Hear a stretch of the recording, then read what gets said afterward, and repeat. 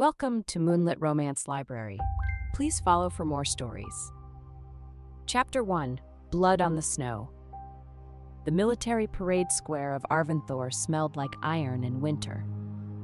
Alara Voss stood at the edge of the square, one gauntleted hand wrapped around the reins of her black warhorse, the other pressed flat against her own thigh to stop the trembling. The trembling was not fear. It was the aftermath of killing 7 men in the border ambush 3 hours ago, the last of whom had driven a serrated blade across her left wrist before she'd taken his throat with her sword pommel. The wound had been wrapped in a torn strip of her own cloak. The blood had frozen into the fabric. She could feel it cracking every time she moved her fingers. Behind her, Noctis, her warhorse, her oldest companion, the meanest animal in the royal stables, snorted and stamped one massive hoof into the snow. He did this whenever he was bored, annoyed, or plotting to bite someone. At present, she suspected all three. "Easy," she murmured.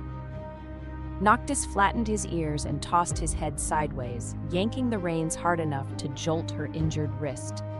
She hissed through her teeth. He had the temperament of a drunken tavern brawler and the intelligence of a war strategist, and he had never once in his life been easy about anything. She'd found him 6 years ago in a burned-out border stable, a half-starved yearling with hooves too big for his legs and fury in every line of his body. The stable master had warned her not to go near him. "He bites," the man had said. "He kicks. He'll kill you if you try to saddle him." Alara had walked in anyway, because she'd recognized something in those wild black eyes. She had been 15. She'd had no wolf form, no noble bloodline, no mother, and a father who drank himself to sleep every night in a guardsman's barracks. She understood what it meant to be angry and have no one to explain it to. She'd sat in the corner of his stall for 3 hours. She hadn't touched him. She'd simply sat there eating an apple, and when she was done, she'd placed the core on the ground and left. The next morning, the core was gone. The morning after that, she brought 2 apples. By the 4th day, he'd come close enough to breathe on her hair. By the 7th, he'd let her touch his nose. He'd bitten her on the 8th day, hard enough to leave a scar on her shoulder, and she'd bitten him back. Not literally, but she'd flicked his ear so hard he'd startled backward into the wall. They had understood each other perfectly ever since. Now Noctis shoved his massive head against her back, pushing her forward half a step. He wanted to leave. He had wanted to leave since they'd arrived. Horses were not stupid creatures, whatever the nobles said, and Noctis in particular possessed an uncanny ability to sense when a situation was about to become terrible. But she could not leave, not yet. Ahead of her, the parade square was arranged in the rigid formations of a royal acknowledgement ceremony. The Council of Elders occupied the raised stone dais at the center, 7 ancient werewolves in silver-trimmed black robes, their faces carved into permanent expressions of disapproval. Flanking them were the noble houses, arranged by rank. Fur-lined cloaks, jeweled circlets, gloved hands clasped over embroidered sashes. To the left, the soldiers of the Crown Guard stood in polished rows, breath steaming in the cold. To the right, the court ladies and lesser nobles clustered together like a flock of brightly plumed birds. And in the center of it all, standing on the frost-covered stone with his back to her, was Aldrich. Crown Prince Aldrich Veyron, her fated mate. Even now, even with blood frozen to her wrist and 7 kills sitting heavy in her bones, the sight of him made something twist beneath her ribs. Not the mate bond, though that was there too, that low golden hum that had lived inside her chest since she was 17 and first felt it snap into place. This was older than the bond. This was memory. This was the boy who had pulled her out of a frozen river when she was 12, who had taught her the sword forms the weapons master wouldn't teach girls, who had sat beside her on a parapet at dawn and said, "You don't need a wolf, Alara. You already fight like one." She had loved him since before she knew what the word meant. Aldrich turned. Even across the width of the parade square, she could see how the cold had sharpened his features. The strong jaw, the dark brow, the mouth that was too severe for softness but had once smiled at her like she was the only warmth in the kingdom. His black hair was pushed back from his face, and his golden eyes, wolf eyes always, found her immediately. Something flickered there, pain maybe, or guilt. Noctis snorted again, louder this time, and Alara felt the reins go taut as he shifted his weight. He never liked Aldrich. Even in the early days when she and Aldrich had been inseparable, the horse had regarded the crown prince with the particular disdain of an animal who could smell dishonesty long before it arrived. "Stand," she told him quietly. He stomped, twice. She ignored him because Lady Cordelia Ashworth was stepping forward. Cordelia was beautiful. That had never been in dispute. She had auburn hair that fell in perfect waves, a waist like a drawn bowstring, skin that had never been within spitting distance of a battlefield, and a laugh that sounded like crystal chimes designed specifically to make other women feel inadequate. She was the daughter of Lord Ashworth, the wealthiest nobleman in Arventhor, and she had been presented to the council as a suitable Luna candidate 6 months ago. Around the same time, the whispers about Alara's lack of wolf form had grown too loud to ignore. Cordelia placed her hand on Aldrich's arm. It was a small gesture, delicate, possessive, perfectly calculated. Alara saw it. The entire square saw it. That was, of course, the point. Aldrich did not remove the hand. And then he spoke.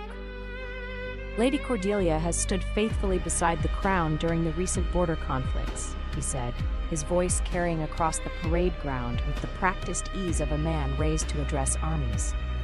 "Her devotion to the council's guidance and the traditions of our bloodline is beyond reproach." Beside Alara, Noctis made a sound that could only be described as derisive. She agreed with him, but she kept her face still. She had spent 10 years in this court. She knew how to hold her expression. She knew how to stand with blood soaking through her glove and not let a single person see her flinch. Elder Hargrave, the eldest and most venomous member of the council, leaned forward on the dais. "And what of the knight, Your Highness?" Aldrich's jaw tightened. She saw it, the microflexion, the way his eyes darted toward her and then deliberately pulled away. "The knight?" "Sir Alara Voss." Hargrave's voice was thin and precise, like a needle threading through silk. "Your personal guard. The soldiers report she single-handedly broke the ambush at the Thornwinter Pass this morning. 7 enemy wolves, was it? While the rest of your escort was pinned down?" Silence in the square. The soldiers shifted. Some of them had been there. Some of them had watched her walk into that ambush with nothing but a sword and a warhorse while they'd cowered behind overturned carts. "She performed her duty," Aldrich said. "Her duty." Alara's fingers tightened on the reins. "Indeed." Hargrave smiled, and it was the smile of a man who had already arranged the outcome of this conversation. "And what is her duty, precisely?" "I ask because there has been some confusion among the court about the nature of her position." Cordelia lifted her chin. The torchlight caught the sapphires at her throat. "Surely there is no confusion, Elder. Sir Voss is a guard, a sword, a useful tool." She let the word tool hang in the air like a jewel she was admiring. But one does not elevate a hunting dog to the throne simply because it bites well. Laughter. Small, controlled, noble laughter. The kind that was designed to humiliate without providing anything concrete enough to challenge. Alara felt the bond pulse, Aldrich's emotions bleeding through. Shame, guilt, and underneath that, a desperate, furious fear she didn't understand. She waited for him to speak, to correct Cordelia, to say something. His golden eyes met hers across the square, and in them she saw the thing she'd been afraid to name for months. Apology. "Sir Voss is my guard," Aldrich said. His voice was clear and carried to every corner. "She is not my Luna. A woman without a wolf is unworthy of standing beside the throne." The world went very quiet. Or perhaps it went very loud and Alara simply stopped hearing it. The words hit her somewhere beneath the mate bond, beneath the muscle and bone, in the place where she had kept every promise he'd ever made her, every dawn patrol together, every battlefield prayer, every whispered "I will always choose you." A woman without a wolf. Unworthy. The nobles were watching her, the soldiers were watching her. Cordelia was watching her with barely concealed satisfaction, her hand still resting on Aldrich's arm like a flag planted on conquered territory. The council watched with the hungry patience of men who had been waiting for this moment. They wanted her to cry. She knew this with the clarity of a sword edge. They wanted her to kneel, to beg, to ask Aldrich to explain, to provide some spectacle of feminine desperation they could reference for years afterward when they needed an example of why wolfless women should not presume. Noctis pressed his nose against her shoulder. His breath was warm and his nostrils flared, and his ears were flat against his skull in the expression she recognized as his battle face. He wanted to charge. He had always wanted to solve problems by charging at them. In this, at least, they were not alike. Alara reached up and unclasped the silver badge from her armor. It was a simple thing, a wolf rampant over a crown, the mark of the royal personal guard. She had worn it since she was 18. It had been pinned over her heart when she'd killed her first enemy wolf. It had been stained with mud, blood, rain, and once, memorably, horse spit when Noctis had sneezed directly onto her chest during an inspection. She held it up so the torchlight caught it. Then she threw it into the snow at Aldrich's feet. The sound it made was very small. The silence that followed was enormous. "Servas," Aldrich began. "That's the last order I'll follow," she said. Her voice was steady. She would make it steady if it killed her. "And I wasn't a dog, Your Highness. I was the only one willing to stand between you and every blade aimed at your throat. The dog was whoever taught you to call it nothing." She turned. She mounted Noctis in a single fluid motion that sent a lance of pain through her injured wrist, but she'd mounted this horse in worse condition, with a broken rib once, with an arrow shaft still lodged in her thigh once, during a thunderstorm that had driven every other horse in the stable to panic. This was nothing. This was just her heart. Noctis needed no command. He surged forward, and the crowd parted, not for her, but for him, because he was 16 hands of black fury, and he had a documented history of biting anyone who didn't move fast enough. Behind her, she heard Aldrich call her name. She did not turn. They reached the drawbridge before the shouting started. The royal city of Arventhor was built on a high plateau, accessible only through the Great Gate and its ancient drawbridge over the Frostclaw Gorge. The bridge was wide enough for 4 horses abreast, paved in dark stone, and flanked by carved wolf statues that had watched 1,000 years of comings and goings with the same blank expression. Noctis's hooves rang against the stone. Below, the gorge dropped into mist and darkness. Above, the sky was the color of a bruise, violet and black and swollen with snow that had not yet fallen. Alara stopped at the center of the bridge. The mate bond hummed inside her chest. She could feel Aldrich through it, his panic, his guilt, his fury at himself, his desperate certainty that she would come back. She always came back. She had always come back. After every slight, every public humiliation, every whispered insult from courtiers who called her the wolfless shadow, the broken blade, the guard who warmed the prince's bed because she couldn't warm his throne, she had swallowed it and she had come back. Not tonight. She closed her eyes. She reached inside herself, past the pain in her wrist, past the exhaustion in her bones, past 10 years of loving a man who could announce her worthlessness to the entire kingdom and still expect her to return. She found the bond. It was there, golden and warm, woven into the center of her being like a thread spun from sunlight. It connected her to Aldrich, his heartbeat, his breath, his wolf. She had lived with it for so long that she no longer remembered what silence felt like. She wrapped her will around it, and she pulled. The pain was immediate and absolute. It felt like reaching into her own chest and tearing out a rib. No, worse. It felt like reaching into her soul and ripping out the part that had learned to love. The golden thread screamed as it frayed. Noctis shrieked beneath her, rearing, because he could feel it too. The shockwave of a fated bond being forcibly severed, something so unnatural that even the stones of the bridge seemed to shudder. She didn't stop. She pulled until the thread snapped. The silence that followed was the most terrible sound she had ever heard. She swayed in the saddle. The world tilted.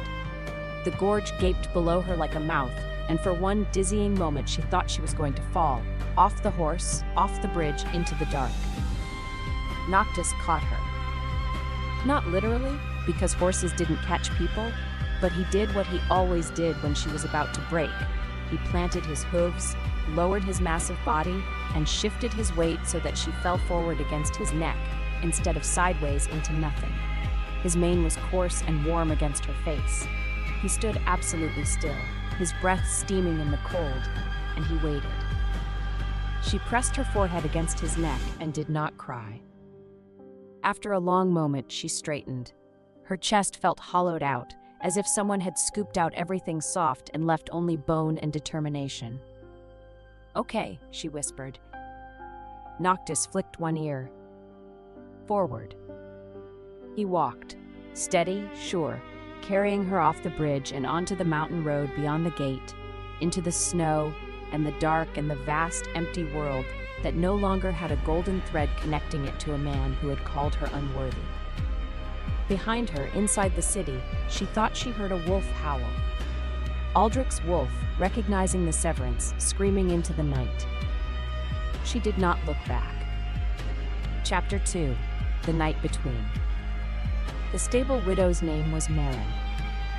She had been waiting at the last way station before the mountain road, a stone shelter built into the cliff face, half hidden by snow, used by border patrols and occasionally by women leaving the royal city in circumstances that did not permit the main gate. Marin was 47, sturdy as an oak barrel, with iron-gray hair braided tight against her skull and hands that had seen more horse ailments than any noble healer had seen human ones. She had run the lower stables of Arventhor for 20 years, and in all that time she had been invisible. Nobles did not notice the woman who fed their horses. They noticed only when the horse was lame, and then they blamed her. Alara had noticed her. At 14, new to the guard barracks and friendless, Alara had spent more time in the lower stables than in the training yard because the horses didn't care that she had no wolf. Marin had found her there one night, a skinny blonde girl asleep in a hay pile with a wild yearling standing guard over her, and had simply draped a blanket over her and said nothing. In the years since, their friendship had been conducted almost entirely through the horse. Marin treated Noctis's hooves, trimmed his mane, checked his teeth, adjusted his saddle, mixed his feed, and reported his moods to Alara with the clinical precision of a field medic.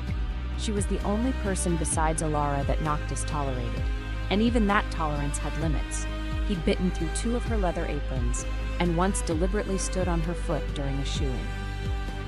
Now Marin stood at the waystation door with a lantern in one hand and a feed bag in the other, and she looked at Alara with the expression of a woman who had already heard the news and had been packed for 3 hours.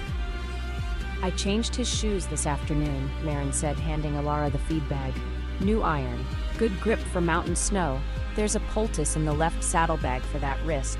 Don't argue, I can see the blood from here. And I packed dried meat, grain, 2 water skins, and the herb mix he likes. The one with the fennel."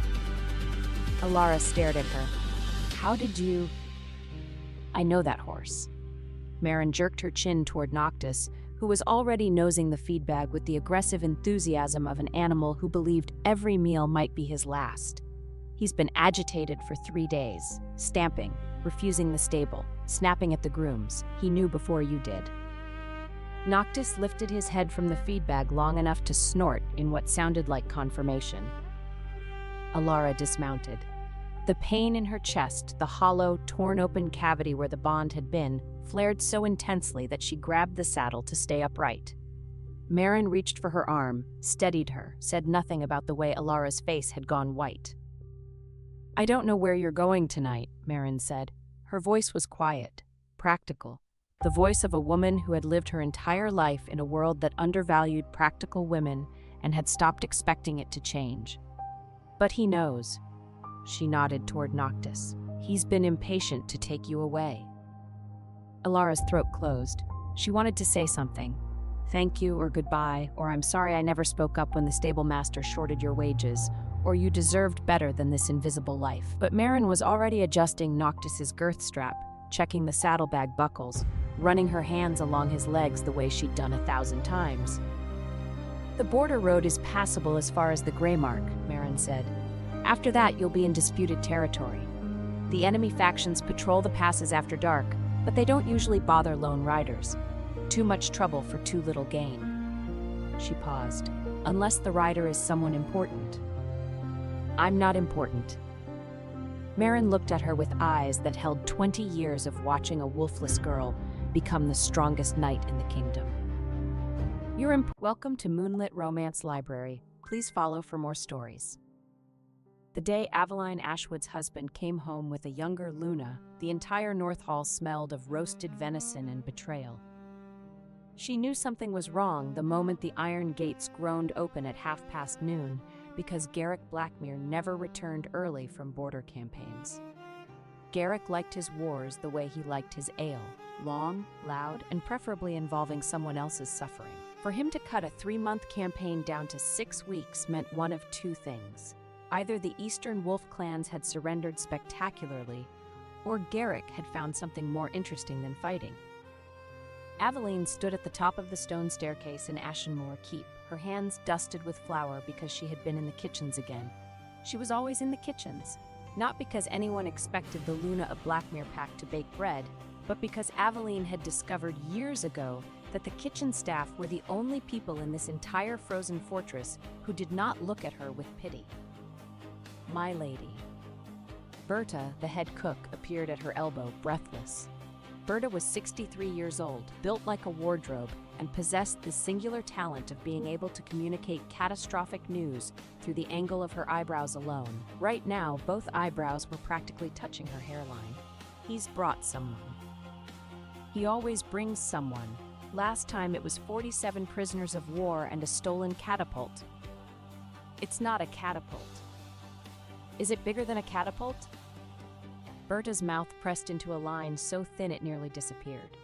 It's younger than a catapult. Aveline set down the bread dough. She wiped her hands on her apron slowly, methodically, the way she did everything, not because she was calm, but because she had learned that if she moved slowly enough, people assumed she was in control. She walked to the narrow window that overlooked the main courtyard, and she looked down.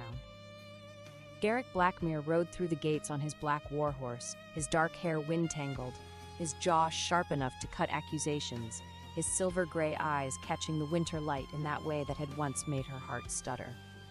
He was, as always, devastatingly handsome. 6 feet and 4 inches of alpha wolf wrapped in black leather and the unshakable conviction that the world owed him something. Beside him, on a white mare with ribbons braided into its mane, rode a girl. She was perhaps 23, golden-haired, pink-cheeked, wrapped in white furs that looked brand new. She rode with the particular posture of someone who had been told she was precious approximately 400 times that morning. And on her left wrist, Aveline's wolf eyes could see it clearly from this distance, was a Luna binding mark, fresh, still faintly glowing with the amber light of a completed ceremony. "Ah," Aveline said. "My lady. That is a very nice horse she's riding." "My lady, he's bound her. The mark is..." "I can see the mark, Berta." Below, the household guard was assembling. The servants were gathering. Garrick dismounted with the easy grace of a man who expected applause for existing, and then he turned and lifted the golden-haired girl down from her horse with both hands on her waist, and she giggled. She giggled. Aveline had not giggled in approximately 4 years. She was 31 years old, and she had been Garrick's Luna since she was 22. And she had run this household through 2 border wars, a grain famine, a collapsed mine shaft, 3 outbreaks of river fever, and the time the East Tower caught fire because Garrick's beta had tried to roast a whole elk indoors. She had earned every single gray hair that she did not yet have but fully expected by next winter. And now there was a girl in her courtyard wearing her title. "Well," Aveline said, untying her apron and folding it neatly, "I suppose I should go down and introduce myself. It would be rude not to." "My lady, you don't have to." "Berta, if I don't go down there right now, I will have to go down there later, and later I will have had time to think about it, and if I think about it, I will be forced to acknowledge that my husband of 9 years has ridden home with a replacement wife like she's a new pair of boots, and I will feel something about that, and I don't feel like feeling something right now, so I'm going down." She went down. The great stone staircase of Ashenmore Keep had 114 steps. Aveline had counted them during her first week as a new bride, giddy and in love and absolutely certain that Garrick Blackmere was the greatest man alive. She counted them again now. 114 steps between who she had been 5 minutes ago and who she was about to become. The courtyard was full by the time she reached the bottom. Garrick's warriors had dismounted. The household staff had formed their usual receiving line. And there, standing at the center of it all like a painting of a saint who had wandered into the wrong chapel, was the golden-haired girl, clinging to Garrick's arm. Garrick saw Aveline. She watched it happen, the flicker of something in his silver eyes. Not guilt, exactly. Garrick Blackmere did not do guilt. It was more like the brief inconvenience of remembering that you had left a candle burning in a room you no longer intended to use. Aveline. Garrick. This is Lenora. She is the daughter of Lord Voss of Goldenmere. How nice. What is she doing here? Lenora smiled. It was a sweet smile, practiced and perfect, the kind of smile that had probably been rehearsed in a mirror decorated with dried wildflowers. I'm so honored to finally meet you, Lady Ashwood. Garrick has told me so much about. What is she doing here, Garrick? The courtyard went quiet. Even the horses stopped shifting. Garrick straightened. He was taller than Aveline by nearly a foot, and he used that height now the way he always did. Not as a weapon exactly, but as a fact. A reminder that the world was built for men of his size, and everyone else was just borrowing space. Lenora is my mate, he said, my true mate. The bond awakened during the Eastern Campaign. I have already completed the Luna binding. There it was. Spoken in front of 50 people, the household guard, the kitchen staff, 2 stable boys, and a pigeon that had been sitting on the gate and was now regarding the whole scene with visible judgment. Your true mate, Aveline repeated. The pull was undeniable. I resisted for weeks, but... Weeks? You resisted for weeks. I know this is difficult. You resisted for weeks. She let the words sit there. We were married for 9 years, Garrick. 9 years. And you resisted this girl for weeks. I'm genuinely impressed by your restraint. Lenora's smile wavered. She looked up at Garrick with wide, uncertain eyes. You said she would understand. She will understand, Garrick said, and his jaw tightened in that way that meant he had already decided how this conversation was going to end and was merely waiting for reality to catch up. Aveline looked at him, really looked at him, at the face she had kissed 10,000 times, at the hands she had held through nightmares, at the man she had believed was her home. She did not cry. She had cried exactly once in her marriage, the night their first and only pregnancy had ended at 3 months, and she had bled alone in their bed because Garrick had been at a council meeting and no one had wanted to interrupt him. She had decided after that night that crying was a currency she could not afford to spend on people who would not value it. You're right, she said. I understand perfectly. Then she turned to Lenora and she smiled. It was not a kind smile. It was the smile of a woman who had balanced 9 years of household accounts, negotiated grain prices with merchants who thought female Lunas were decorative, and once physically carried a wounded border scout 6 miles through snow because the patrol wagon had broken an axle. Lady Lenora, welcome to Ashenmore Keep.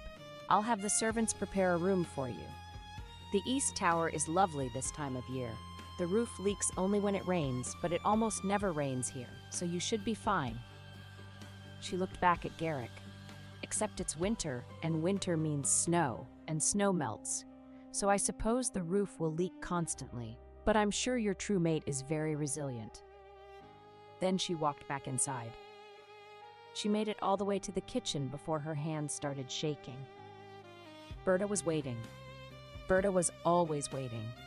The old cook took one look at Aveline's face and said nothing, because Berta was the kind of woman who understood that sometimes the most compassionate thing you could do for someone was to simply witness their composure without testing it.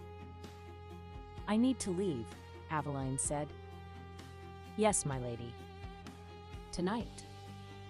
Yes, my lady.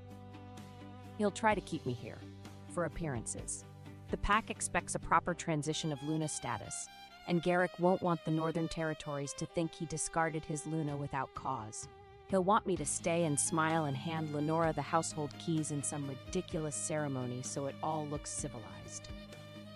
Then we don't give him the chance. No, we don't. Aveline's mind was already working. She had always been like this. She felt things deeply, but processed them practically. Heartbreak could wait. Logistics could not. I'm taking the ledgers, she said. The household ledgers? All of them. 9 years of accounts, grain contracts, trade agreements, mine yields, border patrol rotations, and the tax reconciliation files. I wrote them. I organized them. They're in my handwriting because no one else in this keep bothered to learn double-entry bookkeeping. Without those ledgers, Garrick won't know how much grain is stored, how much is owed to Goldenmere, or when the next shipment of iron is due. Berta stared at her. Then a slow, magnificent grin spread across the cook's weathered face. You brilliant girl. Also, I'm taking the spice cabinet. The saffron alone is worth more than Lenora's horse. I purchased every ounce of it with my personal dowry funds. It's mine. Berta laughed. It was a low, dangerous laugh, the laugh of a woman who had survived 3 husbands and trusted none of them. What else? Aveline considered. My mother's silver, my books. The winter medicine stores, I compounded them myself, so they're mine, and the cheese. The cheese? The aged Firewolf cheese in the cold cellar. 42 wheels. I spent 3 years perfecting that recipe. Garrick doesn't even like cheese. He won't miss it until his new Luna tries to host a feast and realizes there's nothing in the larder but salted pork and regret. By evening, Aveline had packed 14 crates. She had done it quietly, efficiently, with the help of Berta and 2 kitchen maids who had volunteered without being asked, because it turned out that the household staff had opinions about Garrick's romantic decisions, and none of those opinions were favorable. The problem was leaving. Ashenmore Keep sat on a rocky plateau surrounded by pine forest on 3 sides and a sheer cliff drop on the 4th. The main gate was guarded. The postern gate was locked at sundown, and Garrick, for all his emotional failures, was not stupid. He would expect her to try to leave, and he would have instructed the guards to prevent it, not out of love, but because a discarded Luna wandering the northern roads was politically inconvenient. Aveline was standing at the kitchen window, considering her options, when she heard the noise. It came from the old granary behind the keep, a low, rumbling sound, half growl and half whimper. She knew that sound. She had heard it before, on border patrols, in the deep forests. It was the sound of a wolf. Not a shifter wolf, not a pack wolf, but a real wolf. A wild one. She should not have gone to investigate. She had 14 crates to move, a keep to escape, and a rapidly narrowing window of time before Garrick decided to summon her for whatever humiliating conversation he was surely planning. But the sound was wrong. It was pain-wrong, and Aveline had never been able to walk away from pain-wrong sounds, which was how she had ended up married to Garrick in the first place, because 9 years ago she had heard a wounded soldier howling in the rain and had gone to help him, and the wounded soldier had turned out to be the most handsome alpha she had ever seen, and he had looked at her like she was the only warm thing in a cold world, and she had loved him. She had loved him so much. She went to the granary. The wolf was silver, not gray, not pale. Silver, like moonlight, had been hammered into fur. It was enormous, easily twice the size of a natural wolf, with eyes that shone the pale blue of glacier ice. It was also very clearly injured. Its left hind leg was caught in an old iron trap, one of the cruel, spring-loaded things that Garrick's father had set decades ago, and no one had bothered to remove. The wolf snarled when it saw her. I know, Aveline said. I wouldn't trust me either. Everything in this keep has terrible judgment. She approached slowly. She had done this before, not with wolves this large, but with injured animals in the forest. The key was to make yourself boring, unthreatening, the kind of creature that clearly did not have the ambition to be a predator. I'm going to look at that trap, she said, keeping her voice level. And then I'm going to open it, and then you're going to not bite my hand off because I need my hands. I have 14 crates of cheese and spices to load onto a cart tonight, and it's really hard to drive a cart with stumps." The wolf watched her. Its ice blue eyes tracked her every movement with an intelligence that was not entirely animal. Aveline knelt beside the trap. It was rusted, but still brutally functional. The iron jaws had bitten deep enough to draw blood, but not deep enough to break bone. She studied the mechanism. She knew these traps. She had spent her first year as Luna systematically disarming them across Blackmere territory because she thought they were barbaric, and Garrick had let her because it had not seemed important enough to argue about. "This is going to hurt," she told the wolf. "I'm sorry." She pressed the release lever with both hands. The jaws opened. The wolf yelped, a sound that was far too dignified to be called a yelp, but there was no other word for it, and yanked its leg free. Then it just sat there, looking at her. "You're welcome," Aveline said. "Now please go away. I have a dramatic escape to execute, and I don't have time for a wildlife encounter." The wolf did not go away. It licked its injured paw, then stood, testing its weight. It limped, but it walked. It looked at Aveline with those impossible glacier eyes, and then it looked at the keep, and then it looked back at Aveline. Then it lay down across the granary doorway. "You're not helping." It yawned. Its teeth were very large. "Fine, guard the door. That's useful. I'm going to go be publicly humiliated now, and then I'm going to steal my own cheese and leave. If anyone asks, you didn't see me." She left the wolf in the granary. She had larger problems. The summons came at dusk. A servant, not one of the loyal kitchen staff, but one of Garrick's personal attendants, a thin man named Harwick, who had the personality of a damp sock, knocked on Aveline's chamber door and informed her that the Alpha required her presence in the Great Hall. "Required," Aveline repeated. "His word, my lady." Of course it was. She dressed carefully. Not in the plain wool she usually wore for kitchen work, but in the one fine gown she owned, deep midnight blue with silver thread at the cuffs, the gown she had sewn herself for last winter's solstice feast. She braided her dark auburn hair and pinned it with her mother's silver combs. She did not do this for Garrick. She did it for herself, because she understood that in the next hour her dignity was going to be tested. And dignity was easier to maintain when you felt like you looked like someone who deserved it. The Great Hall of Ashenmoor Keep was a massive stone room with a vaulted ceiling supported by pillars carved to look like wolves standing on their hind legs. Garrick sat in the Alpha's chair on the raised dais at the far end, and Lenora sat beside him in a smaller chair that had been hastily draped with white silk. That chair had been Aveline's. She had sat in it for 9 years. She walked the length of the hall. Every step echoed. The pack was assembled, warriors, elders, household staff. They watched her with expressions ranging from sympathy to discomfort to the specific blank-faced neutrality of people who knew something was wrong, but were not personally willing to do anything about it. "Aveline," Garrick said, and he had the decency to look uncomfortable, though whether that was actual guilt or just the social inconvenience of explaining to a room full of people why he had replaced a perfectly functional wife, she could not tell. "Please sit." There was no chair for her. "Where?" she asked. The silence was surgical. Garrick's beta, a barrel-shaped man named Griff, who had the emotional intelligence of a fence post but at least the honesty of one, shifted his weight and muttered something that might have been a curse. "A chair," Garrick snapped at a servant. "Bring a chair." They brought a chair, a small wooden one, the kind used by scribes, and they set it below the dais, not on the platform. Below it. Below Garrick. Below Lenora. Aveline looked at the chair. She looked at Garrick. She did not sit. "You have something to say to me," she said. "Say it standing." A low male voice came from the western delegation near the rear doors. "Then standing is the only honest position left in this hall." Aveline turned. 12 riders in silver-edged cloaks stood beneath the carved wolf pillars, road dust still whitening their boots. At their center was a black-haired man in a closed black coat, taller than Garrick and unnervingly still. He wore no crown and no pack crest, only a narrow silver clasp shaped like a wolf fang.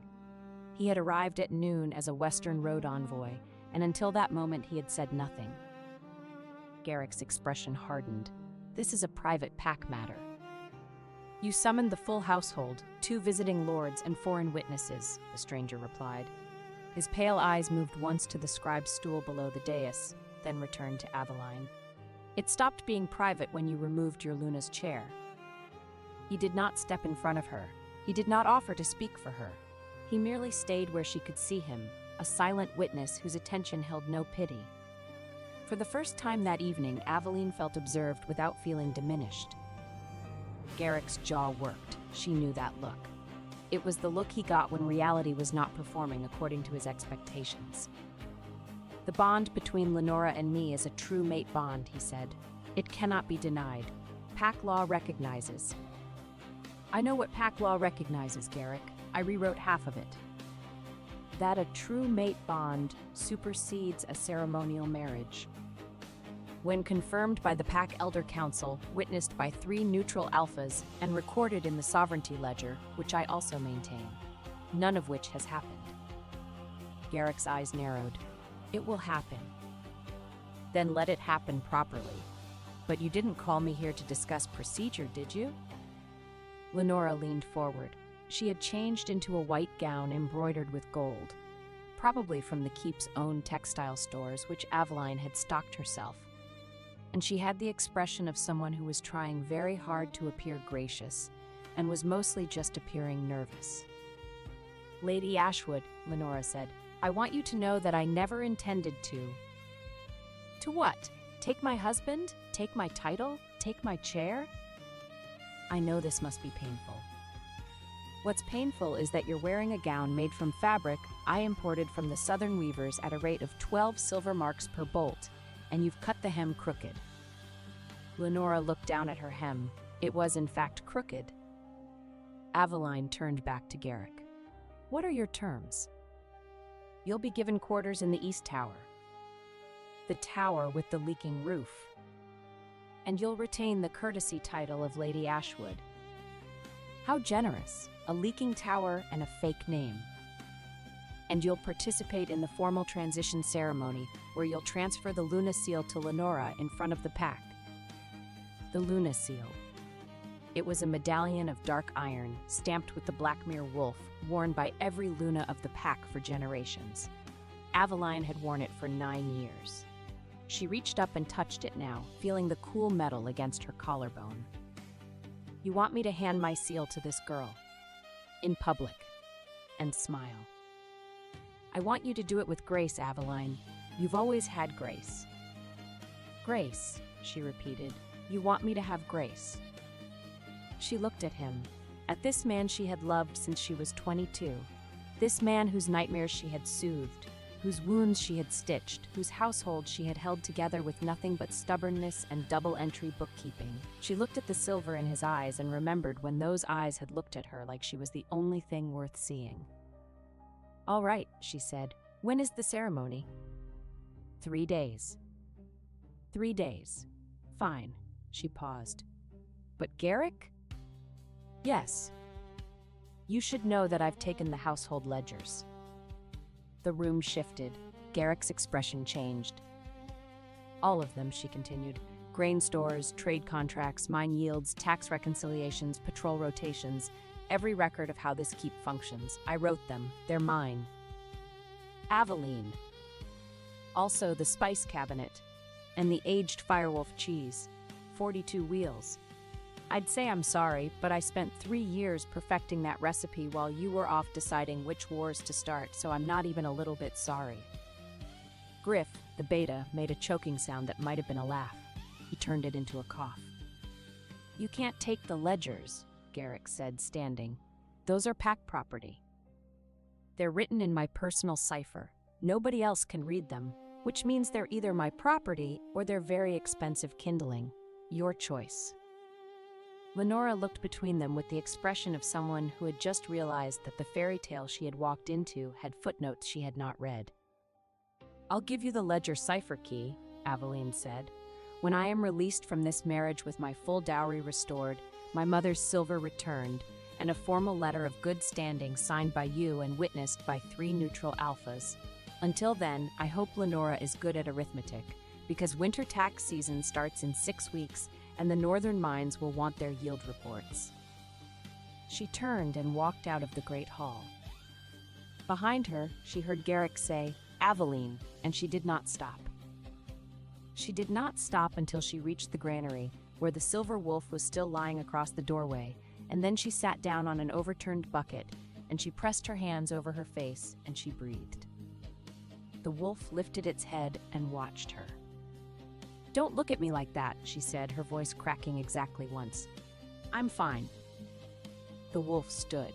It limped over to her on its injured paw and pressed its enormous silver head against her knee. Its fur was surprisingly warm. It smelled like pine sap and cold stone, and something else, something sharp and electric, like the air before a lightning strike. She put her hand on the wolf's head. She did not cry. But she sat there for a long time, with her hand on a wild animal's silver fur, and she breathed, and she planned. 3 days, Garrick had said. She would be gone in 1. The escape happened at the 3rd bell past midnight. Berta had arranged a cart. Not one of the fine ones from the keep's carriage house, but a sturdy farm cart from the village below, driven by Berta's nephew Tam, a lanky 19-year-old with perpetually startled hair and the useful quality of asking no questions about anything ever. "Where are we going?" Tam asked. "South," Aveline said. "How far south?" "Far enough that Garrick Blackmere's name is a boring fact and not a present danger." "That's very far south." "Then I hope this horse is well rested." They loaded the crates in silence. 14 crates of ledgers, spices, medicine, cheese, silver, and books. Everything Aveline owned, everything she had earned. Her entire life in Ashenmore. Keep reduced to what could fit on a farm cart. The silver wolf appeared as they were finishing. It materialized from the tree line like a patch of moonlight that had decided to go for a walk, and it sat at the edge of the clearing and watched them with those glacier blue eyes. "No," Aveline said. The wolf tilted its head. "I am not adopting a wild wolf. I have enough problems." The wolf stood up and walked to the cart and lay down underneath it. "That's not, you can't just..." Tam looked at the wolf, looked at Aveline. "It seems decided, my lady." "It's a wild animal." "It seems like a decided wild animal." They left. The postern gate had been locked, as Aveline had expected, but Berta had one final gift, the key. She had taken it from Harwick's belt while he was eating supper, because Berta had the hands of a pickpocket and the moral flexibility of a woman who had watched her mistress be humiliated in front of 50 people. "Go," Berta said, pressing the key into Aveline's hand. "Don't stop until you're past the river crossing, and don't come back for that man, not if he begs on both knees." "Berta, don't you dare cry, not for him. You cry when you're somewhere warm and safe and eating your own cheese, and not a moment before." Aveline hugged her. Berta was not a hugger. She tolerated the embrace the way she tolerated overcooked meat, with stiff disapproval and a faint tremor that suggested hidden emotion. But she hugged Aveline back. "Go," she said again. They went. The cart rattled down the mountain road in the dark. Tam drove. Aveline sat beside him, wrapped in her cloak, the Luna seal still around her neck. She had considered leaving it. She had held it in her hand and looked at it, and thought about setting it on Garrick's pillow with a note that said something cutting and memorable. But she did not leave it, not because she wanted to keep it, but because she had earned it, and she was done leaving behind things she had earned. The silver wolf trotted alongside the cart. Its limp was improving. In the moonlight, its fur shone like liquid metal, and its glacier eyes caught every shadow, every movement, every rustle in the dark pines. It moved with the particular alertness of an animal that was not following, it was escorting. They traveled south for 3 days. On the first day, they crossed the Blackmere border into unclaimed territory, the vast, lawless stretch of pine forests and rocky valleys between the northern wolf packs and the Silver Reaches. Tam drove the cart with the grim determination of a young man who had been raised by Berta and therefore feared nothing in the known world except his aunt's displeasure. Aveline navigated from memory because she had spent years studying the maps in Ashenmore Keep's library, while Garrick had been too busy being alpha to notice that his wife had memorized every road, river, and border crossing in the Northern Territories. On the second day, they ran into bandits. There were 5 of them. They emerged from the trees at a narrow point in the road where the pines pressed close and the cart could not turn around. They were the usual sort, rough, unwashed, armed with short swords, and the misplaced confidence of men who had never met a woman who could lift a grain sack over her head with one arm. Aveline could lift a grain sack over her head with one arm. "Off the cart," the lead bandit said. He was missing 2 teeth and most of his charm. "Leave the cargo." Aveline looked at him. She looked at the cart full of her possessions. She looked at the wheel of Firewolf cheese that was sitting on top of the nearest crate, aged to perfection, worth approximately 40 silver marks at market. "No," she said. The bandit blinked. "That wasn't a request." "I know. My answer is still no." The silver wolf, which had been trotting ahead of the cart, came back.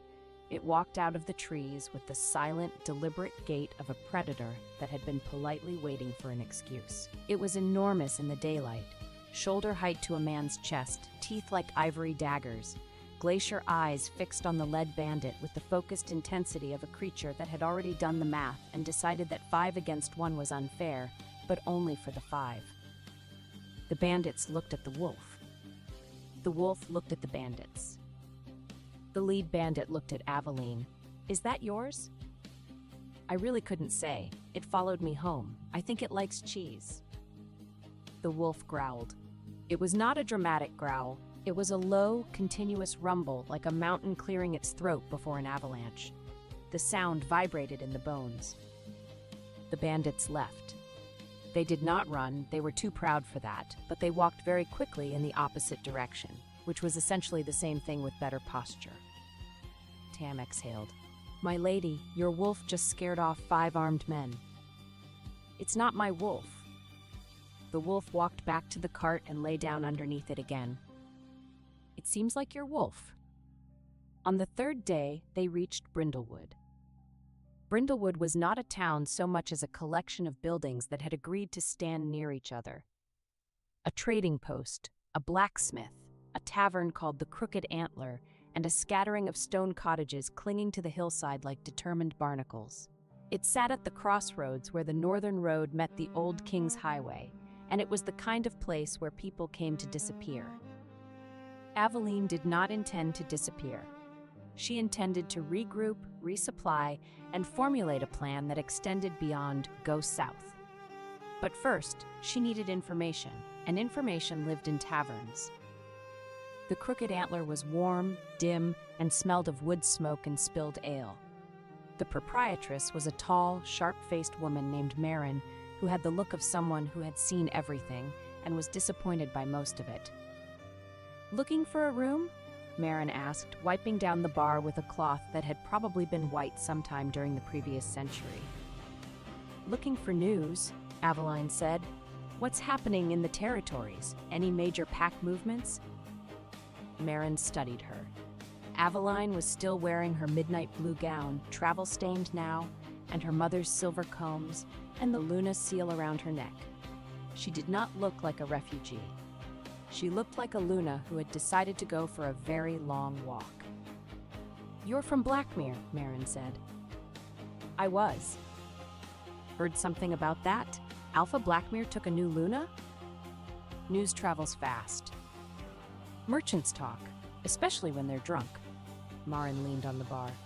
"Lot of unrest in the territories right now. The Silver Reaches have been quiet for years, but the new Silver Wolf King took his throne about 2 years back.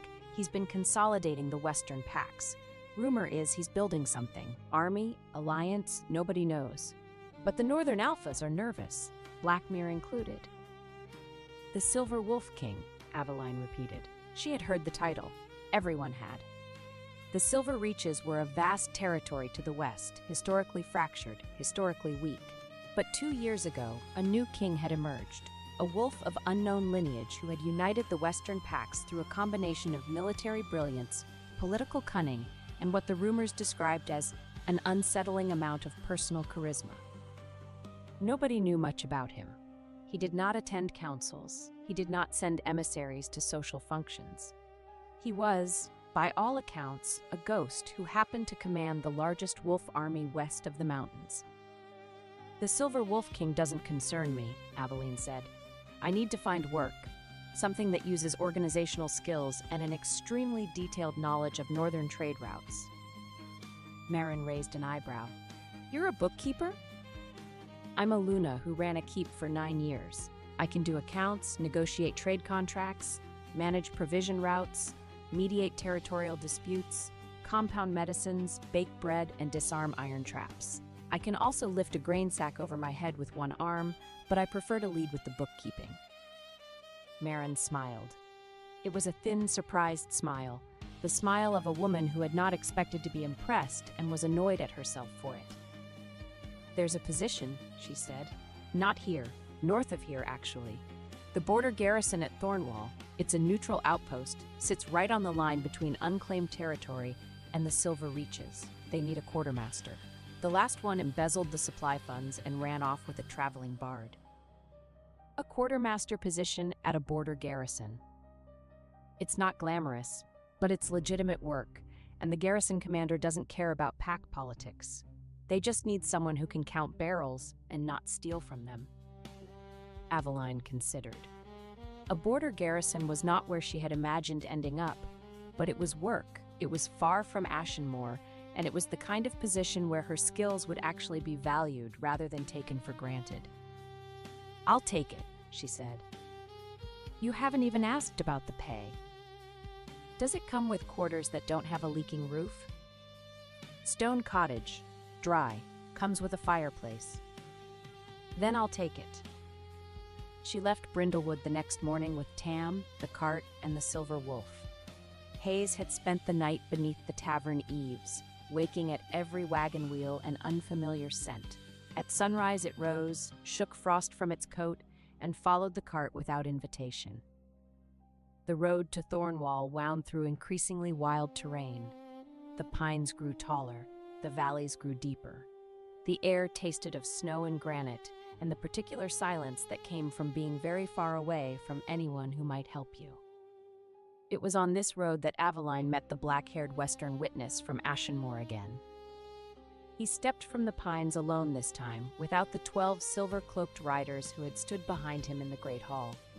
Aveline recognized the disciplined stillness before she recognized his face. Men did not walk alone in the borderlands unless they were foolish or dangerous, and nothing about him suggested foolishness. His pale eyes took in the farm cart, the travel-stained gown, the 14 crates, and the Silver Wolf pacing beside her horse. You left before dawn, he said. You watched my husband remove my chair and said almost nothing. You did not need a stranger to win the argument for you. His gaze stayed level with hers. You needed someone powerful enough to remember exactly what they did after everyone else decided it was more convenient to forget. The answer should have irritated her. Instead, it settled somewhere uncomfortably close to relief. Then he glanced at the horse and his expression sharpened. Aveline blinked. He was beautiful, not handsome in the way Garrick was handsome, sharp and aggressive and designed to impress. This man was beautiful the way a storm was beautiful, the way a blade was beautiful, the way something dangerous was beautiful, precisely because it did not care whether you found it beautiful or not. His eyes were pale gray, almost silver, set in a face with cheekbones that could have been carved by a sculptor who was showing off. He wore dark leather and fur, practical, well-made, but not ornamental. No insignia, no pack markings, nothing to identify him. He stopped in the middle of the road and looked at the cart. Then he looked at Aveline. Then he looked at the Silver Wolf, which had been trotting beside the cart and was now standing very still, its glacier eyes fixed on the stranger with an expression that Aveline could not read. The wolf did not growl. It did not snarl. It did not flatten its ears or bare its teeth. It simply stood there and looked at the man, and the man looked back at it, and something passed between them that Aveline did not understand. Then the man looked at her again. "Your horse is about to throw a shoe," he said. His voice was low and quiet, the kind of voice that did not need volume because it had weight, the kind of voice that entered a room and made other voices seem optional. Aveline looked at the horse. The right front shoe was indeed loose, the nails were bending, and the shoe was shifting with each step. She had not noticed. She should have noticed. She was better than this. "Thank you," she said. "I'll fix it at the next stop." "The next stop is Thornwall. That's 4 miles uphill. Your horse won't make it 4 miles on a loose shoe on this terrain." "Then I'll fix it here." She climbed down from the cart. She had tools, a basic farrier kit that Berta had packed because Berta thought of everything. She knelt beside the horse and examined the shoe. The nails were bent, the shoe was warped, and the hoof needed trimming. It was a 20-minute job if you knew what you were doing. Aveline knew what she was doing. She had learned farriery during the grain famine when the keep's blacksmith had died of river fever and no one else had been willing to learn. The stranger watched her. He did not offer to help. Most men would have. Most men would have shouldered in and taken the tools from her hands and done the job themselves because most men assumed that a woman kneeling beside a horse was a woman who needed rescuing. This man simply leaned against a tree and watched her with those pale silver eyes, and the thing she felt from him was not condescension, it was interest. "You're good at that," he said, after she had removed the warped shoe and begun trimming the hoof. "I'm good at most things." "That's not arrogance. That's inventory." She looked up at him. He was not smiling, but there was something at the corner of his mouth. Not quite amusement, not quite warmth, but something that lived in the neighborhood of both. "Who are you?" she asked. "A traveler. Travelers don't walk alone in the borderlands." "Some do. Stupid ones." "You're traveling with a farm cart, a boy, and a wolf. I wouldn't call that a full military escort." "The wolf is very intimidating." He looked at the wolf. The wolf was currently lying on its side in a patch of sunlight, its injured paw in the air, its tongue hanging out. It looked approximately as intimidating as a large silver throw pillow. "Terrifying," the man said. Aveline felt her mouth twitch. She pressed it down. She was not in the mood to find strange men in the forest amusing. She had recently been replaced by a 23-year-old with a crooked hem, and her sense of humor was on temporary leave. She finished the hoof, fitted a spare shoe from the farrier kit, and nailed it into place. It was not her best work. She did not have a proper anvil, but it would hold to Thornwall. "Thank you for the warning about the shoe," she said, standing and brushing off her skirts. "You're going to Thornwall?" "I am." "The garrison?" "The garrison." He was quiet for a moment. Those pale eyes studied her. Not the way Garrick had studied her, which was the way a man studied something he owned, but the way a cartographer studied a coastline, with attention and a certain careful distance. "The road forks in half a mile," he said. "Take the left fork. The right one looks shorter, but crosses a washout that'll break your axle." "How do you know this road so well?" "I walk it." "Alone?" "Alone." She looked at him, and he looked at her, and there was a moment, a brief, electric moment like the air before a lightning strike when something shifted. She did not know what it was. She only knew that this man was looking at her like she was not a discarded Luna, not a woman who had been replaced, not a problem to be managed or a chair to be removed from a dais. He was looking at her like she was a person who had just reshod a horse in the middle of nowhere, and that was interesting. "Thank you," she said again, "for the road advice." He inclined his head, just slightly, a nod of respect, not of dismissal. Then he turned and walked back into the forest, and the trees closed behind him like a curtain, and he was gone. Tam stared after him. "My lady, who was that?" I don't know. He was very tall. Yes. And very intense. Yes. Do you think he was dangerous? Aveline considered this. The silver wolf had stood up from its sunlit nap and was staring into the trees where the man had disappeared. Its tail was not tucked. Its ears were not flattened. If anything, it looked almost expectant. Yes, Aveline said. I think he was very dangerous, and I think he was very polite about it. Thornwall Garrison was built into the side of a cliff. It was not a beautiful building. It was a practical building. Thick stone walls, narrow windows, a heavy iron gate, and the general aesthetic of a structure that had been designed by someone who expected to be attacked and wanted the building to look disappointed about it in advance. The garrison commander was a woman named Captain Lyra Dane, who was, Aveline did a quick calculation, probably no older than 35, but looked like she had personally wrestled every one of those years and won. She was short, muscular, with close-cropped dark hair and a scar across her left cheekbone that she wore with the casual indifference of someone who had more interesting things to think about than her own face. "You're the new quartermaster?" Lyra said, looking Aveline up and down. "I am." "You look like a Luna." "I was." "Blackmere?" "Does everyone know?" "Merchant gossip. It's the only entertainment out here." Lyra gestured at the garrison. "This is Thornwall. We have 40 soldiers, a storage problem, a provision route that hasn't worked properly since the last quartermaster stole everything, and a strategic position on the border of the Silver Reaches that makes us either very important or very expendable, depending on who you ask." "Who do you ask?" "I try not to ask anyone anything. It's easier that way." Lyra looked at the cart. "Is that cheese?" 42 wheels of aged Firewolf cheese. Firewolf cheese! I made it myself. Lyra's expression shifted from professional assessment to something that looked dangerously close to hope. "Can you cook?" "I can do many things, but I'm here to be your quartermaster, not your chef." "Can you be both?" "Captain Voss, I can be whatever this garrison needs me to be, as long as I am paid fairly, housed in quarters with a roof that does not leak, and never, under any circumstances, asked to hand my professional accomplishments to a younger woman while smiling." Lyra blinked. Then she laughed. It was a short, sharp laugh, the laugh of someone who did not laugh often and was surprised to find herself doing it.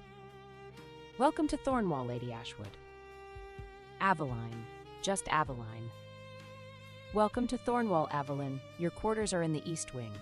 The roof doesn't leak, the fireplace works, and if you can fix our provision route, I'll personally fight anyone who bothers you." Aveline moved in. The stone cottage attached to the East Wing was small but solid, a single room with a fireplace, a bed with an actual mattress, a desk, and a window that overlooked the valley below. She unpacked her crates with the systematic efficiency of a woman who had done this before and intended to do it only one more time, because the next place she unpacked would be permanent. The silver wolf followed her into the cottage, sniffed every corner with great thoroughness, and then lay down in front of the fireplace and fell asleep. "You live here now," Aveline said to the wolf. "Apparently." The wolf's tail thumped once against the stone floor. She named it Haze because its silver fur blurred against morning mist. She did not pretend it was tame. It slept near the door rather than the hearth, woke at every unfamiliar scent, and left for hours to range the tree line before returning on its own terms. Tam stopped calling it a pet after Hayes ignored him for an entire day and then stole only the strip of meat he had been saving for himself. "Very wild," Tam said, "extremely untamed." "Shut up, Tam." Aveline threw herself into the quartermaster work with the single-minded intensity of a woman who needed to not think about her ex-husband. The garrison's supply situation was, as Lyra had warned, catastrophic. The previous quartermaster had embezzled roughly 60% of the supply budget, falsified the inventory records, and left behind a filing system that appeared to have been organized by a drunk badger.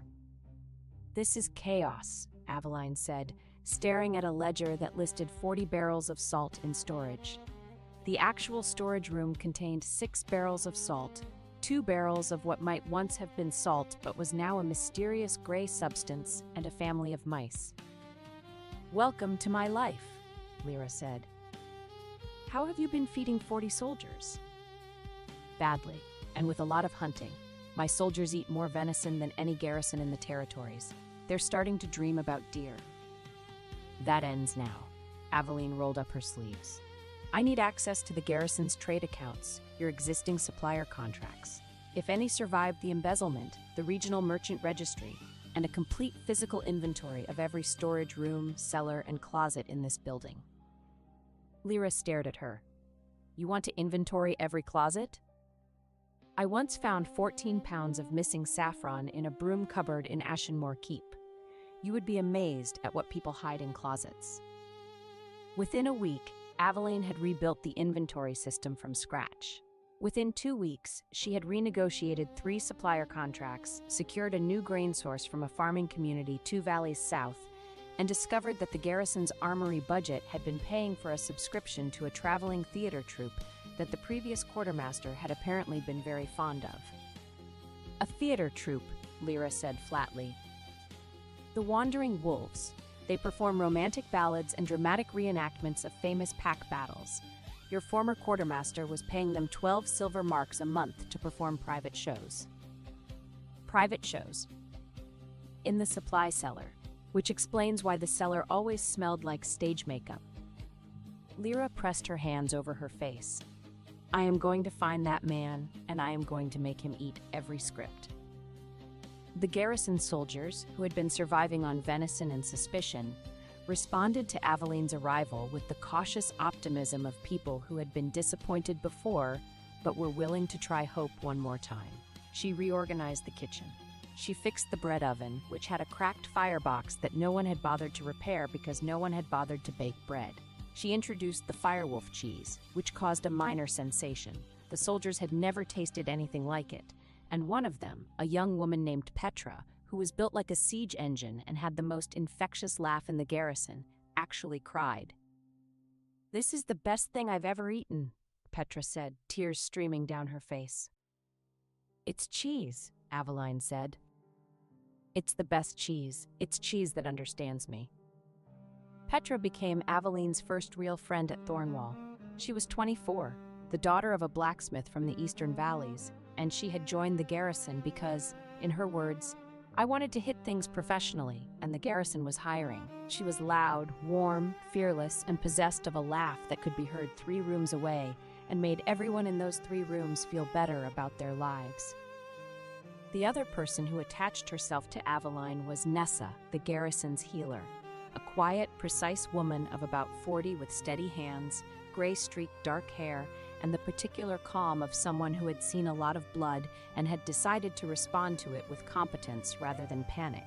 Nessa did not talk much, but when she did, every word counted, and she had a dry, understated humor that surfaced at unexpected moments like a fish in a still pond. "Your wolf is in my herb garden again," Nessa said one morning, appearing at Aveline's door with the expression of a woman who was trying to be annoyed and failing. "It's not my wolf. It ate my chamomile." "Wolves don't eat chamomile." "This one does. It also dug up my valerian root and rolled in it. My entire herb garden smells like a wolf who is having a very relaxing day." Hayes adjusted to the garrison without becoming a house animal. It slept where it could see both the door and the window, followed Aveline only when strangers entered, and patrolled the outer wall at dusk. Once it dug through Nessa's chamomile bed while tracking a vole and rolled in the crushed leaves afterward, smelling so strongly of herbs that even the sentries kept sneezing. Its protection was instinctive rather than obedient. It placed itself between Aveline and danger, but it did not wait for commands. 3 weeks after Aveline arrived at Thornwall, the stranger from the forest appeared again. She was in the garrison courtyard, arguing with a merchant about the price of lamp oil. The merchant wanted 6 silver marks per barrel, Aveline wanted 4, and they had been negotiating for 20 minutes with the intensity of 2 people who both knew the fair price was 5, but were too stubborn to say it first when she saw him. He was standing at the garrison gate. just standing there, leaning against the stone wall with his arms crossed, watching her negotiate with an expression that was carefully, deliberately blank except for his eyes, which were not blank at all. Those pale silver eyes were watching her with a focus that made the hair on the back of her neck stand up.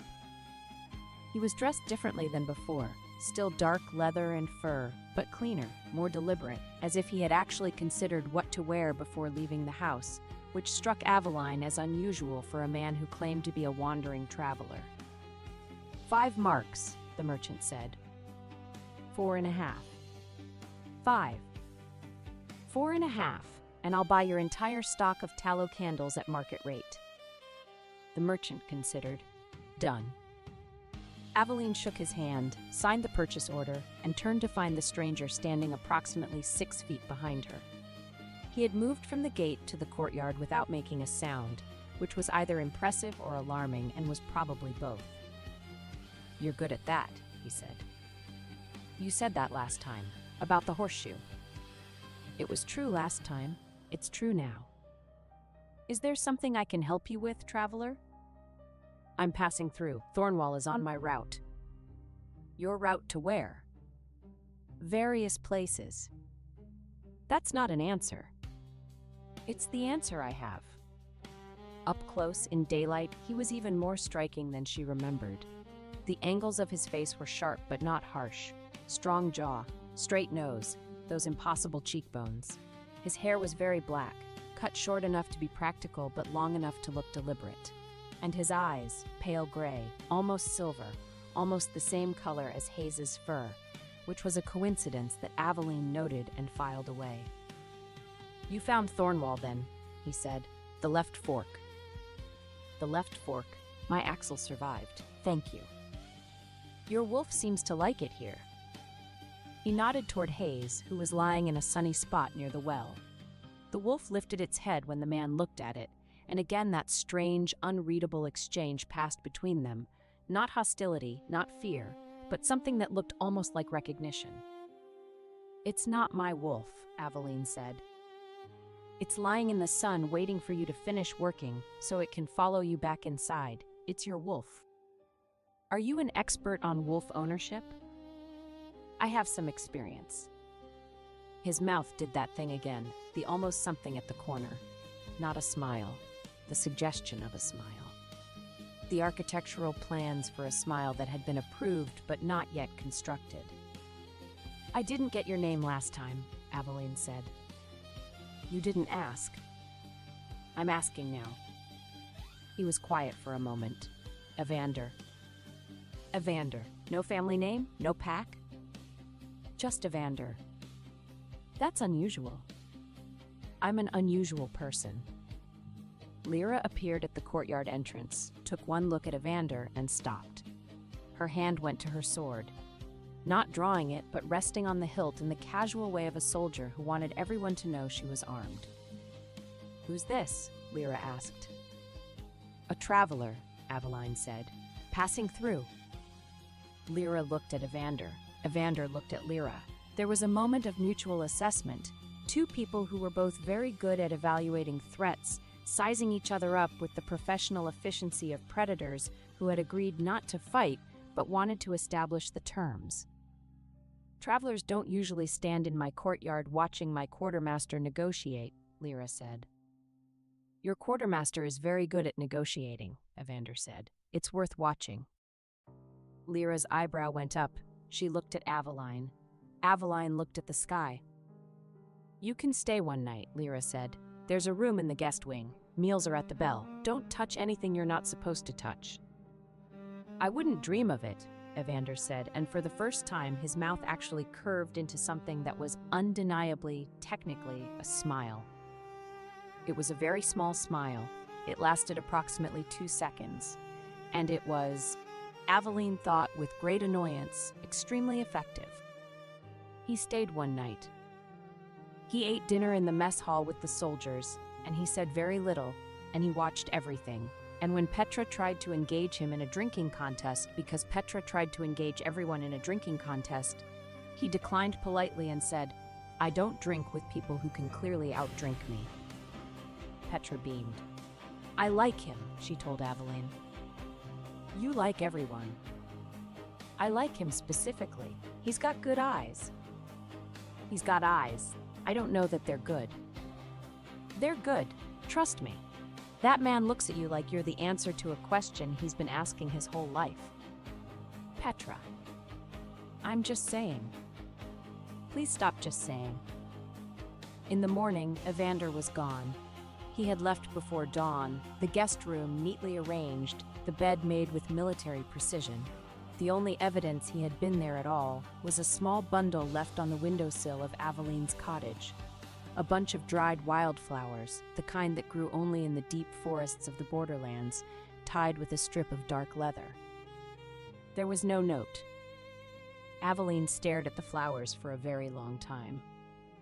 Then she put them in a cup of water on her desk and went back to work, because she was a practical woman and she did not have time to develop feelings about mysterious strangers who left wildflowers on windowsills. She had provision routes to manage and a garrison to feed and 42 wheels of cheese to distribute before spring. Hayes sniffed the flowers and wagged its tail. Don't start, Aveline told the wolf. Evander came back. He came back a week later, then 5 days after that, then 4 days, then 3. Each time he appeared at the garrison gate like a man who happened to be passing through, and each time he stayed one night, and each time he watched Aveline with those pale silver eyes that saw everything and revealed nothing, and each time he left dried wildflowers on her windowsill. The second time, he helped her repair a broken supply cart.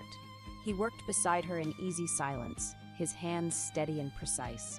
And when she struggled with a stubborn bolt, he did not take the wrench from her. He simply braced the axle so she could get better leverage. And when the bolt finally gave way, he said, "That bolt didn't stand a chance," and she laughed before she could stop herself.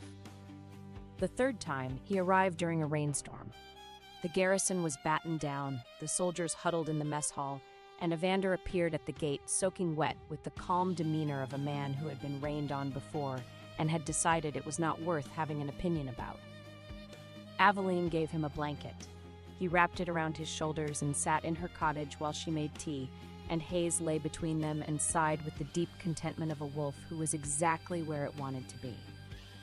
You're settling in, Evander said, looking around the cottage.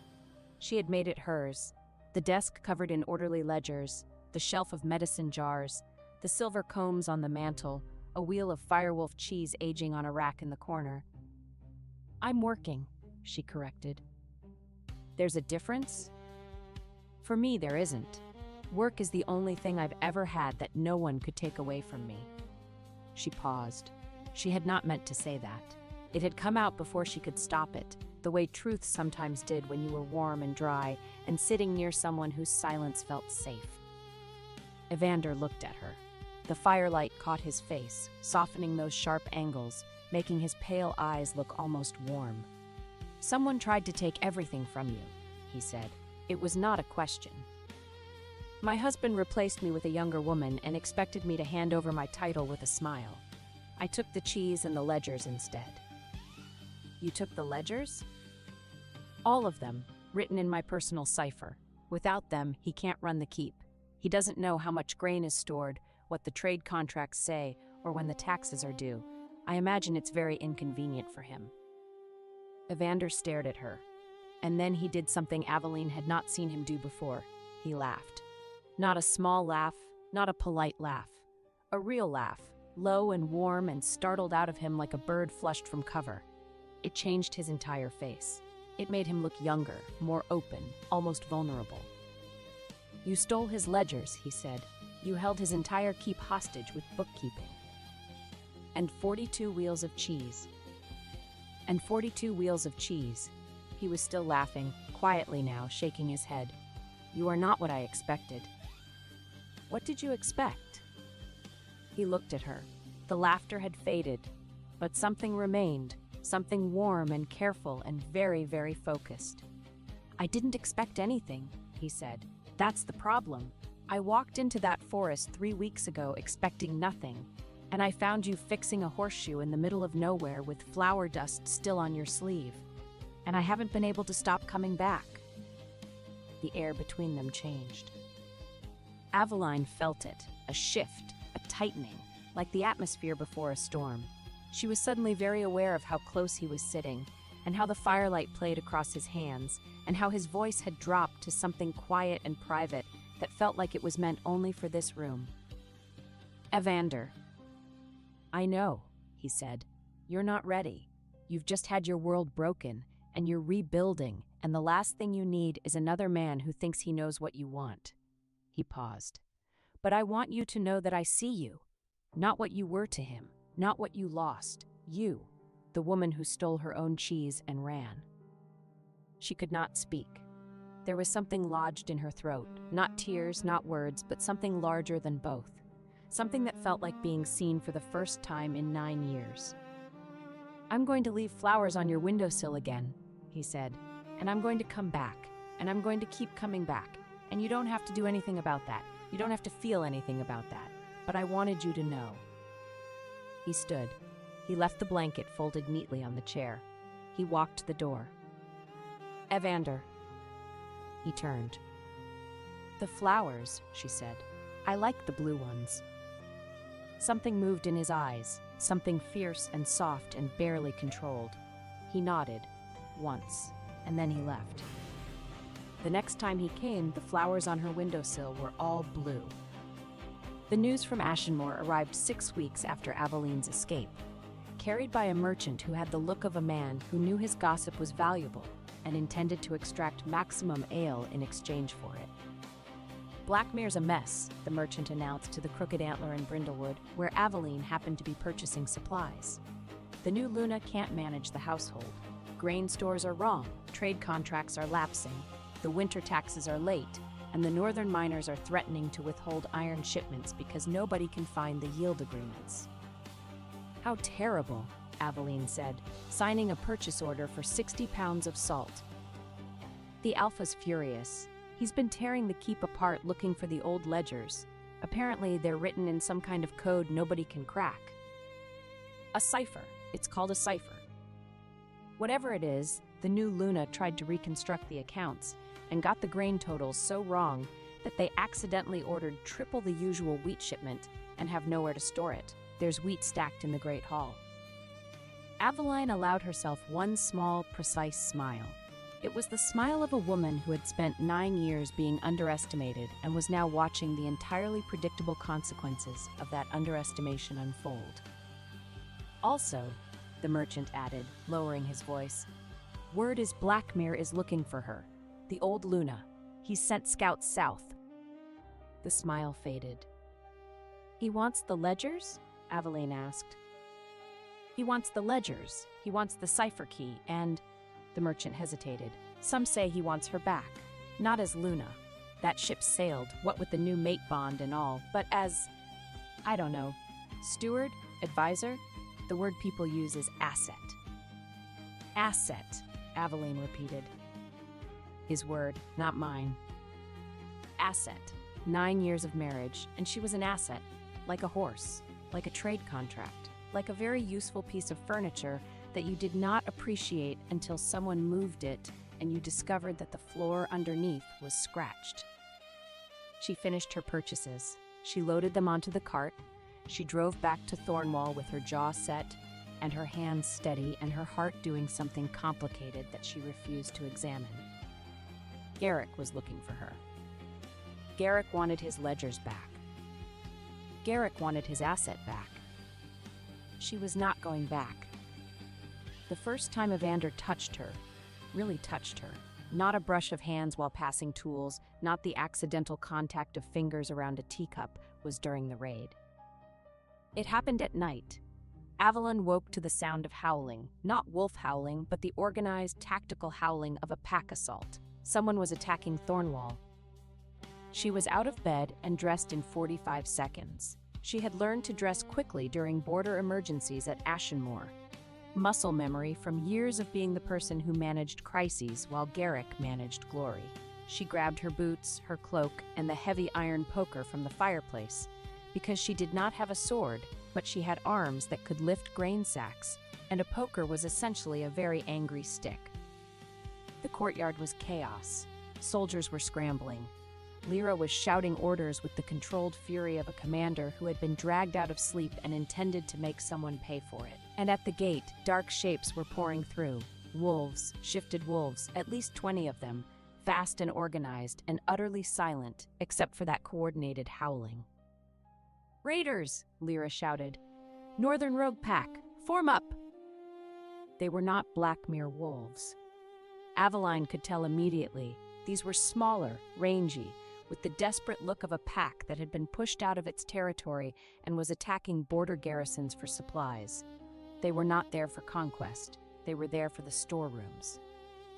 The storerooms that Aveline had spent 6 weeks rebuilding. "Oh, absolutely not," she said. She ran for the supply building, not to hide, to protect. Those supplies represented 45 trade negotiations, 16 supplier contracts, 11 purchase orders, and one extremely contentious argument about lamp oil. She was not losing them to raiders.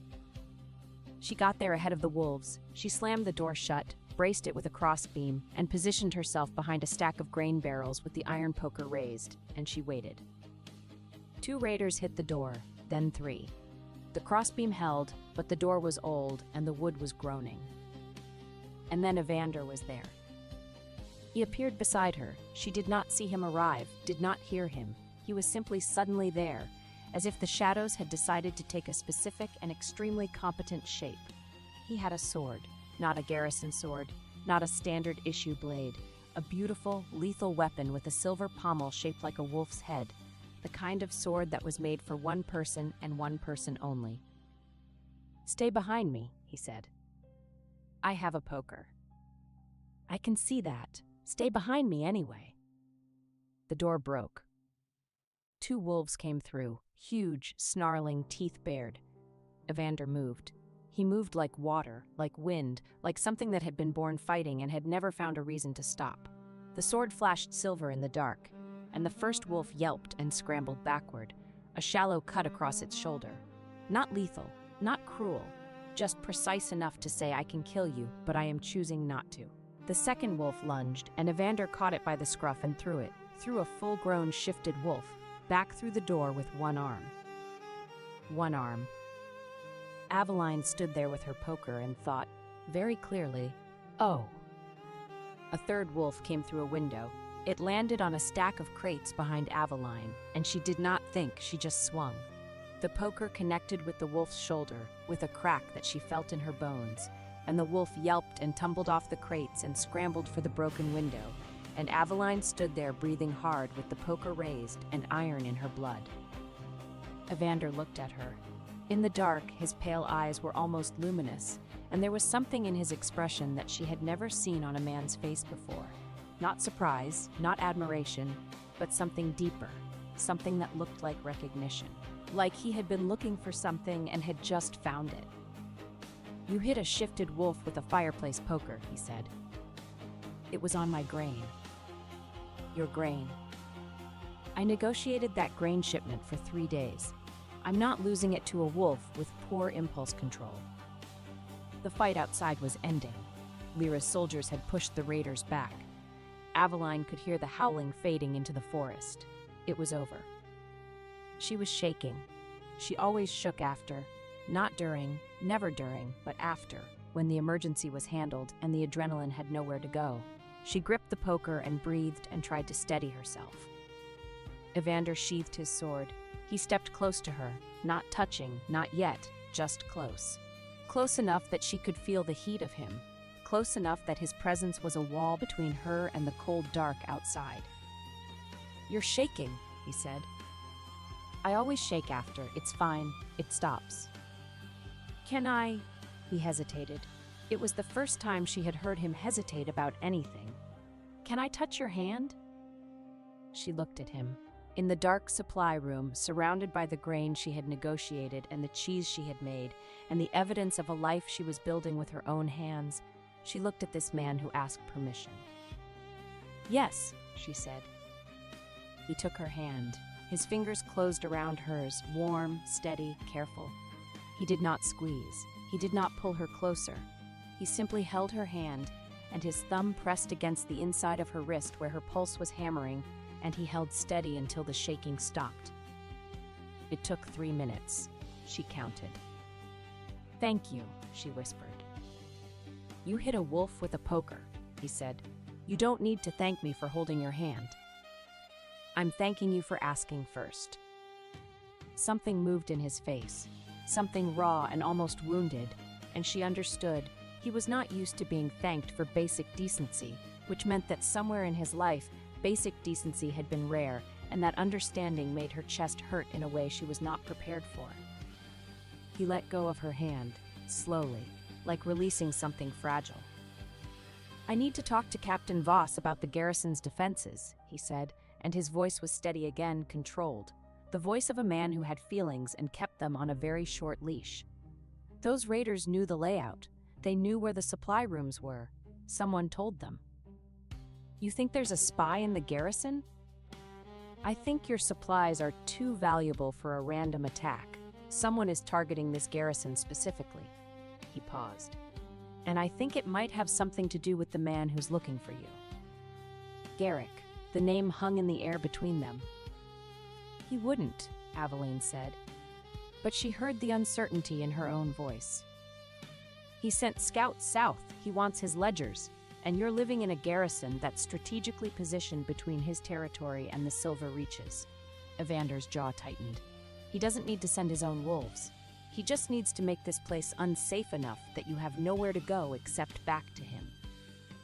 The thought settled into Aveline's stomach like cold iron. "I'm not going back," she said. "No," Evander said, "you're not." He said it with a quietness that was not a suggestion. It was a fact, a decision, a line drawn in the dirt with a silver sword. In the morning, Evander did not leave. He did not explain why. He simply appeared at the mess hall for breakfast, sat down across from Petra, who looked delighted, and ate his porridge with the calm, methodical efficiency of a man who had decided to stay and saw no reason to make a speech about it. Lyra cornered Aveline in the supply room. "Your traveler is still here." "I noticed. He fought off 3 shifted wolves single-handedly last night. One of my soldiers said he threw a full-grown wolf through a door with one arm." "I was there. I saw it." "Who is he?" "He says his name is Evander." "That's not what I asked." Aveline looked at Lyra. "I don't know who he is, but he fights like a king, moves like a shadow, carries a sword with a silver wolf pommel, and every time he shows up, my wolf acts like it's been waiting for him." "Your wolf?" "The wolf that is not mine but lives in my cottage." Lyra was quiet for a moment. Then she said very carefully, "Aveline, the Silver Wolf King. Nobody knows what he looks like. He doesn't attend councils. He doesn't send portraits. He's not the Silver Wolf King. He carries a silver wolf sword. He fights like a one-man army. He appears and disappears from the borderlands at will.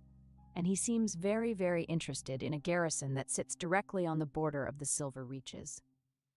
"He's not the Silver Wolf King," Aveline repeated, but something cold and electric was crawling up her spine because Lyra was very smart and Lyra was very rarely wrong. "Ask him," Lyra said. "And if he is? Then we're either very safe or very compromised, and I'd like to know which before I eat any more of his porridge." Aveline did not ask him. Not yet. She told herself she was waiting for the right moment. She told herself she needed more information.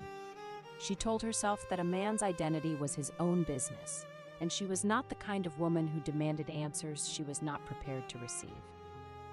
The truth was that she was afraid. Not of Evander. She was not afraid of Evander.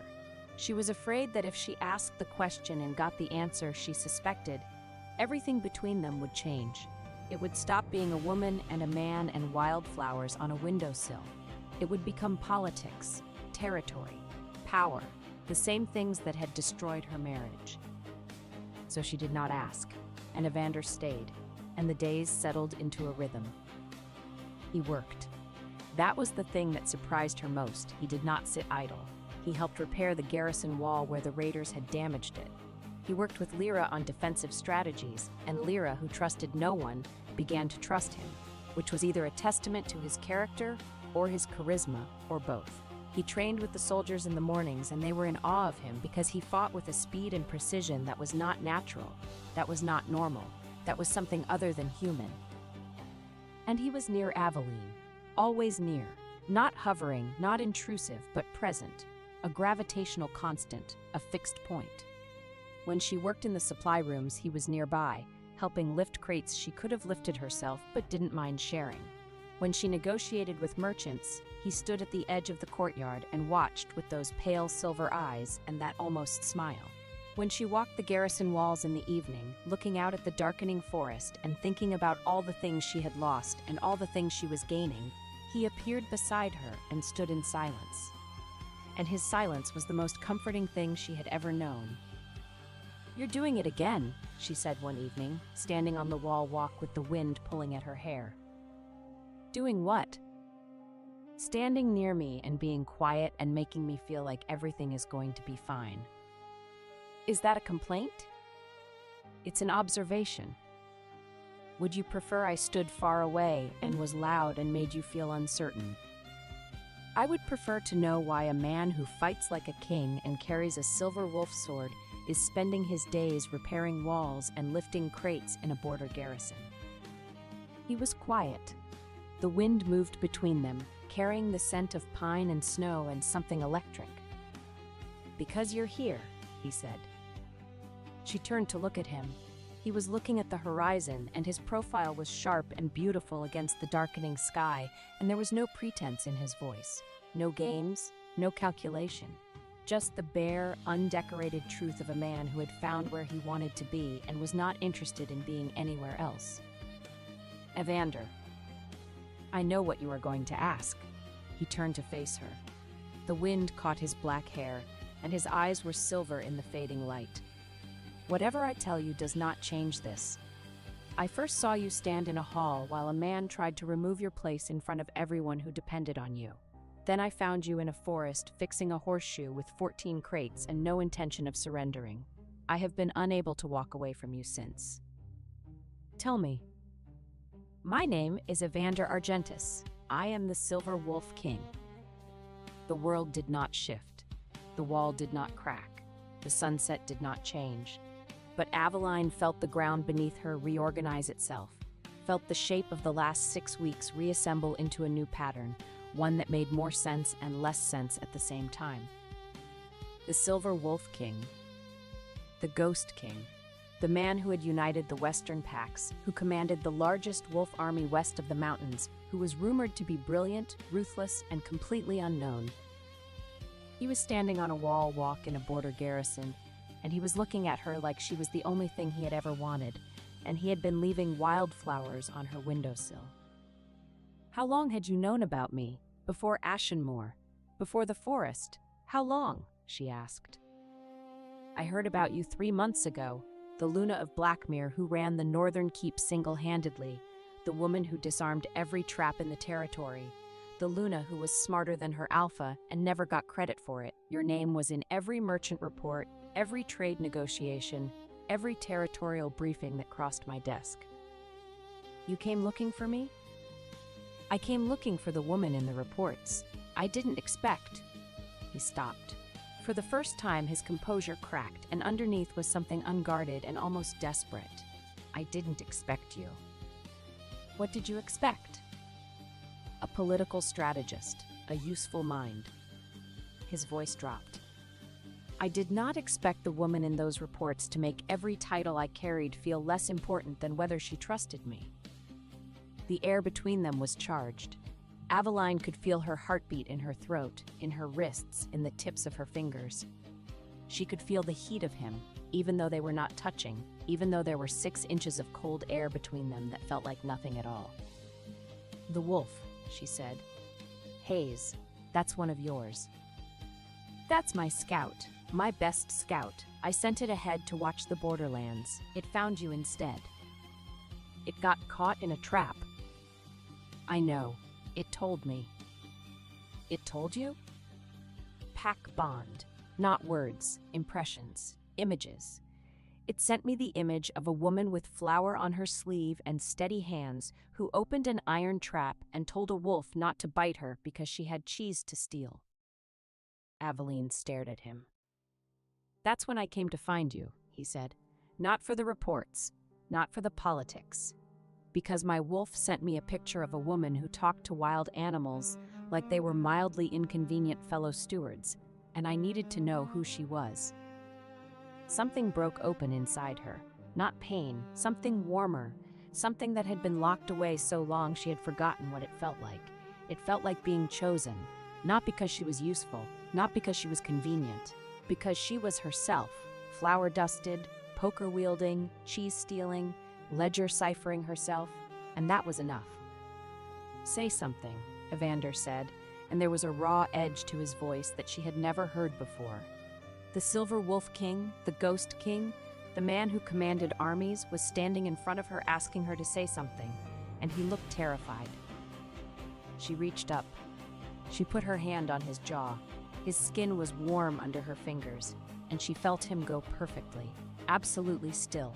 Not frozen, but held like a breath waiting to be released. "The blue wildflowers," she said. "Where do they grow?" He blinked. Whatever he had expected her to say, that was not it. In the silver reaches, in the highland meadows, they grow wild above the tree line. "You rode to the silver reaches to pick me flowers." "I ride 2 days each way, yes." "Every time?" "Every time." She stood on her toes. She was tall, but he was taller, so much taller. And she had to stretch, and her hand slid from his jaw to the back of his neck, and she felt his pulse hammering under her fingertips. She kissed him. It was not a gentle kiss. It was not careful. It was the kiss of a woman who had spent 9 years being gentle and careful and getting nothing for it, and she was done being gentle. She kissed him like she meant it, and he made a sound, a low, broken sound, and his hands came up to her waist, and he pulled her against him, and his arms were strong, and his mouth was warm, and the wind whipped around them on the wall walk, and she did not feel cold at all. When she pulled back, his eyes were dark. Not pale silver anymore. Dark, like storm clouds, like something had been unleashed behind them that he could barely control. "Aveline," he said, and her name in his mouth sounded like a prayer and a curse at the same time.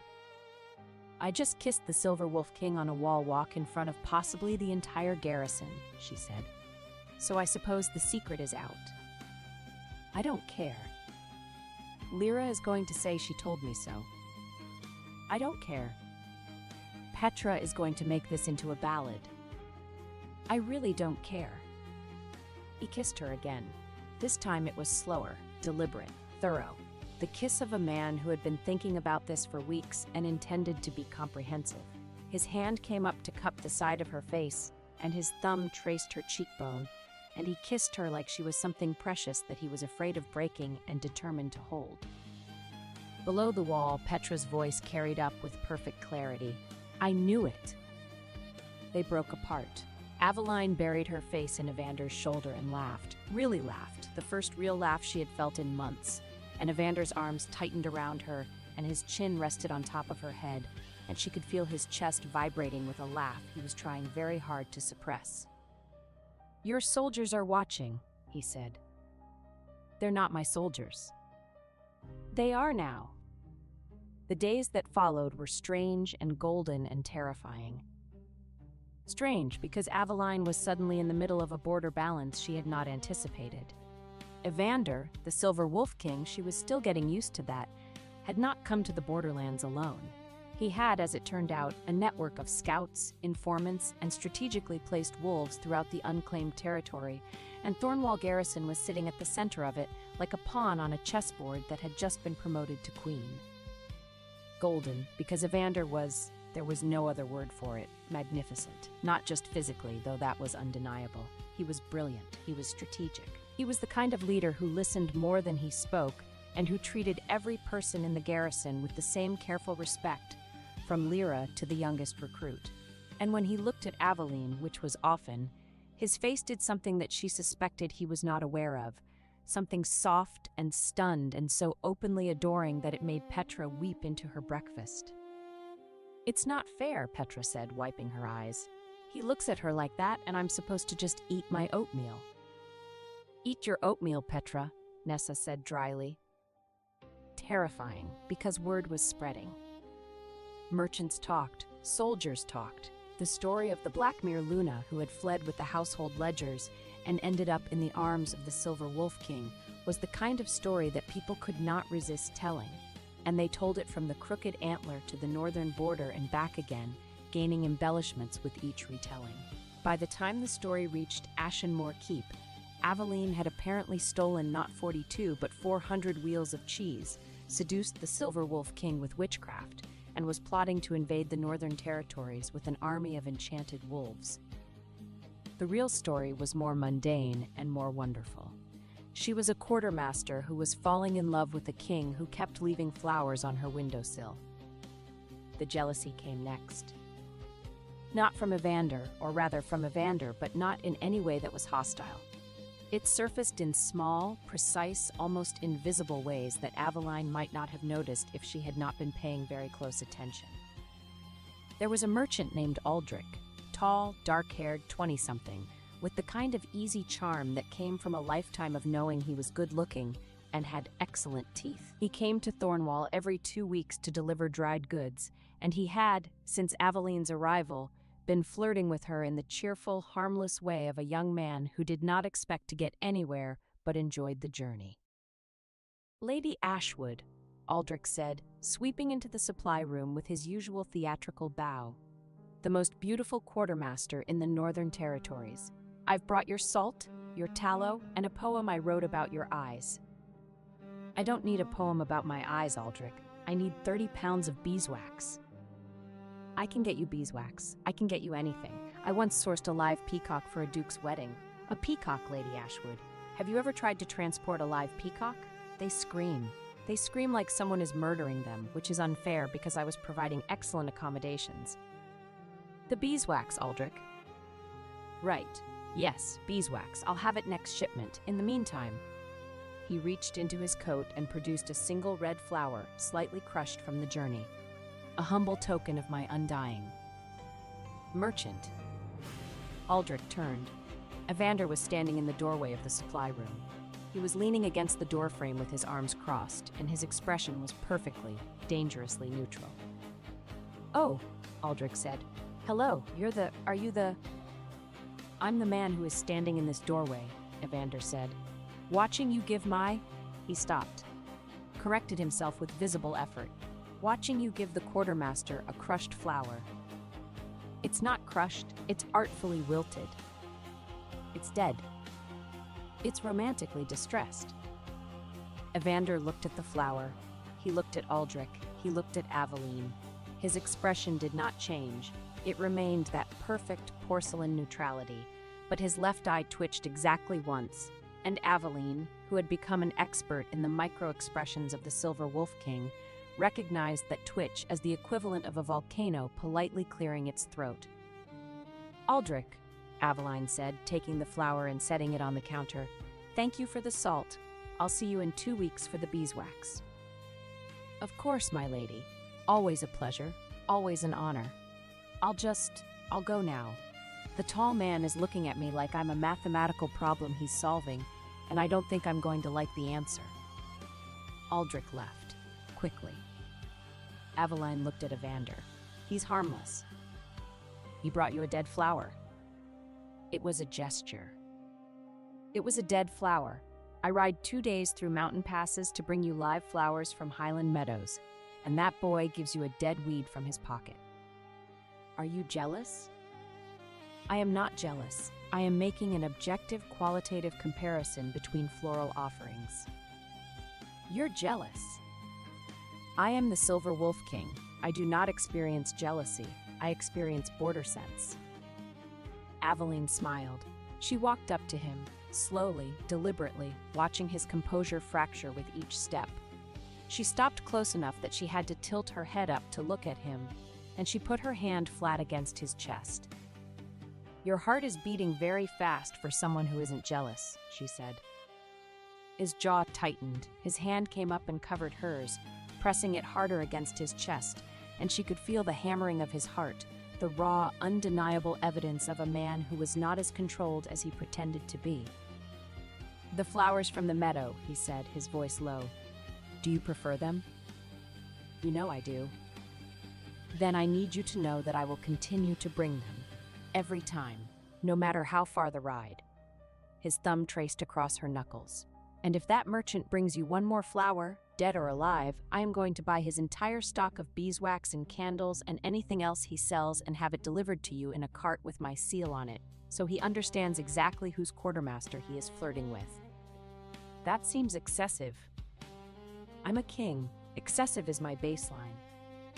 She kissed him, just a brief, firm kiss against his jaw, and she felt him shudder, a full-body shudder, barely controlled, and his hand tightened on hers. "Go be territorial somewhere else," she said. "I have inventory to finish." "I am not territorial." "You are literally growling." He was, in fact, growling, a low, barely audible rumble in his chest that he clearly had not realized he was producing. He stopped, blinked, looked down at his own chest with an expression of mild betrayal, as if his body had done something without consulting him. "I'll be outside," he said. "You'll be outside." "Strategically." "Of course, strategically." He left. Aveline watched him go and felt her heart doing something complicated and warm and absolutely ungovernable, and she pressed her hand against her own chest and breathed. Petra appeared from behind a stack of crates where she had clearly been hiding. He was growling. "Petra." "He was growling because a pretty merchant boy gave you a flower. That man is gone for you. Absolutely, catastrophically gone. Please stop hiding behind my supply crates." "Never. This is better than the Wandering Wolves theater troupe, and they once did a production of The Ballad of the Lost Moon King that made an entire audience weep." Evander had ridden west before dawn after receiving a sealed report from his commanders. He had left no promise except that he would return.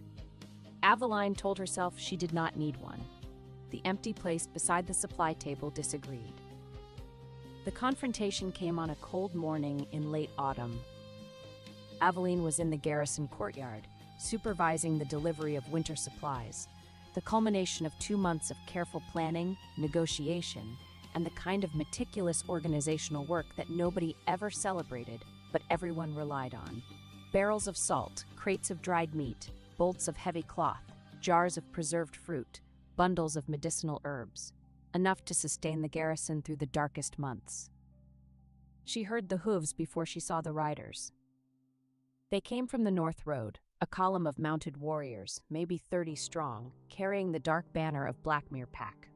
At their head, on his black warhorse, rode Garrick. He looked different, harder. The easy confidence that she had known was still there, but it was strained, like a wire pulled too tight. His silver-gray eyes swept the garrison with the particular intensity of a man who was accustomed to being the most powerful person in any room and was reassessing that assumption. Beside him, on a fine chestnut horse, rode a man Aveline did not recognize. Broad, dark-bearded, with the bearing of a noble and the expression of someone who was enjoying himself more than the situation warranted. His armor bore the crest of Goldenmere. Lord Voss, Lenora's father. Behind them, on the white mare with the braided ribbons, rode Lenora. She did not look like the blushing bride who had ridden into Ashenmore Keep 2.5 months ago.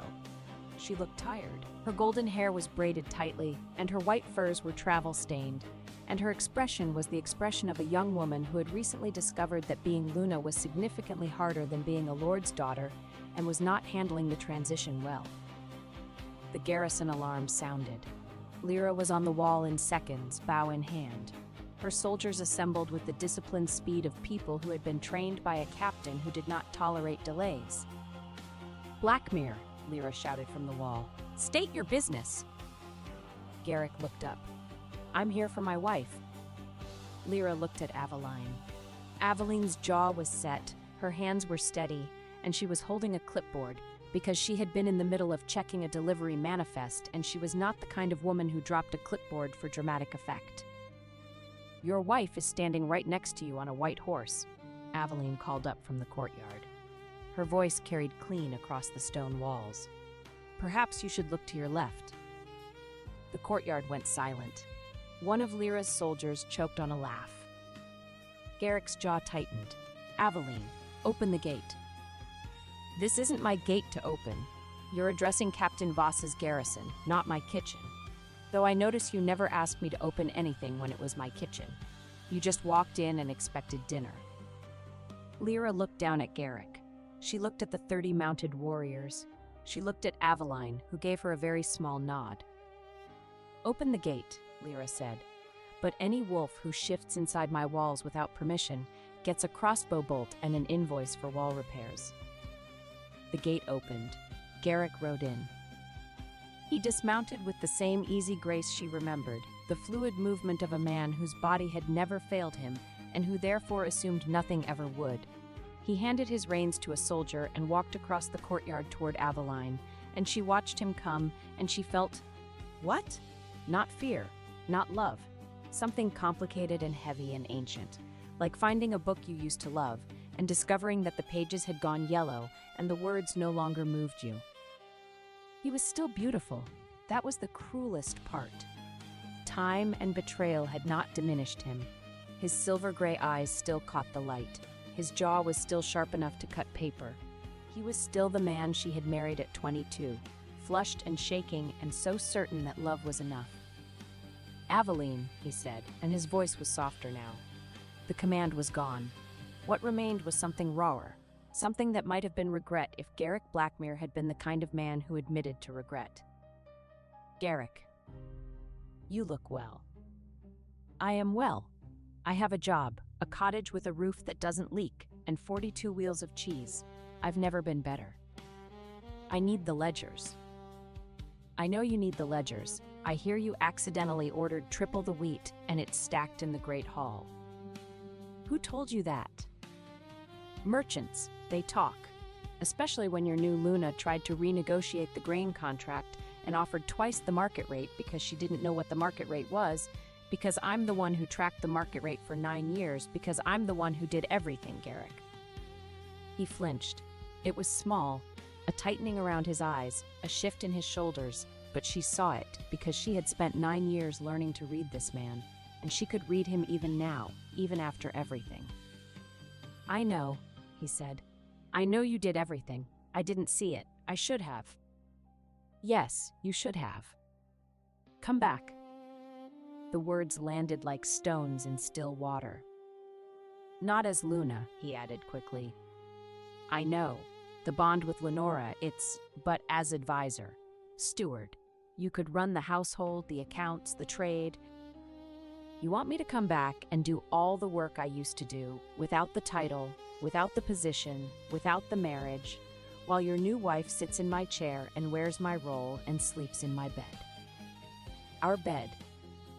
"It was never our bed, Garrick. It was my bed.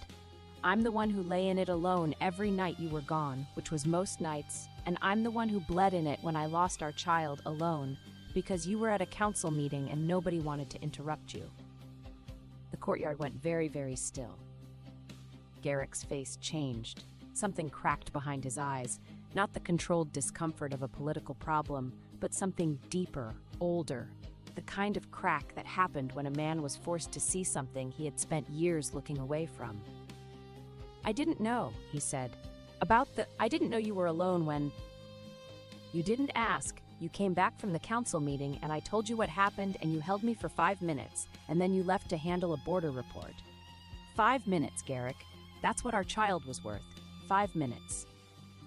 Lord Voss, still mounted, shifted uncomfortably. Even he, a man who had traded his daughter for a political alliance, looked like he would rather be somewhere else. Lenora was staring at Aveline. The young Luna's expression was not hostile. It was not triumphant. It was the expression of a girl who was hearing the actual cost of the thing she had been given and was realizing, perhaps for the first time, that she had bought something with someone else's blood. "Aveline," Garrick said, and he took a step forward, and his hand came up as if to reach for her, and the first silver horn sounded beyond Thornwall's southern ridge. A second answered it. Then the ground began to tremble beneath disciplined hooves. Every face in the courtyard turned as silver banners rose beyond the wall.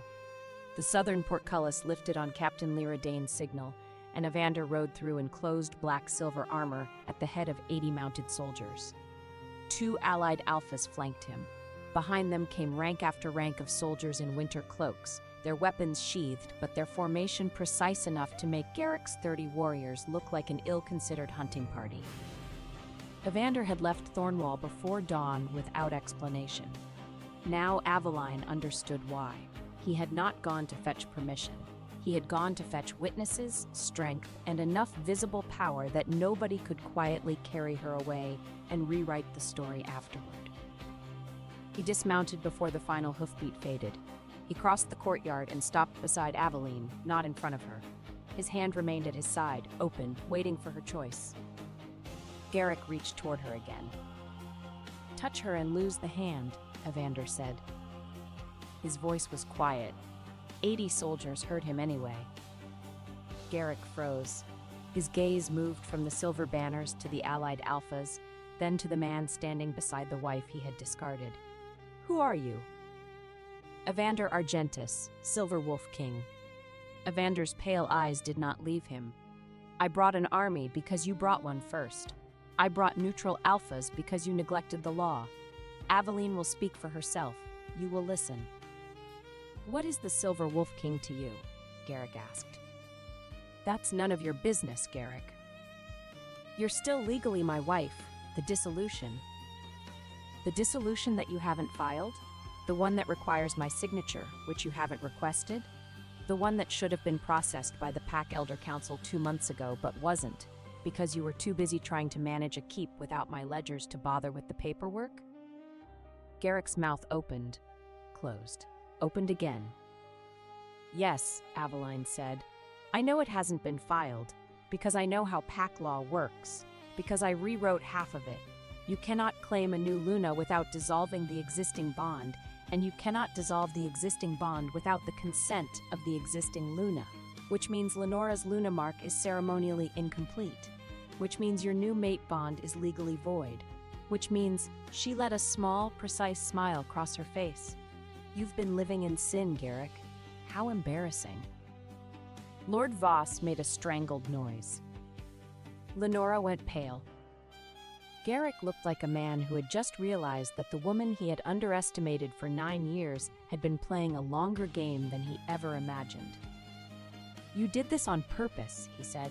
"You left without signing the dissolution because you knew." "I left because you replaced me with a child and expected me to smile about it. The legal implications were a bonus." She paused. A very satisfying bonus. Behind her, she heard Evander exhale, a short, sharp breath that might have been a laugh compressed into its smallest possible form. "Here's what's going to happen," Aveline said. "You're going to file the dissolution properly. You're going to have it witnessed by 3 neutral alphas, as required by the Pack law that I wrote. You're going to restore my full dowry, every coin, every piece of silver, every bolt of fabric. And you're going to write a formal letter of good standing, confirming that I left Blackmere Pack of my own volition, with my honor intact, and that any rumor to the contrary is a lie." "And the ledgers?" "Once I have the signed dissolution, the restored dowry, and the letter of good standing, I will send you the cipher key. Not the ledgers. Those are mine. The key. You can reconstruct the records yourself. Consider it a learning experience." "Aveline, be reasonable." "I am being reasonable. Reasonable is the only thing I've ever been. For 9 years, I was so reasonable that you forgot I was a person. Well, I'm done being reasonable for your benefit, Garrick. I'm being reasonable for mine." Garrick stood there. The wind moved through the courtyard, lifting his dark hair. And for a moment, just a moment, she saw something in his face that she recognized. Not the alpha, not the politician, the man. The man she had loved, the man who had held her on cold nights and laughed at her jokes, and once carried her across a flooded stream because her boots were new and he did not want them ruined. He had loved her. She believed that. Not well, not enough. But he had loved her, and the loss of that love was a real thing, and she honored it even as she refused to go back to it. "I'm sorry," he said, and it was real. She could hear it, the rough edge of a genuine apology dragged out of a man who had never practiced saying those words. "I know," she said, "but sorry doesn't rebuild what you broke. The dissolution, Garrick. Send it." Aveline opened the leather folder clipped beneath her delivery manifest. 3 copies of the dissolution waited inside, already marked with the clauses Garrick had ignored. She had prepared them the night the merchant called her an asset. She had stopped allowing powerful men to make her improvise her own freedom. Evander and the 2 allied alphas stepped forward as neutral witnesses. Garrick looked at the documents, at the 80 silent riders, and finally at Aveline. For the first time in 9 years, he understood that delay was no longer a form of control available to him. He lowered himself beside a supply crate and signed. The posture was not theatrical. It was worse for him than theater. The Alpha of Blackmere knelt in the mud while the woman he had tried to reduce to a steward took back her name, her dowry, and the legal right to leave him. Lenora removed the incomplete Luna seal from her throat. Her fingers shook as she placed it on the crate. Aveline did not take it. "It belongs in the Blackmere archive until your bond is made lawful," she said. "A title is not a ribbon another woman can tie around your neck." Garrick signed the final page. One of the allied alphas sealed it. Captain Lyra Dane sealed the garrison record. Evander said nothing, because the victory was Aveline's and he knew better than to put his name over hers. He nodded, slowly, like a man setting down something heavy. Then he looked at Evander, and something shifted in his expression, not hostility, but recognition. A wolf recognizing another wolf, a king recognizing another king. "Take care of her," Garrick said. "That is not yours to ask," Evander replied. "And she doesn't need taking care of. She needs someone who sees what she builds and never makes her build it alone." Garrick flinched again, harder this time. He turned. He mounted his horse. Lord Voss, who had been silent through the entire exchange with the expression of a man who was rapidly recalculating the value of his political investment, followed suit. Lenora hesitated. She looked at Aveline from her white mare, and her face was open and conflicted and very young. "Lady Ashwood," she said, "I didn't know. About what you went through. He told me you were happy to leave. He said what was convenient. That's what Garrick does." "I'm sorry." Aveline looked at the young woman, 23, golden-haired, exhausted, and painfully out of her depth, and felt something shift inside her. Not forgiveness, not yet, but the absence of hatred, which was its own form of freedom. "Learn the accounts," Aveline said. "Don't let him hire someone else to do it. If you're going to be Luna, be Luna. Know where the money goes. Know what the grain costs. Know the names of the miners and the merchants and the kitchen staff. And if he ever makes you feel like a decoration instead of a partner, take the cheese and leave." Lenora stared at her. Then, impossibly, she smiled. A real smile, small and startled and genuine. "The cheese," she said. "Always the cheese." They left. 30 warriors, 2 lords, and a young woman on a white horse rode back north through the garrison gate and into the cold morning. Aveline stood in the courtyard and watched them go. The clipboard was still in her hand. Her delivery manifest was still unfinished. The winter supplies were still waiting to be checked and catalogued and stored. Evander stood beside her, not touching, not speaking, just there. "I'm going to finish my inventory now," she said. "I know. And then I'm going to have a very large glass of wine. I'll join you. And then I'm going to cry, just once, just for 5 minutes. And then I'm going to stop, and I'm going to be fine." His hand found hers. His fingers laced through hers, warm and steady and certain. "Take as long as you need," he said. She did not take long. She took exactly 5 minutes, sitting in her cottage with Hayes's silver head on her knee and Evander's hand in hers, and she cried for the woman she had been at 22 who had believed that love was enough, and then she stopped. Then she finished her inventory. The weeks that followed were a complicated negotiation between duty, desire, and the lingering wreckage of a broken marriage. The dissolution papers arrived 3 weeks after Garrick's visit, delivered by a neutral courier under the seal of the Pack Elder Council. 3 neutral alphas had witnessed. Aveline's full dowry had been restored, every coin, every piece of silver, and a formal letter of good standing bore Garrick's signature in the sharp, angular handwriting she knew so well. She signed the dissolution. She sent the cipher key north with the courier, and then she took the Luna seal, the dark iron medallion she had worn for 9 years, and she set it on her desk and she looked at it for a long time. "What will you do with it?" Nessa asked. The healer had come by with a jar of willow bark tea, which was Nessa's solution to everything from headaches to heartbreak. "I don't know. It's not mine anymore. It was never really mine. It belongs to the Blackmere Luna, whoever she is." "You could send it back."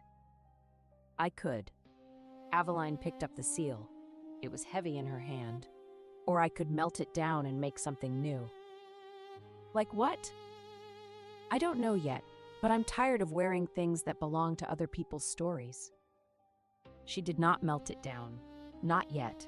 She put it in a drawer and closed it, and the sound of the drawer closing was the sound of a chapter ending. Evander, meanwhile, was becoming increasingly difficult to ignore.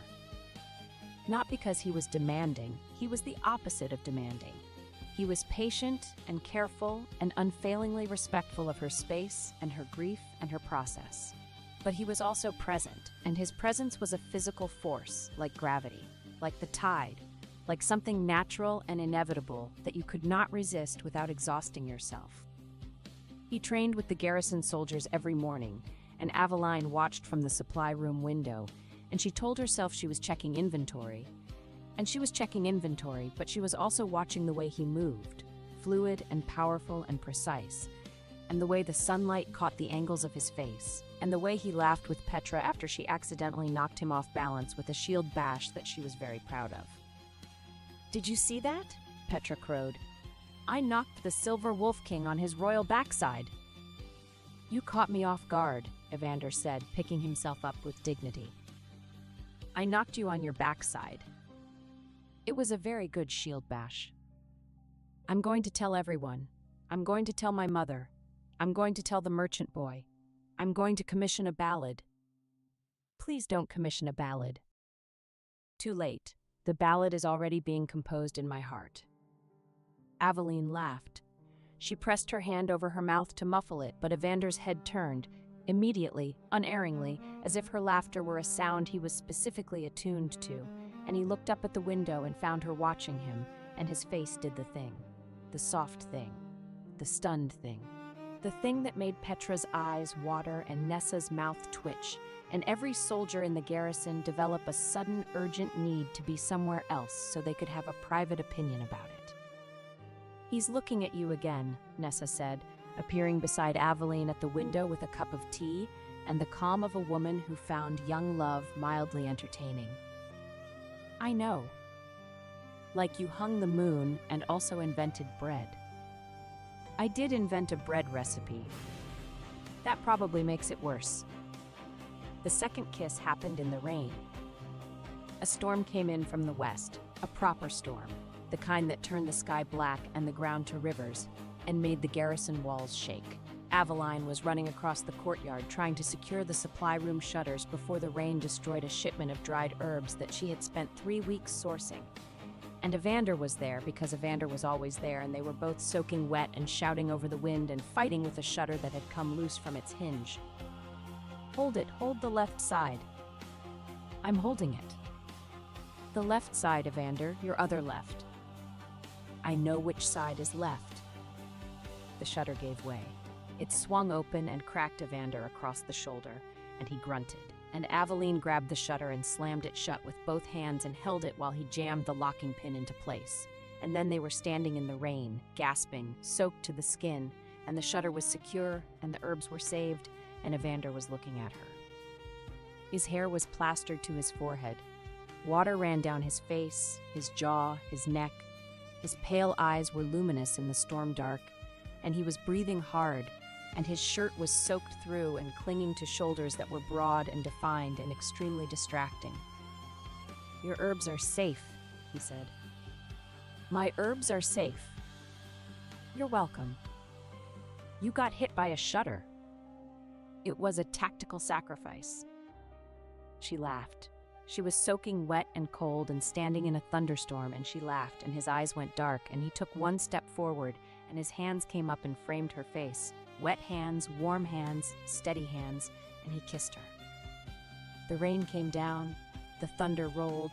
His mouth was warm against the cold rain on her lips, and her hands fisted in the front of his soaked shirt, and she pulled him closer, and the rain ran between their mouths, and it tasted like lightning and pine, and the specific electric sweetness of wanting someone who wanted you back with equal ferocity. When they broke apart, he pressed his forehead against hers. Water streamed down both their faces. His thumbs traced her cheekbones, wiping away rain that was immediately replaced by more rain.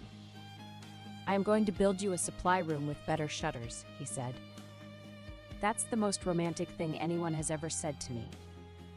I'll build you a whole fortress if you want, with a cheese cellar, and a library, and shutters that don't come off in a light breeze." That wasn't a light breeze, that was a gale. "For you, I would fight a gale." "You just did fight a gale." "Then consider it a down payment." She kissed him again. Briefly, firmly, a punctuation mark on a sentence she was still learning to write. Then she pulled away and wrung the water out of her hair. "We should go inside before we both catch a cold," she said. "Nessa will make us drink willow bark tea, and it tastes like misery in a cup." "I've had worse." "You haven't had Nessa's willow bark tea." They went inside.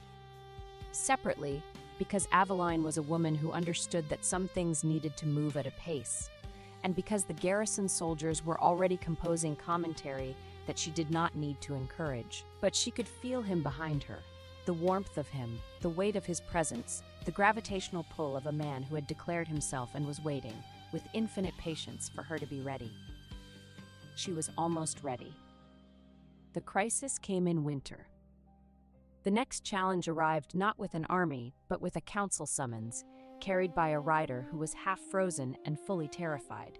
The seal belonged to the Northern Alpha Council, whose elders intended to force the Silver Reaches back into dependence through winter tolls and closed mountain roads. Evander read it in Aveline's cottage. Hayes was lying in front of the fire. Aveline was sitting at her desk, and she watched his face as he read, and she watched it go hard. "What is it?" "The Northern Alpha Council has declared the Silver Reaches a threat to territorial stability. They're demanding that I surrender my western borders and submit to council oversight." "They can't do that." "They can if they have enough alphas to vote for it, and Garrick Blackmere is leading the coalition." Aveline went cold. "Garrick?" "He's been consolidating Northern support for months. This isn't about the Silver Reaches, it's about leverage. He signed the dissolution. He gave you the letter of good standing. But he's been building a political weapon since the day he left this garrison. If he can force me into submission, he can claim this territory, including Thornwall, including you." "He wouldn't." "He would, not because he wants you back as a wife, because he can't stand that someone else has what he threw away. I've seen it before. Men who don't want the thing they lost, they just want to make sure nobody else has it either." Aveline stood. She walked to the window and looked out at the garrison courtyard, where snow was falling softly, blanketing the stone walls in white. She had built something here. A life, a purpose, a place where she was valued for what she did, not for who she belonged to. "How many alphas does Garrick have?" she asked. 7. He needs 9 for a council majority. The 9th and 10th votes are undecided. Alpha Auric of Ironwood and Alpha Maeve of Red Hollow. "Maeve," Aveline said. "I know Maeve. She traded with Ashenmore for years. I negotiated her iron contracts personally." Evander looked at her. "You know Maeve?" "I know her grain needs, her iron yields, her shipping seasons, and the name of the Forge widow whose cooperative she protected when 3 lords tried to seize it. Maeve does not care about territorial theater. She cares whether ordinary people survive the winter. If Garrick threatens that, she will vote against him. And Auric? Auric is a pragmatist. He doesn't want war. He wants predictability. If you can offer him a trade alliance that's more profitable than Garrick's coalition, he'll swing your way. Evander was staring at her. Not with surprise. He had stopped being surprised by her weeks ago. But with the particular intensity of a man who was watching the woman he loved become the most strategically important person in the room. "You can do this," he said. "You can turn the council. I can do the numbers. I can draft the trade proposals. I can reach Maeve through the merchant channels, and I can build a case for Auric based on harvest and tribute forecasts. But I need access to your trade records, your territorial assessments, and your military disposition reports." "You want access to the Silver Reach's classified intelligence." "I want access to the things I need to save your kingdom from my ex-husband's bruised ego." His mouth twitched. "The classified intelligence is in the Silver Reaches, in my capital, in my council chambers." "Then I suppose I need to go to the Silver Reaches." He stood. He crossed the room to where she stood at the window, and he was close, so close that she could feel his breath on her temple, and his hand came up and touched her hair, just barely, just the lightest brush of his fingers against the dark auburn strands that had come loose from her braid. "Come with me," he said. "Not as a guest, not as an advisor. Come as my equal. Stand beside me in my council chamber and show them what I already know, that you are the most brilliant strategist in the Northern Territories, and Garrick Blackmere was a fool to let you go. You're asking me to enter the Silver Wolf King's court. I'm asking you to enter my home." The word hit differently than she expected. Home. She had not had one in months. She had had quarters, and a cottage, and a desk, and a fireplace. But a home. A place where you were wanted, where your presence was the point rather than the inconvenience. "Yes," she said. The journey to the Silver Reaches took 4 days. Evander traveled with a company of his wolves, real wolves, and shifted wolves both, a fluid, silver-furred escort that materialized from the borderlands, as if the forest itself had been waiting for his call. Hayes took its place at the front of the pack with the smug satisfaction of a wolf that had been undercover for months and was pleased to resume its official duties. "Your scout wolf has been eating my chamomile and sleeping on my floor for 3 months, Aveline told Evander as they rode. It was gathering intelligence. It was rolling in valerian root and begging for cheese. Those activities are not mutually exclusive. Lyra stayed at Thornwall with the garrison. Petra came with them, partly as Aveline's personal guard, partly because Petra had declared that she was not missing the most exciting political event of the decade and had packed her kit with the enthusiasm of a woman who believed that all problems could be solved with sufficient arm strength and a good attitude. Nessa also came, because Aveline had asked her to, and because Nessa had said, in her quiet, precise way, "You'll need someone who sees clearly when everyone else is seeing what they want to see." The Silver Reaches were breathtaking. The landscape changed as they crossed the border. The dark pines of the borderlands gave way to silver birch forests, crystal-clear rivers, and mountain valleys that looked like they had been painted by someone who had very strong feelings about the color blue. The air was thinner, sharper, cleaner. Everything glittered. "It's beautiful," Aveline said. "It was falling apart 2 years ago," Evander said. "The Western packs were fractured. No central stewardship, no trade infrastructure, no territorial coordination.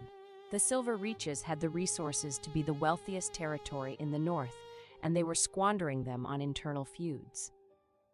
"And you fixed it?" "I'm fixing it. It's ongoing. The military is stabilized, the borders are secure, but the economy is still fragile. We have silver mines, timber, and agricultural potential, but our trade relationships with the northern packs are weak because the previous regime never invested in them." He paused. "That's why the Council's declaration is so dangerous. If Garrick's coalition imposes trade sanctions, the Silver Reaches economy will contract. My people will suffer. Then we make sure that doesn't happen." The capital was called Argenthold. It was a fortress city built into the side of a mountain, its walls carved from silver-veined granite that caught the light and threw it back in prismatic patterns. It was beautiful and formidable, and exactly the kind of place that would be designed by a man who valued both aesthetics and defensibility. The court of the Silver Wolf King was not what Aveline had expected. She had spent 9 years in Ashenmoor Keep, which was dark and cold and decorated with the skulls of enemies because Garrick thought it looked intimidating. Argenthold was light. The main hall had floor-to-ceiling windows that looked out over the mountain valley. The walls were lined not with trophies but with maps, detailed, annotated maps of trade routes, territorial boundaries, and resource deposits. "You decorated your throne room with maps," Aveline said. "Maps are more useful than skulls." Garrick has skulls. Garrick has skulls and no idea how much grain he has in storage. I rest my case. His council was small, 6 advisors, each one responsible for a different aspect of stewardship. They were waiting in the council chamber when Evander entered, and they rose, and their eyes went from him to Aveline with the undisguised curiosity of people who had been hearing rumors for weeks and were now confronted with the reality. "This is Aveline Ashwood," Evander said, "former Luna of Blackmere Pack, current quartermaster of Thornwall Garrison, future strategic advisor to the Silver Wolf Court." Aveline looked at him. "We haven't discussed the title." "I'm discussing it now. Do you object?" "I object to the word future. I'm advising now, right now, starting this minute." His counsel stared. "She's terrifying," whispered Aldrich's cousin Jocelyn, a young nobleman who served as Evander's trade envoy and bore a striking resemblance to his merchant cousin, including the excellent teeth and the tendency to say exactly what he was thinking at the worst possible moment. "She can hear you," Aveline said. "I know," Jocelyn said. "I wanted you to hear me. It was a compliment." Aveline liked Jocelyn immediately. He was 26, blonde, handsome in an entirely unthreatening way, and possessed of a genuine warmth that made him impossible to dislike. He was also, she discovered quickly, an excellent trade envoy, sharp, personable, and gifted with the ability to make people agree to things before they realized they were agreeing. "He's good," she told Evander after the first council meeting. "He's the best envoy I have. He also flirts with everyone. He flirts with furniture. I've seen him compliment a chair. It's a gift." "Does he flirt with you?" "He once told me my crown brought out the brooding intensity of my eyes. I nearly fired him." "But you didn't." "He was right about the crown." She threw a map scroll at him. He caught it without looking, because of course he did, and his mouth curved into that small, devastating smile that she was becoming addicted to. The work began. Aveline prepared for the council with the same intensity she had brought to Ashenmoor's ledgers and Thornwall's provision routes. She studied which territories depended on which winter roads, then drafted a plain offer for Alpha Auric of Ironwood and a personal letter to Alpha Maeve of Red Hollow. The letter mentioned the forge cooperative Maeve had defended years earlier and the southern bridge whose collapse had nearly isolated 3 villages. "You are including the Forge Widows?" Evander asked, reading over her shoulder. "Maeve risked 3 alliances to keep their workshop open. Anyone can memorize what a ruler buys. Trust begins when you remember what she was willing to protect." He was quiet for a moment, then he said, "My mother liked cornflowers, blue ones. She grew them on the windowsill of our cottage before she died." Aveline looked up at him. His face was still, that controlled, composed stillness he wore like armor, but his eyes were open, and in them she saw the boy he had been before he was a king. "The wildflowers," she said softly, "the blue ones you bring me. They're cornflowers, the same kind she grew." "Evander, you asked where they grew. I told you the Highland Meadows. That was true. But the first ones I brought you, I picked from my mother's garden, the plot I maintain behind my quarters. She's been dead for 15 years. But the flowers keep growing, and He stopped. His jaw tightened. "I wanted to give you something that was real, something that came from a place that mattered." She stood up. She took his face in her hands, this impossible man, this ghost king, this warrior who left flowers on windowsills and remembered his mother's garden, and she kissed him so gently that it was barely a kiss at all, just a press of lips, a promise. "Thank you," she whispered against his mouth, "for the flowers, for all of them." His hands settled on her waist. He pulled her closer, not urgently, but certainly, the way you pull a door shut against the cold. "You should probably know," he said, "that Jocelyn is standing in the doorway and he's weeping." "I'm not weeping," Jocelyn said from the doorway, very clearly weeping. "I have allergies. This castle is dusty. I'm a professional." "Please leave, Jocelyn." I'm leaving. But for the record, this is the most beautiful thing I've ever witnessed, and I'm including the sunset over Lake Argentum, which is widely considered the most scenic view in the Western Territories." "Leave, Jocelyn." He left, still weeping, professionally. The council summit was held at Argenthold because Evander argued, correctly, that neutral territory was meaningless when the Northern Alpha Council had already declared its position, and hosting the summit on Silver Reach's soil was both a strategic statement and a practical advantage.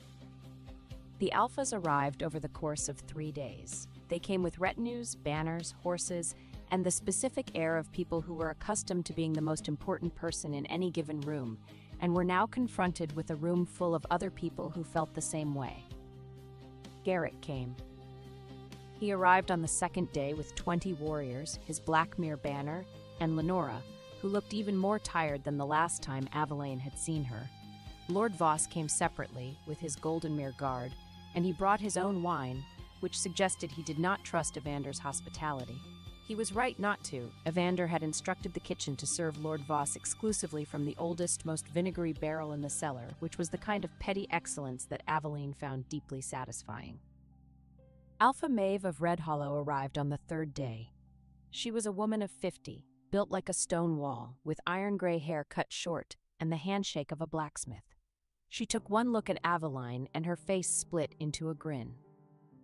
"Aveline Ashwood, I heard you stole 42 wheels of cheese and ran off with a Wolf King." "The cheese theft is accurate. The Wolf King part is more nuanced." "Is it? Because the Wolf King is standing behind you looking like he'd invade a continent if you asked." Evander, who was indeed standing behind Aveline, said nothing. But his chin lifted fractionally in a way that did not dispute the assessment. "How is the Red Hollow Forge cooperative?" Aveline asked. Maeve's expression changed. "Still open. They trained 6 new smiths this spring. You remembered." "I always remember." "I know you do. That is why I came." Maeve leaned closer. "Garrick offered me iron at ruinous terms and demanded control of my southern pass. My youngest forge steward could have written a fairer agreement while half asleep." "Can she?" "I would trust her figures before his," Aveline said. Alpha Auric of Ironwood was the last to arrive. He was older, late 50s, gray-bearded, with the weathered face of a man who had spent decades managing a mining territory and had the patience of a mountain. He was not friendly. He was not unfriendly. He was a man who wanted facts, and he wanted them delivered without ornamentation, and he had no interest in being charmed. "Lady Ashwood," he said when Aveline was introduced. "You're the one who wrote the trade proposal." "I am." "It's the most detailed economic analysis I've seen from any territory in 20 years. Your projected yield curves for silver exports are aggressive, but defensible.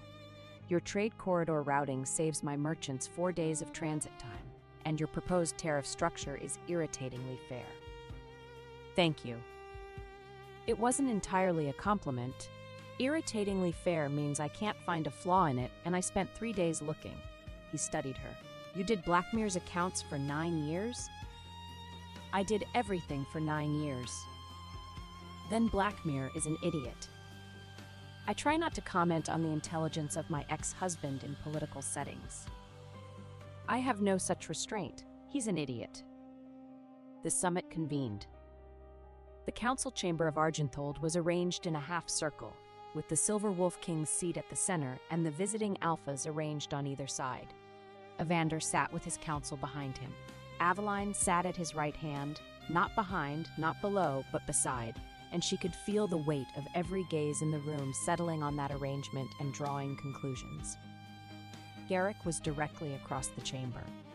His silver-gray eyes moved from Evander to Aveline to the space between them, and his expression was a masterwork of controlled neutrality that did not quite hide the storm beneath. The Northern Alpha Council has declared the Silver Reaches a threat to territorial stability, said the council's spokesman, a round, officious man named Elder Harlan, who had the voice of a man who enjoyed hearing himself talk and the waistline of a man who enjoyed everything else. We request the Silver Wolf King submit to council oversight of his borders, military, and trade operations. Request, Evander repeated. That's a polite word for a threat. It is a diplomatic overture. It is a threat dressed in diplomatic language, and we all know it. The question is what's behind it. Alpha Blackmere? Garrick stood. He was tall and dark and commanding, and even Aveline, who was done with him, completely done, had to admit that he filled a room.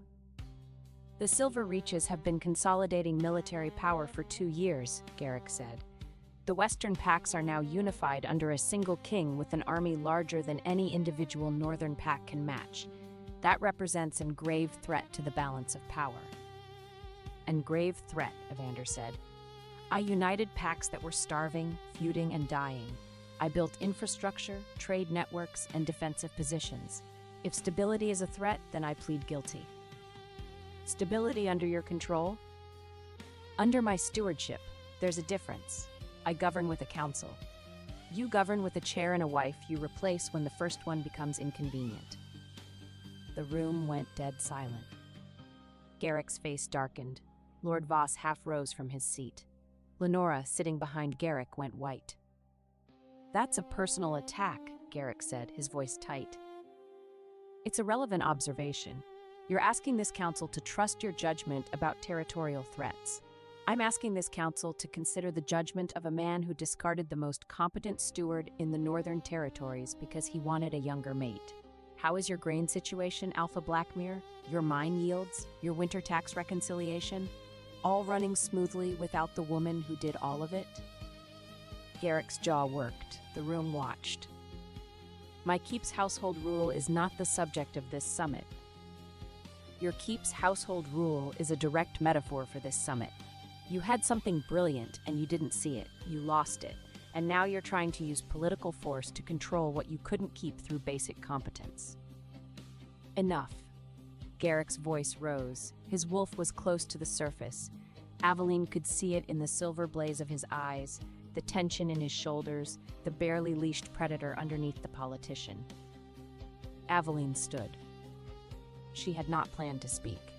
She had planned to sit beside Evander and let the politics unfold and step in only if the numbers were needed. But Garrick's voice was rising, and Evander's jaw was tight, and the room was about to tip from debate into confrontation, and Aveline had spent 9 years managing exactly this kind of escalation. If the council will permit, she said, and her voice was calm and clear and carried to every corner of the chamber, I'd like to present an alternative to both the council's demand and the Silver Reach's current defensive posture. The room looked at her. Elder Harlan looked affronted. He was not accustomed to being interrupted by people who were not him. The Alphas looked curious. Garrick looked like a man who had just been reminded that the woman he had underestimated was still, infuriatingly, the smartest person in any room she entered. Evander looked at her. His expression did not change, but his hand, resting on the arm of his chair, opened, a small gesture, an invitation, a trust. Aveline took the floor. The Northern Alpha Council is concerned about the Silver Reach's military power, she said. That concern is legitimate. Any concentration of force in the territories creates strategic uncertainty. But the Council's proposed solution, unilateral oversight, would destabilize the Silver Reach's economy, disrupt trade routes that benefit the entire region, and create exactly the kind of power vacuum that leads to the feuding and starvation that the Silver Wolf King resolved. She turned to Auric. Alpha Auric, your iron exports travel through 3 northern trade corridors that are currently congested, expensive, and inefficient. The Silver Reach's proposed trade alliance would reroute your exports through a western corridor that cuts transit time by 4 days, reduces tariffs by 15%, and gives Ironwood direct access to the Silver Reach's silver markets. Under Garrick's coalition, your trade routes remain unchanged. Under this alliance, your territory's revenue increases by an estimated 22% within 18 months. Oryx's eyebrows rose. He said nothing, but he was listening. She turned to Maeve. Alpha Maeve. Blackmere delayed your last 3 iron payments, shortened your spring order, and then asked for control of the road your villages use to reach the southern market.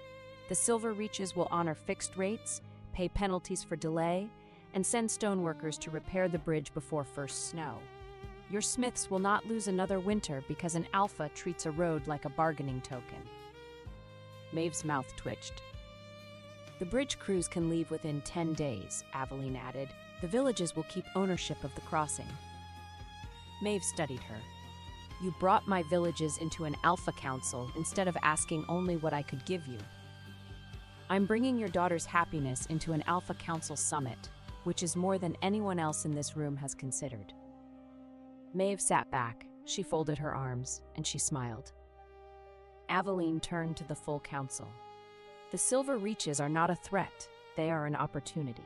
The question before this council is whether you would rather have a neighbor who is stable, prosperous, and willing to trade, or a neighbor who has been forcibly destabilized, resentful, and looking for revenge. History suggests the first option is preferable. Economics confirms it. She sat down.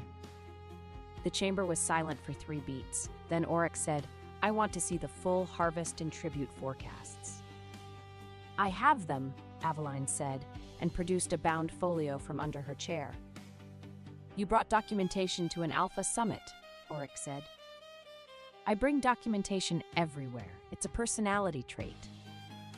Oryx took the folio. He opened it.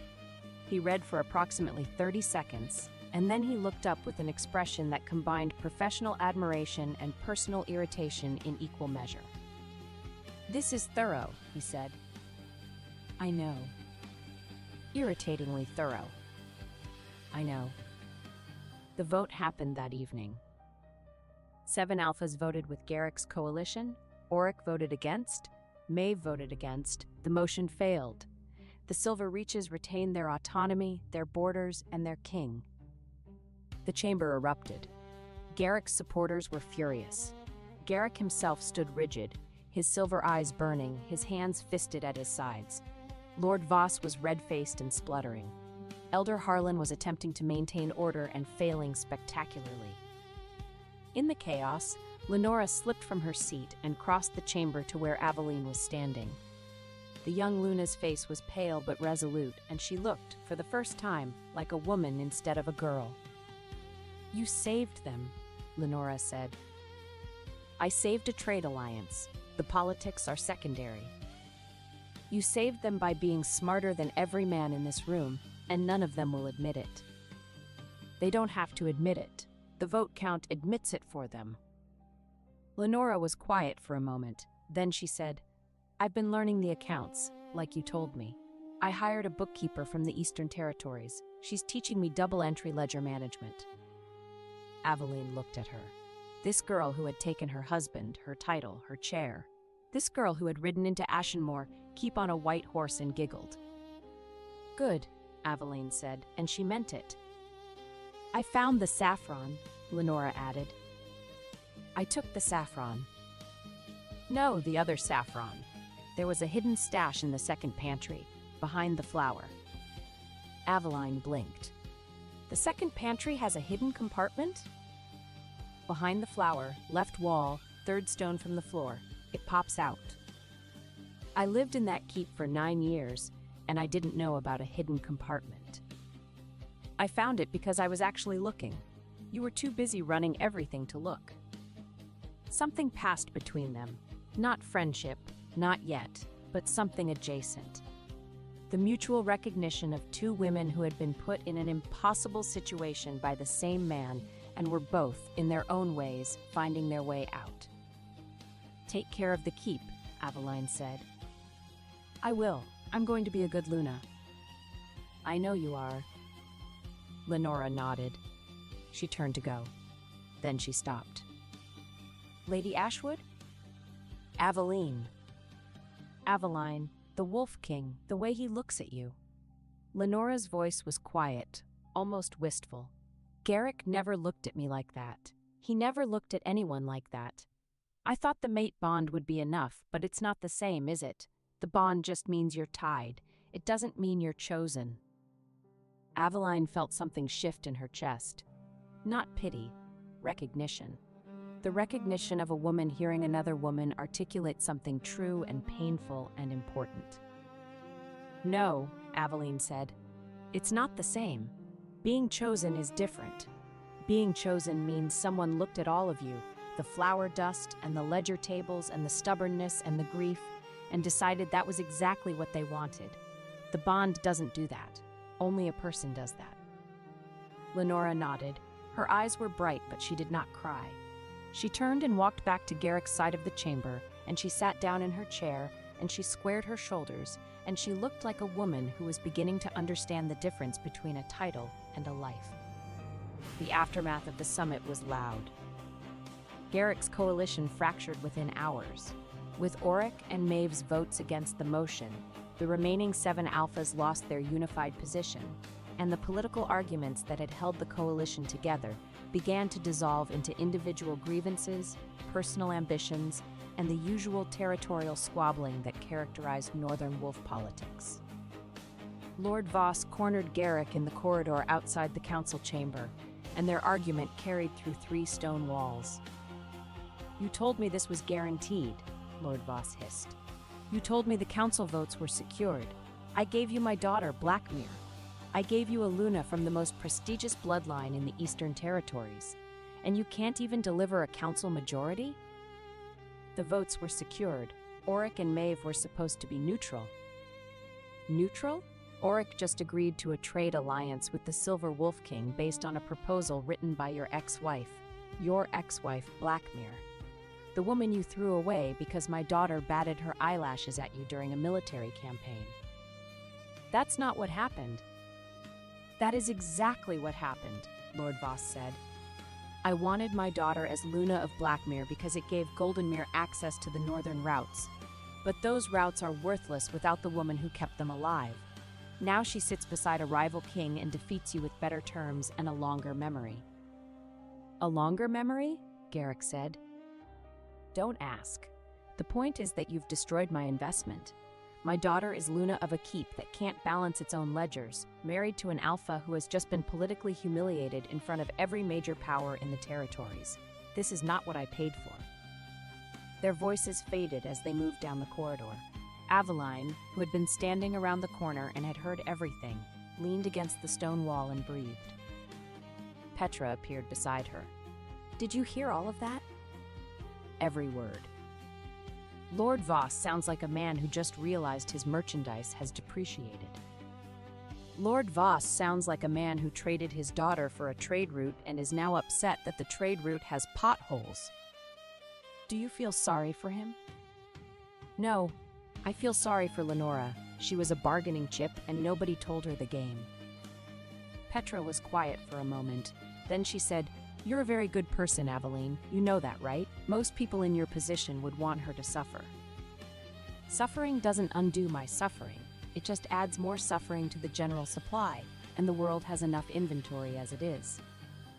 Petra laughed. It was her big, booming laugh, the one that echoed off stone walls and made everyone within 3 rooms feel warmer. The celebration that night was extraordinary. Argenthold's great hall was transformed with silver lanterns, blue cornflowers arranged in crystal vases on every table. Aveline noticed and felt her throat tighten, and the kind of food that suggested Evander's kitchen staff had been preparing for this outcome with considerable confidence. The soldiers celebrated. The council advisors celebrated. Jocelyn celebrated by giving a toast that lasted 11 minutes and made 4 people cry, including himself. Petra challenged 3 Silver Reaches warriors to an arm wrestling tournament and won all 3, which she announced to the hall at full volume while standing on a table. Maeve sat with Nessa after the hearing. They spoke about winter clinics, smiths burned at the forge, and the difficulty of keeping mountain villages supplied when snow closed the passes. Their friendship began through practical questions rather than instant sentiment.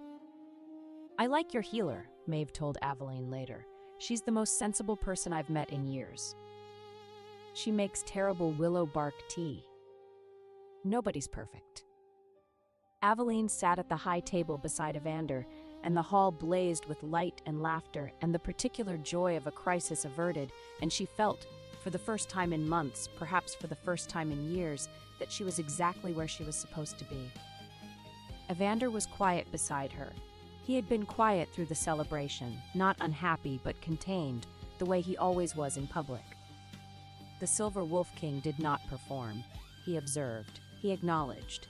He was present without being performative, and his people loved him for it, because there was something profoundly reassuring about a king who did not need to be the loudest person in the room. But he was watching her.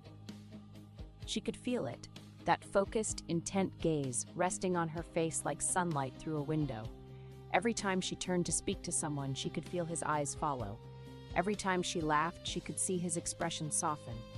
Every time she looked back at him, he did not look away. He held her gaze with the quiet certainty of a man who had decided where he wanted to look and had no intention of looking anywhere else. "You're staring," she said without turning her head. "I'm appreciating." "You can appreciate less intensely. You're making Jocelyn emotional again." "Jocelyn is always emotional. He cried during the cheese course." "It was very good cheese." "It was your cheese. You made it." "He cried because the Silver Wolf Kings," he paused, chose his words with care, "because the woman beside me made the cheese and he found that romantic." "The woman beside you," she repeated. She turned to face him. "Is that what I am?" His pale eyes held hers. In the lantern light, they were warm, warmer than she had ever seen them, stripped of the careful control he wore in public. Underneath the king, the strategist, the ghost, there was a man who was looking at her like she was the answer to every question he had been too afraid to ask. "You're whatever you want to be," he said. "But I would very much like you to be the woman beside me, not because I need a strategist or an advisor or a quartermaster, because I need you, because my council chamber feels empty without you arguing with the trade projections, because my mother's garden looks right with your window next to it, because I have spent my entire life alone, and I didn't know that was a problem until you showed me what it felt like to not be alone." The hall was loud around them, music playing, soldiers singing, Petra arm wrestling, Jocelyn weeping into a napkin. Aveline reached under the table and took his hand. "The woman beside you," she said. "I like the sound of that." His fingers closed around hers. His thumb pressed against her pulse point, her wrist, the place where he had first held her hand in a dark supply room after she had hit a wolf with a poker, and she felt his pulse against hers, steady and certain and synchronized. "Stay," he said. "I'm staying." "Not at Thornwall. Here, with me, in Argenthold, in the garden, at the table, beside me. Stay." She looked at him, at this man who had found her in a forest, who had walked alone through the borderlands because he could not stop coming back, who had picked cornflowers from his dead mother's garden and left them on her windowsill because he wanted to give her something real. "I'll stay," she said, "but I have conditions." "Name them." "I want a proper supply room, with shutters that don't come off." "Done." "I want access to the full trade records, the harvest and tribute forecasts, and the territorial assessments." "Done." "I want a seat at the council table, not behind, not below, beside." "You already have it. You've had it since the moment you walked into that chamber. And I want you to keep bringing me flowers."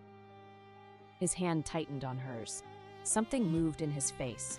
That raw, barely controlled thing, the thing he kept leashed in public but could not hide from her, the thing that looked like love expressed by a man who had never had the practice. "Every day," he said, "every single day. Even when the Highland passes are snowed in and I have to dig through 3 feet of ice to reach the meadow, even when my council thinks I've lost my mind, even when I'm old and slow and the ride takes me 3 days instead of 2. every day, Aveline." She leaned into him. Not a kiss, something quieter, more intimate. She rested her head against his shoulder, and his arm came around her, and his chin rested on top of her head, and they sat like that in the blazing hall while the celebration roared around them, and she breathed, and she was home.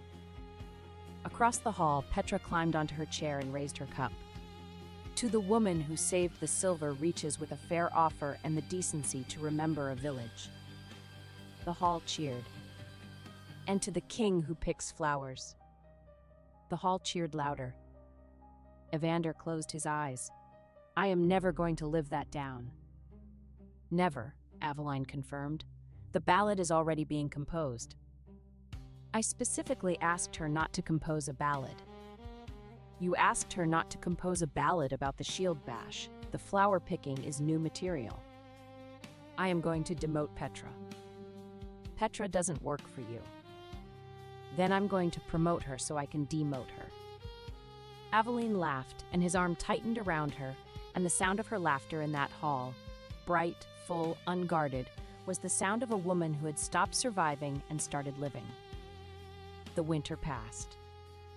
It passed in a blaze of work and warmth and the slow, careful architecture of a new life. Aveline became the Silver Reach's High Steward of the Silver Court, not by appointment, but by gravitational inevitability. She reorganized the treasury. She rebuilt the trade infrastructure. She established a network of merchant partnerships that connected the Silver Reaches to every major territory in the north. And she did it all with the meticulous, relentless competence that had once been invisible in Ashenmoor and was now finally seen. Evander governed. He governed well, with intelligence, restraint, and the particular wisdom of a man who understood that the best leaders were not the loudest ones. He rebuilt the Western Pact's military strength while simultaneously investing in roads, wells, and granaries, schools, roads, medical facilities, because he believed that a kingdom's strength was measured not by its army, but by the quality of life of its weakest citizens.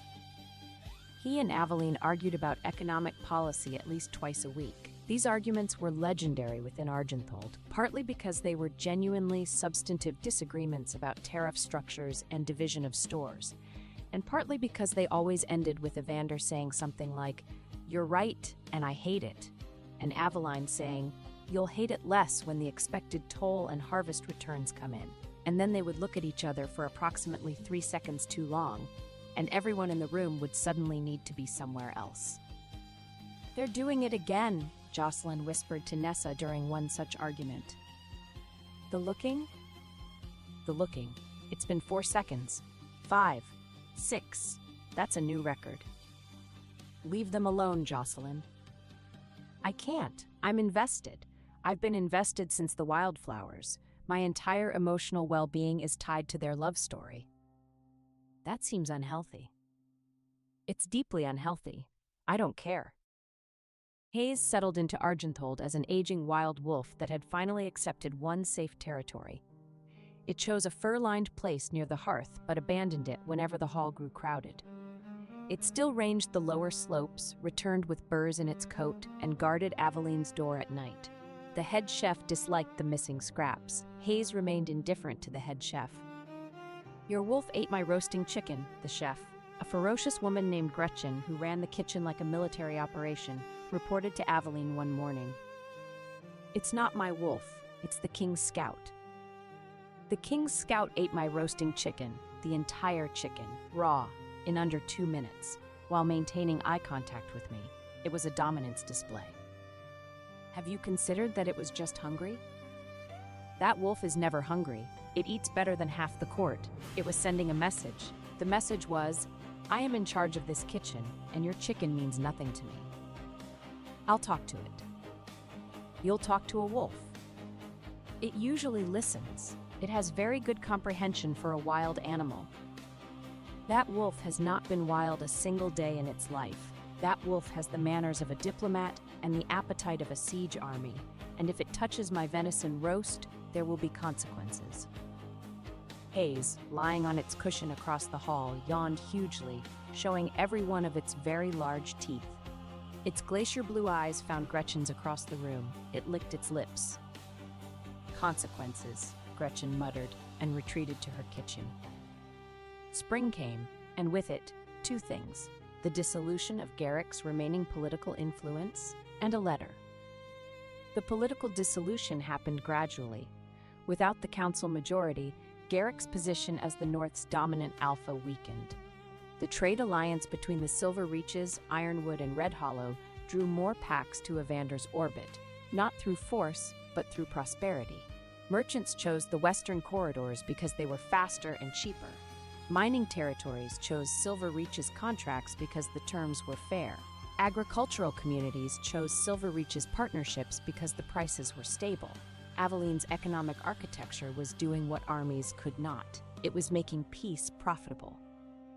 Garrick did not collapse. He was too strong for that, too proud, too stubborn, but he contracted.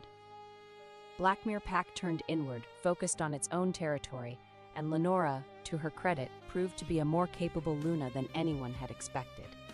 She hired competent stewards. She rebuilt the household accounts. She established her own trade relationships. She was not Aveline, no one was Aveline, but she was learning, and she was trying, and that counted for something. The letter arrived on a warm spring morning, carried by a Blackmere courier. It was from Garrick. It was short. Aveline, I am writing this because I should have written it months ago, and because there are things that cannot be said in council chambers or across garrison courtyards. I loved you. I want you to know that. Not well enough, not bravely enough, not in any of the ways you deserved, but I loved you. You were my first. The first person who saw me as more than an alpha, the first person who made me want to be more than a title, and I failed you. I failed you when I didn't see what you built. I failed you when I didn't hold you long enough when we lost our child. I failed you when I let a new bond convince me that what we had was less than it was. It wasn't less, it was everything. I just didn't know it until you were gone. I am not asking you to come back. I know you won't, and I know you shouldn't. The Silver Wolf King is a better man than I was to you. I can see that. I hate that I can see that, but I can see it. I am asking for your forgiveness. Not now, not soon. Whenever you're ready, if you're ever ready. The cheese was excellent. I miss it more than I want to admit. Garrick. Aveline read the letter 3 times. She sat at her desk in Argenthold, in the room with the window that overlooked Evander's mother's garden, where the cornflowers were blooming blue and wild, and she read the letter 3 times, and then she folded it and put it in the drawer with the Luna seal. She did not cry. She had used her 5 minutes of crying months ago, and she did not feel the need for more. What she felt was something quieter, a loosening, a release, the sensation of a knot being untied that she had not realized was still holding. She would write back, not today, not tomorrow, but someday. She would write back and she would say, I forgive you, not because you deserve it, but because carrying it is heavier than letting it go. And then she would close that drawer forever. Evander found her staring at the cornflowers. He stood in the doorway of her study, their study, really, because his maps had migrated to her walls, and her ledgers had migrated to his shelves, and the room had become something shared without either of them officially declaring it, and he watched her with those pale silver eyes.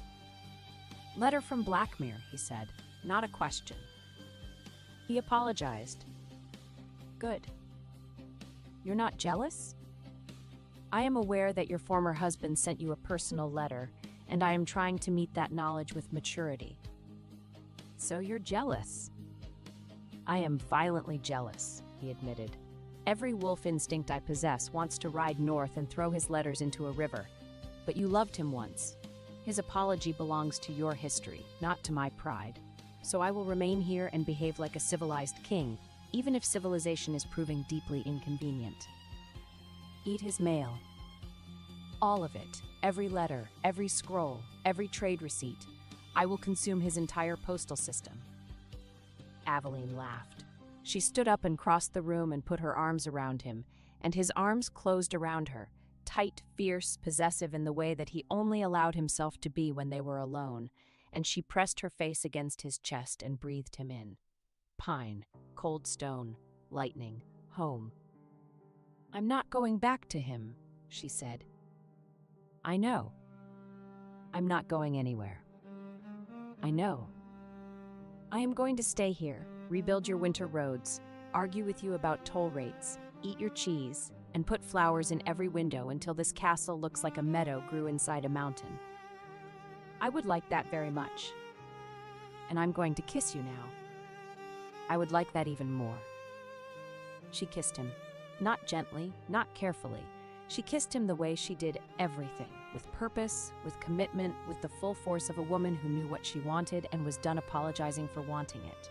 His hands came up into her hair, pulling the pins loose, and her dark auburn hair tumbled down her back, and his fingers tangled in it, and he kissed her back with a desperation that he had been holding at bay for months, a controlled, shaking intensity that made her knees buckle. He caught her. Of course he caught her. One arm locked around her waist, bracing her against him, and his other hand cupped the back of her neck, and he kissed her deeply, thoroughly, like he was memorizing her, like he was making up for every day he had spent alone before he found her. When they broke apart, his forehead rested against hers. His breathing was uneven. His eyes were dark. "Aveline," he said. "Evander, I need you to know something." "What?" "You are the first, the only. There has never been anyone before you, and there will never be anyone after you. And I don't say that because I'm a king making a declaration. I say that because I'm a man who walked alone for 34 years and didn't know he was lonely until you put your hand on a wild wolf's head and told it not to bite you because you had cheese to steal." Her eyes burned, not with tears, with something brighter, fiercer, something that refused to be contained. "You're a very strange king," she said. "You're a very strange quartermaster. I prefer High Steward of the Silver Court. You are a very strange High Steward of the Silver Court, and I am very desperately in love with you." She kissed him again, softly this time, a kiss that was not hunger but tenderness, not urgency but certainty. The kiss of a woman who had finally stopped running and found at the end of the road not a destination but a person. In the garden below, the cornflowers bloomed. Before the summer ceremony, the Northern Alpha Council reconvened in Argenthold for a public tribunal.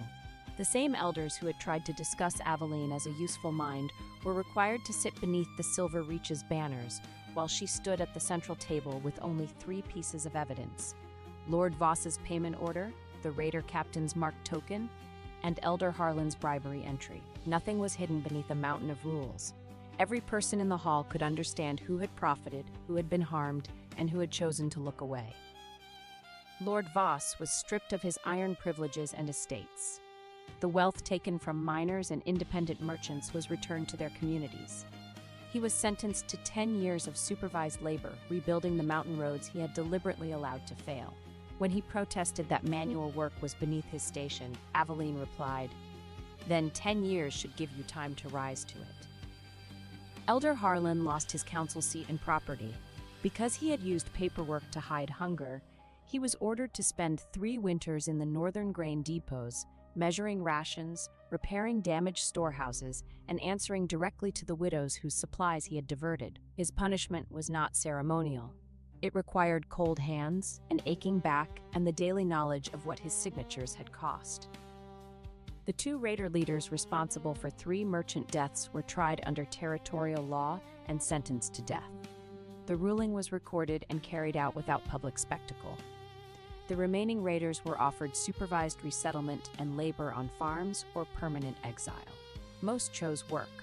A few eventually became competent farmers, which Petra considered proof that a shovel could succeed where speeches failed. Garrick was not charged for failing as a husband. He was charged for binding a second Luna before dissolving the first bond, bringing armed men into a neutral garrison to reclaim a woman as property, and using council pressure to obstruct Silver Reach's trade. He lost Blackmere's council vote for 3 years, paid restitution to Thornwall, and was ordered to spend 1 full winter accompanying the miners' relief caravans he had once treated as figures in Aveline's ledgers. He accepted the sentence standing, but when the clerk brought the public declaration clearing Aveline of every accusation, he knelt before the council to sign it. I loved her, he said, his voice rough enough to scrape the silence. I simply loved my own comfort more. That was the choice that destroyed us. Aveline looked at the man she had once believed was her home. She felt grief, but it no longer pulled her backward. You did not lose me when Evander arrived, she said. You lost me every time I carried your keep alone and you called the weight invisible. Lenora was not convicted of a crime. She returned the improperly granted seal, testified against her father, and chose to remain at Blackmere under no ceremonial title until she had learned the names of the miners, servants, merchants, and widows whose lives Aluna was supposed to protect. Aveline did not forgive her in a single shining moment. They built a cautious peace through truthful letters and work that could be verified. When the final seal struck the tribunal record, Evander remained one step behind Aveline. His army had made the hearing possible. Her evidence, her choices, and her voice decided its outcome. This is not vengeance, Aveline told the council. It is the first ledger none of you will ask a woman to balance in secret. The formal ceremony happened on the summer solstice. It was not a wedding, not yet, not technically. Evander's council proposed a formal alliance between the Silver Wolf King and the former Luna of Blackmere. Aveline refused any ceremony that made her sound appended to his title. She demanded an equal seat in the Silver Court, independent authority over stores and roads, and the right to keep her own name. In the end, Jocelyn called it a declaration of mutual everything, while Petra called it the best party this mountain has ever seen. The ceremony was held in the Great Hall of Argenthold, which had been decorated with, at Aveline's insistence, wildflowers from every region of the Silver Reaches. Blue cornflowers from the highland meadows, white silver bells from the valley floor, purple mountain heather from the upper slopes. The hall smelled like every beautiful place in the kingdom had sent its best representatives. Aveline wore midnight blue. Not because it was traditional, it wasn't, but because it was hers. The same color as the gown she had sewn for Ashenmoor's winter solstice, the gown she had worn the night she was humiliated in the Great Hall, the gown she had worn when she walked away. She had a new one made, finer fabric, better cut, silver thread at the cuffs, but the color was the same, because she was the same woman who had walked down those 114 steps in Ashenmoor Keep, and she wanted the world to know it. Her mother's silver combs held her hair. Her neck was bare, no Luna seal, no medallion, no symbol of belonging to someone else's story. Evander wore black, because Evander always wore black, and because he had attempted to wear silver for the occasion, and Jocelyn had told him he looked like a very handsome chandelier, and he had changed immediately. The ceremony was simple. They stood in front of the council, the garrison, the Silver Reaches court, and approximately 40 soldiers who had been personally threatened by Petra into attending in clean uniforms. Maeve attended with her daughter and the master smith from the Red Hollow Cooperative, both wearing formal winter blue cloaks. Oryx stood near the rear wall with his usual stone expression. Only the white pressure of his fingers around the bench rail betrayed how much the moment affected him. Lyra was there, standing against the back wall with her arms crossed, looking like a woman who was not crying and was fully prepared to fight anyone who suggested she was.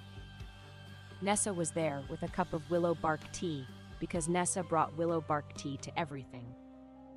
Tam was there because Berta had written him a letter that said, "Go to that ceremony or I will find you," and Tam feared his aunt more than any living creature.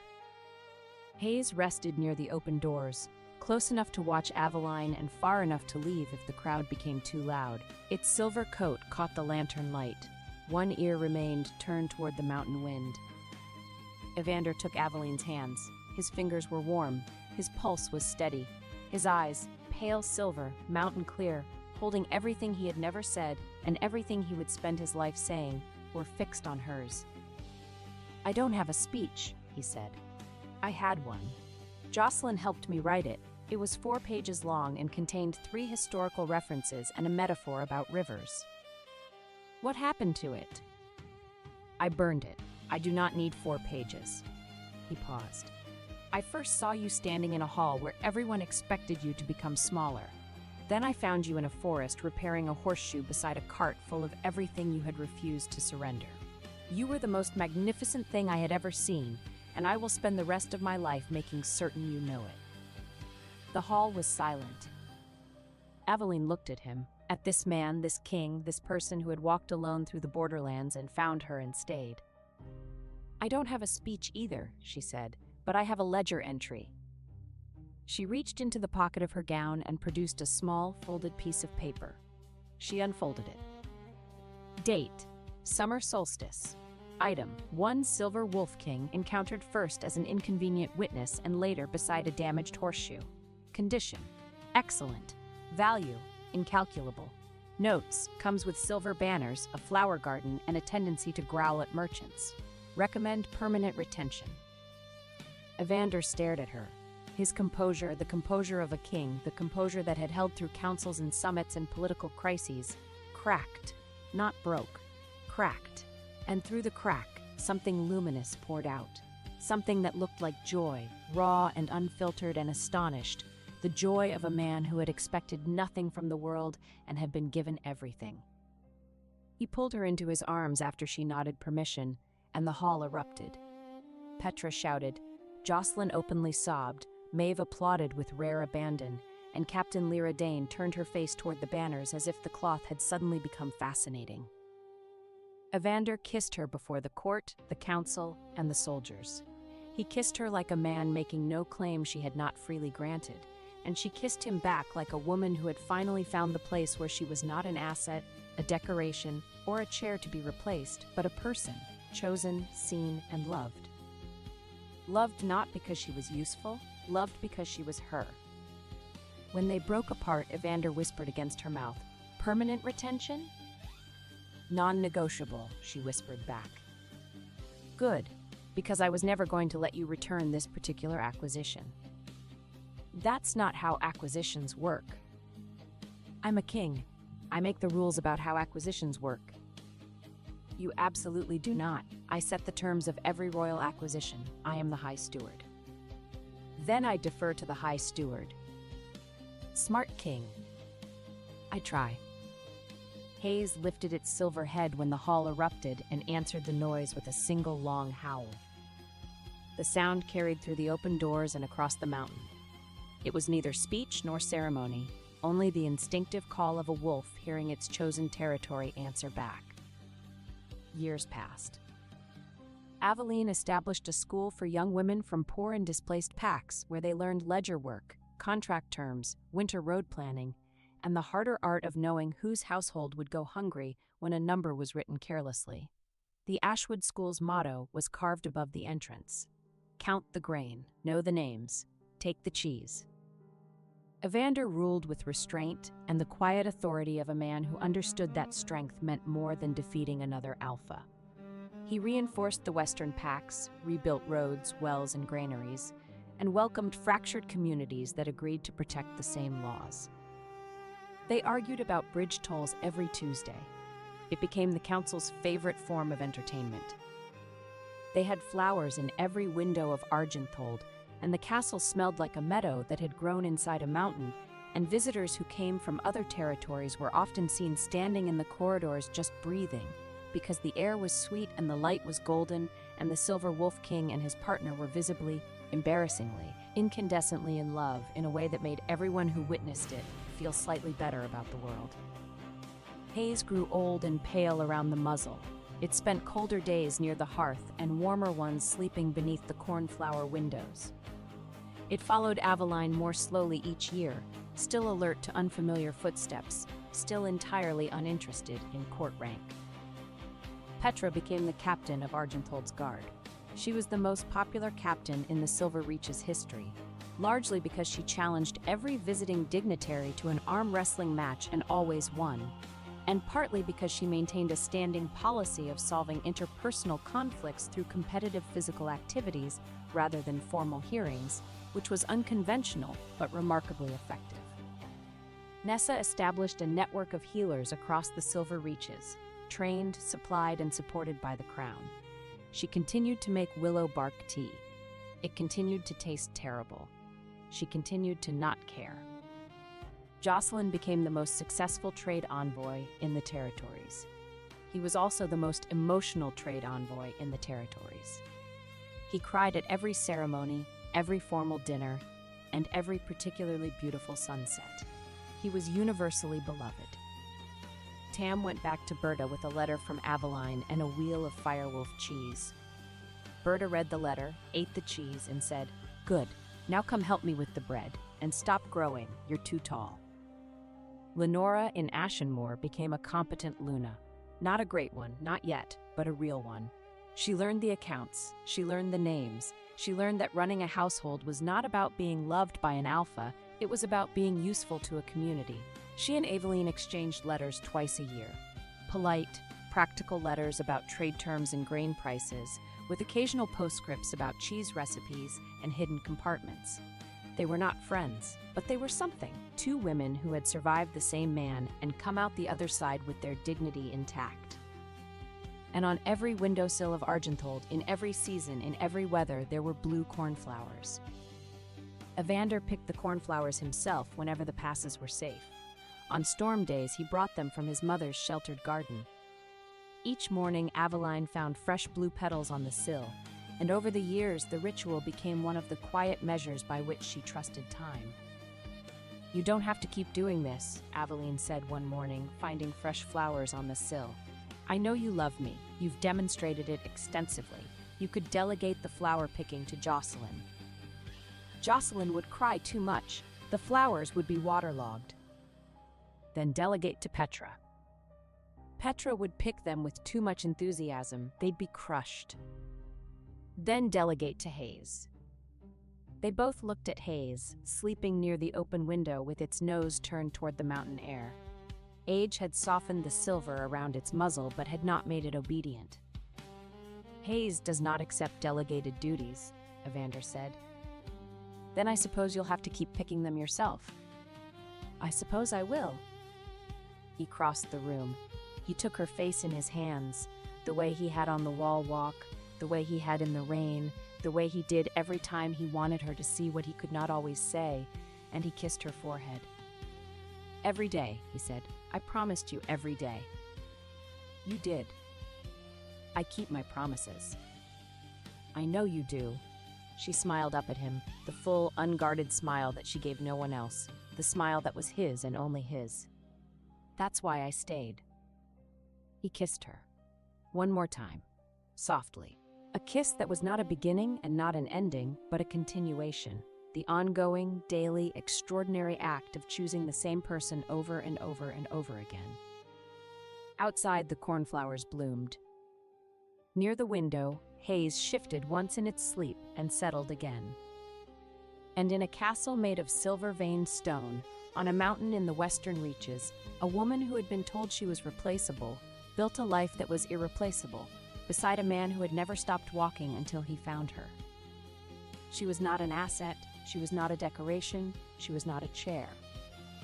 She was Aveline Ashwood, High Steward of the Silver Court, partner to the Silver Wolf King, builder, strategist, cheese thief, poker wielder, and the woman who had taught an entire kingdom that invisible work still had a name. And she was home. Aveline had once believed leaving meant losing the life she had built. In the end, leaving was how she carried its strongest parts with her. The rest could remain behind with the man who had failed to value them. And if freedom required a night road, 14 crates, and 42 wheels of cheese, she had no regrets about the cart. Thank you for listening. Please follow Moonlit Romance Library for more Rejected Mate, Ex-Regret, and Chosen Love romance. Everyone in the kingdom knew one rule. Never, under any circumstance, touch the Dragon King. Not his hand, not his cloak, not even the air too close to his skin. Because the moment flesh met flesh, it turned to ash. And yet before the entire royal court, she grabbed his hand. And nothing happened. No fire, no scream, no smoke rising into the vaulted ceilings of the throne hall. Just silence. A silence so deep it felt like the world itself had stopped breathing. And that was the moment everything began to unravel. She had always been invisible, not in the mystical sense. No magic cloaked her presence. No spell hid her face. She was simply nothing. A servant girl born without a wolf, in a kingdom where even the lowest child carried the pulse of the beast beneath their skin. Among warriors and nobles who could shift into creatures of fang and fury, she remained painfully, humiliatingly human. They called her Empty, a name whispered in corridors, laughed behind goblets, spat like something bitter on the tongue. She scrubbed floors where nobles walked. She lowered her gaze when alphas passed. She learned to make herself smaller, quieter, less noticeable than the shadows that stretched along the stone walls. Because in a world ruled by strength, weakness was not pitied. It was erased. The day of her humiliation arrived wrapped in silk and cruelty. The royal court had gathered every alpha, every noble bloodline, every ambitious eye turned toward the great hall for a ceremonial demonstration of loyalty. Servants were brought forward, one by one, to kneel before the throne and swear their service. It was a tradition meant to reinforce order, but for her, it was something else. A spectacle. When her name was called, a ripple of quiet amusement moved through the court. "Bring forward the wolfless one," a noblewoman murmured, her voice dripping with delight. She stepped forward, barefoot against cold marble, her hands trembling despite every effort to steady them. The weight of hundreds of eyes pressed down on her like a physical force. At the center of it all sat the Dragon King. He did not move. He did not speak, but the air around him shimmered with heat. Even from a distance, it was suffocating, like standing too close to a forge that had never once cooled. His presence was not simply powerful, it was wrong, unnatural, as though his body rejected the world around him, burning everything that dared come near. She had heard the stories. Servants who brushed against him gone in an instant. Guards who tried to steady him, reduced to ash before they could scream. Even his own advisors kept their distance, because the Dragon King was not just feared, he was untouchable. "Kneel," came the command. She dropped to her knees. "Swear your loyalty." Another voice followed. Her throat tightened. The words felt heavy, foreign. Loyalty implied value, purpose, worth, things she had never been allowed to possess. Still, she opened her mouth, and then it happened. A guard behind her shoved her forward, hard. Her balance broke. Her body pitched ahead before she could stop it. And in that single, irreversible moment, she reached out. Her hand slammed against his. The court gasped as one. Some screamed. Others turned away, already expecting to witness her death. But no fire came. No flames devoured her skin. No ash drifted into the air. Instead, the Dragon King froze. His fingers, which had never held another living being without destroying it, remained still beneath her touch. His eyes, cold, ancient, and terrifying, snapped downward to where their skin met. And for the first time in years, the fire around him flickered. She should have pulled away. Every instinct screamed at her to let go, to retreat, to beg forgiveness. But something held her there, something deeper than fear. Because for a single, impossible second, the heat was gone, not lessened, not weakened, gone. And in its place was something else, something steady, something alive. "Don't move." His voice was low, commanding, and laced with something no one in that room had ever heard from him before. Hook. The court erupted into chaos. How is she not burning? This is impossible. She touched him. The nobles rose from their seats, whispers turning into sharp, frantic voices. Some looked at her with horror, others with calculation. But the Dragon King did not look away from her.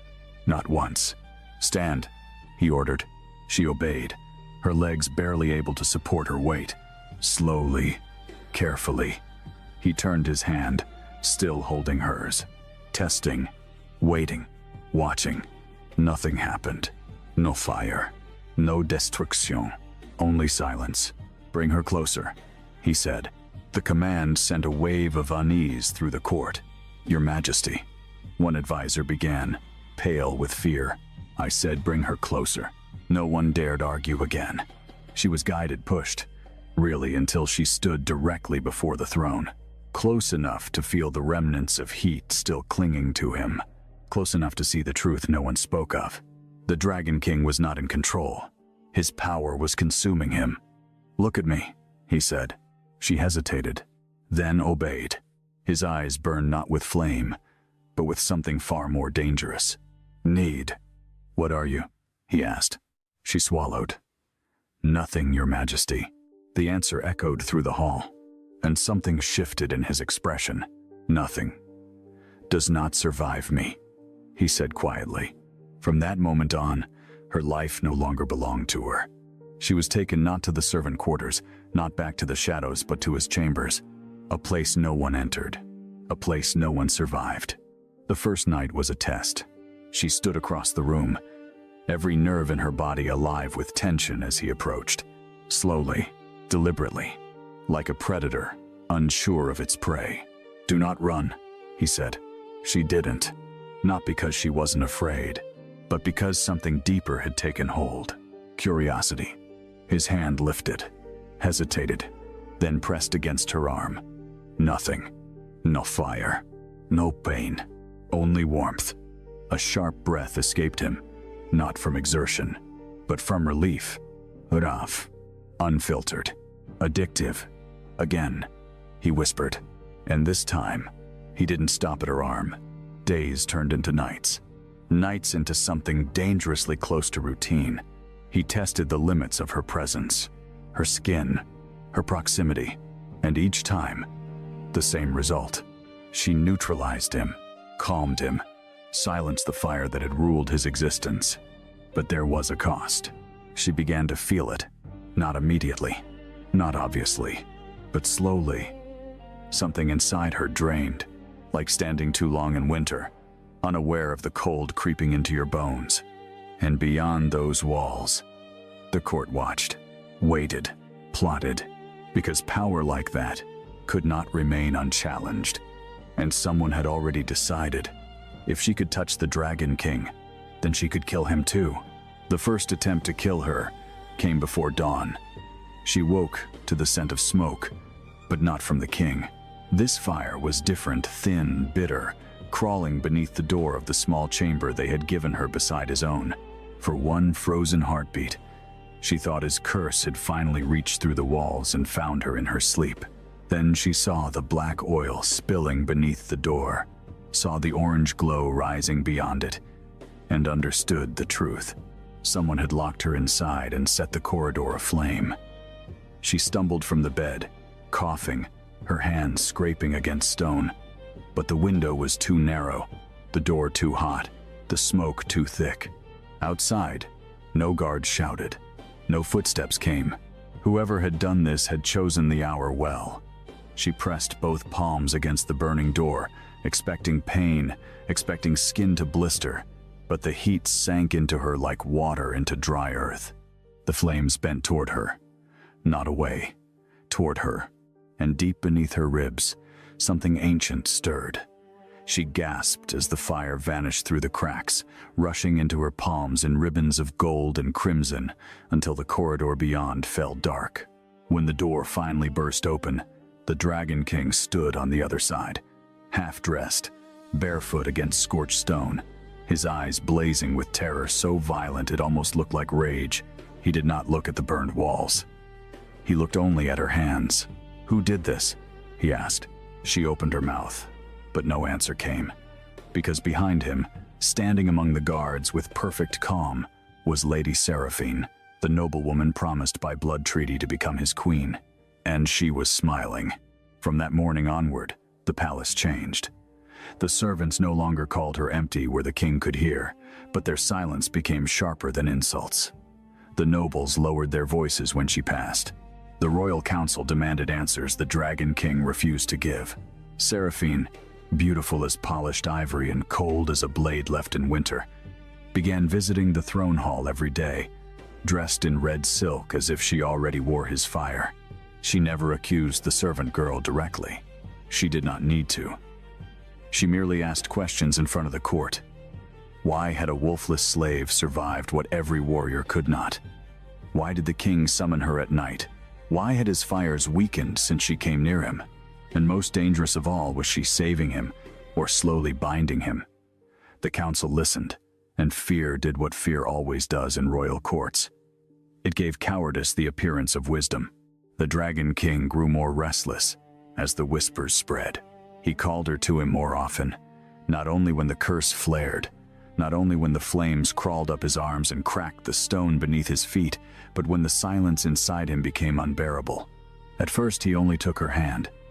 Then he began to keep her seated beside him during council meetings, where the nobles stared as though a servant on the king's right hand was a greater crime than murder.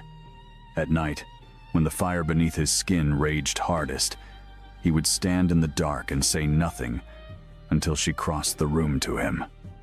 The first time she placed both hands against his chest, he trembled.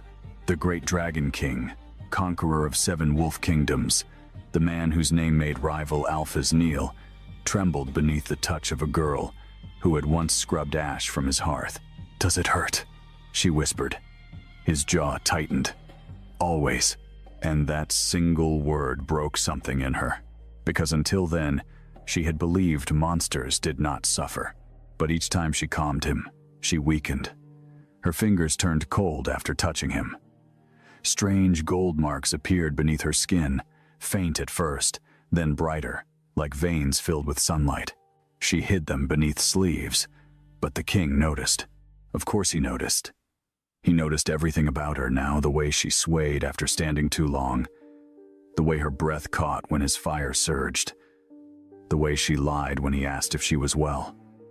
One night, he caught her wrist before she could hide it. The gold lines glowed between them. His expression darkened.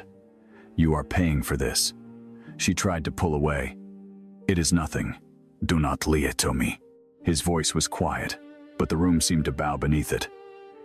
"Everyone in this palace lies to me. You will not." She looked at him then, truly looked, and saw not the king, not the curse, not the living fire, but the man trapped inside it. "If I stop," she said, "you burn." His grip loosened, not because he wanted to release her, but because the truth had wounded him more deeply than any blade. That was the beginning of his restraint, and the beginning of her danger. He tried to keep distance. She saw it in the way he folded his hands behind his back when she entered, the way he stood across the room though the fire visibly tortured him, the way he dismissed her before nightfall even when sweat burned at his temples. But the curse punished him for mercy. Without her touch, his body rejected the world with renewed violence. Candles melted before he passed them. Iron handles glowed red beneath his fingers. The stone floor cracked wherever he stood too long. On the third night, his monstrous form emerged. It began with wings, not fully formed, not free, but shadows of them tearing from his back in a storm of heat and black flame. His spine bowed. Scales rose along his neck. His eyes turned molten gold. The guards fled before he could command them to stay. Only she remained, frozen in the doorway as the Dragon King became the beast his enemies prayed he would become. He roared, and the windows shattered outward into the night. "Leave," he forced through clenched teeth. "I cannot hold it." She should have obeyed. Every sane part of her begged her to run. But then he looked at her not as a king, not as a beast, but as a man terrified of what he might do. And she crossed the broken glass barefoot. "Do not come closer," he growled. She kept walking. I said, "Leave." The flames rose higher, circling him like a living crown. She stepped through them. They bent away from her skin, then rushed into her body, bright and terrible. When her palms touched his face, the beast inside him shuddered. His claws dug into stone. His wings collapsed into smoke. And slowly, impossibly, he leaned into her hands like a starving creature finding warmth for the first time. By dawn, every courtier in the palace had heard what happened. By noon, Seraphine had turned rumor into accusation.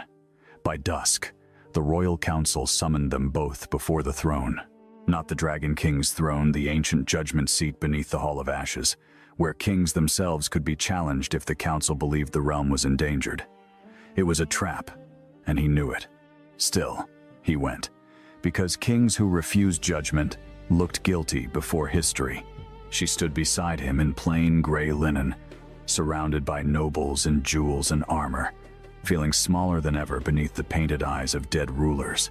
Seraphine stepped forward with a silver dagger in her hand and a softness in her voice that fooled no one.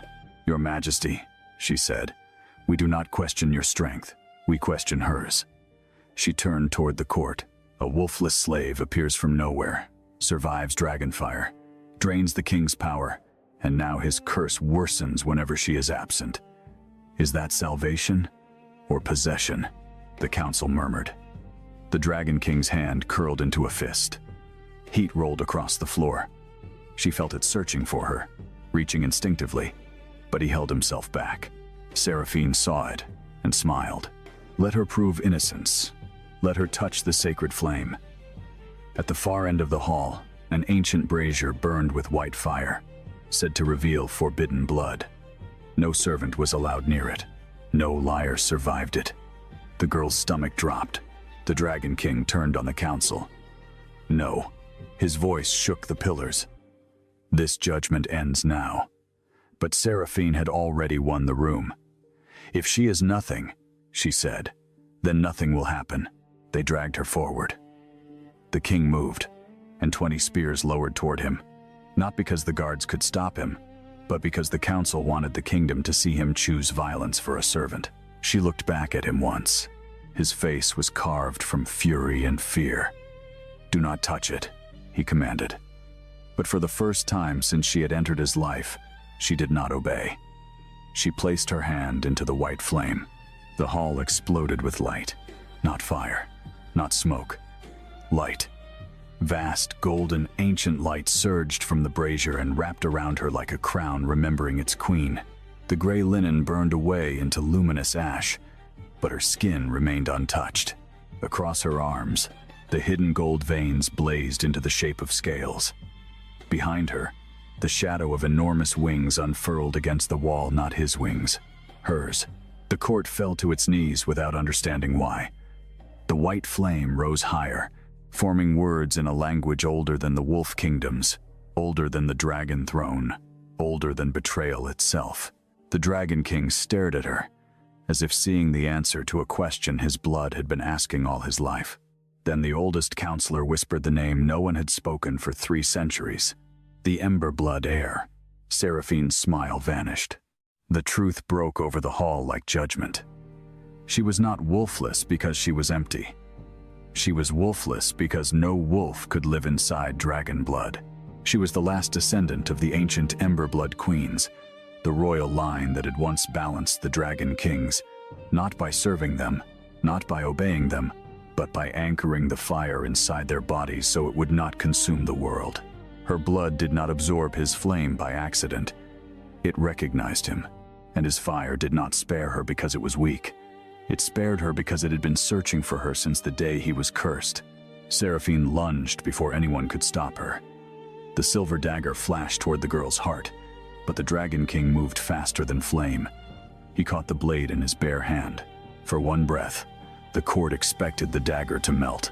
Instead, blood ran down his palm. Real blood. Human blood. Because while she stood within the sacred flame, his curse was silent. For the first time in years, he could bleed instead of burn. He looked at the blood in wonder. Then he looked at Seraphine. "You tried to murder my queen." The word queen shattered the last illusion of order. Rival alphas rose. Seraphine screamed that the Ember bloodline was cursed, that the servant had bewitched him, that no court would bow to Ashborn blood. The traitorous commander of the royal guard drew his sword and declared the king unfit, claiming the council's authority to seize the throne before dragon madness destroyed them all. And then the war, hidden beneath courtly manners, finally revealed its teeth. Chaos consumed the Hall of Ashes. Wolves shifted between pillars, tearing silk and armor as they lunged. Flame spiraled from the ancient brazier.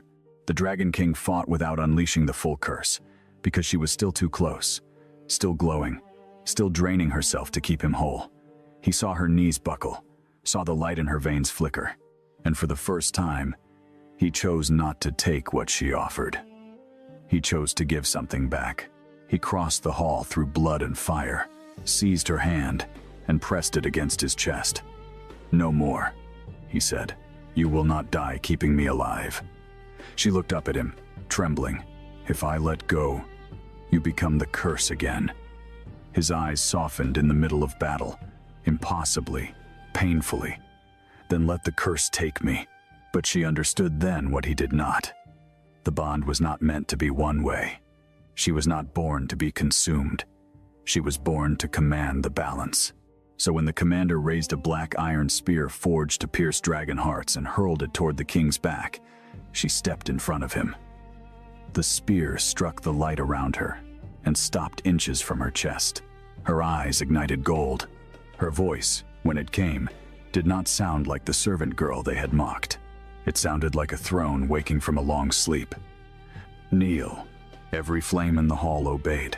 The sacred brazier, the torches, the burning banners, even the fire beneath the Dragon King's skin surged outward and bowed toward her. The wolves froze. The nobles dropped to the floor as pressure filled the hall, ancient and absolute. The commander screamed as his black spear melted into dust. Seraphine staggered backward, all her beauty stripped bare by terror. The girl looked at her and saw every corridor insult, every cruel smile, every hand that had shoved her toward death. But she did not burn her. She did something worse. She spared her before the entire court. "Let her live," she said, "so she remembers whom she called nothing." The Dragon King looked at the girl then, not with possession, not with hunger, not with the desperate need that had first chained them together, but with reverence. He lowered himself to one knee before her. The court gasped, because Dragon Kings did not kneel. Not to councils, not to gods, not to fate. Yet he knelt before the servant girl with ash on her feet and fire in her blood, and he placed his wounded hand over his heart. "I choose her," he said, his voice carrying through the ruined hall. "Not because she saves me, not because my curse demands her. I choose her because every soul in this kingdom saw her suffer and called it weakness, while she carried a power greater than all of us, and still chose mercy." The mate bond struck like thunder. It was not soft. It was not gentle. It was a collision of ancient fire and living blood, a force that cracked the white marble beneath them and sent golden flames spiraling into the broken roof. She felt him not only his power, but his loneliness, his agony, every year of untouchable silence. Every night he stood alone, afraid to breathe too near another living thing. And he felt her the girl who had scrubbed floors while royal blood slept hidden in her veins. The child who had been called empty so often she nearly believed it.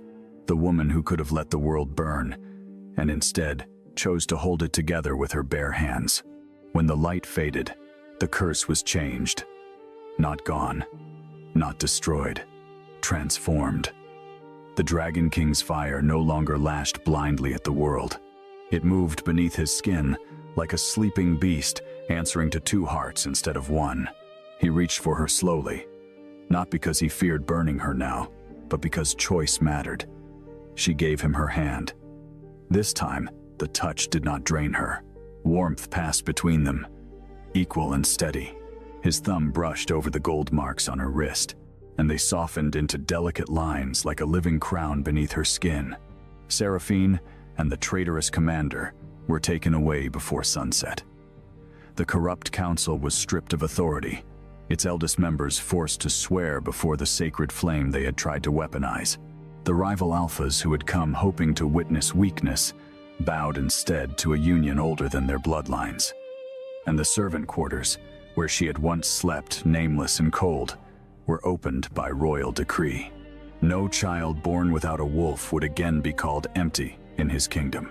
That night, she returned not to the small chamber beside his, but to the high balcony overlooking the Black Mountains, where dragon fire once lit the sky in lonely storms. The king stood beside her, no longer surrounded by unbearable heat. For the first time, snow began to fall over the volcanic peaks without melting before it touched the stone. He watched it with quiet wonder, then looked at her as though the world had given him something too fragile to deserve. "You could leave," he said. "After everything this palace did to you, no oath binds you here." She turned her palm upward, the same hand that had once accidentally saved him before the entire court. "And if I stay." His breath caught, and she saw the feared Dragon King become simply a man afraid to hope. "Then I will spend the rest of my life proving you were never born to be used." She stepped closer. "I was not born to be your cure." "No," he said, lowering his forehead to hers. "You were born to be my equal." And when he kissed her, the kingdom did not burn. The mountains did not crack. The ancient curse did not rise to punish them. Instead, deep beneath the palace, the sacred flame turned gold, and every wolf in the capital lifted its head as one, sensing the birth of a bond powerful enough to change the fate of kings. The girl once called Empty stood beside the Dragon King as the last Emberblood Queen, no longer hidden, no longer owned, no longer afraid of the fire that had tried to devour them both. And for the first time in his cursed life, the Dragon King slept with her hand in his, not because he needed her to survive the night, but because he had finally found a world that did not reject him. But peace did not come simply because the Dragon King had chosen her. In kingdoms built on old blood and older pride, love was never allowed to arrive without a blade hidden beneath it. By morning, the entire capital knew that the servant girl once called Empty had stood in the sacred flame and survived, that the Dragon King had knelt before her, that the court had watched his curse bow to her blood. Some whispered her name with wonder, others with fear, but the most dangerous ones whispered it with hatred. Because a girl raised among ashes had done what noble daughters had failed to do for years. She had touched the untouchable king, and instead of dying, she had become the one person no throne could ignore. The palace tried to dress her in silk before sunrise, but every gown they brought felt like a costume stolen from someone else's life. She stood before a polished bronze mirror, while 3 trembling attendants fastened gold clasps around her wrists, and all she could see was the same girl who had once scrubbed soot from hearthstones until her hands cracked. Only now, beneath her skin, golden lines shimmered faintly, pulsing whenever the Dragon King drew near, and he was always near. Not openly at first, not in a way the court could easily name, but his presence followed her like a storm refusing to break. Guards doubled outside her doors. Poison tasters appeared at every meal. Corridors emptied before she walked through them, not because she commanded it, but because he had made one thing clear without saying it twice. Anyone who touched her without permission would answer to fire. Yet protection could become another kind of cage, and she felt it before he did. The first week after the reveal, he tried to keep her away from every council session, every public ceremony, every noble gathering where resentment might sharpen into danger. "You have survived enough courts," he told her one evening, as red dusk bled through the balcony arches. "You do not need to endure another room full of smiling wolves." She looked at him carefully, at the man who had once demanded her touch, because his own body was a prison, and she understood the fear beneath his command. "If I hide now," she said, "they will say I am only powerful when you stand in front of me." His jaw tightened. "Let them say it. I have lived my whole life beneath names other people gave me." Her voice did not rise, but something in it made the torches flicker. "Empty, wolfless, servant, threat, curse. I will not add coward to that list." For a moment, anger flashed across his face, not at her defiance, but at the world that had taught her to defend her own existence with every breath. Then the anger faded, leaving only the ache he did not know how to hide. "I cannot lose you," he said. And there it was, the truth neither of them had fully spoken. His need for her had begun as survival, but now it had become something far more dangerous, because a king could command armies, conquer borders, burn enemies from the earth, and still be helpless before the thought of one woman disappearing from his reach. So she went to the council chamber the next day, not behind him, beside him. The nobles watched her as though she were a flame brought indoors, beautiful, only until it spread. The remaining counselors bowed, but their eyes betrayed them. They saw the servant's posture beneath the new silk. They saw the faint gold under her skin. They saw the king's hand resting close to hers, not touching, but ready.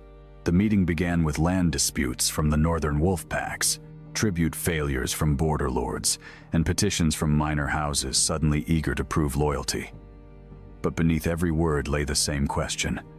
What was she now? A queen? A weapon? A cure?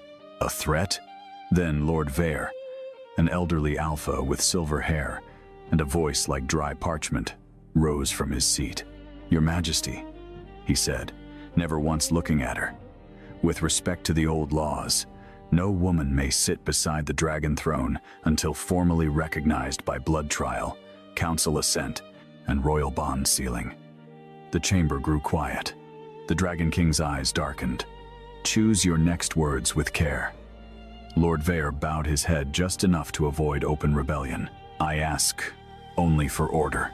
The girl's blood may be ancient, but it is unverified beyond spectacle. Sacred flame can be manipulated. Prophecy can be misread, and a mate bond, especially one formed under distress, may be a curse wearing the face of destiny." The words struck exactly where they were meant to. Her fingers went cold. A curse wearing the face of destiny. She had wondered the same thing in the darkest corner of her own heart. Did he want her? Or did his fire want her? Did she stay because she chose him? Or because her blood had been made for his? The Dragon King rose slowly, and heat rolled across the table. "You accuse your king of being bewitched." "I accuse no one," Lord Vare said. "I ask for proof." Proof became the weapon they used against her. The council could not deny what the court had seen, so they demanded more. If she was truly Emberblood, she must enter the mirror crypt below the palace, where old queens had once faced the memories of their line. If she emerged with the ancestral mark, the court would recognize her claim. If she failed, the council would declare her an unstable magical anomaly and place her under royal confinement. For her own protection, the Dragon King refused at once. The mirror crypt had not been opened in 3 centuries. No one knew what waited beneath it, but the more he refused, the more the council looked at her as if she were a frightened servant hiding behind a monster. And so, before he could burn the chamber down with politics still inside it, she stood. "I will enter." His head turned sharply. "No." She met his eyes in front of them all. "Yes." The room held its breath, sensing the first true fracture between them. He leaned closer, voice low enough only she could hear. "You do not understand what ancient places take from living blood." "Then tell me." Pain moved through his expression. "I cannot. The old records were destroyed." "Then you do not know it will kill me." "I know everything this court asks of you is meant to cut you until you bleed obedience." Her heart twisted, but she did not look away. "Then let them see what rises when I bleed." The mirror crypt opened at moonrise. The entrance lay beneath the Hall of Ashes, sealed behind a door of black stone veined with gold. When the Dragon King pressed his palm to it, the stone did not burn. It recognized the altered fire in him now, the flame steadied by their bond. With a groan like the earth remembering pain, the door parted. Cold air breathed out, not the clean cold of winter, but the ancient cold of sealed grief. She descended alone because the law demanded it, though she felt him above her with every step. Their bond stretched thin between them like a thread of flame. Down below, the crypt was not a tomb. It was a palace beneath a palace, carved from obsidian and filled with mirrors taller than towers. Each mirror reflected a different version of her. In one, she was the barefoot servant girl. In another, a queen crowned in fire. In another, a corpse with gold cracks across her skin. She walked forward, and the mirrors began to whisper.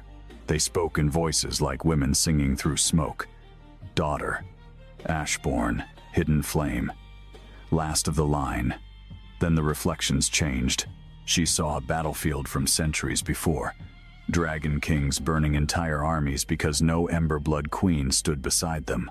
She saw women with her same golden veins chained by rulers who loved their power more than their souls. She saw one queen place both hands on a king's chest and burn away into light while he survived, weeping over ashes. She stumbled back, horror tightening around her throat. This was the truth the legends had hidden. Emberblood women had not always been honored. Sometimes they had been consumed. Sometimes they had been called destiny, when the world meant sacrifice. Above, the Dragon King felt her fear through the bond and nearly broke the law to go after her. The council watched him from a distance, tense and eager, waiting for grief to make him reckless. His fists clenched so hard the stone beneath his feet cracked. In the crypt, she reached the final mirror. Unlike the others, it reflected nothing. Its surface was dark, still, and endless. When she touched it, the glass softened like water and pulled her inside. Suddenly she stood in a chamber of white flame, and before her waited a woman crowned in embers. She was older, regal, sorrowful, with the same gold-lit skin and eyes that seemed to carry every dawn ever born. "You are late," the woman said. The girl could barely breathe. "Who are you?" "The first queen who refused to die for a king." The words struck harder than any vision. The woman moved closer, her gown trailing sparks across the unseen floor. "They told you your blood exists to save him. Does it not?" The queen's smile was sad. "Your blood exists to balance fire. Balance is not surrender. It is not obedience. It is not letting a man, even a wounded one, turn your life into medicine." Tears burned in her eyes before she could stop them. "Then why does touching him feel like coming home?" "Because some bonds are true," the queen said softly. "And some truths still become chains when fear holds them too tightly." When she emerged from the crypt hours later, dawn had turned the sky pale above the broken roof of the Hall of Ashes. The entire council waited. So did the Dragon King. He looked as if he had not moved once all night. The moment she stepped through the black door, his control nearly broke. But he stopped himself, waiting for her choice, for her signal, for permission to cross the distance. That restraint, more than any vow, told her the crypt had not lied about him. He was capable of need without taking, love without consuming, power without possession. She lifted her hand. Only then did he come to her. The council saw the mark before he reached her. A crown of gold fire glowing at the base of her throat, delicate and unmistakable. Lord Vare went pale. The blood trial had not merely recognized her, it had crowned her. The Dragon King stopped in front of her, his eyes fixed on the mark, and for one fragile breath, the feared ruler of the realm looked humbled beyond words. "What did it show you?" he asked. She answered honestly, because the bond between them could not survive pretty lies. "That women like me have died saving men like you." The words landed in silence. His face changed, and she saw the wound open in him. Not anger, shame. He stepped back at once, as though his closeness itself had become a threat. Then, "I will never ask again. That is not what I said. It is what I should have understood." His volproti. His voice roughened. "I called you my equal before the court. Then let them send you beneath the earth to prove you deserve to stand beside me." She reached for him, but this time he did not take her hand. "I have spent years fearing my fire would destroy anyone who came near me," he said. "I never feared that my need might do the same." And then he turned away, not because he did not love her, but because he did. That emotional retreat became the cruelest distance between them. He protected her still, honored her publicly, gave her authority the court could not ignore. But he stopped reaching for her in the quiet, stopped asking her to calm the fire when it hurt him, stopped sleeping with her hand in his. At first, she told herself, this was what freedom should feel like. Space, choice, no demand. But every night, through the bond, she felt his pain flare behind walls of restraint.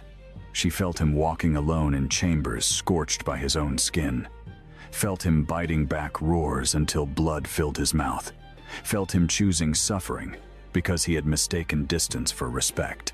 And she proud enough not to beg and wounded enough to doubt, let the silence grow. The palace noticed. Seraphine, though imprisoned in the western tower awaiting judgment, noticed most of all. Hatred sharpened her patience. From behind iron bars, she began sending messages through servants still loyal to her house. If the Emberblood girl had created distance between herself and the king, then the curse could be turned again. And if the curse returned in full before the realm, the council would have its proof that neither love nor ancient blood could save him. The attack came during the Moon Tribunal, a gathering of the werewolf kingdoms under the Dragon King's rule, alphas from the Frost Packs, the River Clans, the Ironwood territories, and the Southern Red Wolves filled the great amphitheater beyond the palace walls. It was a night of public oaths, where each pack renewed allegiance beneath the full moon. She stood beside the throne in a gown of deep ember gold, her ancestral mark visible for all to see. The Dragon King stood apart from her by several steps, a distance no one else understood but everyone felt. Rival Alpha Kale of the Ironwood pack watched that distance with predatory interest. He was broad, scarred, and ambitious, a ruler who had obeyed only because the Dragon King's curse made rebellion suicidal. But now, the curse had weakened. The king bled, the servant queen doubted, and men like Kale could smell fracture the way wolves smelled blood. When the sacred horn sounded, each alpha approached to kneel. Kael came last. He bowed lower than required, then looked up with a smile that never reached his eyes. "Your Majesty," he said, "we are honored to see the realm steadied by your companion." The insult was wrapped in silk. The amphitheater chilled. The Dragon King's fire stirred, but he held it down. She stepped forward before he could speak. "You may address me as Emberblood." Kyle's gaze slid to her throat. Blood is easy to claim in times of fear. A murmur passed through the packs. Power is harder. Then he did the one thing no one expected. He drew a small silver chain from his cloak and threw it onto the moonlit stone between them. Attached to it was a collar blackened by dragonfire, her old servant collar. Gasps rippled outward. "I found this in the lower quarters," Kale said, "a touching relic. Tell me, my lady, does royal blood remember the feel of a chain?" The humiliation hit like a slap. Not because the collar exposed her past. Everyone knew what she had been. But because for one moment, she was back there again. Barefoot, nameless, laughed at, by people who believed cruelty was proof of rank. The Dragon King moved. She felt his rage before the flames appeared. The air warped. Stone groaned. Kale wanted exactly that. If the king unleashed fire before the assembled packs over an insult, he would look unstable, ruled by attachment, weakened by the woman he claimed as equal. She reached for him through the bond, not with magic, but with a single, silent plea. "Do not let him make me your wound." The flame stopped inches from the ground. The king's eyes burned white gold, but he did not strike. She bent, picked up the collar, and held it before the entire tribunal. Her voice carried across the amphitheater. "Yes," she said, "royal blood remembers the chain. It remembers who fastened it, who ignored it, who benefited from it, and who now fears the neck beneath it was never bowed, only waiting." Then she closed her fist. The collar melted not from his fire, but from hers. Golden flame poured between her fingers, clean and controlled. The packs went silent. Alpha Kale's smile faded.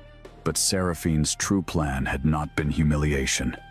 It had been poison, not in wine, not in food, in the sacred horn itself.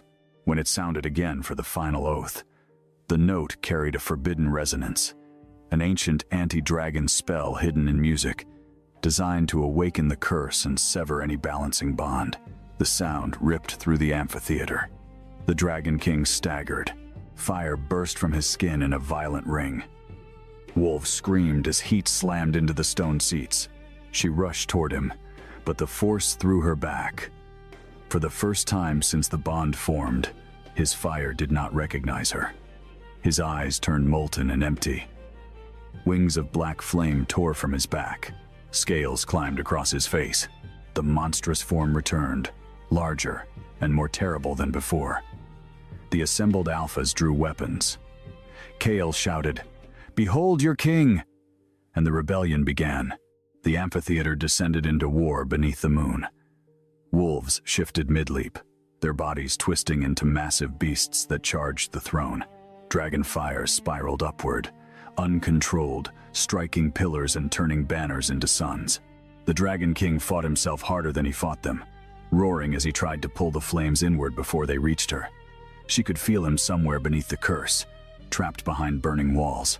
She ran toward him again, but Alpha Kale intercepted her in wolf form, a massive iron-gray beast with jaws wide enough to crush her spine. He lunged. She raised her hands, and golden fire formed a shield just as his claws struck. The impact drove her to her knees.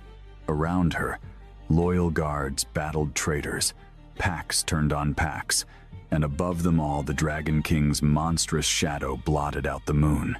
Kyle shifted back just enough to speak, blood on his teeth. "You are not his salvation," he snarled.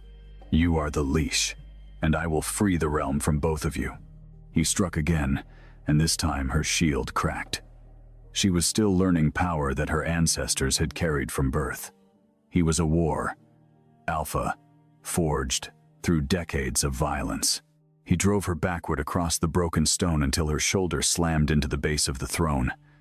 The Dragon King saw it, even through the curse, even through the spell tearing his mind apart. He saw Kale standing over her. Something human awakened inside the beast. He roared Kale's name with such fury that every wolf in the amphitheater froze. But when he tried to move toward her, the anti-dragon resonance twisted tighter around him, turning his own fire inward. Black cracks spread across his chest. He was burning from within. She understood then that Seraphine had not meant merely to expose him. She had meant to make him destroy himself before the realm. There are moments when fear ends not because courage arrives, but because love becomes more unbearable than death. She rose despite the blood at her temple, despite the trembling in her legs, despite the ancestral queen's warning that balance must never become sacrifice. This was not surrender. This was choice. She stepped past Kale and walked into the inferno surrounding the Dragon King. The flames struck her like 1,000 blades. Her skin lit gold. The Bond screamed. He saw her coming and fought to retreat, but chains of sound held him in place. "No," he growled, voice broken between man and beast. "Do not." She kept walking. "You told me I was your equal." "Yes, then stop deciding alone what I am allowed to risk." His monstrous eyes filled with pain. "I will kill you." She reached the center of the fire and placed both hands against his burning chest. This time, she did not absorb. She commanded, "Then find me before you do." The world vanished into flame. Inside the curse, she saw him. Not the king, not the beast, but the boy he had been before power became punishment. A child standing in a nursery of burning curtains while adults screamed beyond the door. A prince whose dragon blood awakened too early, too violently, incinerating the nurse who tried to comfort him. A young ruler taught never to touch, never to cry, never to desire closeness because desire made him dangerous. A man crowned, not by triumph, but by isolation. He had not rejected the world first. The world had recoiled from him, until his body learned to do the same. She moved through that memory fire and found him kneeling in the center of it, hands covered in ash. "I am tired," he whispered. "I know," she said. "I have burned everything. Not me." He looked up at her, eyes haunted. "I wanted to. The confession would have frightened anyone else." But she heard what lay beneath it. Not cruelty, but terror. He had wanted to hold her so badly that need itself felt monstrous. She knelt before him. "Wanting is not taking." She held out her hand. "Come back." When they emerged from the flame, the amphitheater was silent. The Dragon King stood in human form, shaking, his face streaked with ash and tears. No one dared acknowledge. Her hands remained pressed to his chest, but the gold light no longer drained her. It flowed between them in a circle, fire answering blood, blood answering fire. The anti-dragon spell shattered with a sound like glass breaking beneath the moon. Across the amphitheater, the sacred horn cracked open, revealing a hidden black rune carved inside. Every eye turned towards Seraphine's tower in the distance. Her betrayal was no longer rumor. It was proof. Alpha Kale, seeing the rebellion falter, made one final desperate move. He seized a fallen spear and charged not at the Dragon King, but at her. The king turned, but she lifted one hand. This time, she did not need saving. The ground beneath KL erupted with golden flame, not burning his flesh, but binding his shadow to the stone. He collapsed mid-stride, unable to move. She walked toward him slowly, the entire tribunal watching. "You wanted proof of power," she said. "Here it is." Kyle strained, veins bulging in his neck. "Kill me then." She looked at the assembled packs, at the nobles, at the soldiers who had once watched her humiliation as entertainment.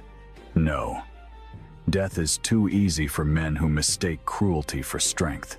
She turned to the Frostpack Alpha, an older woman with silver eyes who had not joined the rebellion.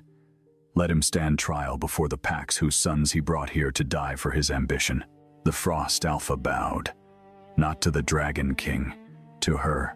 That bow changed everything. One by one, the loyal Alphas knelt, not from fear of dragonfire, not from obligation to the throne, but because they had seen the girl once mocked as wolfless stand between madness and massacre and choose justice over vengeance. The Dragon King watched them kneel before her, and no jealousy touched him, only pride. Fierce, quiet, devastating pride. When she returned to his side, he did not reach for her in front of them all. He waited. She slipped her hand into his. The gesture was small, but the amphitheater felt it like a coronation. Seraphine was brought down from the western tower before dawn. She had traded silk for prison gray, but even chained, she held herself like a woman who believed beauty could still command mercy. They brought her into the damaged throne hall, where the sacred flame now burned gold instead of white. The council gathered, diminished and afraid. The packs stood witness. Seraphine looked first at the Dragon King, then at the girl beside him. Hatred flickered, but beneath it was something uglier. Grief. "It should have been me," she said. Her voice was raw now, stripped of courtly music. "I was raised for him, trained for him, promised to him. Every lesson, every ritual, every breath of my life was shaped around becoming queen. Then, a servant touched his hand by accident, and destiny threw me away. For the first time, the girl saw not only the villain, but the wound that had fed her. It did not excuse the murders, the fire, the poison, the rebellion, but it made the cruelty human, and somehow that made it worse. The Dragon King's voice was cold. You tried to burn her alive, because she took the only future I was allowed to want." Seraphine turned to her then. "Do you think mercy makes you better than me? You stand there with his hand in yours because fate chose your blood. Had it chosen mine, you would still be scrubbing floors." The words struck deep because part of them was true. Fate was not fairness. Blood was not virtue. Power did not make suffering meaningful. The girl stepped closer. "You are right about one thing," she said. "If my blood had never awakened, this court would have left me in chains." The hall stilled. "That is why the court must change." Seraphine blinked, thrown by the answer. "You expected me to deny it. I will not. This kingdom does not become just because I rose within it. It becomes just when no girl needs ancient blood to be treated as human." The sacred flame flared behind her, as if the old queens approved. Judgment was passed before sunset. Seraphine was stripped of title and sent to the northern monastery fortress, not as a guest, not as a martyr, but as a prisoner under oath, where she would spend her life healing those burned by the wars her family had funded. Lord Vare and the corrupt counselors were removed from office. Alpha Kale was delivered to the Pack Tribunal, The traitorous commander, who had survived the Hall of Ashes, confessed under sacred flame that half the rebellion had been planned months before the servant girl ever touched the king. They had always intended to overthrow him. She had merely become their excuse. That revelation spread across the kingdom faster than fear. People began to understand that the Dragon King's curse had not been the only danger in the realm. Men without fire had done just as much burning, but victory did not heal everything. In the days that followed, she struggled beneath the weight of her new name: Emberblood, Queen-marked, Flamebinder, Savior. The words changed depending on who spoke them, but each one tried to turn her into something larger than a person. In private, she still woke from dreams of the Mirror Crypt, seeing ancient queens vanish into the men they loved. Sometimes she pulled her hands away from the Dragon King before realizing she had done it. Sometimes he flinched from touching her, haunted by the same fear from the other side. Love had saved them in battle, but ordinary tenderness required a different courage. No prophecy could teach them how to sit together in silence without wondering who owed what to whom. One night, weeks after the rebellion, she found him in the old nursery of the East Wing. It had been sealed for years. The walls were still scarred by fire, though someone had tried to cover the damage with tapestries. He stood before a small blackened cradle, his face unreadable. She remained at the doorway. "Is this where it began?" He nodded. "I was 4. The number made her chest ache. 4 years old, and already treated as a disaster. They told me later I had killed a woman who loved me." His voice was steady, but she knew what steadiness cost him. After that, no one entered my room without gloves, chains, or fear. She crossed the room slowly and stood beside him. "You were a child. Children can still destroy." "Yes," she said softly, "but they should not be left alone with the ashes." He closed his eyes. For a long moment, neither spoke. Then he said, "When you first touched me in the throne hall, I wanted to lock every door in the palace and keep you where no one could take you." The confession hung between them, dark and honest. "I know. I am ashamed of that." "Good," she said, and his eyes opened in surprise. She smiled faintly, sadly. "Shame means you know the difference between love and hunger." He looked at her then, as if she had placed a blade in his hand and trusted him not to use it. "And do you trust me?"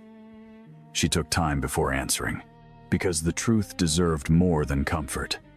"I trust the man who fights his hunger. I do not trust fate blindly. I do not trust crowns. I do not trust need when it goes unnamed." She reached for him.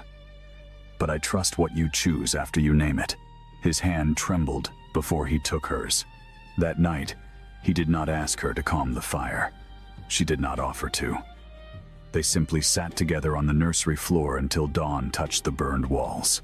And somehow, that became more intimate than any desperate touch before it. No curse forced them. No court watched them. No prophecy demanded proof. When his fire stirred, he breathed through it. When her gold marks glowed, she let them fade naturally. They were two wounded creatures learning that love could be quiet and still be real. The coronation came at midsummer. Not a wedding first, though the court expected one. She insisted on recognition before romance, law before ceremony, change before celebration. The Dragon King agreed without hesitation, and that agreement did more to silence opposition than any threat could have. Before the gathered kingdom, he amended the old hierarchy. Wolfless children could no longer be enslaved by packhouses. Servant collars were outlawed in royal territories. Any noble found using blood status to claim ownership over another living soul would lose title, land, and protection. The alphas shifted uneasily at the decrees, but none dared oppose them openly, not after the Moon Tribunal. She stood beside the king while the laws were read, hearing whispers ripple through the crowd. Some called her dangerous, some called her impossible. But in the back of the hall, among the servants, a little girl with no wolf stared at her with wide, shining eyes. That was the moment the new queen nearly wept. Only after the laws were sealed did she agree to the bonding ceremony. It was not held in the throne hall, where humiliation had first made them visible to each other, nor in the Hall of Ashes, where power had been revealed through violence. She chose the ruined garden behind the east wing, a place long abandoned because nothing had grown there since the Dragon King's curse first scorched the soil. On the morning of the ceremony, servants cleared the ash, opened the stone channels, and brought water from the mountain springs. She walked barefoot over the black earth in a gown the color of dawn. The Dragon King waited beneath the skeletal branches of an ancient tree, dressed not in armor, not in conquest black, but in simple, dark ceremonial robes edged with gold. He looked less like a weapon that day, more like a man standing before the possibility of being loved without fear. The bond vows were older than the Wolf Kingdoms. He spoke first, voice low enough for intimacy, strong enough for the gathered realm. I do not claim you as cure, shield, possession, or destiny's payment. I choose you as sovereign of your own fire. I choose your will above my need, your freedom above my fear, and your life beside mine only so long as you desire it. The words moved through the crowd like wind through dry grass. Many did not understand how radical they were. She did.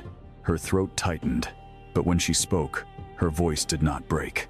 I do not bind myself to your pain as sacrifice, nor to your throne as ornament. I choose the man who came back from the fire when I called, the king who knelt not to own me, but to honor what he had failed to see. I choose your hand when it is offered, never when it is demanded. I choose the flame we carry together. Then she placed her palm against his chest, and he placed his over her heart. For a heartbeat, nothing happened. Then the dead garden bloomed, not slowly, not with the gentle patience of spring. It erupted. Black soil split open, gold-veined flowers burst from ash. Vines climbed ruined pillars. The ancient tree above them shuddered, and leaves of deep crimson unfurled across its branches like living fire. The crowd gasped as petals drifted through the air, glowing faintly before dissolving into warmth. The Dragon King looked around in stunned silence, then down at her. You did this. She shook her head, smiling through tears. No, we did. And when they kissed beneath the reborn tree, the fire that rose around them did not threaten the world. It illuminated it. Years later, songs would claim that the servant girl saved the Dragon King with a touch. Songs always preferred simple lies. The truth was harder and far more beautiful. She had not saved him by letting herself be consumed. He had not loved her by needing her more fiercely than anyone else. They saved each other in the places where power was not enough, in restraint, in truth, in the painful choice to unlearn every cruel lesson the world had carved into them. The Dragon King still carried fire beneath his skin. The Emberblood Queen still bore gold in her veins. The kingdom still had wolves with pride, nobles with ambition, borders with enemies, and histories that did not vanish because one crown changed hands. But in the palace where servants once lowered their eyes and no one dared touch the king, children now ran through the rebuilt garden, laughing beneath crimson leaves. Some had wolves, some did not. None wore collars. And on quiet nights, when snow fell over the volcanic mountains and the sacred flame burned low beneath the palace, the Dragon King would wake from dreams of ash to find her beside him, not as a cure, not as a chain, but as a choice renewed with every dawn.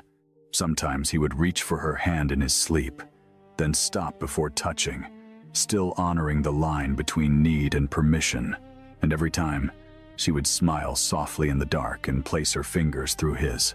Not because fate commanded her, not because the curse demanded it, but because she wanted him, because the world that once rejected him had become, in the circle of... Welcome to Moonlit Romance Library. Please follow for more stories. Chapter 1. The Hall of the Moon Vow. The Moon Vow Hall of the Black Pine Pack had stood for 400 years, and in all that time, no Luna had ever been replaced in front of her own people on the night of her own renewal ceremony while wearing the ceremonial silver she had polished herself that morning. Seraphine Marlowe had that honor.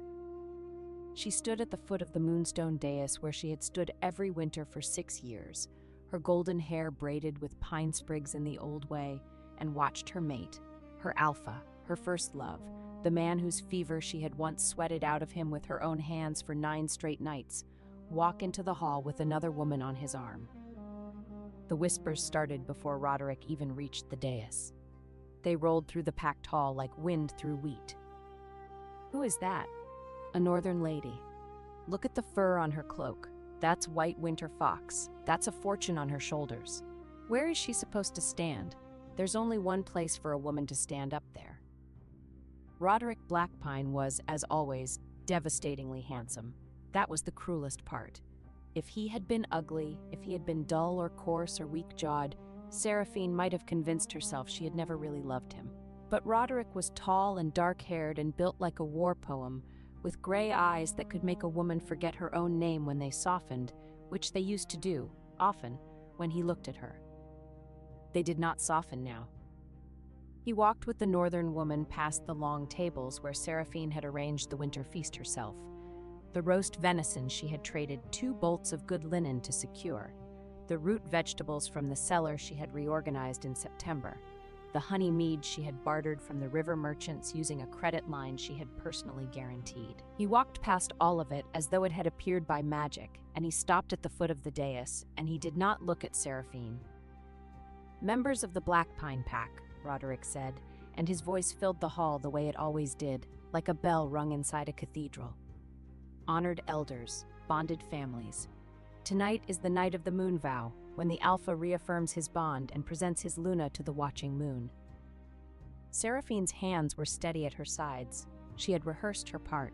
She would step forward, Roderick would take her hand, they would speak the old words, and the winter would be sealed. She had done this 5 times before. She knew the cadence of it, the way she knew her own heartbeat. "Tonight," Roderick continued, "I present a new bond." The hall went so quiet that Seraphine heard a log shift in the great fireplace 30 feet away. "Lady Alara Winterbourne, of the Northern Winterbourne family, has accepted the position of Luna of the Blackpine Pack." The woman beside him stepped forward, and Seraphine got her first real look at the person who was replacing her. Alara Winterbourne was beautiful in the way that expensive things are beautiful, precise, polished, and utterly without warmth. She had dark auburn hair coiled at the base of her neck, skin like parchment that had never seen honest sun, and eyes the color of frozen river water. She wore white winter fox across her shoulders and a gown of midnight blue velvet that must have cost more than the Blackpine Pack's entire autumn grain budget. Her hands were folded in front of her, and her expression was one of serene, practiced modesty, the kind of modesty that says, "I have already won, and I am being gracious about it." She was also, Seraphine noticed with a clarity that surprised her, wearing a betrothal chain that had been forged at least 3 months ago. The silver had already developed the specific patina that comes from being worn daily against skin. 3 months. Roderick had been planning this for 3 months, through the autumn harvest that Seraphine had managed, through the Salt Road dispute that Seraphine had negotiated, through the silver mine transport crisis that Seraphine had solved by riding out to the mountain pass herself in early snow. 3 months of smiling at her across the breakfast table, of accepting her reports on grain stores, of letting her work herself raw to hold his pack together, while this chain cooled against another woman's throat. Seraphine looked at Roderick. For the first time since he had entered the hall, he looked back. She saw it in his eyes. Not cruelty, not hatred, not even indifference. Something worse. Relief. He was relieved to be done with her. Not because he had never loved her. He had, she knew that with the certainty of 6 years of shared nights and whispered promises and the specific way he used to press his face against her hair and breathe her in like she was the only clean air in the world. He had loved her. But loving Seraphine Marlowe came with a price that Roderick Blackpine had decided he could no longer afford. She was too competent, too necessary, too much. When a Luna runs the grain stores and the salt road and the medicine supply and the merchant contacts and the elder relationships, the Alpha starts to feel like a figurehead. When a Luna solves crises faster than the Alpha hears about them, the pack starts to look at her first and him second. When a Luna is brilliant and capable and golden-haired and universally respected, the Alpha starts to wonder if his pack is really his pack or hers. Roderick had found a solution. He had found a Luna who came with an army, a treasury, and a family name that would make other packs think twice before challenging him, and who would, by all appearances, be content to stand at his side and look decorative. It was, from a certain angle, almost reasonable. From where Seraphine was standing, it was the most breathtaking betrayal she had ever experienced, and she had once watched a merchant try to sell her a crate of sawdust labeled as cinnamon. "Seraphine," Roderick said, and his voice was careful now, the way it got when he was handling something he expected to break. "I know this is not what you anticipated for tonight's ceremony. I want you to know that your years of service to this pack—" "Service," Seraphine repeated, and the word came out flat and precise, like a coin dropped on stone. "Are deeply valued. A home has been prepared for you at the eastern edge of the territory, near the border crossing. It's comfortable, warm.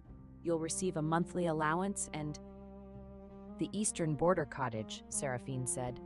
"The one with the leak in the north wall that I submitted a repair request for in August, which was denied because, and I am quoting your steward, there are higher priorities for the carpentry budget." A small, horrible silence. Elder Marin, seated at the front table, made a sound that was very carefully not a laugh. "The cottage has been repaired," Roderick said tightly. "How wonderful. It only took replacing your Luna to get a roof patched." Seraphine's voice was perfectly level.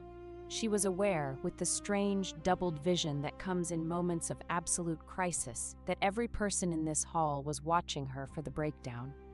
They were waiting for tears, for begging, for the satisfying spectacle of a discarded woman falling apart in public so that everyone could feel sorry for her and then go back to their venison. She would not give them that. She would give them something much worse.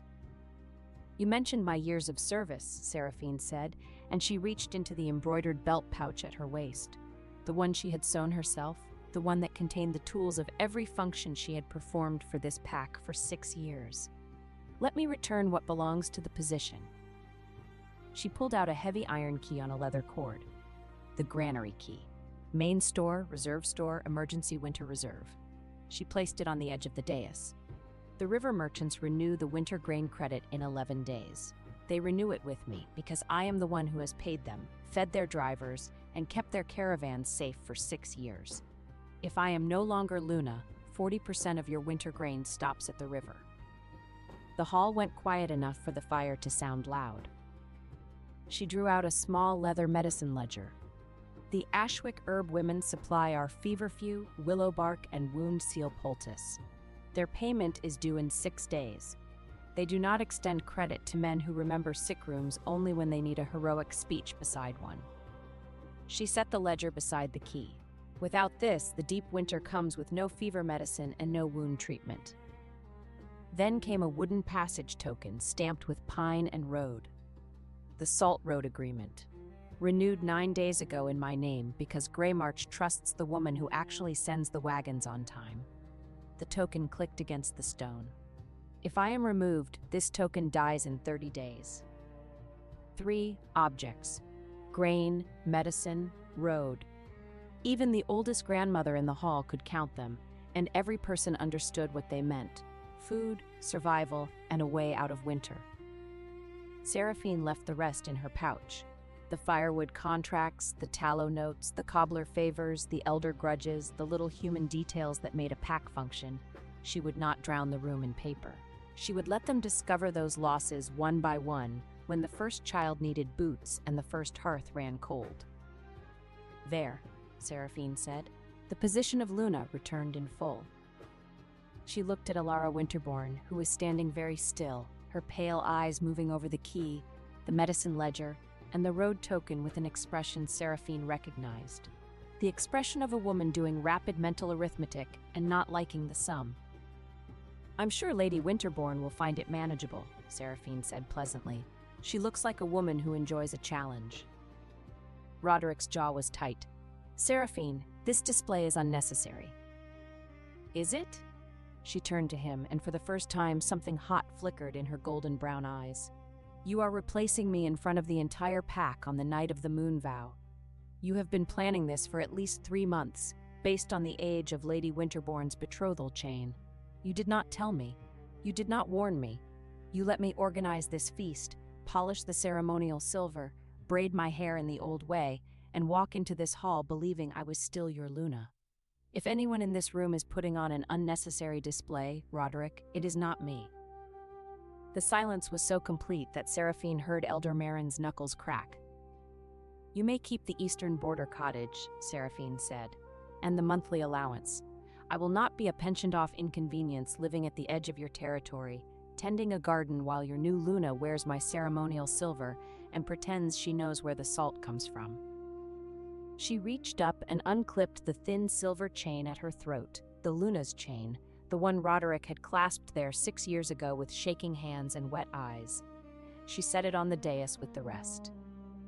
"What I will take," she said, "are my personal effects, my private account ledger, my correspondence, and my own savings, which I earned through personal trade commissions before I was your Luna and which are mine by law." Roderick's face had gone through several colors during her speech. It had settled on a pale, rigid mask that Seraphine knew meant he was furious and knew he had no right to be. "Where will you go?" he asked. "That," Seraphine said, "is no longer your concern."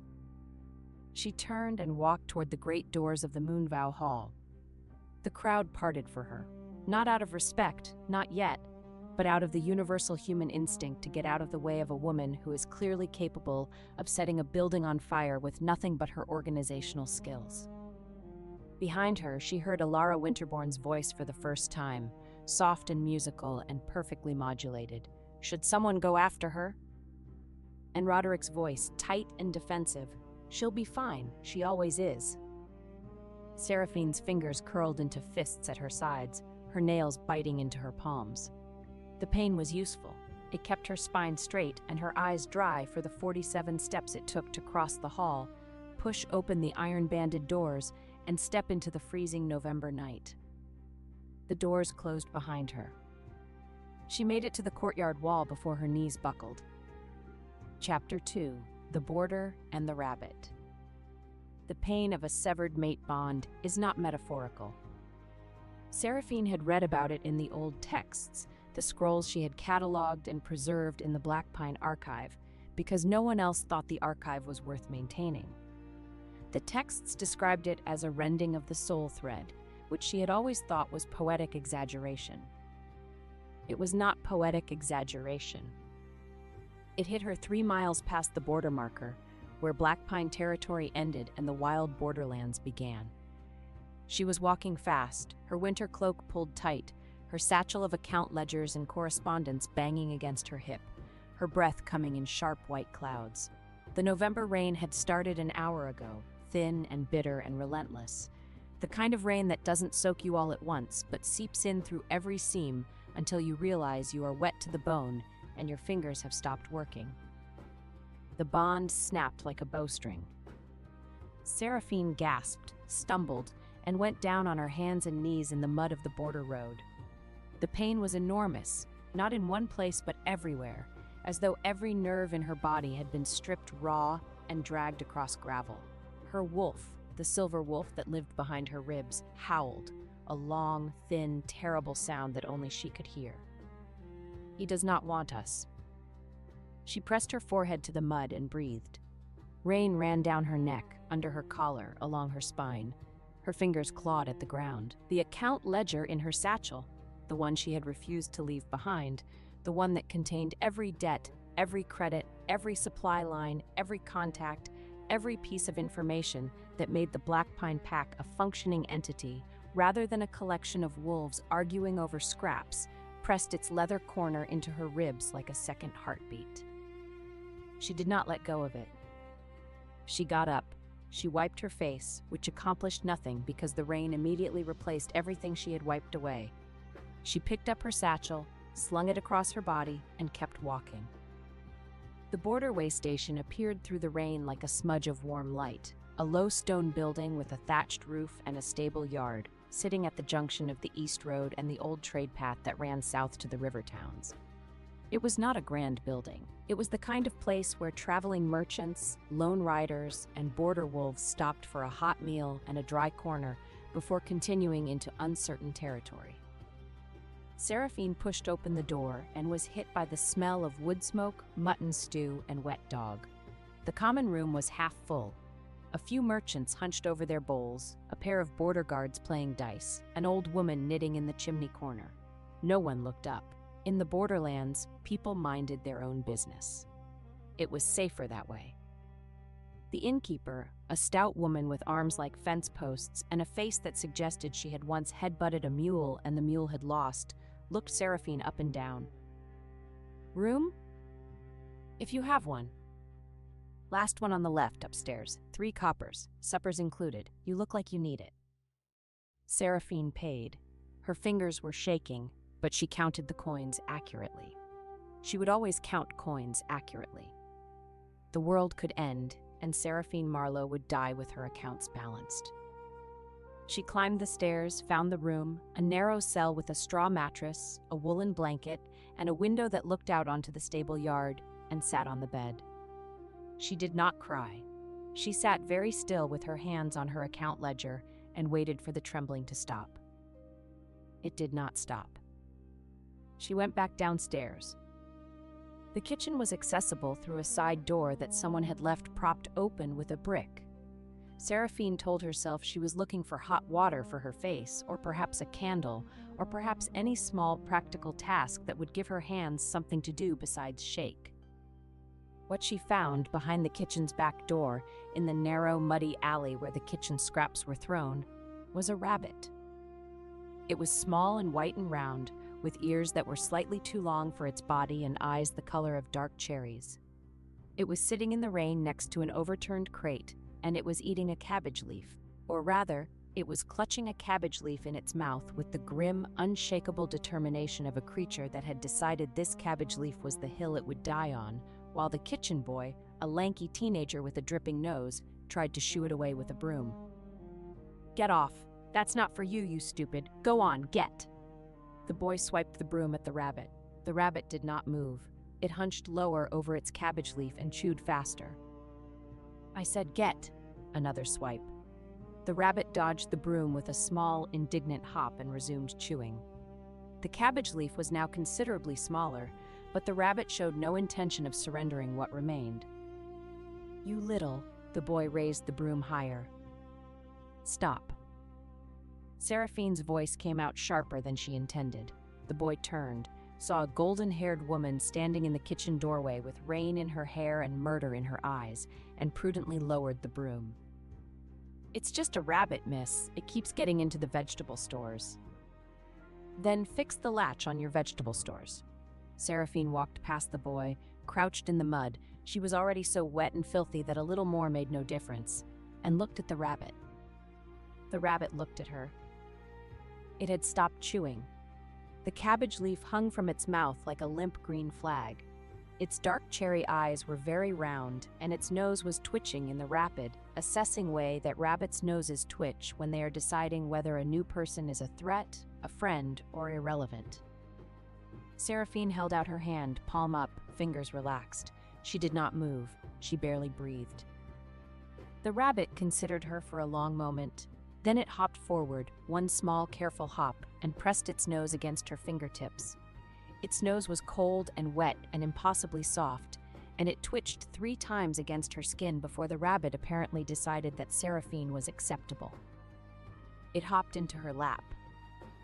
It was warm, absurdly warm the way small animals always are, as though they contain a furnace somewhere beneath their fur that is wildly out of proportion to their size.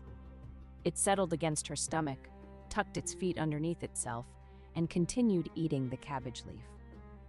Seraphine sat in the mud in the rain behind a border way station kitchen, holding a rabbit that had been thrown out of the only place it knew for the crime of trying to feed itself, and she thought, well, we match.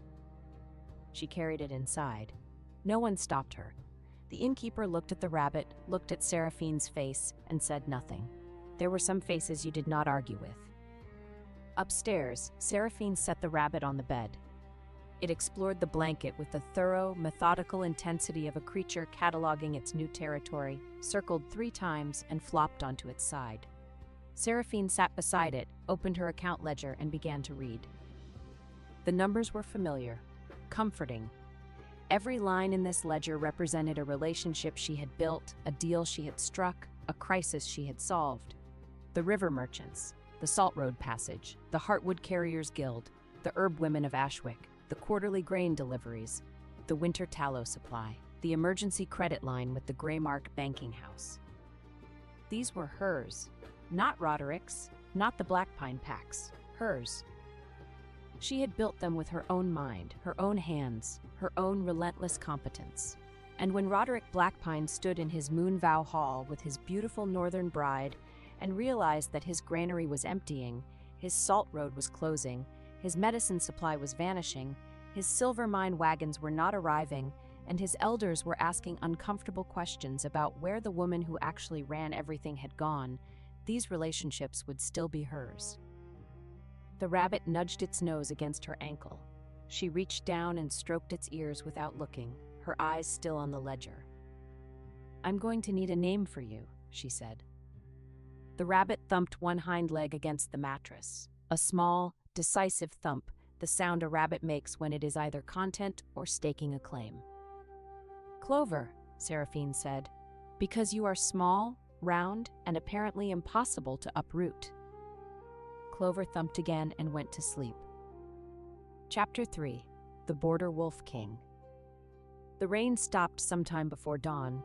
Seraphine knew this because she had not slept. The broken bond ached in her chest like a cracked rib, pulsing with every heartbeat, and she had heard every shift in the weather, every creak of the building, every snore from the common room below.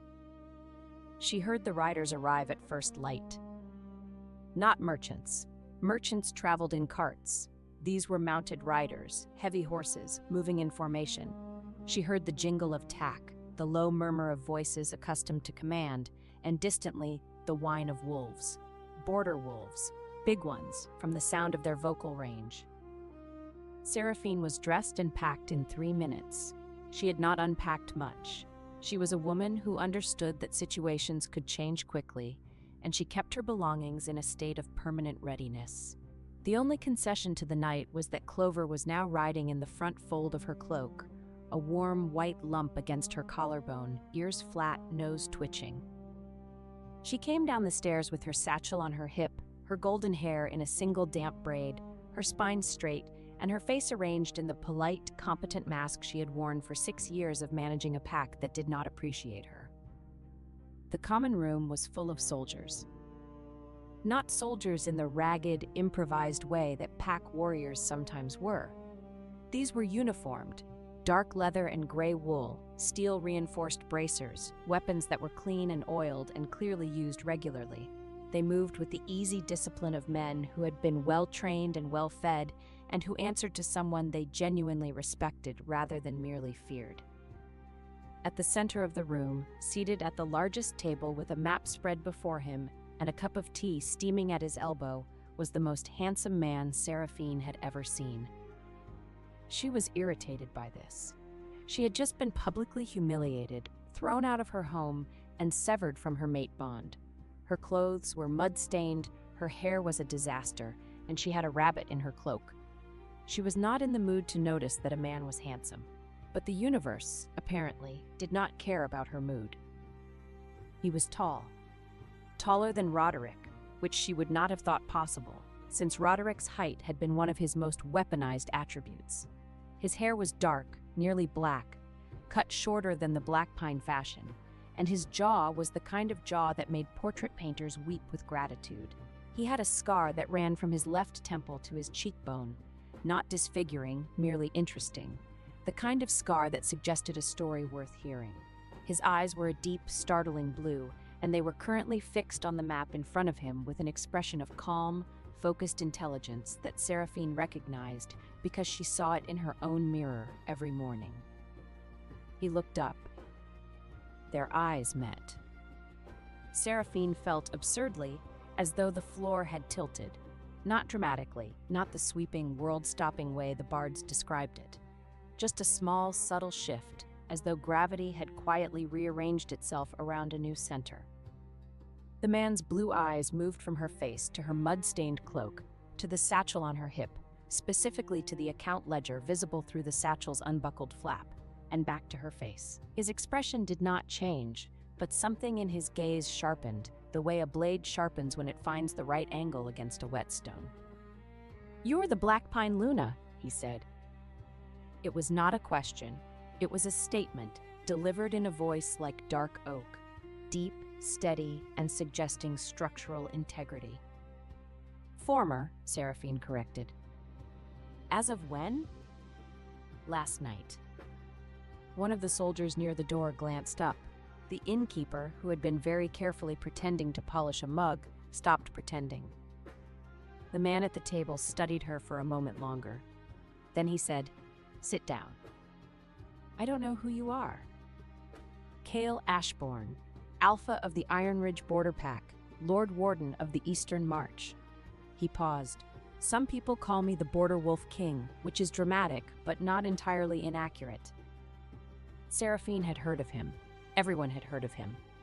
Cale Ashbourne held the borderlands between the settled Pack territories and the wild country to the east, a vast, ungoverned stretch of mountain, forest, and trade road that every merchant, every caravan, and every supply chain had to cross. He controlled the passes, the bridges, the river crossings, and the way station network. He was, in practical terms, the man who decided what moved through the borderlands and what did not. He was also, she realized with a start, the man who had been quietly investigating irregularities on the northern trade roads for the past 6 months. She knew this because the Heartwood Carriers Guildmaster had mentioned it, nervously, in his last letter to her. "Sit down," he said again, and this time it was softer. Not a command, an offer. She sat. Clover, disturbed by the change in altitude, shifted inside her cloak. A tiny white ear poked above Seraphine's collar, rotated once like a small furry periscope, and disappeared back into the fabric. Cale Ashbourne looked at the place where the ear had been. He looked at Seraphine. One corner of his mouth moved by approximately 1/16 of an inch.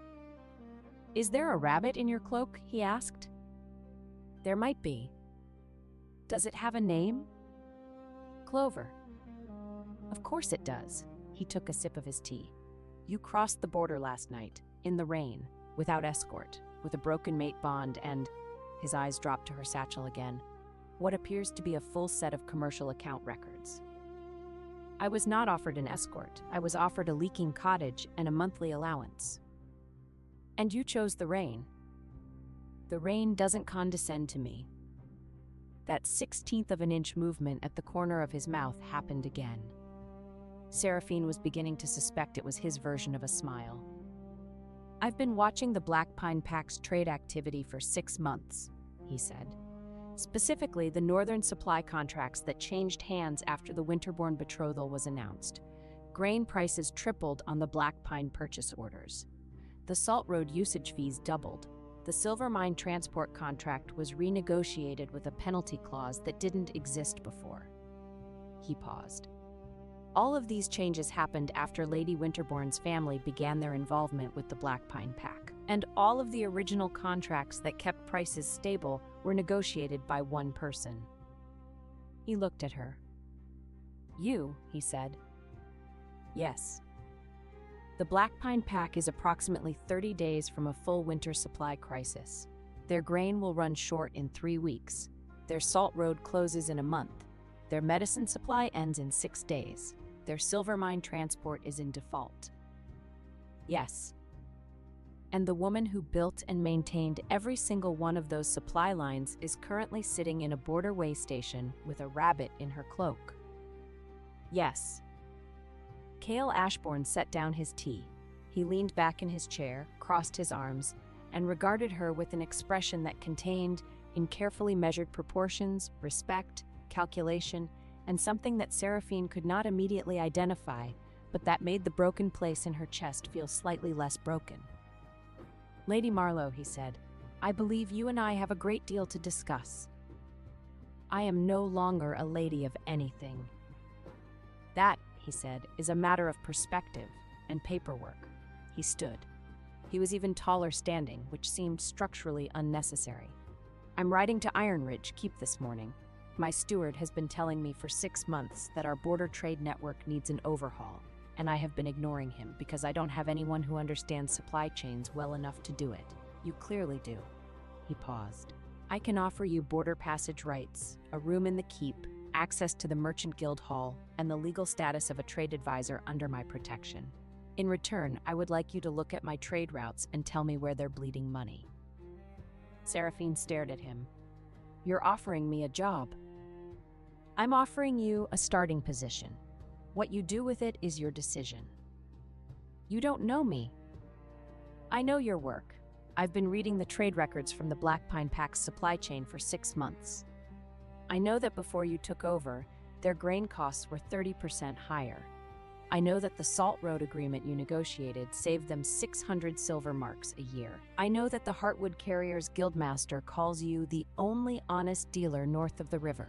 And I know, he paused, and his blue eyes held hers with an intensity that made Clover thump nervously against her collarbone, that a man who had all of that and threw it away to marry a Winterborn is either a fool or a coward, and I don't particularly care which. The common room was very quiet. Every soldier, the innkeeper, and the old woman knitting in the chimney corner were pretending very hard not to listen. Seraphine's throat was tight. Not from tears, she would not cry in front of this man, in front of anyone, but from the unfamiliar sensation of being seen. Not pitied, not managed, not handled, seen. I have a rabbit, she said, because she was the kind of person who disclosed potential complications up front. I noticed. She eats cabbage leaves and thumps when she's startled. My keep has a kitchen garden. She'll fit right in. He extended his hand, not to shake, to help her stand, the way a man offers his hand when he wants a woman to know that he considers her his equal, and that the hand is offered by choice, not obligation. Seraphine looked at his hand. It was large and scarred and steady. She took it. His grip was warm and firm and lasted exactly 1 second longer than strictly necessary. When he let go, his fingers brushed her palm in a way that could have been accidental but was not. Clover thumped. Your rabbit approves, Cale said. My rabbit approves of very little. She merely tolerates what she cannot kick. That 1/16 of an inch smile happened a third time, and Seraphine realized, with a sensation like stepping off a cliff into unexpectedly warm water, that she wanted to make it happen again. Chapter 4: Iron Ridge Keep. Iron Ridge Keep sat on a granite bluff above the border river, where the old trade road forked, one branch running north to the settled Pack territories, the other running south to the riverport towns and the merchant guilds beyond. It was not a beautiful building. It was a functional one. Thick walls, deep cellars, wide gates designed for wagons, and a stable yard that could hold 50 horses. It looked like a building that had been designed by someone who valued efficiency over aesthetics, which was exactly the kind of building Seraphine felt most comfortable in. Cale Ashbourne had given her a room in the East Tower. Not the finest room in the keep, but a good one, with a window that overlooked the river and the trade road, a fireplace that drew properly, and a desk. The desk was large. Seraphine approved of large desks. She had spent 6 years managing the Black Pine Pack's entire commercial infrastructure from a writing table that was slightly too small because Roderick had never thought to ask if she needed a bigger one. Clover was given the run of the kitchen garden, which she investigated with the methodical intensity of a land surveyor, and from which she returned each evening with dirt on her nose and an expression of profound satisfaction. Within 3 days, Seraphine had mapped the Iron Ridge trade network. Within a week, she had found where it was bleeding money. The border trade routes were a mess, not from corruption but from neglect. Cale Ashbourne was a superb military commander and a respected alpha, but he had the commercial instincts of a brick. His steward, a well-meaning man named Aldrich, had been doing his best, but his best involved paying whatever price the merchants quoted and hoping for the best. Seraphine did not hope for the best. Seraphine negotiated. She started with the grain merchants. The Iron Ridge pack was buying winter grain from 3 separate suppliers at 3 different prices, none of which had been compared or renegotiated in 2 years. Seraphine sat in the Merchant Guild Hall, a drafty stone building in the border town below the keep, and invited all 3 suppliers to the same meeting. "Gentlemen," she said with Clover tucked invisibly under her heavy wool skirt, "I notice that you are each charging the Iron Ridge pack a different price for the same grade of grain. This suggests either that grain quality varies dramatically between your warehouses, which would concern me, or that you have been taking advantage of the fact that no one here has bothered to compare your invoices, which would also concern me." The grain merchants looked at each other. They looked at the golden-haired woman sitting at the head of the table with her hands folded and her expression pleasant and her eyes sharp enough to cut glass. They lowered their prices, all 3 of them, voluntarily. "That," Aldrich said afterward with the dazed expression of a man who has just witnessed a miracle, "has never happened before." "It happens," Seraphine said, "when you read the invoices." By the end of the 2nd week, she had renegotiated the tallow contract, restructured the firewood supply chain, established a new credit arrangement with the Riverport warehouses, and set up a rotating delivery schedule for the border way stations that cut transport costs by 1/3. The merchants liked her. The guild leaders respected her. The border guards, who had been eating terrible food for years because no one managed the supply contracts for the way station kitchens, practically worshipped her. Cale watched all of this. He watched from the doorways of meeting rooms, from the upper gallery of the guild hall, from the parapet of his keep where he stood in the mornings with his tea and his maps and his scar catching the winter light. He watched Seraphine Marlowe walk into rooms full of men who had been cheating his pack for years and walk out with better terms, fair prices, and signed agreements. He watched her crouch in the kitchen garden to let Clover climb into her hands, her golden hair falling over her shoulder, her face soft in a way it never was when other people were looking. He watched, and he said very little, because Cale Ashbourne was a man who understood that some things are better observed than discussed. But his soldiers noticed, Aldrich noticed, the cook noticed, the stable master noticed. Everyone in Iron Ridge, Keep noticed that their alpha, who had never in anyone's memory shown personal interest in any woman, tracked Seraphine Marlowe's movements through the keep like a compass needle finding north. Chapter 5. The First Cloak. The first ambiguity-destroying moment happened 16 days after Seraphine's arrival, on the night of the first real snowstorm. She had been in the guild hall until well past dark, finalizing a salt contract with a coastal trader who had the negotiating style of a weasel and the attention span of a gnat. The deal was done. Favorable terms, reliable delivery, penalty clause for late shipments that Seraphine had insisted on because she had once waited 3 weeks for a late salt delivery and had no intention of ever doing so again, and she was walking back to the keep through the narrow streets of the border town. The snow came suddenly, as border snowstorms do, not a gentle beginning, but a wall of white, horizontal, and blinding, driven by a wind that turned the air into knives. Seraphine, who had been too focused on the salt contract to check the sky before leaving the guild hall, found herself blind and freezing in a street she barely knew. Clover, who had been riding under her skirt hem, her preferred mode of transport in cold weather, pressed against Seraphine's ankle like a warm, furry boot, began thumping. Not the small, conversational thump of contentment, the rapid, staccato thump of alarm. Thump, thump, thump. Seraphine could feel the vibration through the sole of her boot. "I know," she muttered, pressing against a building wall. "I know. I can't see either." The wind screamed. Snow plastered her hair to her face, found every gap in her cloak, bit through her gloves. The broken bond in her chest throbbed. It always throbbed more in the cold, as though the severed thread was trying to pull her back to a warmth that no longer existed. And then a cloak dropped over her shoulders. Not thrown, placed. With precision, with weight, with the careful deliberateness of a man who had practiced moving in darkness and bad weather until it was as natural to him as breathing. The cloak was enormous. Heavy, dark wool lined with fur, still warm from the body that had been wearing it, and it smelled of pine smoke and cold steel and something underneath both of those things that was simply, unmistakably, him. "The guild hall closed an hour ago," Cale said, and his voice was very close, cutting through the wind from directly above her left ear. "I sent Aldrich to walk you back. He said you were still arguing about penalty clauses." "I won the argument." "I would have been surprised if you hadn't." His hand found her elbow, unerringly, in total darkness and blinding snow, and steadied her. "Can you walk?" "Of course I can walk." "You're shaking." "I'm cold. Those are different things." A pause. She could not see his face, but she was absolutely certain that the 16th of an inch smile was happening. "Walk with me then," he said. "The keep is 4 streets north. I know the way blind."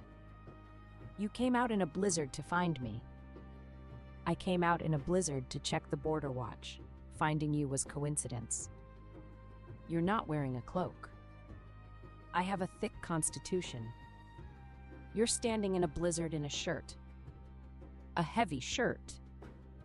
Seraphine wanted to argue further, but the wind chose that moment to gust so hard that she staggered, and Cale's hand on her elbow tightened, and she found herself pressed against his side, his very solid, very warm, very shirt-clad side, and his arm came around her shoulders to hold the cloak closed against the wind, and she discovered that the warmth of a large man in a snowstorm is a profoundly convincing argument against further protest. They walked. His arm stayed. Clover, from her position under Seraphine's skirt hem, produced a single, contented thump. Halfway to the keep, Seraphine became aware that Cale was shielding her from the wind with his body. Not obviously, not dramatically, but with the quiet, automatic precision of a man for whom protecting others was as reflexive as breathing. He had positioned himself on her windward side. His arm across her shoulders was angled to block the snow from hitting her face. He was, she realized, freezing. "You should take your cloak back," she said. "No. You'll get frostbite. I'll get warm by the fire." "You are the most stubborn." This, from a woman who argued about penalty clauses for 3 hours in a room with a dying fire. The fire was adequate. The fire was 2 embers and an optimistic stick. She laughed. It was a small, involuntary sound, startled out of her by the sheer absurdity of standing in a blizzard, arguing about fire quality with a man who had given her his cloak and was pretending he wasn't cold. It was the first time she had laughed since the Moonvow Hall, and the sound of it surprised her so much that she stopped walking. Cale stopped too. In the narrow space between snow gusts, she caught a glimpse of his face, snow in his dark hair, ice on his scar, and his blue eyes looking at her with an expression that was not the 16th of an inch smile. It was something larger, something unguarded, something that he shut down almost immediately, but not quite fast enough. He had been looking at her the way Roderick used to look at her, except that Roderick's version of that look had always contained, underneath the warmth, a flicker of something wary, a man admiring a fire that he feared might burn him. Cale's version contained no fear at all. "We should keep walking," he said, and his voice was perfectly steady, because Cale Ashbourne could control his voice the way other men controlled their sword arms. They kept walking. His arms stayed around her shoulders. The cloak smelled like pine smoke and cold steel in him, and Seraphine stored that information in the same part of her mind where she kept her most important accounts, the things too valuable to write down, in case someone tried to take them away. Chapter 6: The Rotting Pack. While Seraphine was building trade routes and accepting cloaks from blue-eyed border kings, the Black Pine Pack was dying. Not literally, not yet, but the slow, grinding death of a community that has lost its infrastructure and doesn't realize it until the food runs out. The grain ran short in the 3rd week, exactly as Seraphine had predicted. The river merchants declined to renew the credit arrangement without Seraphine's personal guarantee, exactly as she had warned. The Salt Road closed when the Greymark elders received no renewal request from anyone they recognized, and the medicine supply from the Ashwick herb women ended when the payment was 6 days late. The silver mine wagons stopped coming on the 22nd day. Roderick Blackpine discovered, in the sharp and unforgiving classroom of consequence, that running a pack required more than being tall, handsome, and commanding. It required knowing where the food came from. It required knowing who to pay and when and how much. It required knowing that the cobbler who made boots for the pack's children at cost did so because someone delivered his wife's cheese to market, and that if the cheese deliveries stopped, the boots stopped, and if the boots stopped, children walked barefoot in snow. It required, in short, Seraphine Marlowe. And Seraphine Marlowe was gone. Alara Winterbourne, to her credit, was not entirely useless. She was, in fact, much more capable than Roderick had expected, but her capabilities lay in a direction that made his blood run cold as the winter deepened. She began with the pack's debts. The Blackpine Pack owes 2,000 silver marks to the Heartwood Carriers Guild, she told Roderick on the fourth morning, her voice soft and measured, her pale eyes scanning a ledger that she had produced from her own traveling case. And 1,400 marks to the river merchants, and 800 to the Salt Road Licensing Authority. Total outstanding obligations, 4,200 marks. Roderick stared at her. I didn't know. Your former Luna managed these debts personally. She kept them rolling through a combination of personal guarantees, bartered services, and partial payments timed to cash flow projections. Alara set the ledger down. She was, I must admit, remarkably skilled. Can you do the same? I could, she folded her hands. But it would be simpler to consolidate. Consolidate how? My family's banking house can purchase the outstanding debts from the individual creditors. Instead of owing money to a dozen different people, the Blackpine Pack would owe money to one, the Winterbourne family. She smiled. It was a lovely smile, warm and reassuring and utterly without warmth. It's more efficient. Roderick, who did not understand debt consolidation the way Seraphine would have, and who was too proud to admit this, agreed. This was the second worst decision he had ever made. The first was letting Seraphine walk out of the Moonvow Hall. Because Alara Winterbourne had not come to the Blackpine Pack to be a Luna. She had come to be a locksmith, fitting the tumblers of debt and dependency into place until the entire pack was a door that her family could open at will. Within 2 weeks, the Winterbourne family held every major debt the Blackpine Pack owed. The grain supply was rerouted through Winterbourne warehouses at prices that were technically fair but practically ruinous. The pack's guard rotation was supplemented by northern soldiers for the pack's protection during this difficult transition, who answered to Alara's family steward, not to Roderick. The pack's treasury key, which Roderick had always carried, was placed in a lockbox to which Alara held the second key as a precaution against the debts. She was absorbing the pack, piece by piece, contract by contract, coin by coin, and she was doing it with such impeccable courtesy, such flawless legal justification, and such a beautifully concerned expression that Roderick did not fully understand what was happening until the day he tried to authorize a firewood purchase and was told by his own steward that the purchase needed Lady Winterbourne's countersignature. She controls the countersignature? Roderick said, and his voice was very quiet. His steward, a nervous man who had replaced the previous steward, who had been loyal to Seraphine and had been reassigned to stable duty by Alara's suggestion, nodded miserably. Roderick sat in his study, which had once been Seraphine's study before it was his, and which still smelled faintly of the lavender sachet she had kept in the desk drawer, and he thought about what he had done. He had traded a woman who loved his pack for a woman who was buying it. Chapter 7. The Stone Keep Accounts. The fourth week brought 2 things to Iron Ridge Keep, the first snow thaw and the old Blackpine records keeper. His name was Osric, and he was 73 years old, and he had served the Blackpine Pack for 50 of those years as historian, archivist, and keeper of the ancient pack charter.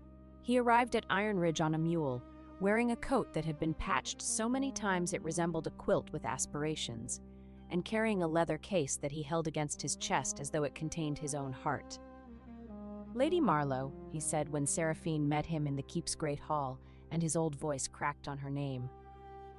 I'm not Lady Marlowe anymore, Osric.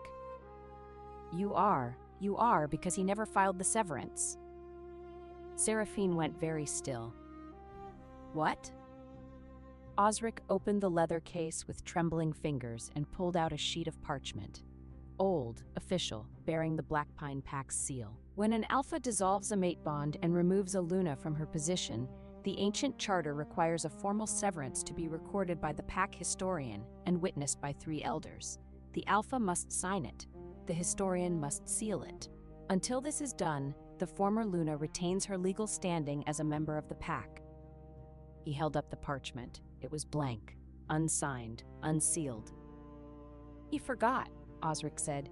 He was so busy with the new Luna and the northern contracts and the spectacle of it all that he forgot to complete the severance. I waited. I prepared the document. He never came to sign it.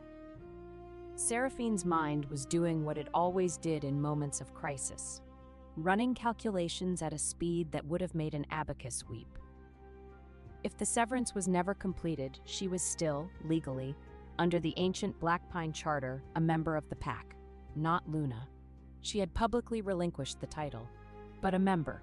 With membership came certain rights, including the right to invoke the Charter's most ancient and least used provision, the right of stewardship.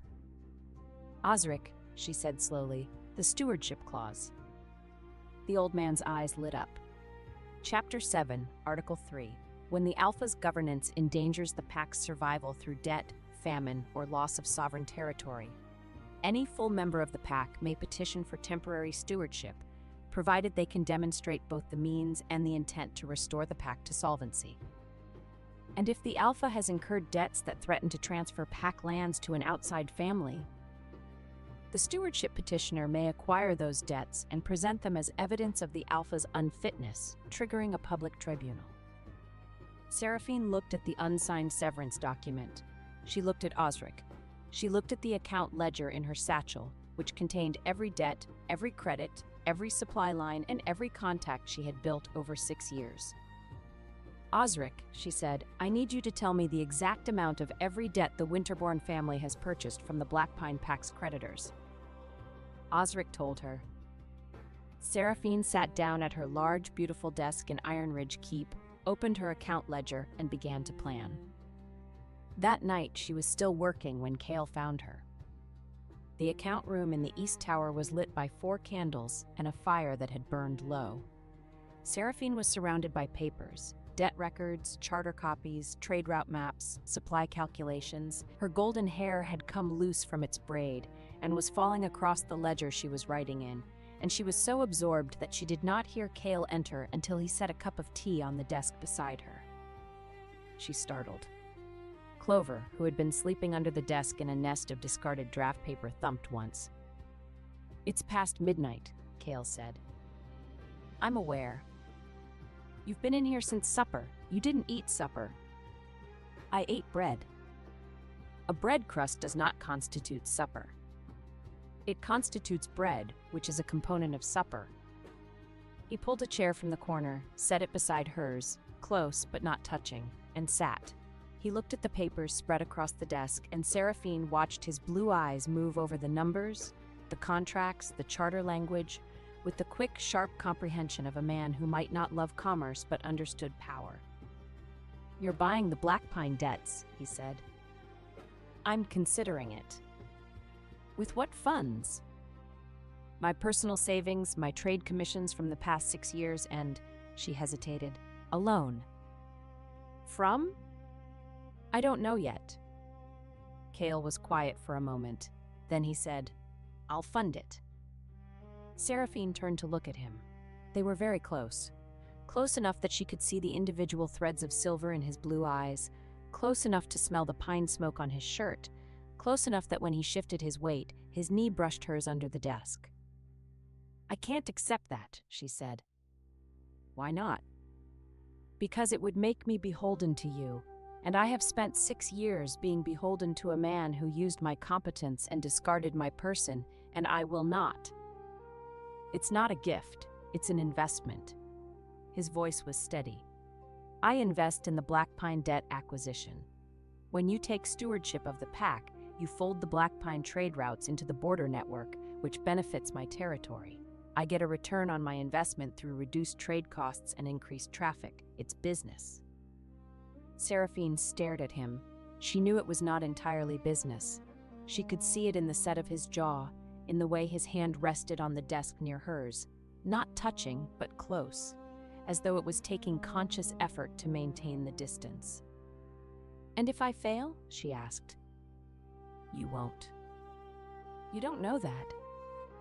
"I know you argued about salt contract penalty clauses for 3 hours with a dying fire.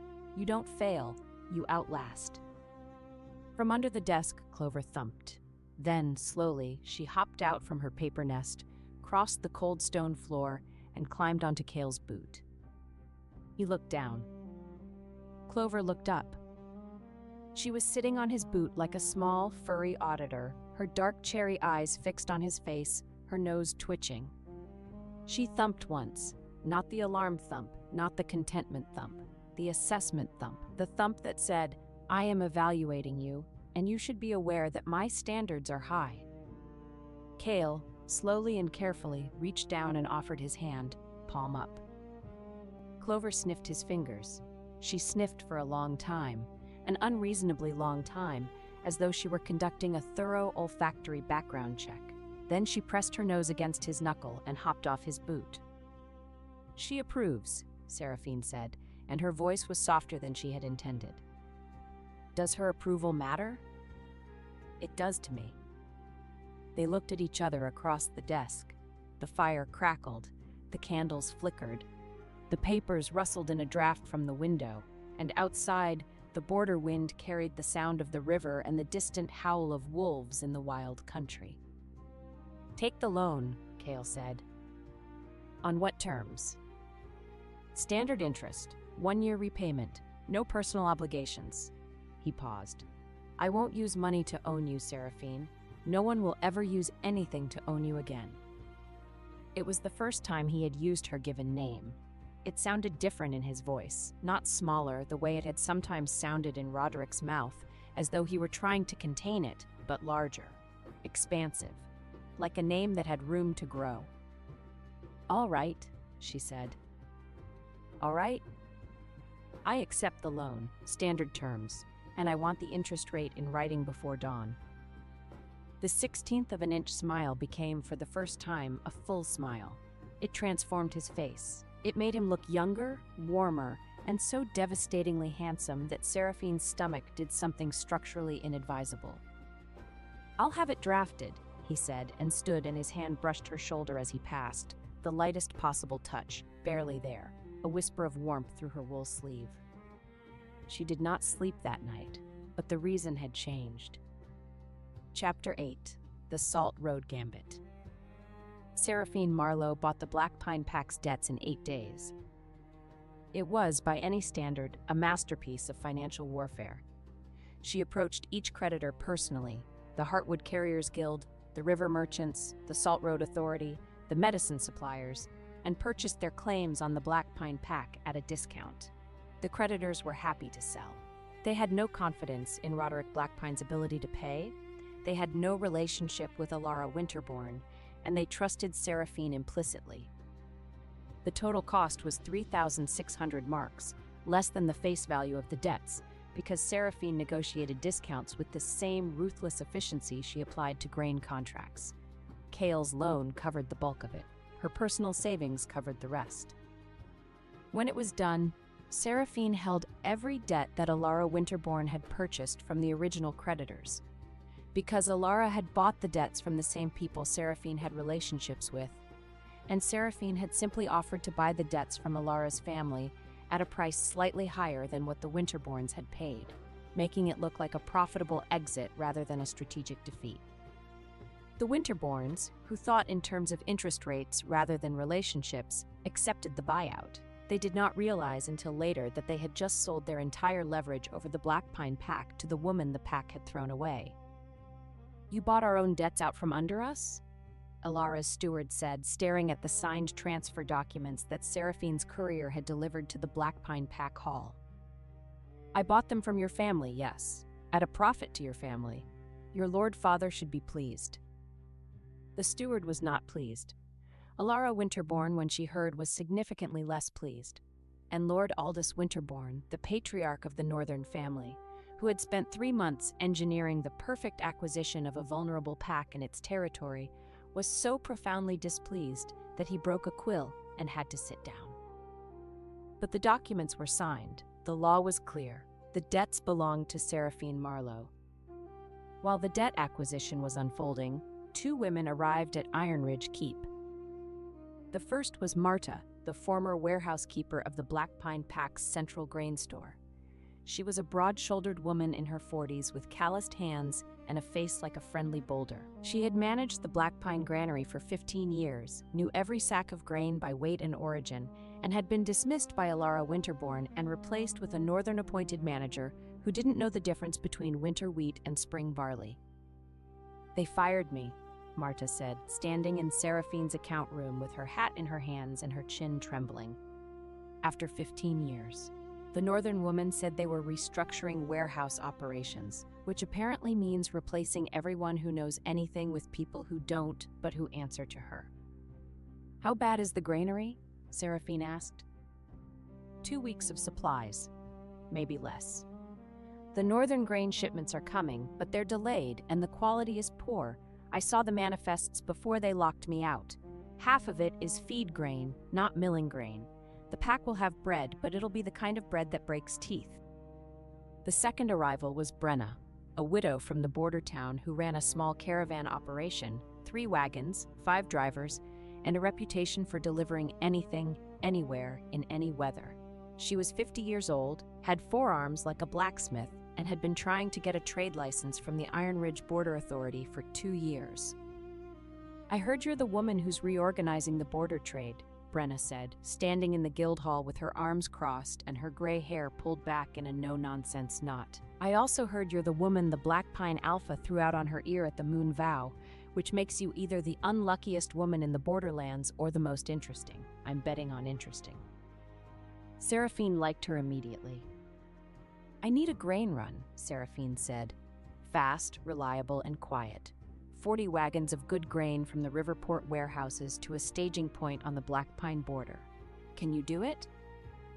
40 wagons? Brenna's eyebrows rose. "That's a full winter supply for a medium pack." "Yes." "When?" "Before the tribunal." Brenna grinned. It was the grin of a woman who had been waiting her entire life for someone to ask her to do something this ambitious.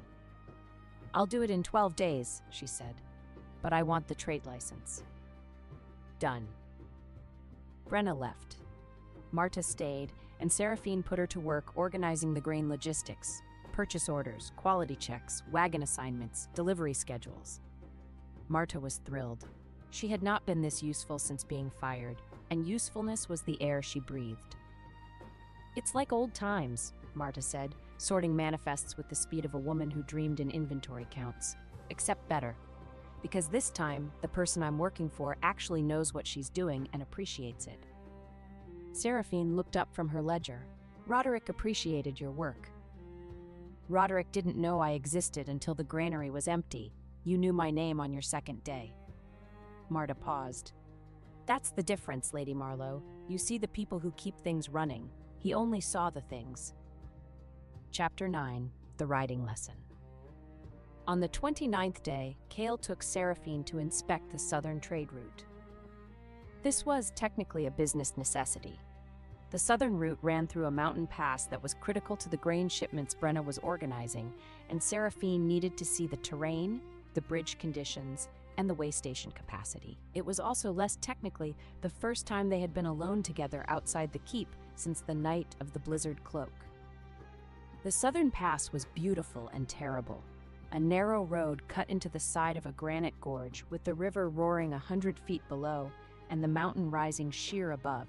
The winter sun turned the ice on the rocks into diamonds, and the air was so cold and clean that breathing it felt like drinking water from a glacial stream. Seraphine was a competent rider, but she was not a mountain rider. The border horses were different from the gentle, road-trained animals she had ridden in the Black Pine lowlands. They were sure-footed, opinionated, and alarmingly comfortable with heights. Her horse, a gray mare named Slate, who had the personality of a mildly intoxicated duchess, decided halfway through the pass that the best route was 6 inches from the edge of a 200-foot cliff. "Pull her left," Kale said from behind her. "I am pulling her left. She is ignoring me." "She's testing you. Pull harder." "If I pull any harder, I will pull myself off this horse and into the gorge." Kale brought his horse alongside hers.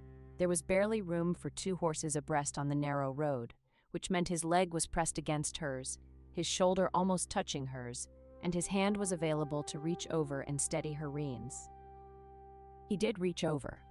His hand closed over hers on the reins, large and warm and absolutely steady, and he guided the mare away from the edge with a calm, practiced pressure that the horse immediately respected. "She listens to you," Seraphine said, and she was annoyed to discover that her voice was slightly breathless and not from the altitude. "She listens to confidence. Horses and wolves are the same. They follow the person who believes they know where they're going." "I know where I'm going." "I know you do." His hand was still on hers. The reins were steady. The horse was walking calmly. There was no practical reason for his hand to remain. It remained. "You can let go," Seraphine said. "I could." "The horse is fine." "The horse is fine." "Then why?" "Because your hand is cold and mine is warm, and I am choosing to interpret this as a practical concern rather than an emotional one." Seraphine turned her head to look at him. He was very close, close enough that she could count the shades of blue in his eyes, close enough to see the way the winter light caught on the fine scar across his cheekbone. He was looking at her with that expression again, the one from the blizzard, the one that contained no fear. "Is it a practical concern?" she asked. "Absolutely. Frostbitten fingers cannot sign contracts, and you have a tribunal to prepare for." "That is the most unromantic thing anyone has ever said to me." "I am a deeply unromantic man." His thumb moved across the back of her hand. Once, slowly. "Ask anyone." From beneath Seraphine's heavy riding skirt there was a soft, rapid thumping. Thump, thump, thump. Clover had strong opinions about the current situation. Kale looked at Seraphine's skirt. He looked at Seraphine. The full smile appeared again, the one that transformed his entire face and made Seraphine's internal organs rearrange themselves. "Your chaperone disapproves," he said. "My chaperone approves. That's the approval thump." "How many thumps does she have?" 7. I have a chart." He laughed. It was the first time she had heard him laugh, a real laugh, deep and warm, caught off guard by a woman with a rabbit under her skirt and a chart of rabbit thumps. The sound echoed off the granite walls of the gorge and came back to them like a gift. They rode the rest of the pass in silence, but his hand did not leave hers until they reached the valley floor, and when it finally did, she felt its absence like a change in temperature. Chapter 10. The Unwelcome Visitor. On the 33rd day, Roderick Blackpine came to Iron Ridge.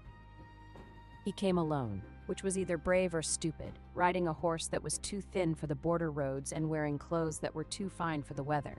He looked, Seraphine thought when she saw him from her tower window, like a painting of a hero that had been left in the rain.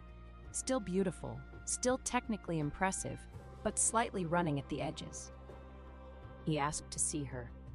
He was told by Aldrich that Lady Marlowe was in a meeting with the Merchant Guild. He waited in the Great Hall for 2 hours, during which he was offered tea, adequate, bread, good, and the company of 3 border guards who knew exactly who he was, exactly what he had done, and who spent the entire 2 hours playing dice and pretending he did not exist.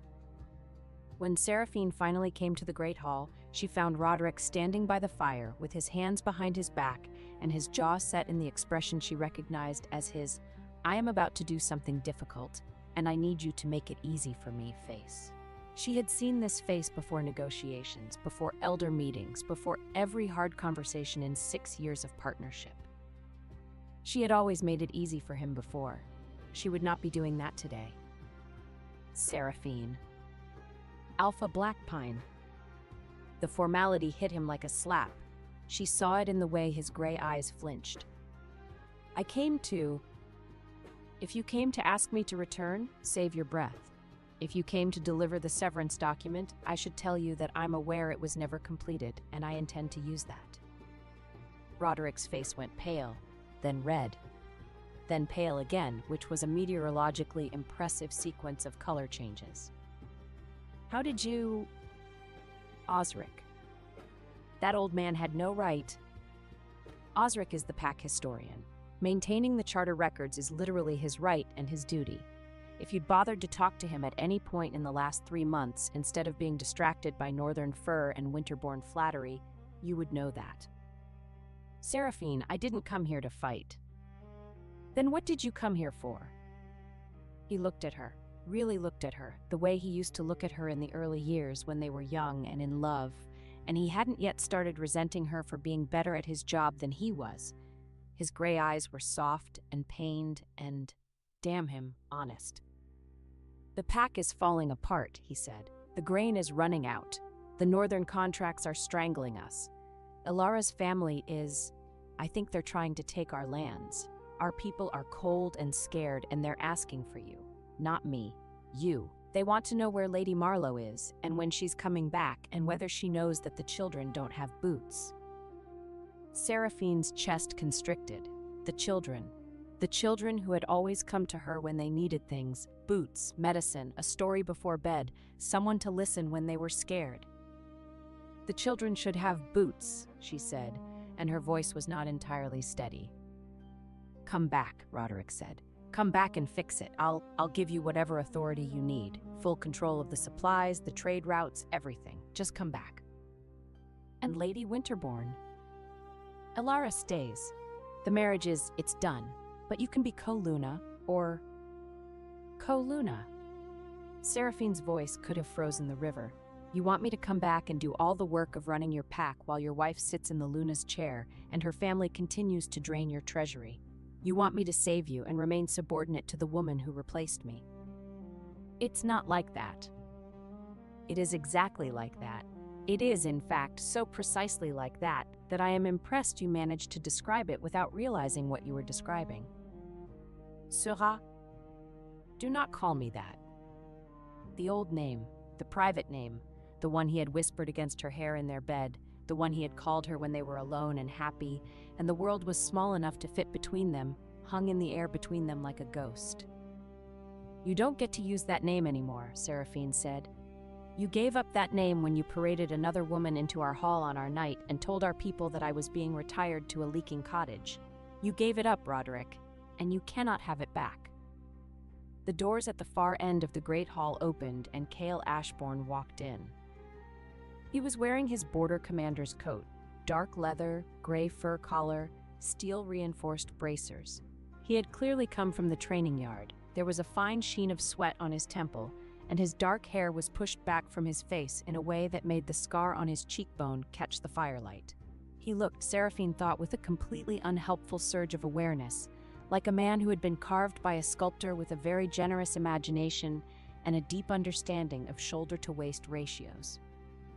He assessed the scene in approximately 2 seconds. Roderick Blackpine, standing by the fire, tall and handsome and visibly desperate. Seraphine, standing 10 feet away, golden-haired and furious and shaking slightly. The charged, painful air between them. Cale walked to Seraphine's side and stopped. He did not touch her. He did not speak. He simply stood beside her, close enough that his sleeve brushed hers, and looked at Roderick with an expression of calm, complete, and devastating indifference. Roderick looked at Cale. Cale looked at Roderick. The two men were roughly the same height, but the comparison ended there. Roderick was a regional alpha clinging to a pack he was losing. Cale was a border king with an army, a trade network, and the quiet confidence of a man who had never needed to prove his power, because no one had ever seriously questioned it. "You must be the former alpha," Cale said. His tone was pleasant, as though he were commenting on the weather. "I am the current alpha of the Blackpine pack. For now." Cale turned to Seraphine. "The guildmaster has confirmed the grain shipment schedule. Brenna's wagons leave the river port tomorrow. You'll have 40 wagons of good grain at the border staging point in 12 days. Thank you, Seraphine said. You should eat supper tonight, a full supper, not bread. I had bread and cheese. Adding cheese does not make bread into supper. Roderick watched this exchange with the expression of a man watching his own house burn down from across a field, helpless, horrified, and beginning to understand that he had left the stove unattended. Cale was not touching Seraphine. He was not holding her hand, not putting his arm around her, not making any overt claim. He was simply there, solid, warm, calm, and so obviously oriented toward her that the entire room rearranged itself around the two of them like iron filings around a magnet. And Seraphine, for the first time since the Moonvow Hall, looked comfortable. She looked like a woman standing next to someone she trusted, in a place where she was valued, doing work that mattered. Roderick saw all of this. It destroyed him. I should go, he said. Yes, Seraphine agreed. You should. He walked to the door. He stopped. He turned back. I loved you, he said. I need you to know that. I loved you, and I was afraid of how much I needed you, and I chose wrong. I know that now. Seraphine looked at him across the hall. Her golden brown eyes were steady. You loved me, she said, but you loved your pride more, and that, Roderick, is why you lost both. He left. The great doors closed behind him. Seraphine stood very still for a long moment. Then her shoulders dropped half an inch, the only outward sign that the encounter had cost her anything, and she exhaled. Bread and cheese is a perfectly adequate supper, she said to no one in particular. It is not, Cale said.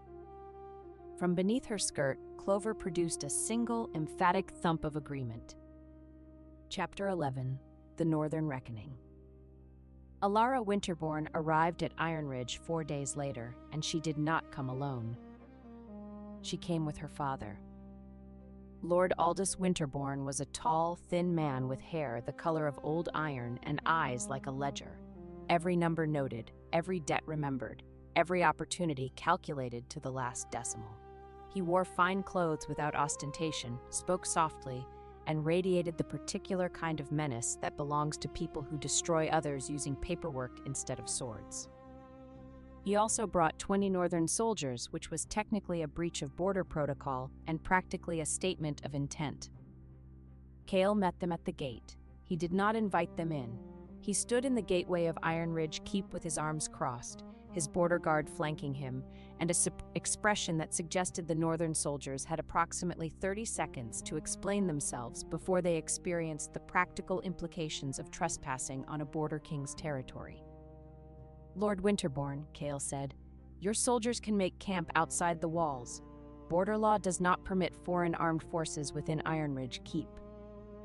Lord Winterbourne's thin smile did not waver. They are an escort, Lord Ashbourne, for my daughter's safety. Your daughter is safe. The borderlands are my jurisdiction, and I do not lose guests. He paused. The soldiers stay outside. They stayed outside. Lord Winterbourne entered the keep with Alara and a single steward, and was shown to the hall where Seraphine was waiting. This was the first time Seraphine and Alara had been face to face since the Moonvow Hall. Seraphine had spent the intervening weeks building a trade empire, acquiring debts, organizing grain shipments, and falling reluctantly but thoroughly in love with a border king. Alara had spent the same weeks managing a dying pack, executing her father's acquisition strategy, and slowly discovering that being a tool was lonelier than being a person. They looked at each other across the hall. Lady Marlowe, Alara said. Her voice was as musical and measured as it had been in the Moonvow Hall, but there were shadows under her pale eyes that had not been there before. Lady Winterbourne, I understand you've purchased our family's debt holdings on the Blackpine Pack. I have. At a profit to my family. At a fair price to your family. I don't operate through deception, Lady Winterbourne. I find it inefficient. Alara's jaw tightened. The barb had landed, because her father's entire strategy had been built on deception. The deception of a marriage disguised as an alliance. debts disguised as assistance, absorption disguised as generosity. Lord Winterbourne stepped forward. Lady Marlowe, my family has invested considerable resources in the Black Pine Pack's recovery. We have supplied grain, soldiers, and administrative support during a time of crisis. The debts you purchased represent a fraction of our total commitment. I propose a discussion about... Lord Winterbourne, Seraphine said, I don't negotiate with men who use their daughters as financial instruments. The hall went silent. Lord Winterbourne's thin smile froze. Alara beside him went very still, but not with anger, with something else, something that looked for one unguarded instant like recognition. I beg your pardon? Lord Winterbourne said. Your daughter was sent to the Black Pine Pack with a betrothal chain, a set of debt contracts, and instructions to convert a marriage into an acquisition. The grain you supplied was feed quality, not milling quality. The soldiers you sent answered to your steward, not to the Alpha. The administrative support involved replacing every pack official who might resist your control with northern appointees. Seraphine opened her account ledger. I have the manifests, the contracts, the personnel records, and the correspondence between your steward and your banking house. I obtained them from sources within the Black Pine Pack who were loyal to me, who are still loyal to me, because loyalty is not something you can purchase at a discount. She set the ledger on the table. You did not invest in the Black Pine Pack, Lord Winterbourne. You were buying it. And now you can't because I own the debts, I hold the trade routes, and your daughter's leverage has evaporated. Lord Winterbourne's face was a study in controlled fury. He was not a man accustomed to being outmaneuvered, and he was even less accustomed to being outmaneuvered by a woman who had been publicly discarded 5 weeks ago. This matter will be settled at tribunal, he said tightly. I agree, Seraphine said. I have already petitioned for one. After the Winterbournes left the hall, Cale found Seraphine in the kitchen garden, sitting on a stone bench with Clover in her lap, staring at nothing. He sat beside her. Not too close. Close enough. You're going to win, he said. I know. Then why do you look like you just swallowed a stone? She was quiet for a moment. Because Alara Winterbourne looked at me, when I said her father used her as a financial instrument, and she looked relieved, as if someone had finally said out loud what she already knew. That doesn't make her innocent. No, but it makes her pitiable, and I don't want to pity the woman who took my place. I want to be angry at her. Anger is simpler. Cale considered this. You can be angry at someone and pity them at the same time. It's called being a good person. I don't feel like a good person. I feel like a woman who is about to destroy a family's acquisition strategy and potentially orphan a pack from its new Luna, all because I was too proud to accept a leaking cottage. You were too smart to accept a leaking cottage. There's a difference. She looked at him. The winter sun was behind him, catching in his dark hair, lighting the scar on his cheekbone. He was not smiling, not even the 16th of an inch version. He was looking at her with complete, unguarded seriousness. You are going to walk into that tribunal, he said, and you are going to save a pack that threw you away. You are going to do it with your own mind, your own work, your own relationships, and your own courage. And when it is done, everyone in that hall, your former Alpha, his new wife, her father, the elders, the merchants, every person who watched you walk out of that Moonvow Hall and thought you were finished, every single one of them will know that Seraphine Marlowe is the most formidable woman in the Borderlands. His hand was on the bench between them. She put hers on top of it. His fingers curled around hers, warm, steady, certain. Stay with me, she said. At the tribunal. I don't need you to fight for me, but I need you beside me. I was always going to be beside you, he said. You just hadn't asked. Clover from Seraphine's lap thumped once. The approval thump. The real one. Chapter 12. The second flash of white lightning. The incident happened 3 days before the tribunal, and it remains the single funniest thing that anyone in Iron Ridge Keep has ever witnessed. Lord Winterbourne's steward, a thick-necked man named Garrett who had been left at Iron Ridge to coordinate logistics, but who was actually there to intimidate and obstruct, cornered Seraphine in the Guildhall antechamber while she was reviewing the final tribunal documents. Lady Marlowe. He stepped between her and the door. He was a large man, and he used his size the way large men often do, not through direct physical threat, but through the implicit suggestion that the space he occupied was his, and anyone smaller had better work around him. "Your tribunal petition is ill-advised," he said. "Lord Winterbourne is prepared to offer generous terms for a withdrawal, a payment, a property, a position in the northern household." "No. You would be wise to consider." "I have considered. The answer is no." Garrett stepped closer. "Lady Marlowe, you are a woman alone in the borderlands with no pack, no family, and no protection. The tribunal may not go the way you expect. Lord Winterbourne has resources. Step back. And influence and allies who—" "I said step back." He did not step back. He reached for her arm, not to grab, not exactly, but to guide, to steer, to physically move her the way men sometimes move women when they want to emphasize that they are larger and stronger and that this is a conversation they intend to control. His hand was 6 inches from her wrist when Seraphine gathered her heavy wool skirt in one hand and lifted it exactly 8 inches off the ground. Clover came out like a white cannonball. The rabbit had been pressed against Seraphine's ankle for the entire conversation, and the thumping, rapid, furious staccato had been building with each word Garrett spoke. When the skirt lifted, Clover launched. She crossed the 3 feet between Seraphine and Garrett in approximately half a second. She hit his right boot at ankle height with both hind legs, a double-footed rabbit kick delivered with the full force of a prey animal that had spent its entire life developing explosive leg muscles for exactly this kind of emergency departure. The kick itself was not devastating.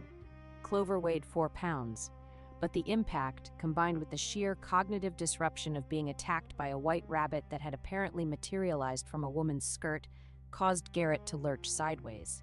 His boot caught on the leg of a chair. The chair tipped. Garrett grabbed for the table to steady himself and caught the edge of a wooden document tray, which slid, taking with it a large inkwell that upended itself across Garrett's shirt sleeve and a stack of correspondence that scattered across the floor like paper snowflakes. Garrett stood in the antechamber with ink running down his arm, papers at his feet, an overturned chair behind him, and a small white rabbit sitting in front of him, thumping one hind foot against the stone floor with the slow, measured cadence of a creature that was thoroughly satisfied with its work. In the doorway, 2 Guildhall clerks and a border guard, who had been passing in the corridor, stood frozen in various states of astonishment and barely contained hilarity. "What?" Garrett sputtered. "What is that?" "That," Seraphine said, gathering Clover up and tucking her back into the safe, warm space beneath her skirt, "is my associate. She has strong opinions about people who crowd her workspace." Garrett looked at the ink on his arm. He looked at the papers on the floor. He looked at the border guard, who was biting his lip so hard it had gone white. "Lord Winterbourne will hear about this," he said, which was the verbal equivalent of a man trying to reassemble his dignity out of wreckage. "I do hope so," Seraphine said pleasantly. "I hear he enjoys a good story." Garrett left. The border guard waited until he was out of earshot, then doubled over laughing. The story was all over the keep by sundown, and by the following morning, the kitchen staff were leaving extra cabbage leaves outside Seraphine's door. Chapter 13. The Night Before the Tribunal. The night before the tribunal, Seraphine could not sleep. She stood at the window of her tower room and looked out at the border river, silver in the moonlight, and thought about everything she was about to do. She was about to walk into a room full of people who had watched her be humiliated and demand that they acknowledge her authority. She was about to challenge the man she had loved, outmaneuver the woman who had replaced her, and dismantle the strategy of a family that was older and richer and more powerful than she would ever be. She was terrified. Not of losing. She had done the math. The law was on her side. The evidence was overwhelming. She was terrified of winning. Because winning meant going back. Winning meant returning to the Black Pine Pack, to the halls and hearths and faces of the people who had watched her be set aside and said nothing. Winning meant being responsible again for people who had not fought for her. There was a knock at her door. "It's me," Kale said from the other side. She opened the door. He was standing in the corridor in a dark shirt, his hair slightly disheveled, as though he had been running his hands through it. He looked, for the first time since she had met him, uncertain. "I saw your candle from the yard," he said. "You should be sleeping." "I am aware of what I should be doing." "May I come in?" She stepped back. He entered. The room was small with both of them in it. Small in a way that made the air feel charged, as though the space between their bodies was conducting something that neither of them had named. He stood by the window. She stood by the desk. Clover was asleep in a basket by the fire, a small white comma of fur and contentment. "You're afraid," Kale said. "I am not." "Seraphine." She stopped. He never used her name as a weapon. He used it like a key, gently, precisely, to open something she was trying to keep locked. "I'm afraid of going back," she said. "I'm afraid of being needed by people who didn't need me enough to keep me." "They needed you. They just didn't know it until you were gone." "That's the same thing as not needing me." "No, it's not." He crossed the room. Not quickly, slowly, deliberately, giving her every opportunity to step back, to refuse the closing distance. She did not step back. It's the difference between a man who doesn't know what air is and a man who doesn't breathe. One is ignorant. The other is dead. He stopped in front of her. Close. Very close. Close enough that she could feel the warmth radiating off his body. Close enough that his breath stirred the loose strands of her golden hair. "Your pack is suffocating without you," he said. "You are the air. You have always been the air. And tomorrow you are going to walk into that hall and remind every person in it what it feels like to breathe." She looked up at him. He was looking down at her with such focus, such intensity, such barely contained want that the air between them felt like it was burning. "And after the tribunal," she asked, "if I go back to the Black Pine Pack, if I take stewardship, I'll be there and you'll be here. I'll be wherever you need me to be." "That's not an answer." "It's the only answer I have." His hand came up slowly, and his fingers brushed her jaw, a touch so light it was barely there, so careful it was almost reverent. "I will not make demands of you, Seraphine. Not tonight, not ever. You have had enough of men who demand things." "What if I want you to demand something?" The question fell between them like a lit match. Kale's blue eyes darkened. His fingers, still against her jaw, trembled. The first time she had ever seen him shake, and the knowledge that her words had caused it made her feel powerful in a way that had nothing to do with debts or trade routes or pack politics. "Then I would demand," he said, his voice low and rough, "that you eat a full supper every day, including vegetables, and that you stop staying up past midnight with your account ledger, and that you—" "Kale." "Let me stand next to you, not behind you, not in front of you, next to you, for as long as you'll have me." The fire crackled. Clover stirred in her basket, thumped once, the soft, sleepy thump that meant all was well in the world, and resettled. Seraphine lifted her hand and placed it flat against Kale's chest. His heartbeat was rapid beneath her palm, rapid, strong, and completely at odds with his controlled exterior. He was as terrified as she was, she realized. He was the border wolf king, commander of armies and master of trade routes, and he was standing in a tower room with his heart hammering because a golden-haired woman with a rabbit and a ledger had put her hand on his chest. "Next to me," she said.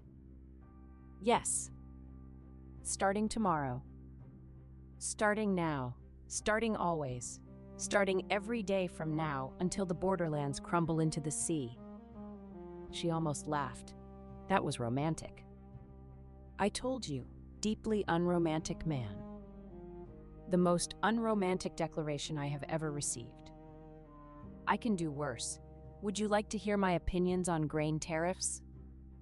She did laugh then, a real, full laugh that lit up her face and made the room warmer, and his hand slid from her jaw into her hair, gentle and reverent and shaking, and she leaned into his touch, and they stood there in the candlelight with the moonlit river outside the window and the sleeping rabbit by the fire, and an entire future balanced on the edge of tomorrow. Chapter 14. The Tribunal. The tribunal was held in the great hall of the Black Pine Pack's ancestral keep, a vast, cold, stone-vaulted room with pillars carved like pine trees, and a dais at the far end where the Alpha's chair sat under a banner of silver and black. Everyone was there. Roderick Blackpine sat in the Alpha's chair, and he looked terrible. Not in appearance, he was still devastatingly handsome because genetics are not subject to political consequences, but in demeanor. He was thin.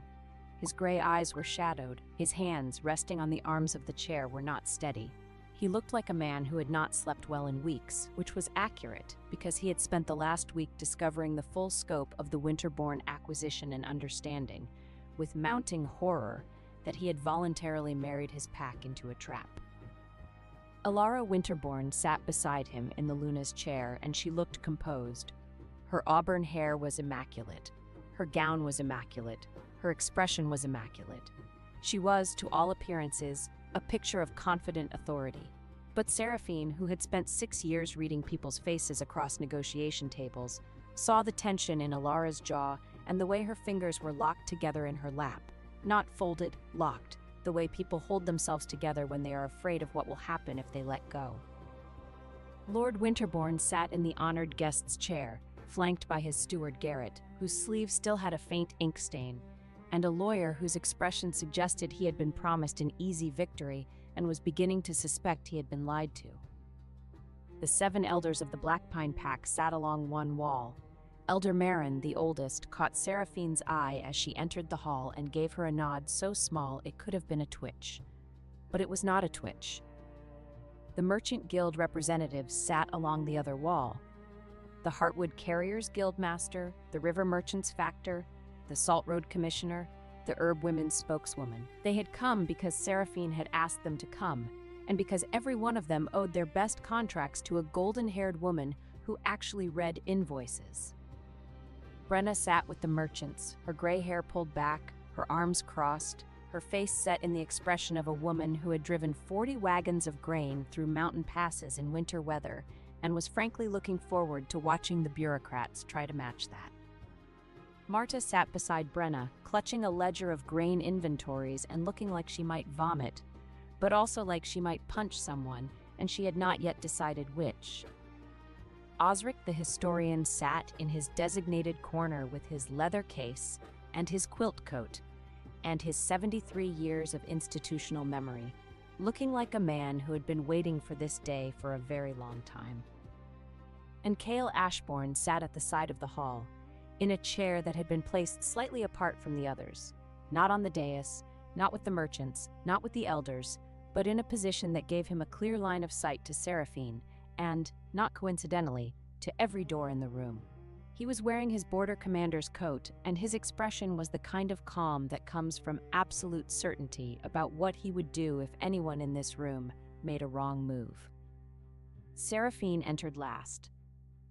She walked through the great doors of the hall in a gown of deep gold wool, not black pine colors, not Winterborn colors, but her own, with her golden hair loose over her shoulders and her account ledger in her hand and Clover invisible under the heavy folds of her skirt. She walked down the center of the hall, past the elders, past the merchants, past Roderick and Alara and Lord Winterborn, and she stopped at the foot of the dais. She did not look at Roderick, she looked at the elders. "I am Seraphine Marlowe," she said, and her voice carried the way voices carry in stone halls, clean, clear, and impossible to ignore. "I am a member of the Black Pine Pack by formal bond, which has never been legally dissolved. I am here to invoke the Stewardship Clause of the Black Pine Pack Charter, Chapter 7, Article 3, on the grounds that the current Alpha's governance has endangered the Pack's survival through debt, famine, and the imminent loss of sovereign territory." The hall erupted. Not literally, no one screamed or threw furniture, but the quality of the silence changed. It went from attentive to electric. Every elder leaned forward. Every merchant straightened.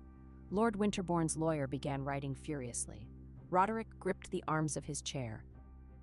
"You have no standing," Lord Winterborn began. I have full standing. Seraphine opened her ledger. Osric, please confirm for the tribunal that Alpha Blackpine never completed the formal severance of my bond or my membership. Osric stood, opened his leather case, and held up the blank severance document. The severance was prepared on the night of the moon vow ceremony. It was never signed by Alpha Blackpine. It was never sealed by the pack historian. Under the charter, Lady Marlowe remains a full member of the Blackpine pack. Roderick's face went white. He looked at the unsigned document, and Seraphine watched him realize, watched the understanding cross his face like a shadow, that his own carelessness, his own distraction, his own failure to complete a single piece of paperwork had given the woman he had discarded the legal right to challenge him. That is an administrative oversight, Lord Winterbourne's lawyer said. It is a legal reality, Seraphine said, and here is why the stewardship clause applies. She laid out her case the way she laid out trade negotiations, clearly, precisely, devastatingly. The debts, the grain crisis, the salt road closure, the medicine shortage, the silver mine default, the northern soldiers stationed in a pack that had not requested them, the northern appointed officials who had replaced loyal pack members, the feed quality grain shipped at milling grain prices, the treasury lockbox with 2 keys, one of which was held by a woman whose family was systematically stripping the pack's assets. She presented manifests, contracts, correspondence between Lord Winterbourne's banking house and his steward, letters from northern officials that discussed the Blackpine pack not as an ally but as an acquisition target and a territory in transition. She presented the debt transfer documents, the legal proof that she now held every debt the Winterbourne family had purchased. The Blackpine pack owes 4,200 marks, she said. It owes them to me. I am not here to collect. I am here to forgive these debts in exchange for stewardship, because the purpose of stewardship is not profit, it is survival. Lord Winterbourne's lawyer was no longer writing. He was staring at the documents with the expression of a man who has just discovered that the ground he was standing on was never solid. These transfers are legally binding, signed by Lord Winterbourne's own financial officers, checked by the Merchant Guild's independent auditors, sealed by the Border Trade Authority under Lord Ashbourne's jurisdiction. She paused. You are welcome to examine them. He examined them. He examined them for a long time. When he looked up, his face told Lord Winterbourne everything. The transfers are valid, he said. Lord Winterbourne stood. His composure was cracking, not dramatically, but in the small ways that composure cracks in men who have always controlled every room they entered. A tightening of the jaw, a flattening of the eyes, a voice that was a shade too controlled. This tribunal has no authority to dissolve a marriage alliance or to interfere with inter-pack trade agreements. I am not dissolving your daughter's marriage, Seraphine said. Alpha Blackpine chose Lady Winterbourne. That choice stands. But the trade agreements your family imposed on this pack were not agreements. They were tools of acquisition. And the stewardship clause exists precisely to protect a pack from being absorbed by an outside force through debt manipulation. She turned to the elders. I ask the Council of Elders to rule on my petition. I have demonstrated the debts. I have demonstrated the threat. I have demonstrated my means. 40 wagons of good grain are currently at the border staging point, ready to enter Blackpine territory. Winter fuel, medicine, and craft supplies follow within the week. I am prepared to take stewardship of this pack, forgive its debts, restore its supply lines, and reopen its trade routes. She paused. All I need is your vote. Elder Marin stood. She was 81 years old, barely 5 feet tall, and she had the moral authority of a mountain. I have a question, she said. Yes, Elder. If we grant stewardship, what happens to Alpha Blackpine? Seraphine looked at Roderick. He was staring at her. His gray eyes were bright with something that might have been tears, or might have been the reflection of the firelight, or might have been the terrible, luminous clarity of a man who was seeing for the first time the full shape of what he had lost. Alpha Blackpine retains his membership in the pack, Seraphine said. He retains his home. He retains his wolf. But the stewardship clause suspends his governance authority until the pack is restored to stability. He will be assigned duties appropriate to his abilities. He can work. He can serve. He can rebuild trust. She paused. He cannot lead, not until he learns what leadership actually costs. Roderick flinched as though she had struck him, but he did not protest. He sat in his alpha's chair and he looked at the woman he had thrown away, and for the first time in his life he did not try to argue or charm or command his way out of a situation. He simply nodded. "And the Winterbourne family's involvement?" Elder Marin asked. "The Winterbourne family's debts are forgiven. Their trade contracts are voided. Their soldiers leave Black Pine territory by sunrise. Their appointed officials are replaced by the original pack members who were dismissed." Seraphine looked at Lord Winterbourne. "Your family entered this pack through a marriage. You may maintain the marriage, but the acquisition is over. And because your escort entered sovereign territory under false commercial papers," Elder Marin added, "the Winterbourne Guard will unload and inventory every sealed weapons chest before they leave. Lord Winterbourne will stand in the yard and sign each count himself." By noon, the northern lord who had arrived wrapped in white fox and certainty would be ankle-deep in black slush beside a wagon line, holding a clipboard with numb fingers, while border guards opened chest after chest of illegal blades. It was not blood. It was worse for a man like him. It was public labor, public mud, and public proof that his beautiful invasion had become paperwork in the snow. Lord Winterbourne's thin face was rigid. "You will regret this." "I regret many things, Lord Winterbourne. This will not be one of them." And then, because fate has a sense of timing that borders on theatrical, the moment broke. Roderick, in one last reflexive assertion of the authority he was losing, stood from his chair and let his alpha presence roll through the hall. It was not an attack. It was instinct, the desperate, cornered instinct of a wolf who feels his territory slipping away. The pressure wave hit every person in the room, a heavy, suffocating weight of dominance that pushed at the chest and thickened the air. Seraphine felt it. She braced against it. She did not buckle. But under her skirt, Clover felt it too. The thumping started. Soft at first, then faster, then furious. Thump, thump, thump, thump, thump, thump, thump, thump, thump. The sound echoed off the stone floor. In the pressured silence of the hall, it was clearly audible, a rapid, insistent percussion that seemed to come from the base of the dais, from the ground, from the very foundations of the building. Every head turned. Lord Winterbourne's lawyer looked at the floor. Garrett, the steward, looked at the floor. Elder Marin looked at Seraphine's skirt with narrowed eyes. Roderick stared, his alpha presence faltering in confusion. Thump, thump, thump, thump, hump. "What is that sound?" Lord Winterbourne demanded. Seraphine looked down at her skirt. She looked at the tribunal.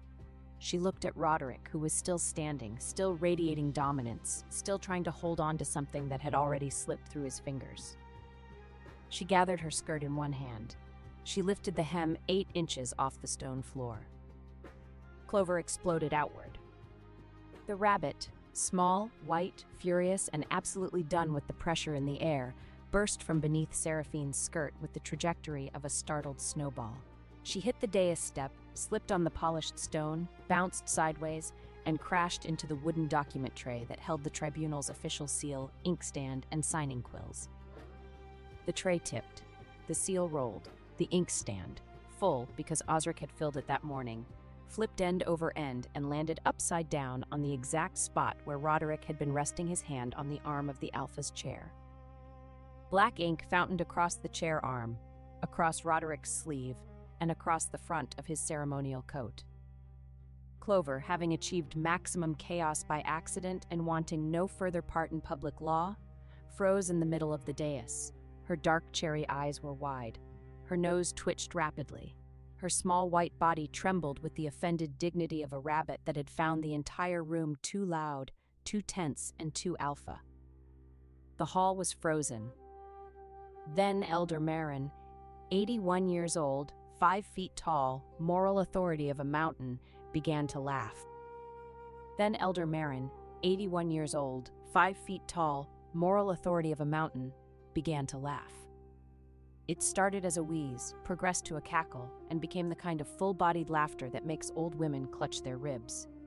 Brenna joined in, then Marta, then the Heartwood Guildmaster, then the border guards, then the clerks, then one by one the elders, until the entire hall was ringing with laughter, and Roderick Blackpine was standing on his dais in an ink-splattered coat, while a terrified white rabbit tried to hide behind Seraphine's hem. Cale, from his chair at the side of the hall, watched Seraphine. He was not laughing, he was smiling. Not the 16th of an inch smile, not the full smile, but something else entirely. Something private. Something that he would probably deny later if anyone asked. He was looking at her the way a man looks at the person he is going to spend the rest of his life next to. The person who brought a rabbit to a tribunal and somehow made it the most memorable moment of judicial history. Seraphine bent down and picked Clover up. The rabbit tucked herself against Seraphine's chest and thumped once. Satisfied, definitive, done. "I apologize for the interruption," Seraphine said to the tribunal, her voice perfectly steady despite the fact that her lips were twitching. "My rabbit objects to loud men and poor governance." Elder Marin wiped her eyes. "The associate's feelings are noted." She straightened, still wheezing slightly. "The council will vote. All in favor of granting stewardship to Seraphine Marlowe?" 7 hands rose. Every elder, unanimous. "Stewardship is granted," Elder Marin said. "Lady Marlowe, the Blackpine Pack is yours." Chapter 15. The Homecoming. Seraphine Marlowe returned to the Blackpine Pack on the morning after the tribunal, and she did not return empty-handed. Brenna's 40 wagons of grain rolled through the pack gates at first light, driven by border teamsters and guarded by Iron Ridge riders. Behind the grain came wagons of firewood, tallow, salt, and medical supplies. Behind those came Marta, who walked into the granary she had managed for 15 years, looked at the feed-quality northern grain that had been stored in her absence, said, "Absolutely not," and began organizing the replacement with the focused intensity of a woman who had been personally insulted by substandard wheat. The pack watched from their doorways and windows as the wagons rolled in. They watched in silence at first, the wary, uncertain silence of people who have been let down too many times to trust easily. Then an old woman in the baker's row stepped out of her house, looked at the grain wagon, looked at Seraphine, and said, "Is that milling grain?" "Yes." "Good quality?" "I inspected it personally." "River Valley or mountain?" "River Valley, this year's harvest, dry stored in the port warehouses since October." The old woman nodded. Then she did something that broke the silence of the entire street. She applauded. A single, sharp clap that echoed off the stone buildings, followed by another and another. The baker's wife joined, then the cobbler's apprentice, then the families in the doorways, one by one, hands coming together in the cold morning air until the sound rolled up the street like thunder. Seraphine stood in the center of it, golden-haired and straight-backed, with a rabbit under her skirt and a wolf in her chest and tears that she absolutely refused to let fall, and she thought, This is what power is for. The northern soldiers left by midday. Their departure was not graceful. Lord Winterbourne's steward Garrett, who was supervising the withdrawal, managed to trip over a grain sack that Marta had deliberately placed in the narrowest part of the gate corridor. He went down on one knee, his sword caught on his cloak, and his belt pouch split open, sending a cascade of copper coins across the cobblestones. 3 children, who had been watching the departure with the frank, unfiltered delight that children take in watching adults look foolish, scrambled to collect the coins and presented them back to Garrett with angelic smiles. "Thank you for visiting," the eldest child said. She was 7 years old and had clearly been coached. "Please don't come back." Garrett turned crimson, retrieved his coins, and left without further incident. Lord Winterbourne himself departed on horseback, his lawyer beside him, his thin face set in an expression that promised retribution. Seraphine watched him go from the parapet of the keep wall. "He'll be back," she said. "Eventually," Cale agreed. He was standing beside her, always beside her now, as naturally as breathing. But not soon. His leverage is gone, his debts are forgiven, his soldiers are withdrawn. The most he can do is complain to other northern families that a woman with a rabbit outmaneuvered him, and I don't think his pride will allow that. And Alara? They both looked down into the courtyard, where Alara Winterbourne was standing alone. She had not left with her father. She was standing by the well in the center of the courtyard, her auburn hair escaping its careful coil for the first time since Seraphine had known her, her midnight blue gown creased and travel-stained, her hands at her sides. She looked, stripped of her composure and her family's backing, very young. Seraphine went down to the courtyard. They stood on opposite sides of the well, and for a long moment, neither spoke. "Your father is gone," Seraphine said. "Yes." "You stayed." "The marriage is valid. Roderick is my husband. Whatever else has changed, that has not." Alara's voice was steady, but the shadows under her eyes were deep. "Unless you intend to dissolve it." "I don't dissolve marriages, I dissolve bad contracts. Your father's contracts were bad. Your marriage is your own business." Alara looked at her. "You hate me." "I don't hate you. I hate what you were sent here to do, but I watched you in the tribunal, and I don't think you enjoyed doing it." Something cracked in Alara's composure, a small, controlled fracture, like a line appearing in ice. "I was trained," she said, "from the time I was 12. Ledgers, contracts, debt structures, acquisition strategies. My father taught me to see every relationship as a transaction and every weakness as a purchase opportunity. I was very good at it." "You were excellent at it." "I didn't want to be." The words came out fast, as though she had been holding them for a long time. "I wanted to, I don't know, I wanted to be good at something that didn't require making people vulnerable. But my father said that was soft. He said softness was a luxury our family couldn't afford." Seraphine studied the woman who had replaced her. She saw the precision, the training, the cold competence. She also saw the exhaustion underneath it, the weariness of a person who had spent her entire life performing a role that someone else had written. "You are good at accounts," Seraphine said. "You are good at reading contracts, managing numbers, seeing patterns. Those are valuable skills. They do not have to be weapons." "What else can they be?" "Tools. For building something instead of taking something apart." She paused. "The pack needs a treasury manager. Someone who understands debt, credit, and financial structures. Someone who can prevent the kind of crisis your father's family exploited. It would not be a glamorous position. It would not be the Luna's chair, but it would be useful, and it would be yours." Alara stared at her. "You're offering me a job." "I'm offering you a choice. You can go back to your father and be his instrument again, or you can stay here and be something else." The crack in Alara's composure widened. Her pale eyes filled, not quite with tears, but with the precursor to tears, the bright, painful pressure that comes when a person is offered something they did not expect and are not sure they deserve. "I'll stay," she said. Seraphine nodded. "Good. Your first task is to audit the northern grain that was delivered during your tenure. Marta says half of it is feed quality. I want to know exactly how much we were overcharged, because I intend to send the invoice to your father." Despite everything, despite the wreckage of her plans, the humiliation of the tribunal, the collapse of her family's strategy, Alara Winterbourne laughed. It was a small, startled, genuine sound, and it made her look, for the first time, like a woman rather than a strategy. "I deserved that," she said. "You did. But you also deserved a choice, and now you have one." Seraphine extended her hand. "Welcome to the Black Pine Pack, Lady Winterbourne, the real one." Alara took her hand. Chapter 16. The Reckoning of the Alpha. Roderick Blackpine's punishment was not dramatic. There was no public flogging, no chains, no exile.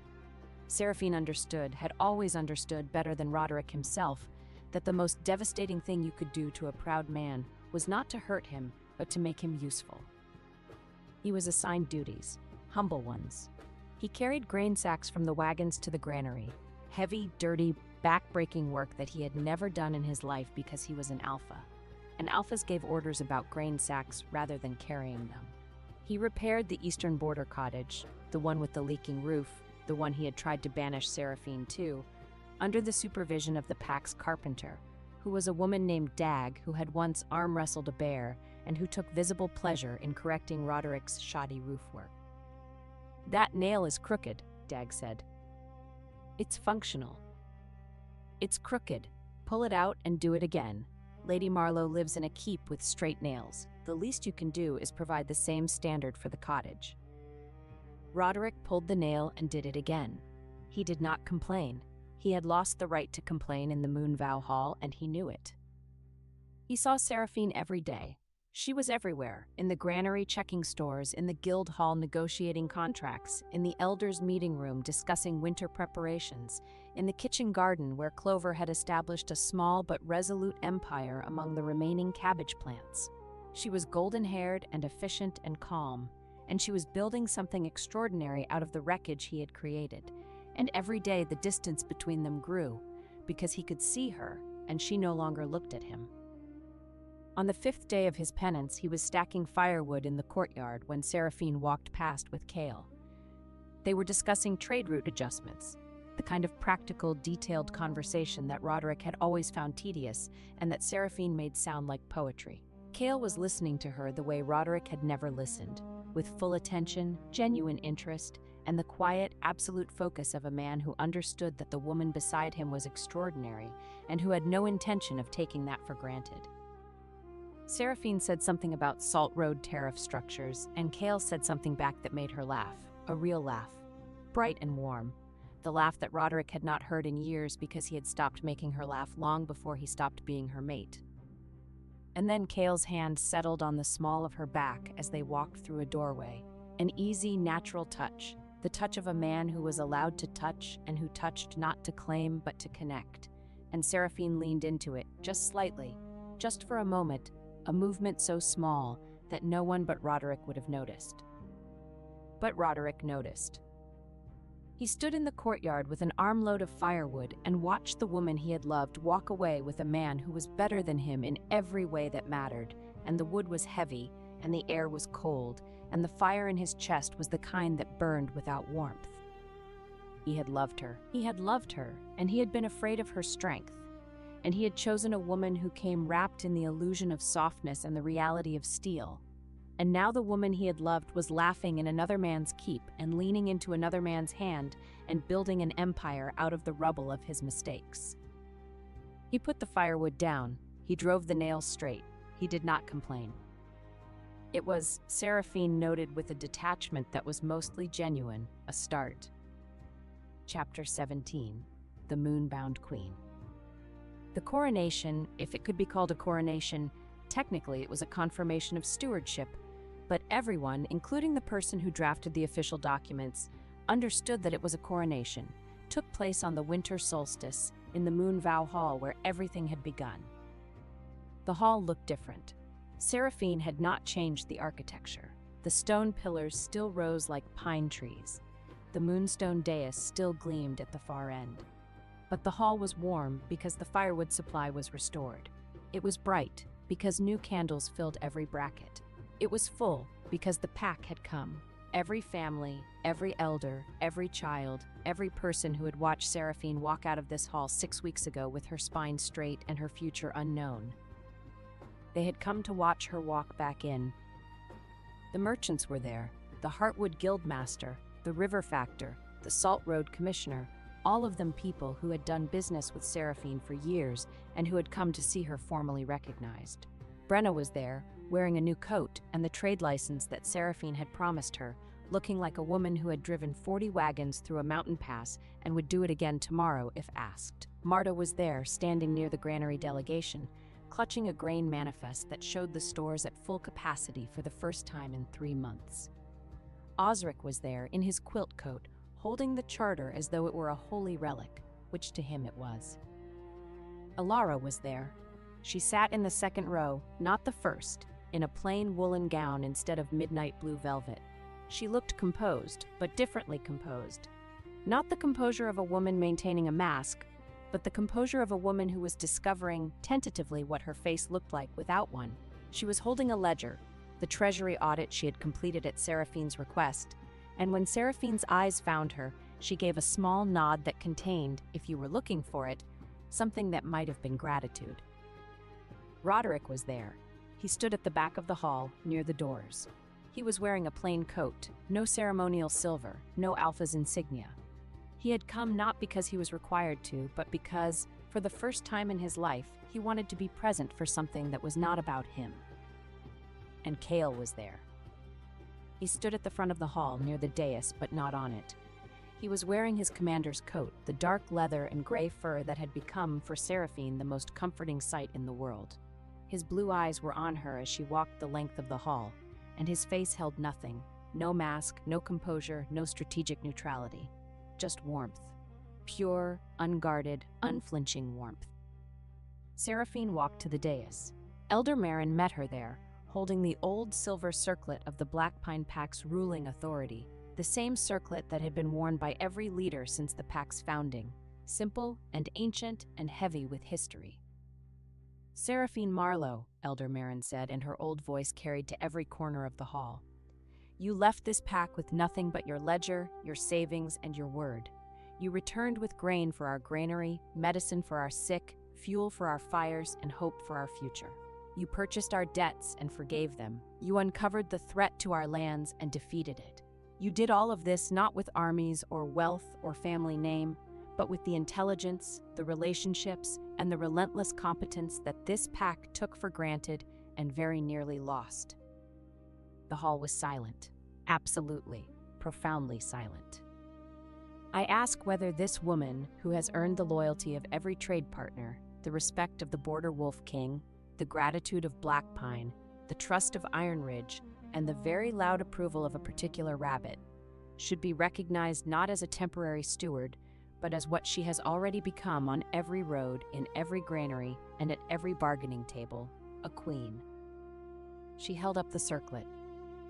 "I ask whether this woman, who has earned the loyalty of every trade partner, the respect of the Border King, the gratitude of her people, and the trust of a very particular rabbit, should be recognized not as a steward, but as what she has always been, a queen."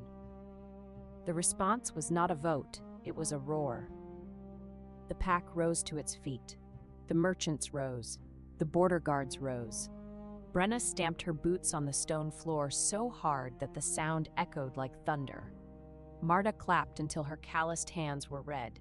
The children in the front row cheered with the unself-conscious delight of people who did not understand politics, but understood that the nice lady who remembered their names was in charge now, and things were going to be better. Elder Marin placed the circlet on Seraphine's golden hair, and Seraphine closed her eyes for 1 second, one single second of pure, private feeling, and then opened them. "I accept," she said, "not because I wanted this, but because this pack deserves someone who will choose its people over her pride. I will rebuild what was broken. I will protect what is ours, and I will never, ever let anyone use our vulnerabilities against us again." She turned to face the hall, and the hall looked back at her, and what they saw was not a discarded Luna, or a scorned woman, or a convenient administrator. They saw a queen. The moonbound queen of Black Pine, Iron Ridge, and the eastern trade roads. Under her skirt, Clover thumped once, soft, certain, final. The reception after the coronation was chaotic and joyous and involved a great deal of good milling quality bread, the first the pack had tasted in weeks. Marta had personally supervised the baking, and she stood near the bread table with an expression of fierce maternal pride, as though each loaf were a child she had raised from dough. Brenna cornered the Heartwood Guildmaster and negotiated a reduced transport rate for spring deliveries, while he was distracted by Honeymead. The Guildmaster agreed to terms he would later describe as generous and possibly the result of mild inebriation. But by then the contract was signed. Osric sat in his corner and cried quietly into his quilt coat, which was the happiest Seraphine had ever seen him. One of the younger border guards, a sandy-haired man named Finn, who had been assigned to Seraphine's escort during the grain runs, brought her a cup of mead and said with the earnest directness of a 23-year-old who had been thoroughly smitten for weeks, My lady, if there is ever anything you need, anything at all, I am entirely at your service. Thank you, Finn. Anything, day or night, rain or shine, I mean that quite seriously. I know you do. Kale, who had appeared at Seraphine's shoulder with the silent, lethal efficiency of a man who had a sixth sense for when younger men were being too attentive to the woman beside him, said, Finn. My lord? The Eastern Watchtower needs a night patrol. Now, my lord. Now, Finn. Finn left, looking slightly dazed but fundamentally unharmed. Seraphine looked at Kale. Kale looked at his mead. That was unnecessary, she said. The Eastern Watchtower is chronically understaffed. You're jealous. I am strategically allocating personnel. You are jealous, and you are bad at hiding it. I am the Border Wolf King. I do not get jealous. I get territorial. He paused. There is a significant difference. Is there? Jealousy is irrational. Territoriality is biological. And which biological impulse prompted you to send a 23-year-old to a watchtower in the middle of winter? The one that responds to men who say day or night, rain or shine to women who are not their mates. He took a sip of mead. I can recall him if you found his attention flattering. I found his attention sweet. Sweet. The word came out as though it had personally offended him. I will endeavor to be sweet. Would you like me to bring you mead and make earnest declarations? I can attempt an expression of youthful devotion. I should warn you, my face may not cooperate. Seraphine laughed. She laughed so hard she had to put down her own cup. And when she straightened, Kale was looking at her with that expression. The one that was not the 16th of an inch smile or the full smile, but something else. Something that he had stopped trying to hide. Come outside, she said. They went to the courtyard. It was cold and clear, and the moon was full, an enormous luminous moon that turned the snow on the mountains into silver and made the world look like it had been painted in light. They stood side by side, the way they had been standing for weeks, always side by side, always close enough to touch, always just barely not touching. I have something to ask you, Seraphine said. Ask. I am the queen of the Black Pine Pack. My territory borders yours. Our trade routes are interconnected. Our supply chains are integrated. From a strategic perspective, an alliance between our packs would be mutually beneficial. From a strategic perspective, Kale repeated. Yes, and from a personal perspective, she turned to face him. I would very much like to stop pretending that I am not in love with you. The moonlight caught his face, the scar, the blue eyes, the jaw. The expression that was no longer guarded, no longer measured, no longer anything other than what it was. A man looking at the woman he loved with the relieved, wondering joy of someone who had been waiting for permission to stop holding his breath. I was not pretending, he said. You were a little bit pretending. I was strategically managing my emotions. You were pretending. I was. All right, I was pretending. He took her hand. Both hands. He held them the way he had held them on the mountain pass, warm, steady, certain. I have been pretending since the moment I saw you in that way station, covered in mud, clutching an account ledger, with a rabbit in your cloak and your spine straighter than my sword. I have been pretending through every meeting, every trade negotiation, every blizzard cloak and mountain pass and midnight account session. I have been pretending because you had just been betrayed by a man who used love as leverage, and I would rather have pretended for the rest of my life than make you feel that my love came with a price. It doesn't come with a price? It comes with a standing interest rate, an annual review, and a penalty clause for insufficient vegetable consumption at supper. She hit his shoulder. He caught her hand and held it against his chest, where his heart was beating fast and hard beneath the leather and fur and the warm solidity of him. Seraphine Marlowe, he said. Moonbound queen, most formidable woman in the borderlands. Will you choose me? Not because you need me. Not because I am useful. Not because my territory borders yours or my trade routes complement yours. But because I am the man who walked into a blizzard without a cloak to find you, and I would do it again every night for the rest of my life, and I would like the opportunity to also argue about supper. You are the most unromantic man I have ever met. You have mentioned this. I love you. I know. Your rabbit told me. She kissed him. Or he kissed her. It was difficult to determine who moved first because they had been moving toward each other since the way station, since the blizzard, since the moment their eyes met across a common room full of soldiers, and neither of them had looked away. The moonlight was on them, the snow was on the mountains, the wind was cold, and his arms were warm, and somewhere inside Iron Ridge Keep, a white rabbit thumped once in her basket by the fire and went to sleep. Epilogue: The New Road. Spring came to the borderlands the way spring always comes, slowly, reluctantly, one snowdrop at a time. The Black Pine Pack survived the winter. Not just survived, thrived. The grain lasted, the medicine held, the firewood kept every hearth burning. The Salt Road reopened under new terms that Seraphine negotiated personally, with better rates and fairer access for the border merchants. The silver mine wagons resumed their monthly runs, and the Heartwood Guildmaster, who had been worried about his contract for months, sent Seraphine a crate of the real cinnamon, not sawdust, the real thing, with a note that read, "For the only honest dealer north of the river, with gratitude and excellent spices." Brenna expanded her caravan operation to 12 wagons and became, within 6 months, the most successful independent hauler in the border trade network. She credited Seraphine publicly, frequently, and at considerable volume. Marta reclaimed her granary and ran it with the fierce, methodical joy of a woman who had been given back her purpose. She also adopted 3 cats to patrol the grain stores for mice, and she named the meanest one Garrett. Osric retired to a cottage near the archive, where he spent his days writing a history of the Black Pine Pack that placed Seraphine Marlowe at its center, because, as he said, history should record who actually kept the lights on.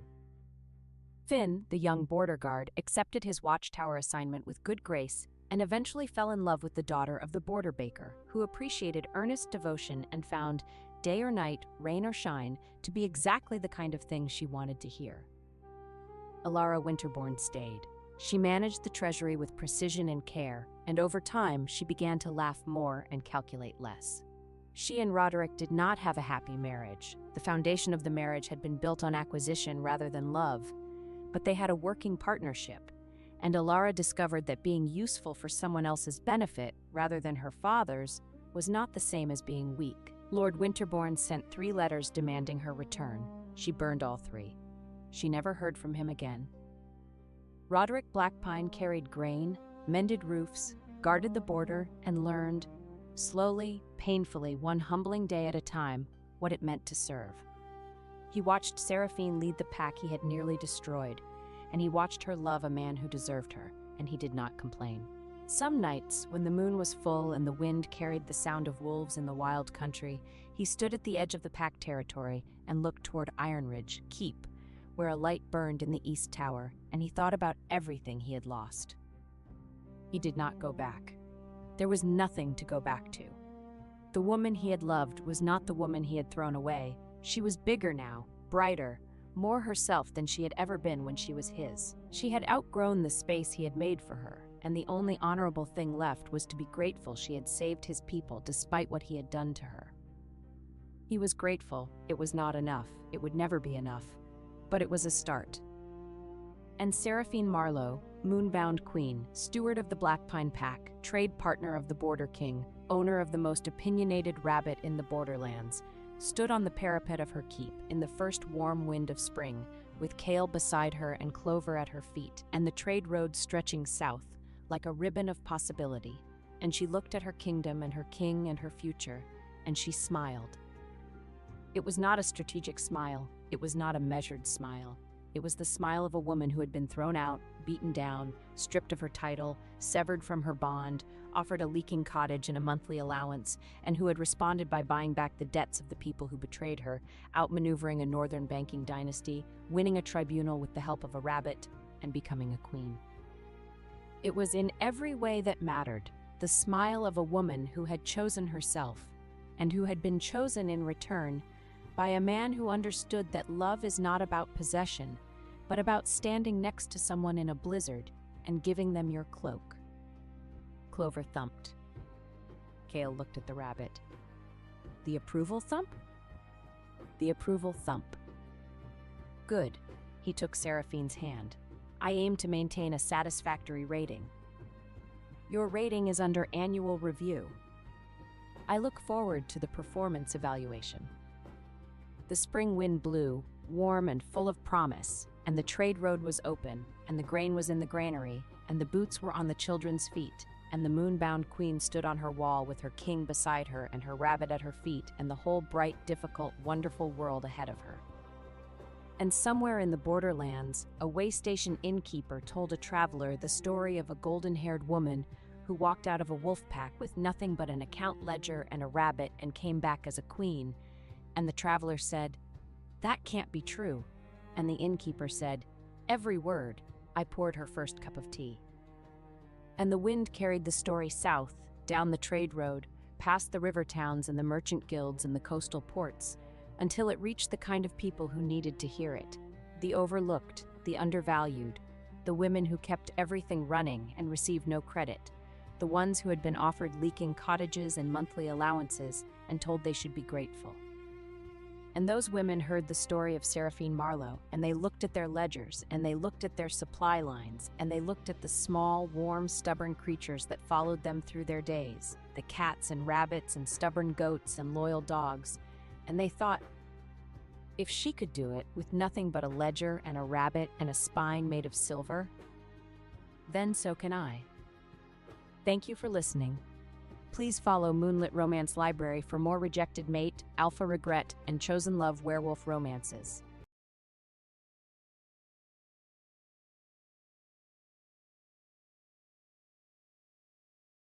The first thing Seraphina Hale heard through her bedroom wall was her fiancé laughing at the word accident. The second thing she heard was Lady Corvina Marrow saying, "Snow hides foolish girls very well." Seraphina stood in the middle of her chamber with a silver brush in one hand and a hunting boot in the other. The fire had burned low. The mirror showed a woman of 26 in a dark green house gown, hair half braided, face too still. At her feet, 8 royal winter hounds stopped chewing the same stolen slipper and lifted their heads together. Prince Orenvale spoke again on the other side of the carved panel. His voice had the lazy softness he used at council dinners. She knows the forest paths. Make her trust the western stag trail.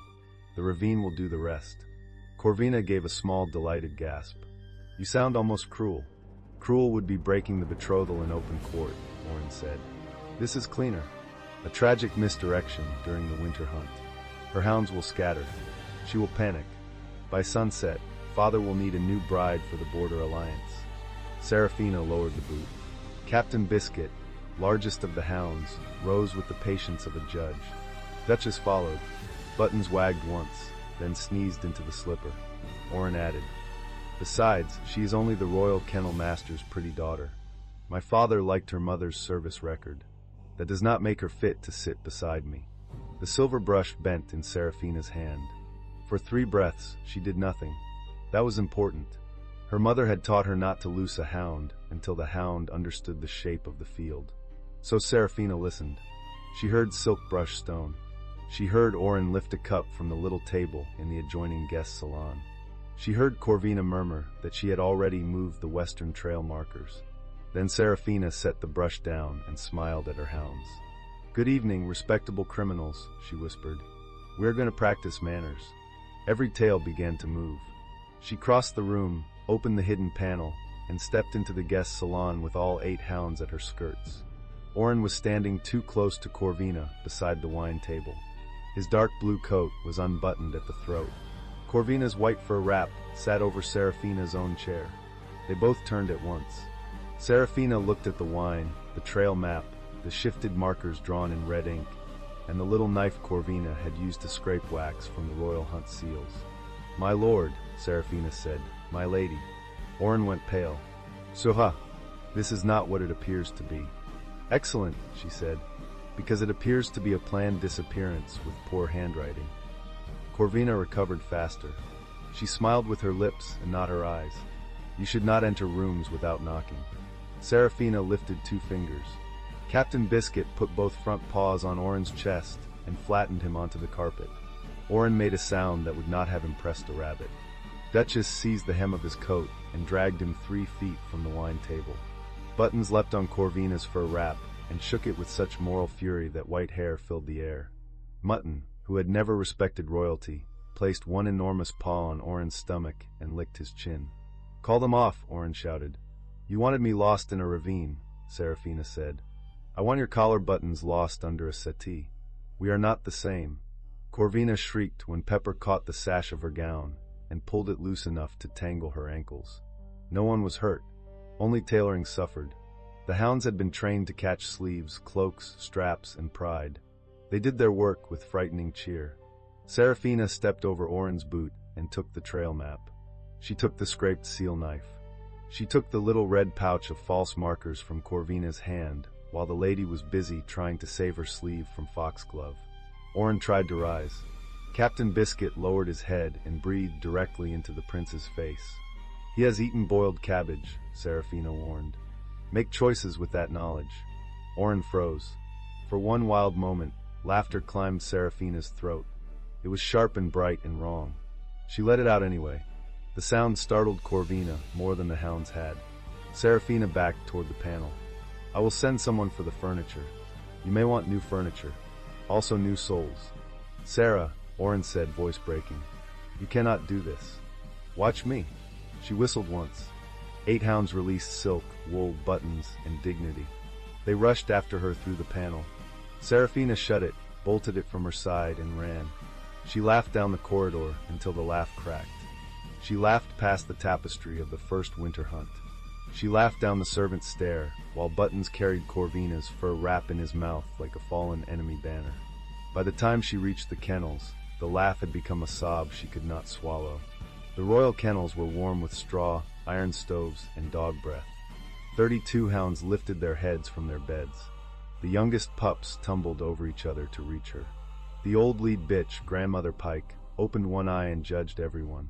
Serafina shut the kennel door behind her and pressed both hands to her mouth. Oren had planned the western ravine. Corvina had moved the markers. The prince had said only the kennel master's daughter. Only pretty, only useful until a cleaner bride appeared. Her knees weakened. Captain Biscuit leaned his weight against her thigh. Duchess pushed her head under Serafina's hand. Buttons dropped the fur wrap and sat on it, proud and unhelpful. Serafina allowed herself 12 breaths. On the 13th, she stood. Crying was permitted. Collapse was not. She crossed to the tack room and lit 2 lamps. The kennel ledgers waited in their cabinet. She pulled the winter feed book, the hunt route register, the injury log, and the sealed copy of the hound master's oath. Her mother had made 3 rules for a woman cornered by a noble house. First, leave with proof. Second, leave with witnesses. Third, leave loudly enough that silence becomes suspicious. Serafina took all 3 rules personally. She packed the ledgers in oilcloth. She strapped grain pouches to 6 sled harnesses. She opened the iron cage where the hunt whistles hung and took the black horn whistle that had belonged to her mother. Then she paused at the smallest hook. A child's whistle hung there on a frayed blue cord. It was plain bone, carved with a crooked moon. A boy had given it to her in a snowstorm when she was 8. He had found her crying under a pine before she ever came to the palace. He had wrapped his own scarf around her and said, very severely, that brave girls were still allowed to ask for help before freezing to death. She had never learned his name. Serafina put the old whistle around her neck. The hounds watched with bright eyes. "We are not sneaking away," she told them. "We are conducting a professional relocation." Grandmother Pike groaned. "Do not take that tone." 1 hour later, the eastern kennel gate opened on a sight the palace would discuss for years. Serafina Hale walked out under a hard white moon wearing her training coat, tall boots, and a belt full of whistles. Behind her came 32 royal winter hounds in travel harness. 6 dragged sleds of ledgers, feed, medicines, blankets, and 1 stolen white fur wrap that Buttons refused to surrender. At the front, Captain Biscuit carried Oren's torn collar in his mouth. Serafina stopped at the public hunt board in the stable court. She pinned the red pouch of false trail markers beside the royal map. Under it she wrote, in the bold hand her mother had beaten into her, "The Western Trail was tampered with. Ask Prince Orin why." After a moment, she added, "Do not feed traitors to the hounds. It upsets the hounds." The stable boys read it twice. One of them whispered, "Mistress Hale, where are you going?" "To the border," Seraphina said. "The hounds require fresher company." Captain Biscuit wagged. No one stopped her. By dawn, the palace bells were behind them. The city road lay buried under clean snow, and Seraphina had cried enough to leave salt on her scarf. Her hounds moved around her in disciplined waves. Some ran ahead to read the wind. Some guarded the sleds. Buttons kept trying to wear Corvina's fur wrap and falling sideways into drifts. Seraphina should have gone south to her mother's cousin. She should have sought a magistrate. She should have stayed in the palace and forced a hearing before Orin could prepare his lies. Instead, she had chosen the border road. The border was where grain shortages were whispered about in the palace kitchens. It was where soldiers wrote complaints that disappeared inside sealed offices. It was where her mother had once said truth traveled faster because hungry men had less patience for court perfume. It was also the road Orin would least expect a kennel woman to take with 32 hounds and several sleds of incriminating paper. At mid-morning, Grandmother Pike stopped beside a frozen ditch and growled. Seraphina raised a fist. Every hound halted. The road ahead curved through black firs. Beyond the firs came the low iron sound of horses moving under armor. Not palace riders. The rhythm was heavier, colder, controlled by people who expected ambush and had survived many. Captain Biscuit moved in front of Seraphina. "Easy," she said.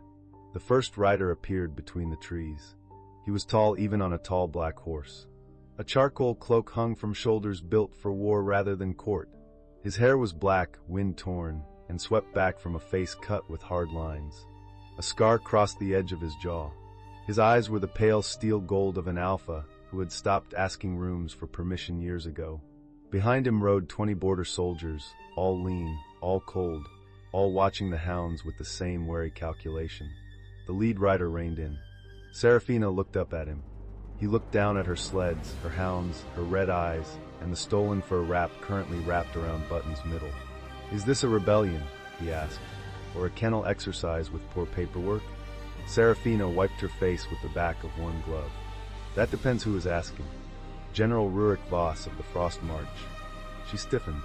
Every servant in the palace knew that name. The border alpha general was called cold-blooded by people who had never spent a winter without firewood. He had broken raider sieges, dragged 3 corrupt quartermasters to judgment, and once refused to bow to Orin at a feast until the prince apologized to a wounded soldier. Rurik's gaze moved over the hounds again. "And you are?" "Seraphina Hale, royal hound trainer.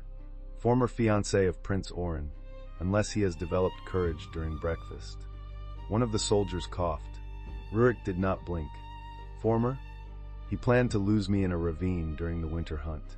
I objected with dogs." The general's horse shifted. Rurik's gloved hand tightened on the reins.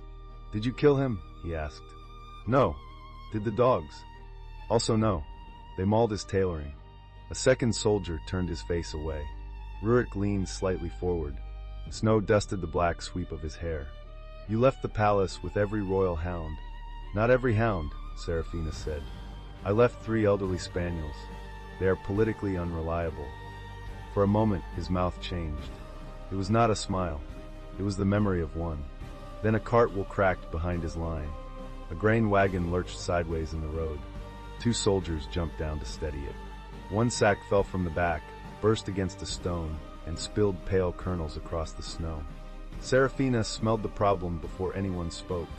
The hounds smelled it too. Grandmother Pike lowered her nose. Captain Biscuit sneezed and looked offended. Rurik turned in the saddle. "Hold that sack." Seraphina walked past him without asking. A border sergeant moved to block her, then stopped when 32 hounds politely considered removing him from the path. She crouched beside the torn sack. Wheat should smell dry, grassy, faintly sweet. This smelled of cellar mold, river silt, and something sharp that belonged in mortar. She pushed her fingers into the grain and rubbed. Grit scratched her glove. "Sand," she said. Rurik dismounted in one smooth motion. He landed close enough that she felt the impact through the frozen road. How much? Serafina lifted a handful. Grain and pale grit slid between her fingers. Enough to cheat a scale. Enough to break teeth. Enough to starve a keep while the ledger says you were fed. The nearest soldiers went very still. Rurik crouched beside her. His shoulder nearly brushed hers. He smelled of cold leather, pine smoke, and iron discipline. Up close, his face looked younger than the stories and more tired than the scar allowed. "Can your hounds track where the sand entered the sacks?" he asked. Serafina glanced at the torn seal. The wax mark was royal blue, but the press had slipped. Her kennel ledgers tracked feed shipments by scent for the hunt dogs. Grain theft always left a trail if someone cared to put a nose to it. "Yes," she said, "if you stop breathing down my collar." His eyes lowered to the space between them. Serafina realized his gloved hand was braced on the snow beside hers. Their fingers were close enough for the heat of him to reach her through winter air. Her heart, treacherous animal, struck once against her ribs. Rurik did not move away. "I breathed where the evidence is," he said. "Then the evidence is about to file a complaint." A hound sneezed directly into the spilled grain. Serafina closed her eyes. "That is Mutton. He has strong views on fraud." Rurik looked at the hound, then back at Serafina. "Mistress Hale, I was writing to the capital to demand the grain owed to my garrisons. It appears the capital has sent me sand and a witness. I am not capital property. I did not say you were." His answer came too fast for courtesy. It landed between them with a weight she felt. Serafina stood. He stood with her. Because he was very tall and too close, she had to tilt her head back. Oren had used height as decoration. Rurik wore it like a wall built in a blizzard. "I can help you test the wagons," she said. "Then I keep moving." "Where?" "Away from ravines. The road ahead is borderland. Wolves answer to me there. Hounds answer to me everywhere." One of his eyebrows rose. Captain Biscuit chose that moment to sit on Rurik's boot. The general looked down. Serafina folded her arms. "He is negotiating." "For what?" "Possibly your boot. Possibly your soul. He is ambitious." Rurik's gaze returned to her face. The hard line of his mouth shifted again. This time the smile almost survived. "Then we should draft terms," he said. The first test took place in the lee of the firs. Serafina cut open 6 sacks from 3 wagons. Rurik watched in silence while she separated wheat, grit, chaff, and seal threads on a square of dark cloth. His soldiers watched her hands with the hungry attention of men whose supper depended on facts. The result was worse than she expected. Every sack held sand. Some held more sand than grain. The mold hid at the center, where a careless inspector would miss it. 2 sacks had dead beetles. One had a pebble stamped with blue quarry dust from the capital's North Chapel works. Serafina held that pebble in her palm. "This is not border sand," she said. "This came from the Palace District." Rurik's jaw tightened. The quartermaster swore the wagons were sealed at the royal granary. He may have sworn truthfully. Someone could have filled false sacks before sealing, or changed them in a holding yard. "Can your ledgers prove that?" "My ledgers prove what the kennels received. They include cent notes for hound feed and hunt grain stores. My mother believed numbers lied less when dogs checked them. Your mother was sensible. She was terrifying." "Good." Serafina looked up. Rurik's face had gone flat again, but his eyes were on her fingers. She realized she had rubbed the pebble so hard that grit had cut through her glove. A thin red line marked her thumb. Before she could hide it, he caught her wrist. The contact was careful. It still sent heat up her arm. His hand circled her wrist with complete control and no effort. She could feel the difference between restraint and weakness. He had both strength and the decision not to use it. "Small cut," she said. "Open skin in winter is not small. You command armies. Do you inspect every thumb?" "Only the ones holding evidence." His thumb pressed the heel of her glove back. The motion exposed the cut. He took a clean strip from inside his cloak and wrapped it around her thumb with efficient hands. Serafina meant to make a remark. The words left her when his knuckle brushed the inside of her palm. Rurik looked up. The space between them changed. Snow moved through the fir branches. The soldiers' voices faded. His fingers still held her wrist. His eyes had lowered to her mouth for one dangerous beat before returning to her face. "Mistress Hale," he said quietly, You are shaking. I walked all night. That is not the only reason. Serafina should have pulled away. Instead, she leaned half an inch closer, angry that he had noticed, angrier that the notice did not feel cruel. Do you always diagnose witnesses? Only when they arrive with 32 hounds, a stolen fur, and evidence of a planned disappearance. A planned disappearance. Do not inflate my importance. I rarely need to inflate what is already large. His voice had gone lower. It struck under her ribs with an alarming lack of permission. Captain Biscuit sneezed between them. Serafina snatched her hand back. That was late but effective. Rurik looked at the hound. He objects. He believes bandages should be paid for in dried liver. Reasonable. The general gave the hound a strip from his saddlebag. Captain Biscuit accepted it with the solemnity of a treaty signing. By noon, Rurik had turned his column toward Frostgate Keep instead of the capital. Serafina objected immediately. I said I would help test wagons. I did not agree to become a military attachment. You have no safe lodging on this road, Rurik said. Prince Oren will send riders.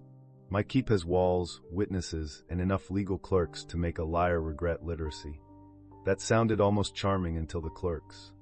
My charm is rationed. Your soldiers must suffer. They are alive. He said it without pride. Serafina heard the cost under it.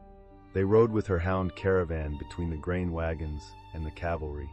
Rurik offered her a spare horse. She refused and walked beside the sleds until the road iced over near a narrow bridge. Buttons slipped first. The sled lurched. Serafina grabbed the trace line, lost her footing, and slid toward the bridge rail.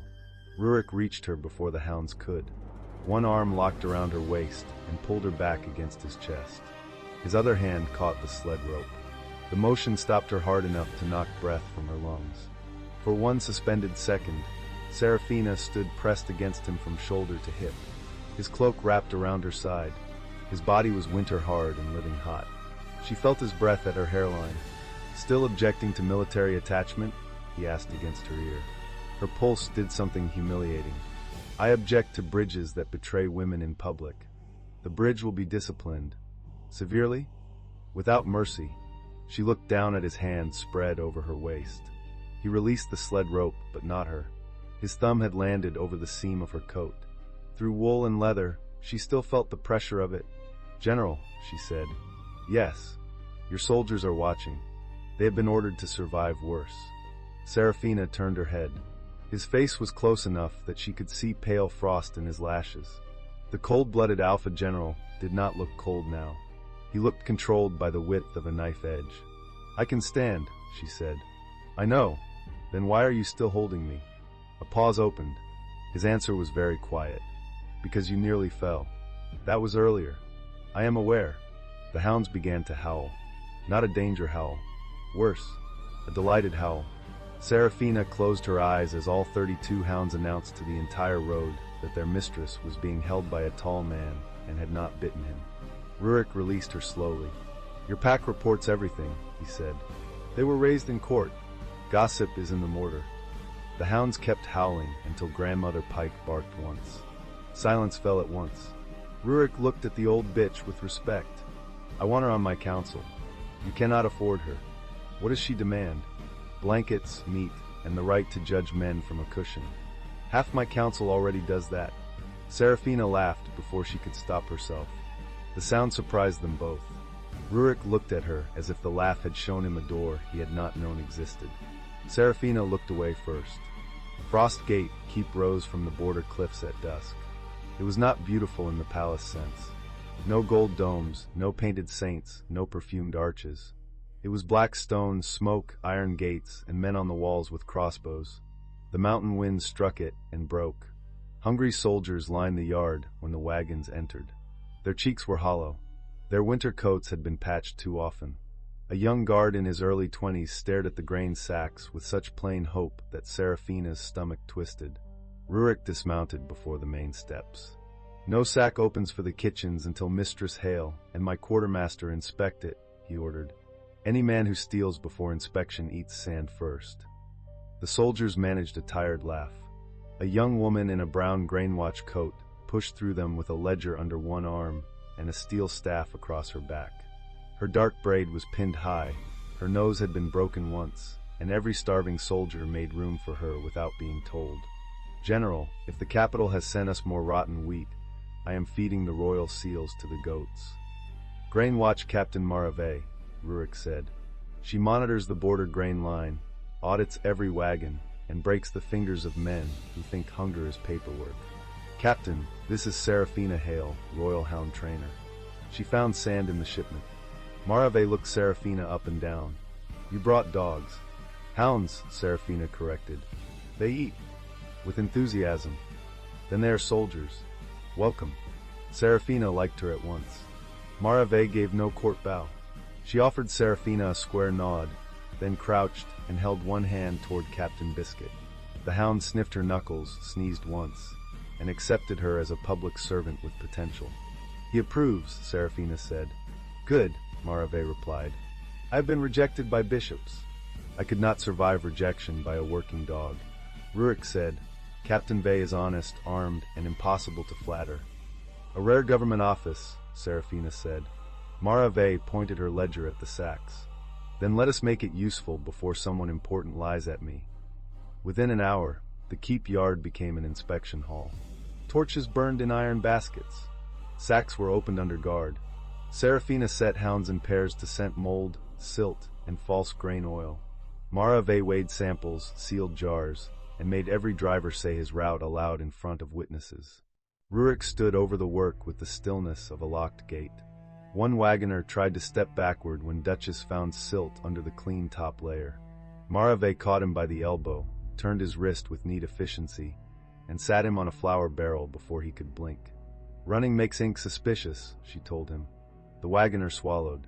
"I was stretching, then stretched toward the truth." Serafina tried not to laugh and failed. Rurik looked at Marave with the expression of a commander watching a regulation write itself. More than half the shipment was fraudulent. The soldiers did not shout. That was worse. Hunger had already burned the noise out of them. Serafina watched a young guard pick 3 good kernels from a bad sack and place them in his pocket. Not stealing, saving proof that the good grain had existed somewhere before it was taken. Her throat tightened. Rurik saw her looking. "This is why I was riding to the capital," he said.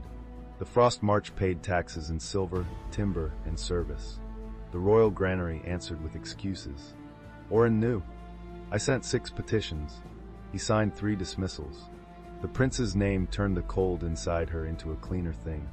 Then we will give him a 7th document," she said. "One he cannot dismiss." Rurik turned toward her. Serafina was tired. Her eyes burned. Her thumb hurt. Her heart had been dragged over stones by a man who had planned to lose her in snow. Yet standing in that yard, among hungry soldiers and honest hounds, she felt the first hard shape of purpose. "I need a table," she said. "A lamp, fresh wax, thread from every sack, a map of the capital granary yards, access to your petitions, and dried liver for the witnesses." Marave grunted. "The dog witnesses? They work cheap. Better than most inspectors," Marave said. "They cannot read a bribe and pretend it is weather." Captain Biscuit wagged once, as if accepting the promotion. Rurik's gaze did not leave Serafina's face. "You will have all of it, and I am not your prisoner." "No, I decide when to leave." "Yes, I keep my own room." His eyes changed at the edges. "Also yes." Serafina heard the roughness under the last answer and felt heat rise under her collar. She looked down at the ledgers before her face betrayed her. "Good," she said. "Then bring me your fraudulent wheat." Buttons trotted past, wearing Corvina's fur wrap again. Marave stared. "Why is that one dressed like a bankrupt duchess?" "Evidence," Serafina said. Rurik looked at the hound. "Against fashion? Against many things." They worked until the moon stood high over the keep. Serafina discovered 3 patterns before midnight. First, the worst sacks came from wagons marked with the blue seal of the Royal Chapel District. Second, the thread used to stitch them was not granary hemp, but fine white court cord. Third, each false sack carried a faint scent of rose oil. Corvina Mero wore rose oil. She had spilled it in Serafina's bedroom once, and complained that the hounds had sneezed for a day.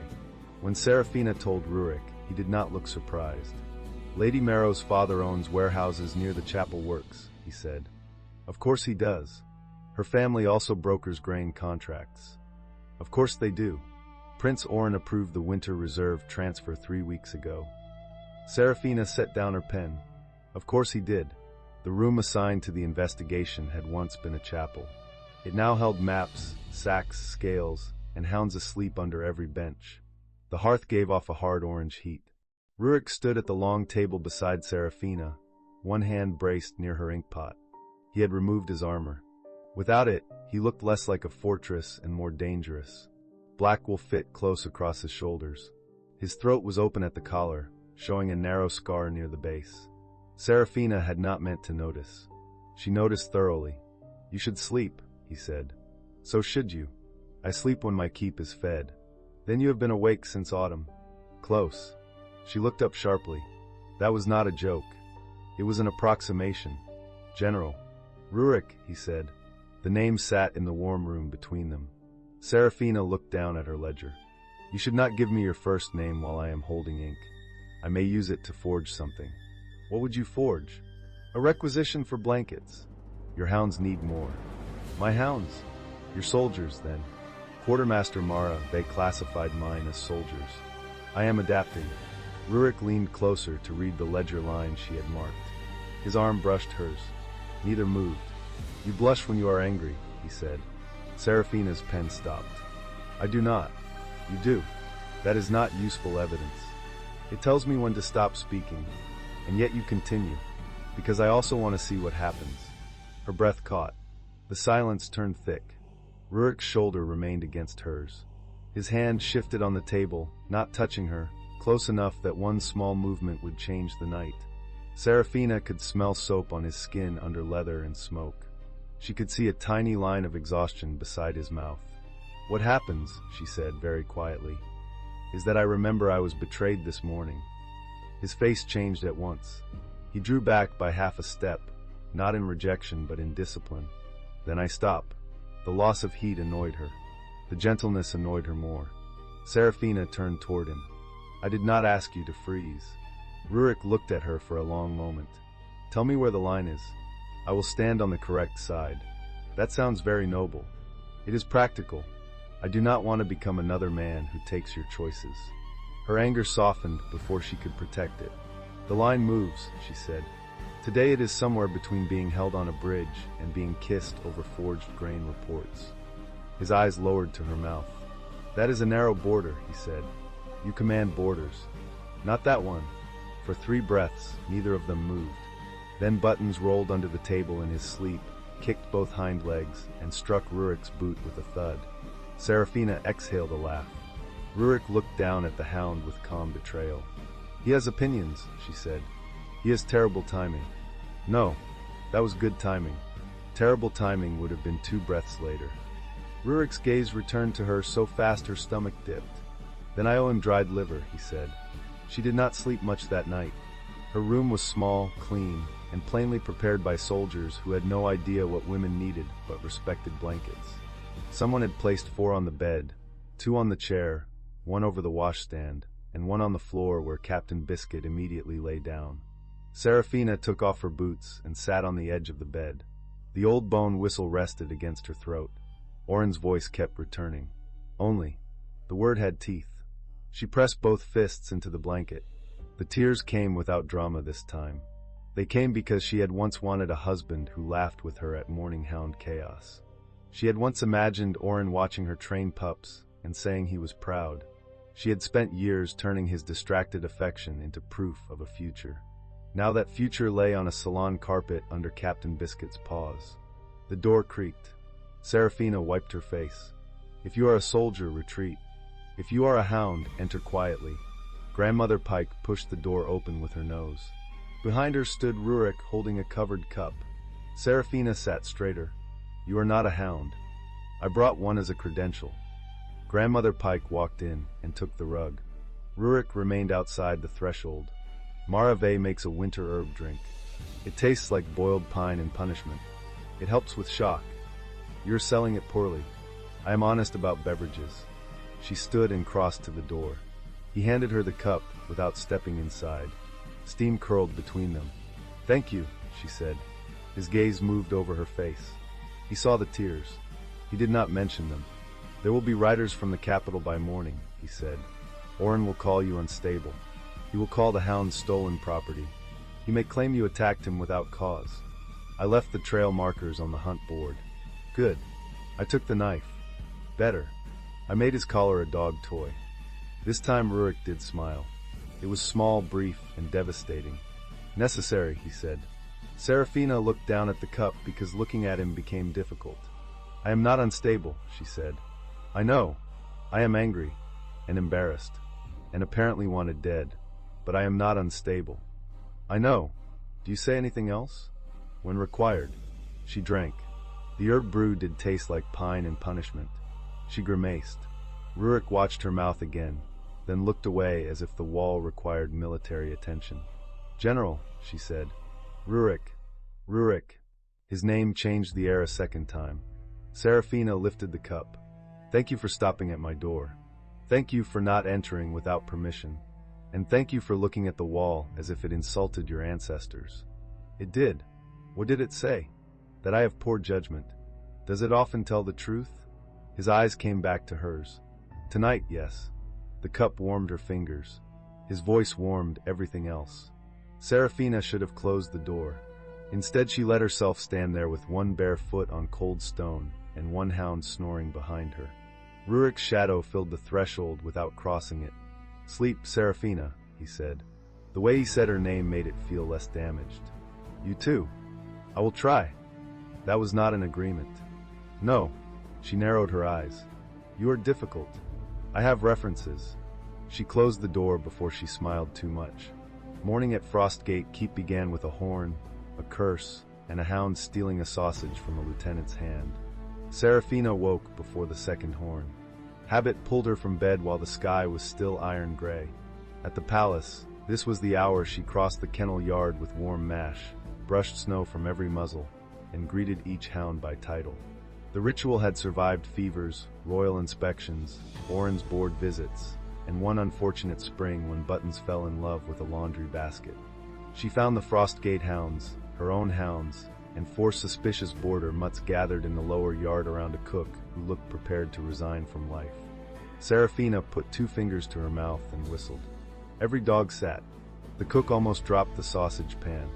Rurik stood near the armory steps with a mug in hand. He wore no cloak despite the cold. His black training shirt clung to his shoulders, and his hair was still damp from washing. Serafina's brain, usually competent before breakfast, mislaid several useful thoughts. He watched her line the hounds in rows. "Good morning, honorable criminals," she said. 36 tails moved. "Captain Biscuit, you look innocent. That means you are guilty." "Duchess, stop judging the cook. He has suffered enough." "Mutton, remove your paw from that boot. It still contains a lieutenant." "Buttons, if you are wearing stolen fur before sunrise, you must at least stand straight."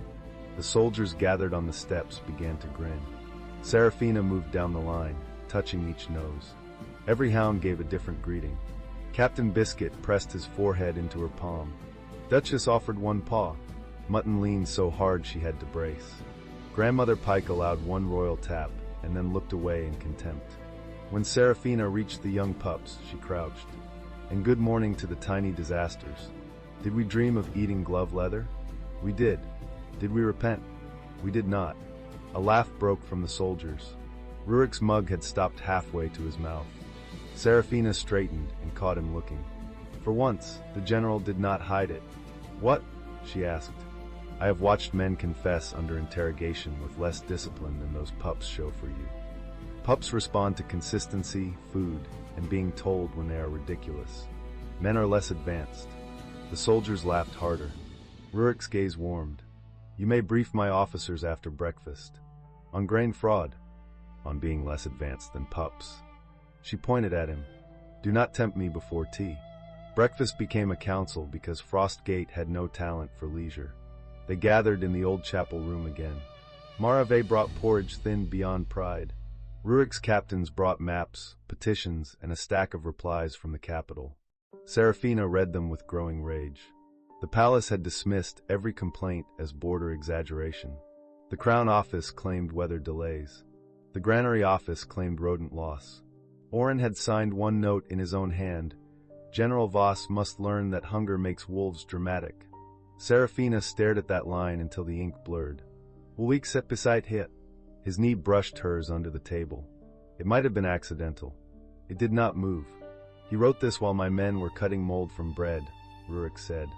He wrote it because he has never watched a young border guard save 3 kernels in his pocket, she answered.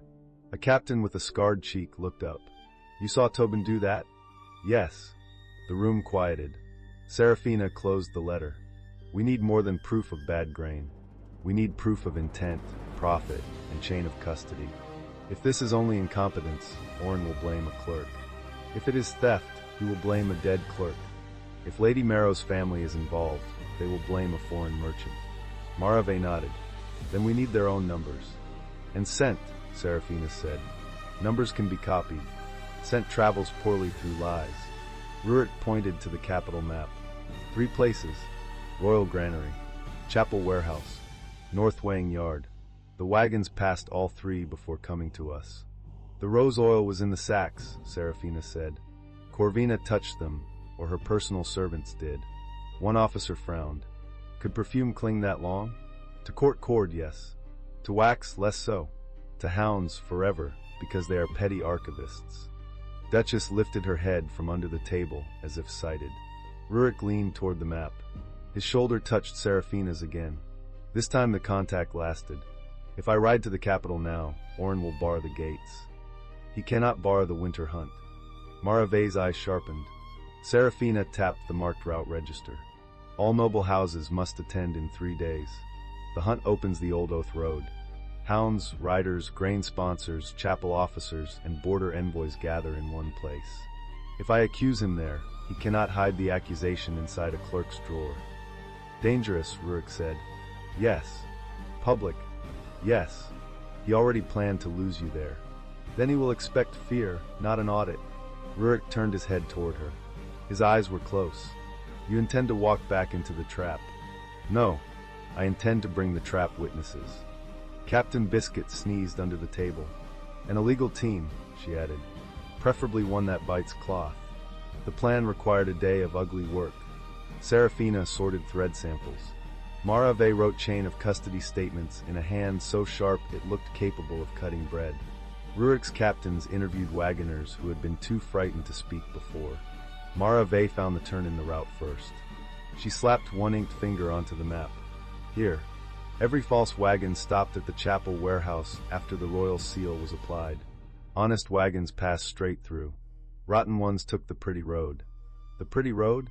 Serafina asked. The one with guards who call theft logistics. A pattern emerged. Each driver had been told the delay came from Prince Oren's personal hunt preparations. Each received a sealed coin purse from a Marrow steward. Each had also been warned that Captain Vey was a hysterical woman who disliked noble accounting. Marave smiled without warmth. I adore noble accounting. It confesses when you hold it upside down. By afternoon, Rurik sent 3 scouts to intercept one such steward on the road. They returned with the steward, 2 purses, and a face that suggested he had considered running until Captain Biscuit smiled at him. The steward broke in 7 minutes. Serafina did not enjoy the man's fear. She enjoyed his documents. He carried a small coded invoice listing good grain weights, sand weights, and payments to chapel warehouse guards.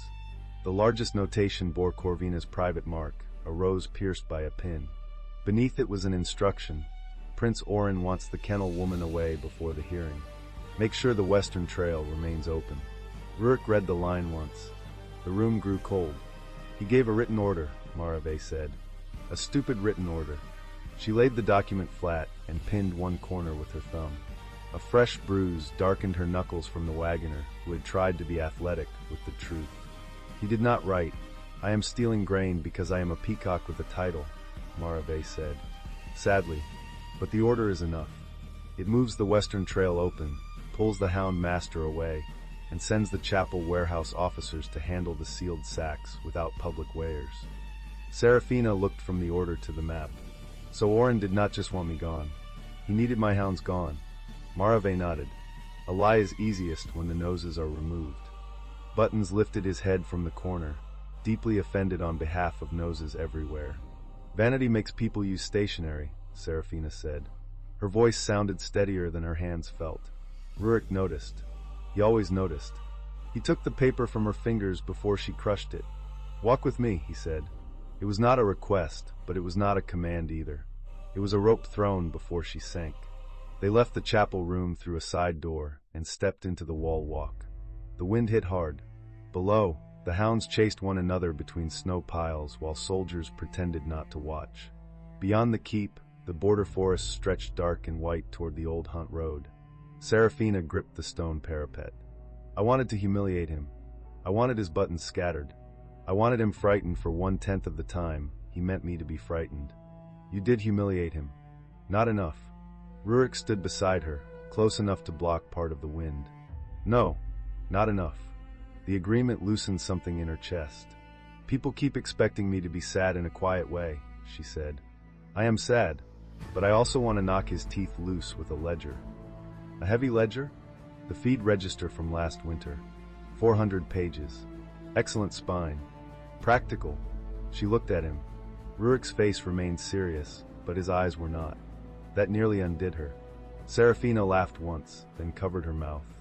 The laugh shook into a sob. She hated that. She hated him witnessing it. She hated that he did not look away in embarrassment or step forward to smother her in comfort she had not requested. He simply opened his cloak. Not his arms. His cloak.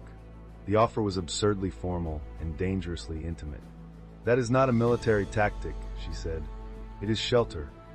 Shelter often becomes tactic in male hands. Then take the cloak, not the man. She looked at the black wool hanging open. He was letting cold into his own shirt. The wind cut across the wall and lifted her hair from its braid. She stepped closer before courage could cool. Rurik wrapped the cloak around her shoulders. For a while neither spoke. She stood against his chest, facing the forest. His arms held the cloak around her, not trapping, not loose either. The warmth was immediate and unfair. Serafina's cheek brushed his shirt. His heart beat slow under her ear, though she could feel how much of that steadiness was work. You are very warm for someone called cold-blooded, she said. The title was assigned by idiots. Many titles are. His chin almost touched her hair. What title would you choose? For you. For yourself. She went still. Only the kennel master's daughter. Only pretty. The wind dragged snow along the parapet. I do not know anymore, she said. His arms tightened by a fraction. Then do not let him name you while you are still bleeding. The words entered quietly and stayed. Serafina turned inside the cloak. They were too close. Her hands landed against his chest to steady herself. Muscles shifted under her palms. Rurik looked down at her hands first, then her face. There, she said, softer than she meant. That sounded wise. Are you ill? Severely. Symptoms? Poor judgment. Wall confirmed it. She smiled. His gaze dropped to that smile. The air between them tightened again. This time no hound stood near enough to save them. Rurik lifted one hand slowly, giving her time to step back. She did not. His fingers touched a loose strand of hair at her cheek and drew it away from her mouth. Serafina forgot the wind. This is near the line, he said. Yes. Has it moved? A little. Which direction? She rose on her toes and kissed the corner of his mouth. It was brief. Barely a kiss. Still, it struck through both of them. Rurik inhaled once, sharply. His hand moved to the back of her neck, then stopped before pressure became demand. Serafina felt that restraint. She liked it. She resented it. She wanted to test it with scientific cruelty. That was not forged grain reports, she whispered. No. It was also not quite a kiss. His thumb brushed the hair below her ear. Do you require accuracy? In all investigations. Rurik bent his head. Captain Biscuit barked from the yard below. A soldier shouted. General, the steward fainted again. Rurik closed his eyes. Serafina dropped her forehead against his chest and began to laugh. 2 breaths later, she said, I am going to promote that dog to enemy command. You cannot. He already holds a senior office. The laughter lasted longer than it should have. When it ended, the grief had not vanished. Nothing so convenient happened, but grief no longer held the only chair inside her. That evening, a palace rider reached Frostgate with a sealed order. Rurik received him in the keep hall with Seraphina at his right and 32 hounds occupying the lower steps. The rider's face twitched when Buttons sniffed his boot. The order accused Seraphina Hale of theft, assault, and emotional volatility. It demanded the immediate return of the royal hounds, the stolen hunt ledgers, and Lady Marrow's white fur wrap. It described Prince Orin's injuries as severe humiliation, though the scribe had crossed out humiliation and replaced it with bruising. Seraphina appreciated the first draft. Rurik read the letter aloud without expression. Then he looked at the rider. "Reply," he said. "The hounds are material witnesses in a grain fraud investigation. The ledgers are evidence. The fur wrap is being held by a dog of uncertain allegiance. Prince Orin may petition the Winter Hunt Tribunal if he wishes to dispute custody." The rider swallowed. "My general, His Highness, also says Mistress Hale is not to attend the hunt." Seraphina stepped forward. "How thoughtful. Did he mention the ravine?" The rider looked away too fast. Rurik saw it. So did every soldier in the hall. "Ask him," Seraphina said pleasantly, "whether he wants me to bring the red trail markers, or whether he prefers to identify them from memory." The rider left at speed. The next day passed in preparation. Seraphina trained the hounds to identify 3 scents: chapel quarry dust, rose oil, and mold hidden under clean grain. Rurik assigned soldiers to carry evidence chests and protect witnesses. Marave prepared duplicate ledgers, so no one could steal the only proof.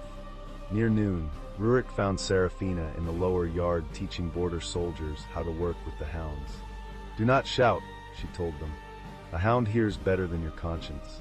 Keep your hand low. Offer scent cloth flat. Do not wave it in his face unless you want him to think you are the clue." A broad soldier named Jory held out a cloth to Duchess. Duchess sniffed, turned, and sat in front of Rurik. The yard went quiet.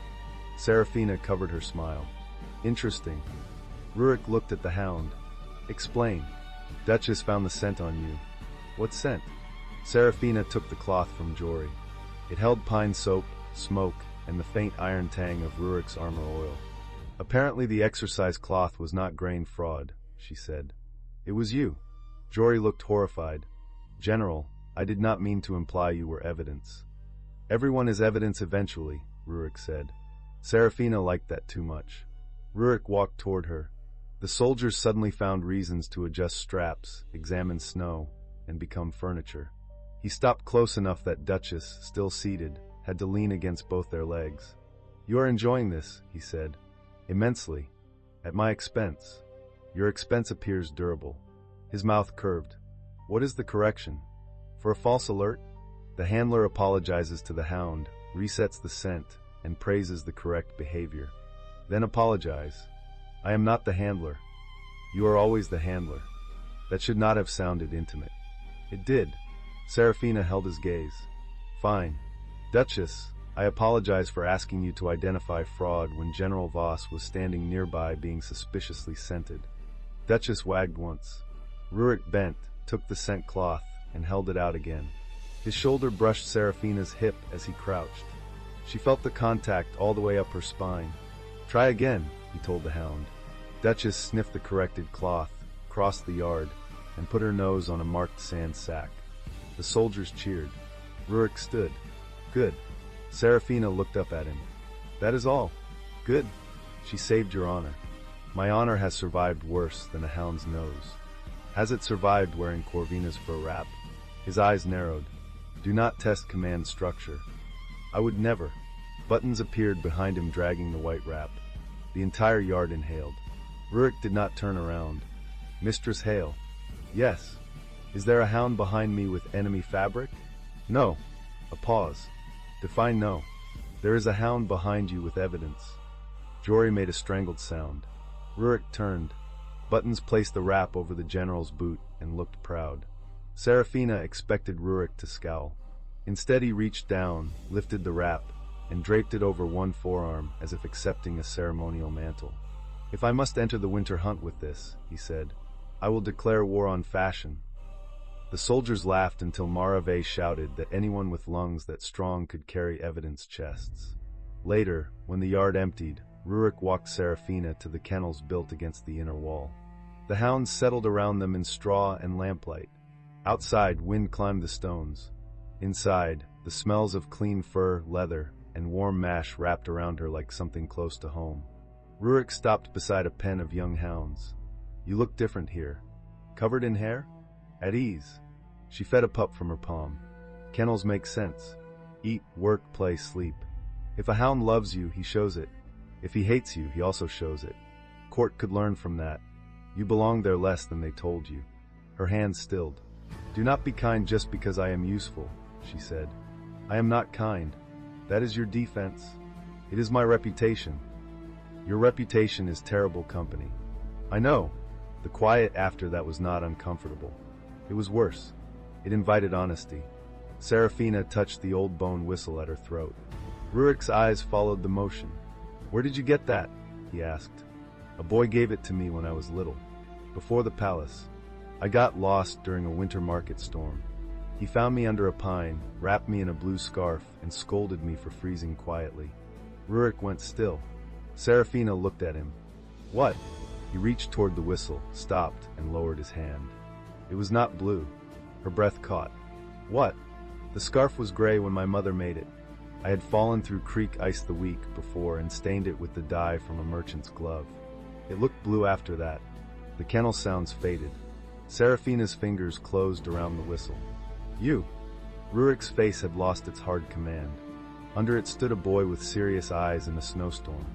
"I was 14, he said.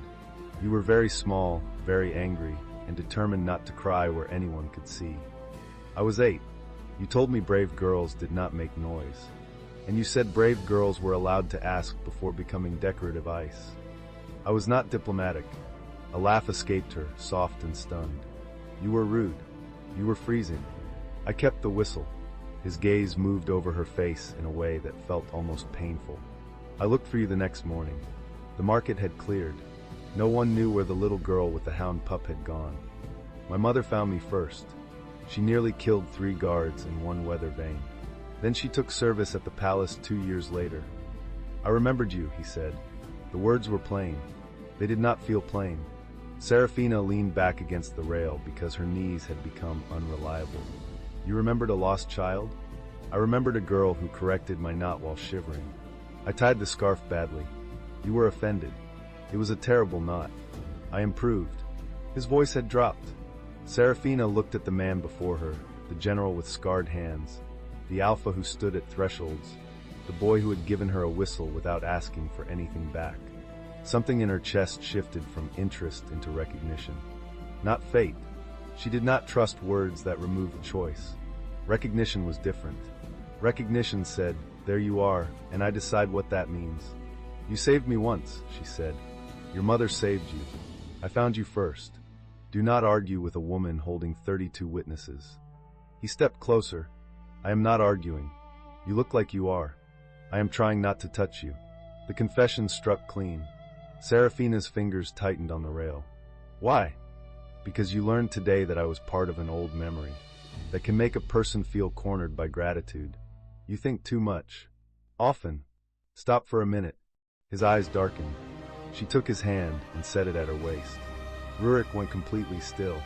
The touch was over coat and corset and wool, but his fingers spread as if he had been made to hold that exact line of her body and punished for discovering it late. Serafina stepped closer until the toes of her boots touched his. Her free hand rested against his chest. "I am not grateful right now," she said. "I am tired, angry, and choosing badly on purpose." His thumb moved once at her waist. "This is not bad. It may be unwise. Most things worth guarding are." She lifted her face. He bent slowly. This kiss was accurate. It began carefully, because both of them were too aware of what had broken behind her. Then his hand tightened at her waist, and hers slid up to the back of his neck, and careful became something warmer. He tasted of winter herb drink, and restraint finally given a task. Serafina rose higher on her toes. Rurik's other arm came around her back, steady and firm, pulling her closer without taking the choice from her feet. A pup sneezed. Neither of them stopped. Another pup barked. Rurik made a low sound against her mouth that had nothing to do with command. Serafina smiled into the kiss before she could help it. Grandmother Pike barked once. They separated at once. The old bitch stared from her cushion with ancient disapproval. Serafina pressed both hands to Rurik's chest and breathed. That was not 2 breaths later. That was adequate timing. Rurik rested his forehead near hers. I dislike that hound less now. Her approval is difficult to win. I noticed. The hound settled again. Serafina should have been frightened by how quickly her body had trusted his. She was frightened. She was also alive in a way grief had tried to smother. Rurik touched the whistle cord lightly. Keep this visible at the hunt. Why? Old border law honors a rescue token. It proves I knew you before court could buy or name you. If Oren claims you manipulated me for protection, I will show that I owed you none and gave it anyway. You did not owe me protection. No, and you are not giving it anyway. His eyes searched hers. She tapped his chest. You are giving me soldiers, clerks, evidence chests, and a very severe quartermaster. I will protect myself in public. You may stand close enough to make stupid people reconsider their hobbies. Rurik's slow smile returned. That I can do. Good. Serafina. Yes. After the hunt, when the evidence is read and your name is yours again, I will ask if the line has moved farther. Heat climbed her neck. That is arrogant. It is strategic patience. You make patience sound indecent. Only near you. Grandmother Pike barked again. Serafina pointed at the old hound. Do not judge me. You had 6 mates and bit 3. Rurik choked on a laugh. The hunt began under a sky the color of polished steel. The royal forest lay 2 hours from the capital, where old pines crowded a ceremonial road lined with antler poles and blue banners. Noble houses arrived in fur and jewels. Priests from the Moon Chapel carried silver bowls. Merchants brought decorated grain baskets for public blessing. Border soldiers entered last, without decoration, pulling sealed evidence chests on sleds. Serafina rode at the front of the hounds. She wore no bridal white. She had chosen her dark green training coat, polished boots, and her mother's black horn whistle at her belt. The old bone whistle lay visible at her throat. 32 hounds moved around her in perfect formation. Buttons wore no fur wrap today because Marave had locked it in an evidence chest after discovering he had tried to trade it for sausage. Rurik rode beside Serafina on his black horse. He wore border armor under a plain cloak. No jewel marked him. He did not need one. People moved aside because their bodies understood him before their pride did. Whispers rippled through the gathered houses. There she is. She stole the hounds. He brought the border wolf. Prince Oren stood on the high viewing platform beside King Albrecht, Lady Corvina, and the council. Oren's collar sat high enough to hide several bruises. Corvina wore a pale blue gown and a new white fur wrap. Her smile thinned when she saw Serafina. Serafina smiled back. Captain Biscuit showed his teeth in what might have been joy. The master of ceremonies lifted a staff. By royal command, the winter hunt opens with the prince's first trail. Objection, Serafina said. Her voice carried because she had trained hounds across wind for 10 years. The staff faltered. Oren leaned forward. Mistress Hale has no standing to interrupt royal ceremony. She is under accusation for theft and assault. Serafina rode closer to the platform. Rurik stayed at her shoulder, silent and immense. I have standing under the Hound Master's oath, she said. If the hunt trail is tampered with, the trainer may halt the hunt before the first horn. If royal hounds are used to conceal a crime, the trainer may demand witness track before all packs. A murmur moved through the old nobles. They knew the law. They had forgotten it because kennel people rarely had enough power to use it. King Albrecht frowned. He was a broad man with tired eyes and a crown too heavy for his neck. Serafina, child, this is not the time. She flinched at child, then steadied. Your Majesty, Prince Oren and Lady Corvina planned to send me down the western ravine during this hunt. Lady Corvina moved trail markers. Prince Oren approved it.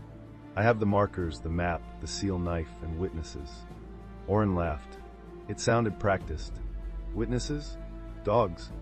Yes, Serafina said. They are less corrupt than men. A dangerous amount of the crowd agreed out loud.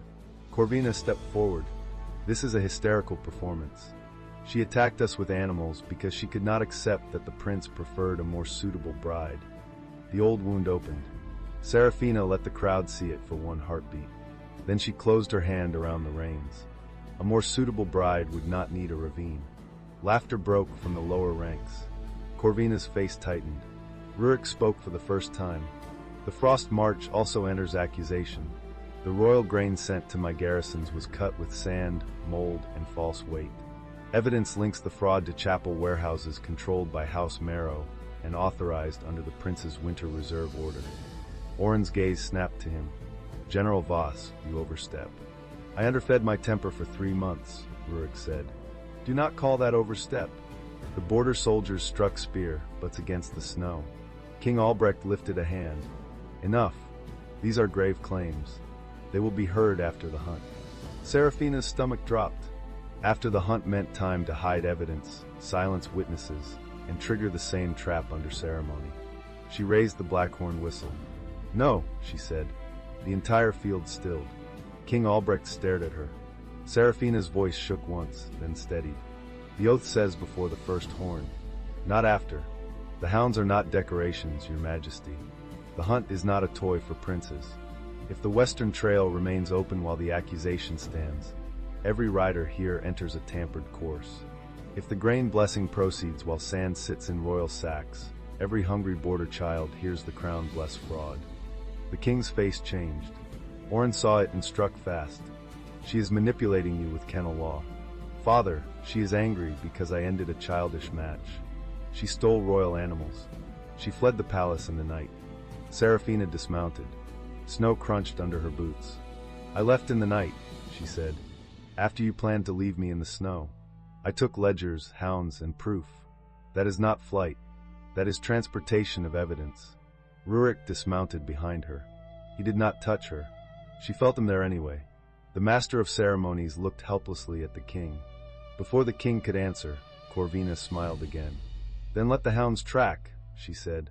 If Mistress Hale trusts beasts more than nobles, let beasts decide. Serafina did not like how easily Corvina agreed. Rurik's hand brushed the back of Serafina's glove. One brief contact. Warning, not command. Corvina turned to the crowd. Let them track the western markers.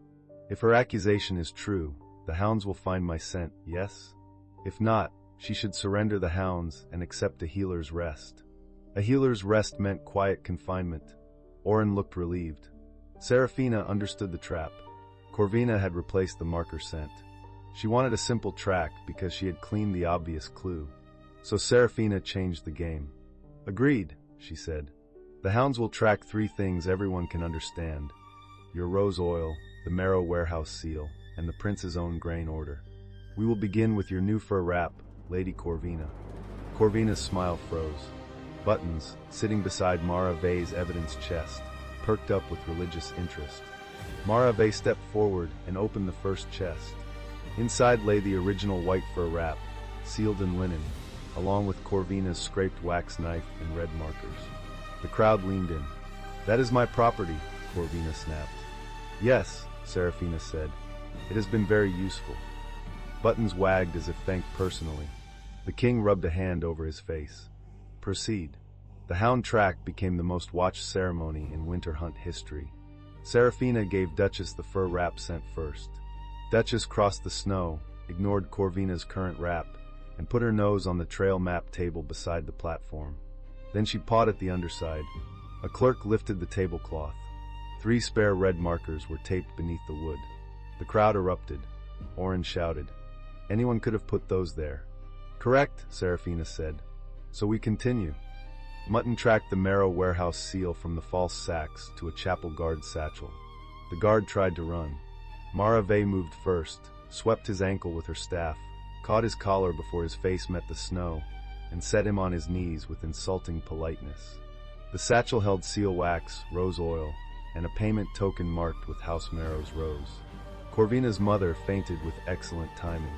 No one helped quickly. Grandmother Pike tracked the same sour warehouse dust to 2 Marrow wagons parked behind the blessing tent. Under the canvas, good wheat filled the top layer of each display basket. Sand and mold filled the lower sacks meant for public shipment after ceremony. The border soldiers began to shout. Rurik raised one hand. They fell silent, but the silence had claws. Serafina looked at Oren. His face had lost its handsome laziness. Without it, he looked smaller. You signed the transfer, she said. I signed what my officers prepared. And the note about me? She turned to Marave. Marave opened the second chest and handed the steward's order to the king's clerk. The clerk read the line aloud. Keep the kennel woman away from the hearing. Leave the western trail open. Ovi. The field went so quiet Serafina heard harness bells in the far snow. Oren's eyes flicked from the king to the nobles to Rurik. Then they landed on Serafina and filled with a hatred that finally looked honest. You should have stayed grateful, he said. The words carried. Rurik moved. Serafina caught his wrist before he crossed the space. His whole body stopped under her hand. The power in that pause shook her more than movement would have. Mine, she said quietly. This part is mine. Rurik's eyes burned down into hers. Then he stepped back. Serafina faced Oren. I was grateful, she said. For work. For a place in the kennels. For my mother's oath being honored. You mistook gratitude for ownership because no one taught you to see women who arrive with useful hands. Oren's mouth twisted. You think a few dogs and a border brute make you powerful? Captain Biscuit growled. Rurik did not. That was more frightening. Corvina seized the moment. She lifted a silver whistle from her sleeve and blew 3 sharp notes. The sound cut through the field. Several strange wolves burst from the tree line. They were not palace hounds. They were paid winter riders in white hunting wraps, hidden low among the trees. They ran for the evidence chests, not the crowd. Serafina understood the trick at once. Ruin the proof, blame panic, and call the hearing unsafe. Serafina blew the black horn whistle. Her hounds surged. No wounds. No frenzy. She had trained them for crowd control, not harm. Captain Biscuit hit the first attacker in the chest and drove him into a snowbank. Duchess caught a white cloth sleeve and spun another rider sideways. Mutton seized a satchel strap and dragged its owner in a circle until the man begged for stillness. Border soldiers closed around the evidence chests. Oren grabbed Serafina from behind. His arm locked across her shoulders. The silver edge of a ceremonial hunt knife flashed near her collar, too close for comfort. The crowd recoiled. Rurik froze 10 steps away. Serafina felt Oren shaking. Call them off, he hissed. Call them off, or I will make this ugly. Fear flashed through her body, bright and old. Snow. Ravine. Only. Then Captain Biscuit saw the blade and lunged. Stay, Serafina shouted. The hound stopped mid-charge, claws tearing lines through snow. The command rippled outward. Every hound froze. Every border wolf turned. Oren laughed against her ear. There. That is what you are. A trainer. A servant with tricks. Something opened under Serafina's skin. It was not gentle. It was not a pretty glow from a tail. It felt like winter cracking a locked river. Her mother's black whistle burned at her belt. The bone whistle at her throat turned cold enough to bite. Every wolf sound in the clearing struck her blood as language. She heard panic, hunger, shame, rage, obedience forced through bad orders. She heard Rurik's wolf as a low thunder held behind iron, furious because she had told him not to move. Serafina drew one breath. The old oath rose in her memory. Her mother had made her repeat it every winter before the first hunt. The hounds do not belong to the crown. The crown belongs to the one who keeps the pack alive. Oren's grip tightened. Serafina spoke, and her voice carried over the entire field without strain. Kneel. Every wolf in the clearing went to one knee. Not the humans. Not the hounds. The wolves. The hired shifters collapsed first. Then the palace wolf guards. Then 3 noble alphas who had been standing near the platform, faces white with shock. At last, Rurik's knee struck the snow. His eyes stayed on Serafina. The sight nearly broke her concentration. Rurik Voss, border general, cold-blooded alpha, kneeling because her blood had commanded every wolf in reach. Oren did not kneel. He had no true wolf in him, only borrowed authority and a title. Serafina understood before anyone spoke. A sound moved through the crowd. Old Winter Line. Old Kennel Oath. Winter Steward. King Albrecht stood. His face had gone ashen. Oren's grip loosened. Serafina drove her heel into his instep. He yelped. She caught his wrist, turned under his arm the way she taught handlers to escape a tangled lead, and slammed his hand against his own chest. The ceremonial blade fell into the snow. Captain Biscuit sprang, caught Oren's coat sleeve, and dragged him face first into a drift. The field exploded into noise. Serafina did not look away from the kneeling wolves. Her body shook with the force moving through it. She could command them to stay down. She could command them to crawl. The power invited cruelty with a sweet, cold voice. Then she saw Tobin, the young guard with kernels in his pocket, kneeling among the border wolves. His face was frightened, not of her exactly, but of what power might do when it finally changed hands. Serafina released the command. "Stand," she said, "by your own will." The wolves rose slowly. Rurik stood last. Snow clung to one knee of his black trousers. His face held no humiliation, only awe, anger, and something that looked dangerously like devotion. Serafina pointed to the evidence chests. "Read the grain oath. All of it." The king's clerk hesitated. Rurik turned his head. "Read." The clerk read. The old winter grain oath was plain enough for every rider, cook, and kennel girl to understand. The crown had one winter duty before all ceremony: feed the border honestly. Any heir who stole grain, falsified hunt trails, or threatened the hound master's witnesses lost winter authority before the assembly. At the final clause, the clerk's voice broke. If the crown fails the pack, the winter steward may take charge until the packs choose succession openly. Everyone looked at Serafina. She looked at King Albrecht. The king gripped the rail of the platform. Age had turned him slow, but not stupid. His eyes moved from the fraudulent sacks to the kneeling wolves, to Oren spitting snow while Captain Biscuit sat on his back, to Corvina trying to edge behind her mother. "Your mother," he said to Serafina, voice rough. "Leora Hale. She was not only kennel master." Serafina's throat tightened. "No," the king said. "She was my cousin's child, born of the old winter line. She refused court. I gave her service because she demanded work instead of empty honors." Serafina heard whispers become a roar. Not a hidden princess in silk. Not a girl raised for a throne. A kennel woman's daughter with an old winter claim, public evidence, and 32 hounds who had better manners than the royal heir. Oren lifted his snow-covered head. "Father, you cannot be serious. She is a servant." King Albrecht looked at him. Something in the old man's face hardened at last. "You are stripped of hunt command," he said. "You are stripped of winter reserve authority. You will be confined pending full council judgment. House Marrow's warehouses are seized for audit and repayment to the Frost March. Lady Corvina Marrow is detained for conspiracy, grain fraud, and attempted evidence destruction." His voice carried harder. "Every high officer who signed, sealed, ordered, or protected the false grain will stand public judgment under the winter grain oath. If the evidence proves deliberate starvation, the sentence is death. There will be no private pardon behind a velvet curtain." The chapel warehouse officers went white. One granary lord dropped his ceremonial cup into the snow. Marave caught it with one boot before the wine could splash the evidence chest. "Littering during treason," she said. "Bold."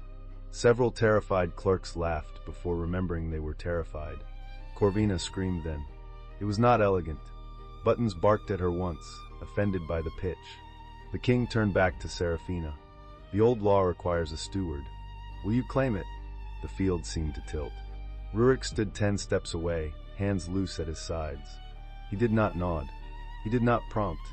He only watched her with a face that said he would hold the line whatever she chose. Serafina thought of the palace kennel at dawn. She thought of her mother oiling leather straps by lamplight. She thought of hungry soldiers, false sacks, a boy saving 3 kernels, Oren's hand at her collar, and wolves kneeling because power had finally answered the wrong person in the field. She also thought of the danger. Power did not become clean because it changed hands. Someone had to scrub it daily. Serafina lifted her chin. "I will claim stewardship," she said. "Not as decoration, not as bride, not as grateful servant. I claim it under the grain oath until the packs can choose openly. First order, Frost March receives full grain from seized marrow stores before sunset. Second, all reserve ledgers become public record. Third, Prince Oren's confinement includes basic food, clean blankets, and no ravines. We are not becoming him." The crowd stared. Then Marave struck her ledger against a shield. One border soldier followed. Then another. The sound spread across the field, shield, staff, boot, spear, hand. It became approval not polished enough for court, but strong enough to shake snow from the banners. Rurik bowed his head. Not a court bow. A border oath. Serafina's eyes stung. Captain Biscuit dragged Orin 3 more inches for emphasis. Enough, Serafina said. The hound released him immediately. Thank you, Orin gasped. Captain Biscuit sneezed into his hair. The first act of Serafina's rule was not dramatic. She signed grain release orders with hands that would not stop trembling. Marave stood on her left correcting totals. Rurik stood on her right, making anyone who approached with nonsense reconsider. Border soldiers loaded seized marrow grain into inspected wagons. Hounds checked every sack before it moved. Court nobles tried to speak to Serafina in the new tone people used for power they had recently mocked. She disliked it intensely. One lord bowed so low his hat feather brushed Mutton's nose. Mutton ate the feather. Serafina signed another order. Put that on the evidence list. Rurik leaned closer. Feather theft? Feather redistribution. A promising policy. She looked up at him. The day had left lines of strain around his eyes. Snow had melted in his hair. One knee of his trousers remained wet from kneeling under her command. Guilt pricked. About the field. I did not mean to force you down. I know. I hated seeing it. I know. Stop saying that as if it fixes things. Rurik took the signed order from her and passed it to Marave. Then he turned Serafina gently by the elbow, guiding her behind a banner pole where the crowd could not read her mouth. His touch was light. It steadied anyway. Listen to me, he said. You stopped hired wolves without bloodshed. You released the command when fear would have made many keep it. You gave Orin blankets in the same breath you took his power. Do not spend your first hour as steward apologizing because corrupt men forced an old oath awake with a threat. Her breath shook. You knelt. My wolf recognized winter authority. My pride survived. You are sure? His mouth tilted. I have knelt for worse reasons. Boot repairs. Fallen maps. A hound sitting on my foot. Captain Biscuit is very heavy. Marave stepped around the banner pole with 3 fresh warrants under one arm and the expression of a woman who had just found religion in properly numbered arrests. High Steward, she said, then paused. Am I allowed to call you that before the ink dries? Only if you promise not to faint, Serafina said. I have never fainted in my life. I once broke a smuggler's jaw with a sack of barley. Rurik looked mildly impressed. That is not in your service record. Because I wrote the record. I am merciful to boring historians. Serafina laughed, and the laugh steadied something inside her. Captain Vey, until the full assembly votes, you are acting warden of the grain line. Independent authority. Public ledgers. Armed escort. No noble private access to sealed grain. Marave's face changed once. Not much. Enough. The young officer swallowed, then struck her fist to her heart. Then I will make hunger afraid of paperwork, she said. Good, Serafina replied. Make it terrified. A heavy tyrant. She laughed, then pressed a hand over her eyes. Rurik took that hand and pulled it down. Not roughly, not softly enough to be dismissed. His fingers wrapped around hers. Look at me. She did. I am not less because your power answered, he said. If anything, I am relieved. I have carried too much alone because the crown preferred hungry wolves to inconvenient reports. If you mean to scrub power daily, I will hand you brushes. That struck deeper than any pretty vow could have. That may be the least romantic sentence ever spoken. I can do better later. Later? His thumb moved over her knuckles. When you are not signing food orders and trying not to faint from bloodline politics.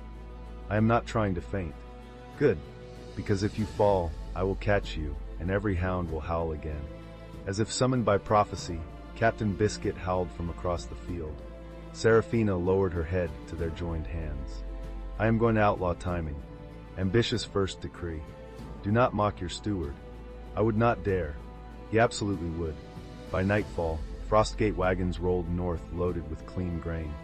Marrow warehouses sat under seal. Orin and Corvino were transported separately under guard, both furious, both alive, both facing public judgment.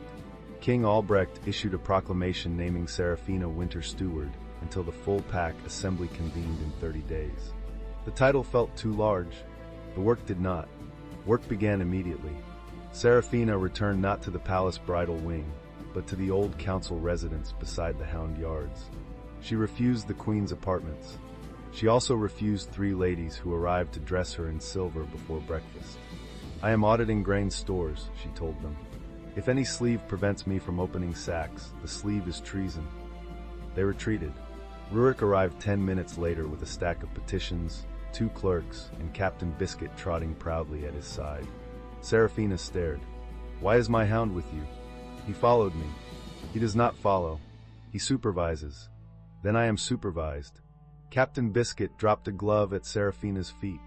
She looked at Rurik's bare right hand. "Did he steal that from you?" 3 corridors ago. I chose not to negotiate with a superior force." "Wise." Rurik set the petitions on her table.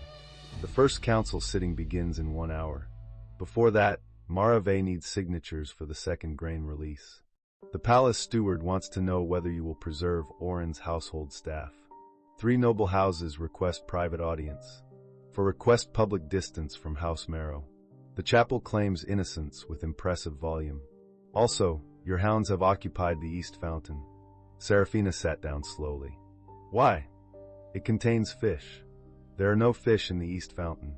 "There were 2. She covered her face. "I have been steward for less than a day." Rurik came around the table and crouched in front of her chair. The position made her look down at him.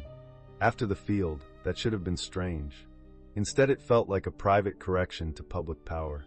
He placed both hands on the arms of her chair and held her gaze. "1 order at a time," he said. "I know. 1 liar at a time. I know. 1 hound-related disaster at a time." Her mouth trembled. "That may be impossible." "Then 2 disasters. Maximum." She laughed. Rurik's eyes softened.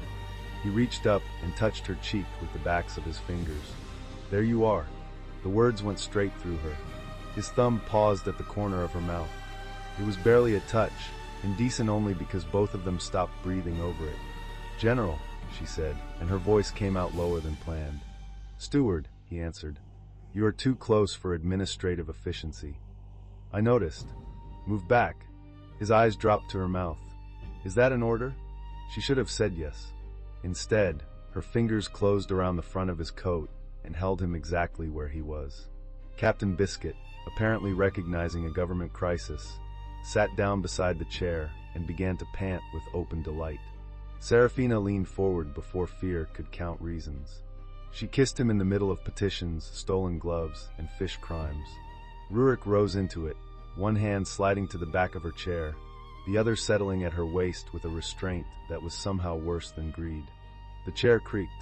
Serafina made the mistake of opening her mouth against his, and Rurik answered with a sound so low that her knees forgot they were seated. Captain Biscuit made an approving grunt. Serafina broke the kiss first, breathless. "Door. Closed. Clerks. Outside. Hound. Judging. Good. Accuracy matters." Rurik's hand flexed once at her waist. "If I keep kissing you, the clerks will invent a new category of delay." "Let them. You are High Steward. Then I can authorize delays." He laughed under his breath and rested his forehead against hers. For one dangerous second, he looked less like the cold border general and more like a man losing a battle he wanted to lose. For one full second, neither of them moved. Serafina closed her eyes. "I'm going to promote the first person who invents silent paperwork." Rurik's smile appeared against her mouth. "Always." Someone outside cleared a throat, aggressively official. The smile vanished from both of them. Marave's voice came through the wood. "If you 2 are done establishing diplomatic contact, the grain orders need ink." Serafina turned scarlet. Rurik looked at the door. "Quartermaster." "General." "You heard nothing." "I heard governance." It sounded inefficient. Captain Biscuit barked once. Marave added, "The dog agrees." Serafina dropped her forehead to Rurik's shoulder and laughed until the pressure in her chest eased. 30 days later, the full pack assembly met beneath the repaired antler poles of the winter hunt field. This time, no trail markers had been moved. Serafina checked them herself at dawn with Duchess and 3 board clerks. Every grain basket had been cut open, tested, weighed, sealed, and marked by public hand. The chapel warehouse officers stood under guard. House Marrow's accounts had been read until even the nobles understood the theft. Good grain had reached Frostgate, Northmere, Greyford, and the 3 villages that supplied sled dogs to the border. No one called hunger dramatic anymore. Oren stood before the assembly without his prince's cloak. He had eaten plain food, slept on clean blankets, and complained through most of it. The public judgment stripped his succession rights, seized his private hunting estates for restitution, and sentenced him under the winter grain oath for falsifying a hunt, endangering a witness, and protecting deliberate starvation. No noble name softened the sentence. It would be carried out away from the field, without spectacle, after the victims' accounts entered the public record. Corvina Marrow, her mother, the royal steward, the chapel bursar, 2 granary lords, and every high officer who signed the false route books received the same judgment. Lower clerks who had confessed early kept their lives and gave testimony. Drivers who had moved sealed wagons under threat were assigned supervised restitution. High officials who had traded border hunger for court comfort met the full sentence of the oath. The seized Marrow silver funded border reserves, kennel repairs, and a public grain office staffed by people who had eaten army porridge and were therefore immune to elegant excuses. Serafina watched the orders signed and felt no triumphal music rise inside her. Relief was quieter. It wore ink on its fingers. When the votes were called, the pack representatives chose her as High Steward for a full winter term, with authority to reform grain, hunt, and hound law before a permanent Crown Assembly. The old winter line made her eligible. The evidence made her credible. Her choices in the field made people trust the claim. Serafina's first permanent appointment came before any courtier could ask for a private favor. "Marave," she said. The grain watch captain stepped forward in her brown coat, steel staff at her back, and ledger hugged to her ribs. For once, she looked young. "You helped expose the theft when silence would have been safer," Serafina said. "You protected witnesses, held the grain line, and told the truth without waiting for permission. By my authority as High Steward, I name you High Warden of the Grain Line. Your office answers to the public ledger, not to noble kitchens." Marave stared at her. Captain Biscuit barked once. "He seconded the appointment," Serafina said. Marave struck her fist to her heart. "Then I accept before the dog changes policy." The field laughed. The laugh mattered. It meant the new law had a face, a staff, and a woman who would hit corruption with both hands. That distinction mattered to her. After the vote, King Albrecht removed the winter circlet from its velvet cushion. It was not a queen's crown. It was black iron set with one pale stone, made for work and weather. He held it out to her with both hands. "Leora's daughter," he said. "The crown should have known you before crisis forced it." Serafina took the circlet. "Yes, it should have." A few courtiers inhaled at the bluntness. The king bowed his head. "Then let that be recorded too." She placed the circlet on her own head. The field bowed. Hounds did not bow, because hounds were sensible. Captain Biscuit sat on Rurik's boot instead, which many observers understood as a border endorsement. Rurik stood beside the steward's platform, not behind it. Serafina had insisted. He had argued for 7 minutes that a general belonged at her flank in public crisis. She had argued for 7 minutes and one eyebrow that a woman who had been almost erased by a fiancé did not need another man arranged as her shadow. They had compromised. He stood at the edge of the platform, close enough to intercept threats, visible enough to annoy traditionalists, and far enough that no one could pretend he held her strings. After the assembly, when the crowd moved toward the feast tents, Serafina found him in the old pine lane. Snow balanced on the branches. Evening light turned the path blue. For once, no clerk followed her. No noble waited with a complaint. No hound appeared except Grandmother Pike, who settled at the end of the lane and pretended not to guard them. Rurik looked at the circlet on Serafina's head. "It suits you. It pinches. Most authority does. I am considering replacing it with a warm hat.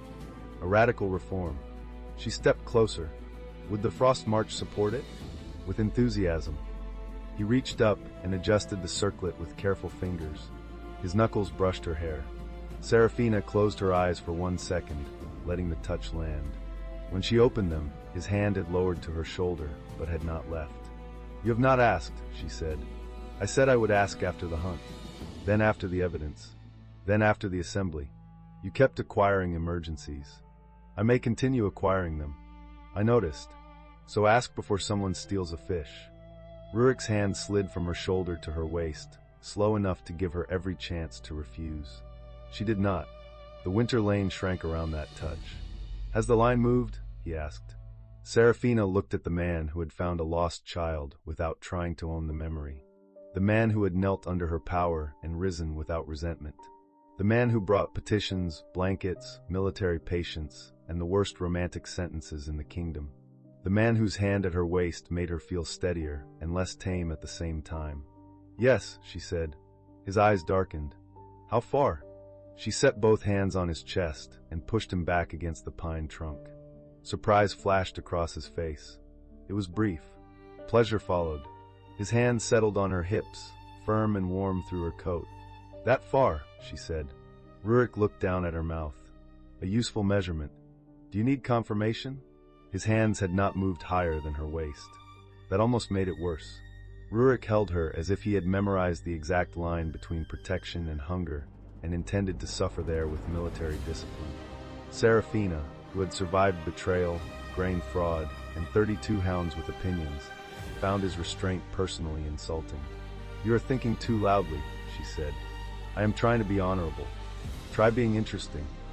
Rurik's laugh was quiet and rough enough to warm her ears. In all investigations, she kissed him. This time, no grief stood between them. No one had just read an ugly order. No threat waited at her collar. The kiss was not careful in the same way. It was still controlled, because Rurik's control seemed built into his bones, but heat moved through it. His arm wrapped around her waist and drew her close. Her fingers slid into the black hair at his nape. He made that low sound again, the one that turned her knees into poor advisors. Grandmother Pike waited until Rurik's hand had fully tightened at Serafina's waist, until Serafina had made one helpless sound into his mouth, and then barked once from the lane. Serafina did not stop. Rurik smiled against her mouth. Your chaperone objects. She objects to weak follow-through.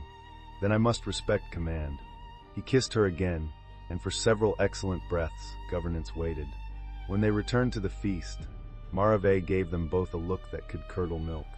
The new high steward has pine needles in her hair, she said. Serafina removed one.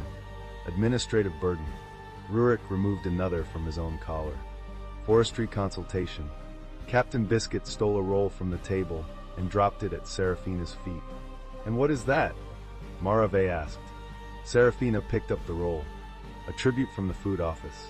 That dog is going to have a title by spring. He already has one. Rurik looked resigned. Minister of Stolen Bread? Deputy Minister, Serafina said. Grandmother Pike outranks him. The feast laughed around them. Not court laughter, better laughter. Soldiers, kennel girls, clerks, village delegates, and nobles who had learned quickly all shared tables under frost lanterns. The grain bread was coarse and honest.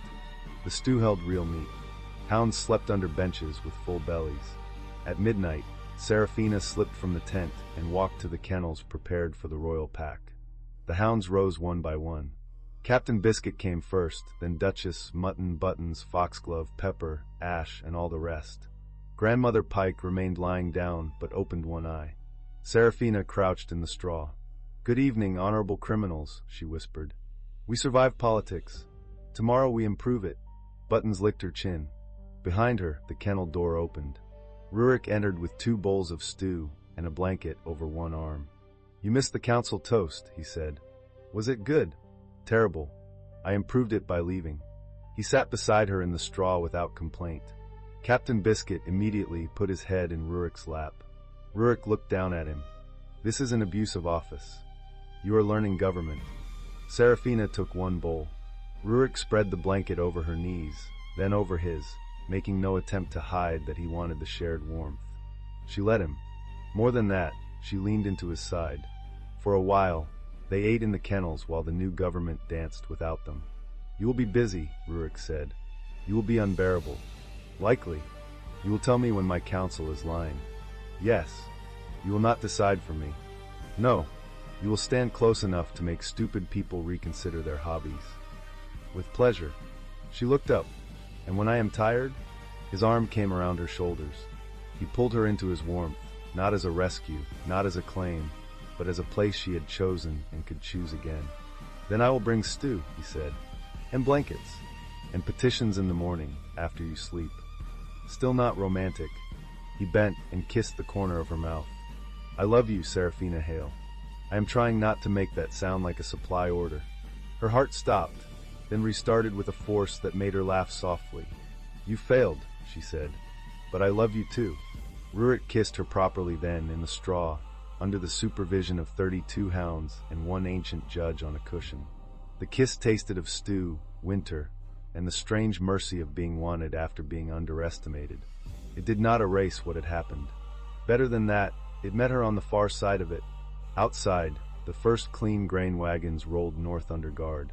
At the head of the line rode High Warden Marave, steel staff across her saddle and public ledger sealed at her hip. The road would not belong to hungry excuses again. Behind the assembly hall, bells marked the completed sentences of the condemned high officers. The sound was brief, formal, and cold. No one cheered. Serafina had not asked for spectacle. Justice did not need theater to be final. Inside, the High Steward of Winter rested her head against the Border General's shoulder, while Captain Biscuit snored across both their boots. By morning, there would be reforms, angry nobles, hungry villages, and a fountain that still had to be investigated for missing fish. Serafina would rise before dawn, greet every hound by name, and put her hands on the work of ruling. This time, she would not be only anything. If you enjoyed this story, subscribe for more wolf romance, winter revenge, and stubborn women with dangerous hounds. Welcome to Moonlit Romance Library. Please follow for more stories. Part 1. Ashes and Silence.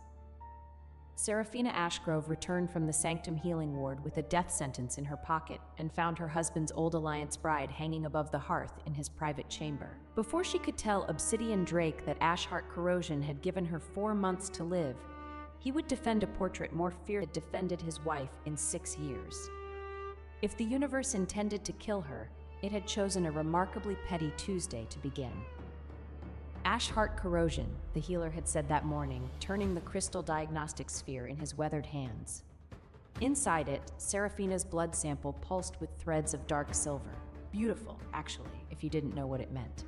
The decay has already entered your bloodstream and begun affecting your optic channels. I estimate 4 months, perhaps 5 if you avoid all magical exertion.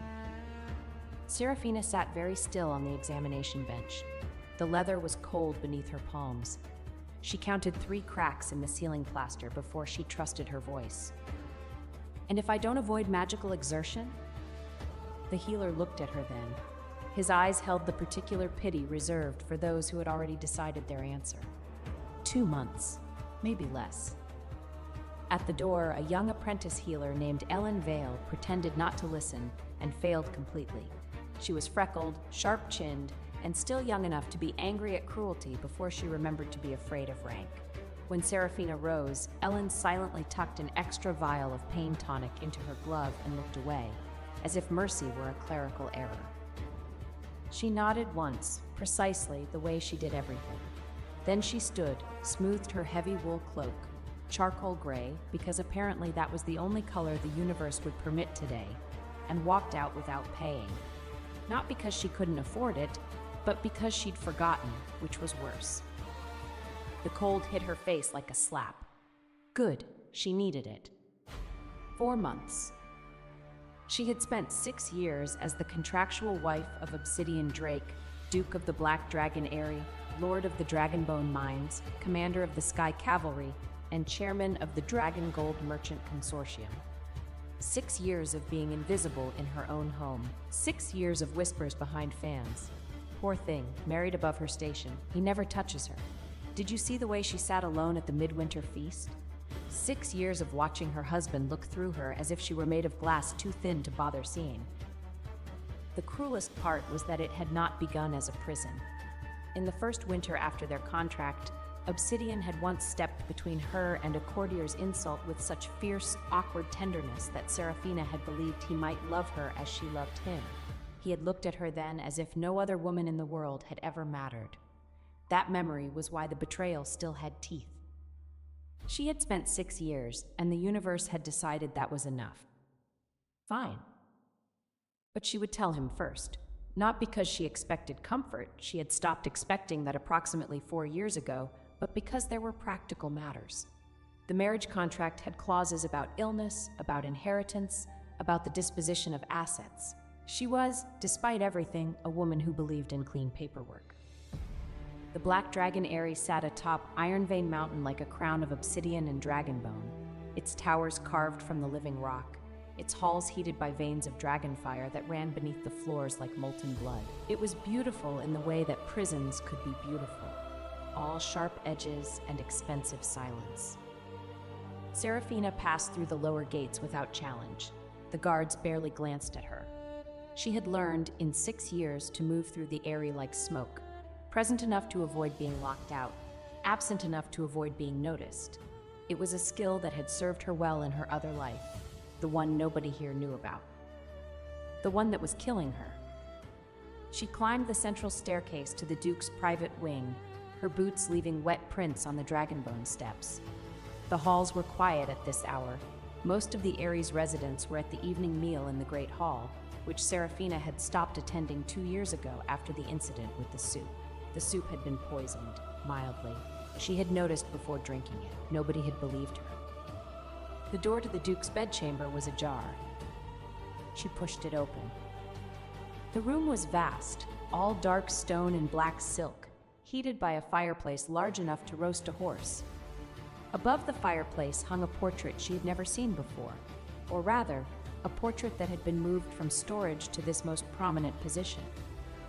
It showed a woman, golden hair like sunlight through honey, blue eyes wide and dewy, lips curved in a smile so gentle it looked almost apologetic for existing. She wore white, naturally, because women like that always wore white. Celestine Brightmore.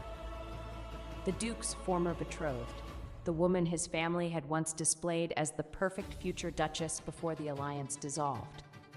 The one whose painted perfection had haunted their marriage bed more effectively than any actual ghost could have managed. Serafina stared at the portrait. Something cold and sharp pressed behind her sternum. Not grief, not jealousy, just the bone-deep exhaustion of a woman who had walked into yet another room that wasn't really hers. She should not have touched the frame. She knew that. But her vision flickered, just for a moment, the edges going gray, and she reached out to steady herself, and her fingers brushed the gilded edge of the portrait. "Don't." The voice came from behind her. Low, cold, resonant, the kind of voice that made lesser nobles stammer and serving girls drop their trays. Obsidian Drake stood in the doorway of his private bath, his dark hair damp, a high-collared black shirt fastened at his throat, his silver-gray eyes fixed on her hand with an expression that might have been anger or might have been contempt. With him, they often looked the same. He was beautiful. She had never denied that. Tall and broad-shouldered, with the sharp bone structure of old dragonblood aristocracy and the particular grace of a man who could shift into something enormous and winged. His jaw was cut glass. His cheekbones could slice paper. Even after 6 years of marriage to him, Serafina occasionally caught herself thinking what a waste before her rational mind caught up. "I wasn't," she began. "Touching her portrait with your grubby little fingers?" He crossed the room in 3 long strides, took her wrist, and moved her hand away from the frame. His grip was not gentle. "I had it restored. The oils on skin can damage the pigment." Serafina looked at her hand. It was perfectly clean. She had scrubbed it raw in the sanctum washroom after the diagnosis, a compulsive habit she'd developed to hide the faint gray discoloration that ashheart corrosion left on the fingertips. "I came to talk to you," she said. Her voice was steady. She was proud of that. "About what?" He released her wrist and turned away, adjusting his cuffs with the precise irritation of a man interrupted during his evening routine. "If this is about the household budget again..." "I'm ill." He paused, for exactly 1 second. Then he continued adjusting his cuffs. "You're always claiming some ailment or another. Last month it was headaches, the month before fatigue. If you want attention, Serafina, there are less tedious ways to get it." The cold thing behind her sternum pressed harder. "This isn't..."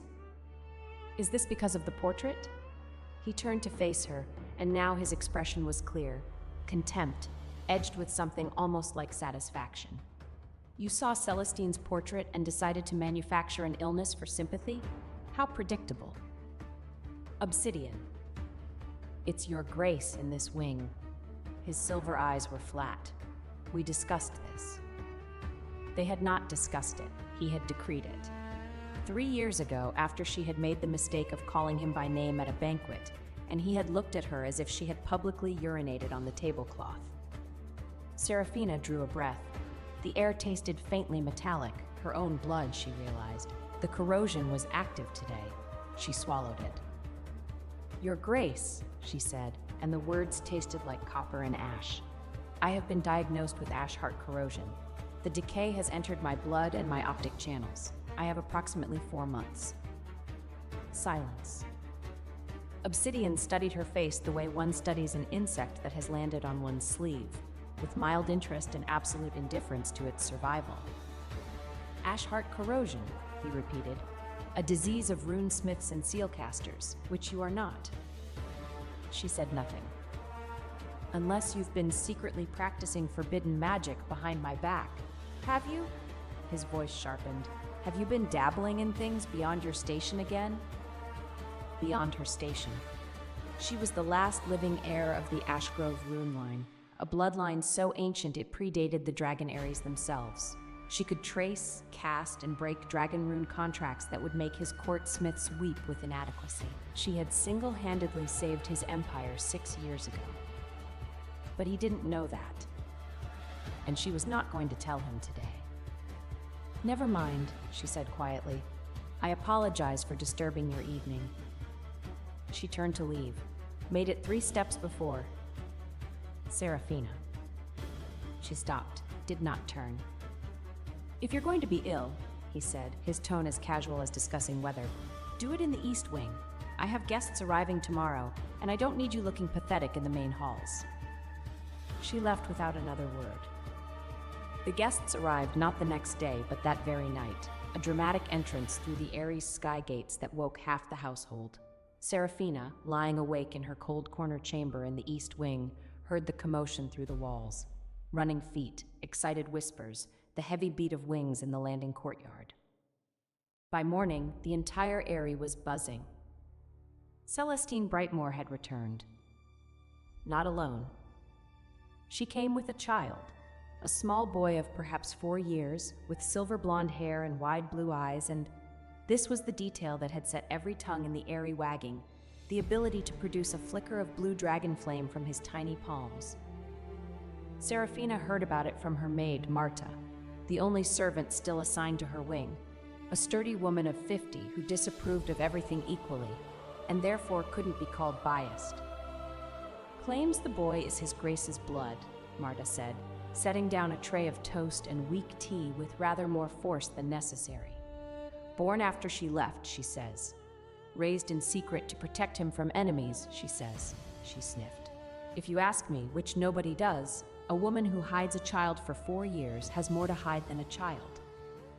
Serafina did not eat the toast.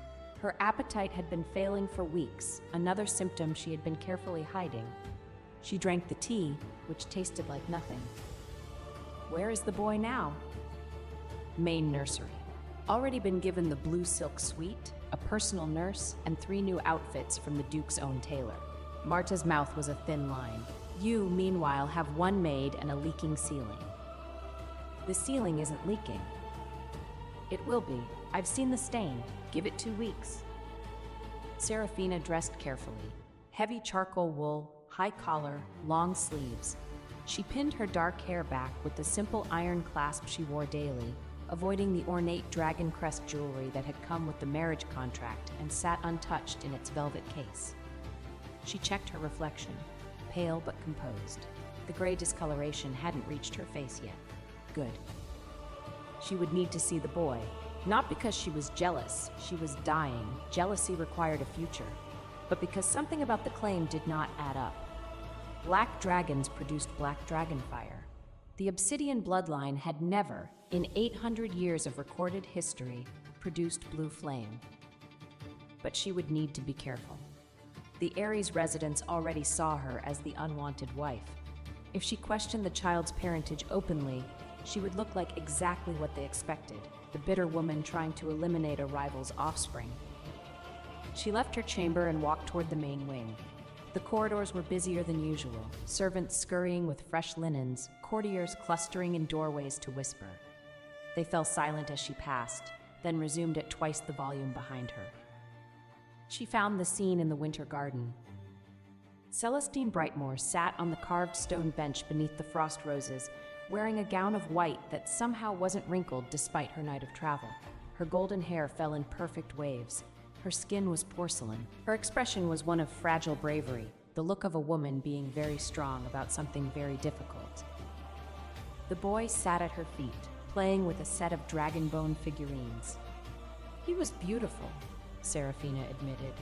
Silver blonde hair, enormous blue eyes, chubby cheeks flushed pink. He made small sounds as he played, and occasionally a tiny lick of blue flame curled from his fingers. Obsidian stood beside Celestine. Not sitting, he never sat in public with anyone, but close enough that his shadow fell across her. His hand rested on the bench back behind her shoulder. Not touching her, but close. He was looking at the boy with an expression Serafina had never seen on his face before. Something soft, something wondering, something that might, in a less frozen man, have been called hope. He had never looked at Serafina like that. Not once. She stopped in the garden archway, took it in, filed it away in the small, cold compartment in her chest where she kept things that hurt too much to examine. Celestine noticed her first. Those blue eyes widened with perfectly calibrated surprise. "Oh, you must be." She looked at Obsidian with a flutter of concern. "I didn't know we would be interrupting." "You're not interrupting anything," Obsidian said flatly, without turning to look at Serafina. "Serafina, this is Celestine Brightmore and her son Lucian. He may be my heir." Maybe. At least he had that much caution still. "How wonderful," Serafina said. Her voice was perfectly level. "Welcome to the Eyrie, Miss Brightmore." Celestine smiled, tremulous, grateful, as if Serafina's welcome meant the world. "Please, call me Celestine. I do so hope we can be friends." She reached out a delicate hand. "I know this must be difficult for you." Serafina looked at the outstretched hand, then at Celestine's face. The smile was flawless. The eyes were calculating. She shook the hand, brief, professional. "Not difficult at all," she said. "I hope you find the Eyrie comfortable." She turned to leave, and her vision flickered. Just a moment. Just the edges going gray, the world tilting sideways. She caught herself on the archway, knuckles white against the stone. "Are you quite well?" Celestine's voice, sweet with concern that carried perfectly across the garden. Obsidian did not turn around. "Perfectly," Serafina said, and walked away. 3 days passed, each worse than the last. Celestine established herself in the Eyrie with the efficiency of a military campaign disguised as helplessness. She needed a larger room. The boy had nightmares without windows. She needed different food. Her constitution was delicate. She needed Serafina's personal sitting room for the boy's lessons. It had the best morning light. Obsidian granted every request without consulting his wife. The boy, Lucian, was paraded before the court daily. His blue flame was displayed, admired, exclaimed over. "A true dragon child," the nobles murmured. "Look at those eyes, just like his Grace's mother's side." Nobody seemed to remember that Obsidian's mother had been a black dragon whose eyes were silver, not blue. Serafina watched. She said nothing. She noticed things. She noticed that Lucian's blue flame flickered oddly, not the steady burn of natural dragon fire, but the stuttering pulse of a flame sustained by external fuel. She noticed that Celestine's delicate wrists bore faint powder marks where something had been regularly applied and wiped away. She noticed that the boy flinched when Celestine touched his shoulder in a certain way. She noticed, but she could not yet prove. On the 4th day, Celestine made her first real move.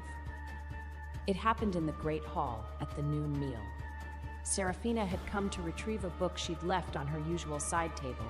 She no longer ate in the hall, but she occasionally sat there to read during off hours when nobody would bother her. The hall was crowded today, some minor celebration for the boys' official presentation to the court. Serafina was crossing the hall toward the side table when Celestine appeared from behind a pillar, carrying a tray of sweets. Their paths intersected. Celestine stumbled, a graceful, floating stumble, the kind that looked effortless, and went down. The tray scattered. Celestine hit the floor with a cry that echoed off the vaulted ceiling. Every head turned.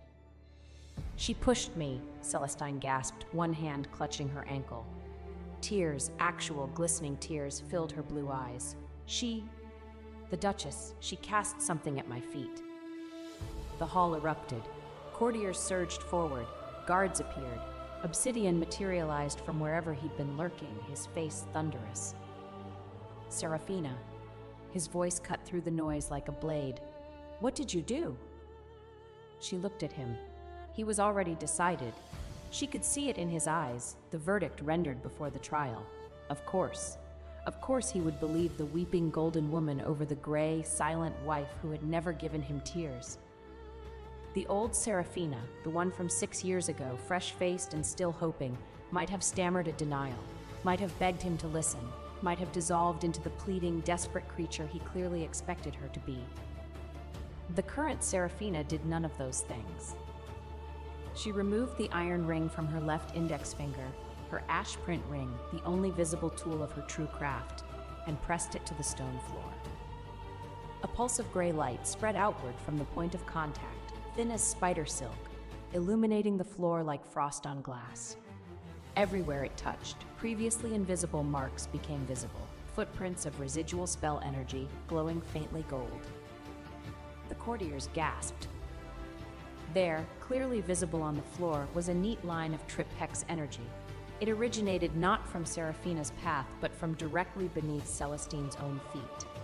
The woman had hexed herself, tripped herself, thrown herself down, and blamed it on the silent wife standing 6 feet away. The glowing marks faded after 3 seconds. Ashprint diagnostic traces were not permanent, but 3 seconds was enough.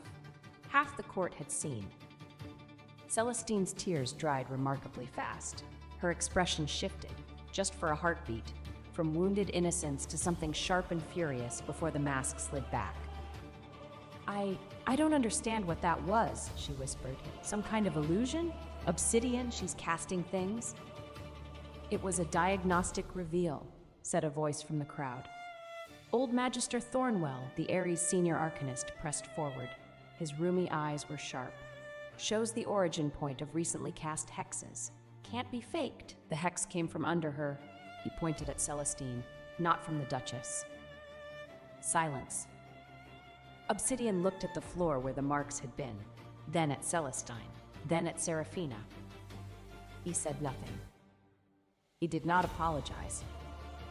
He turned and walked away.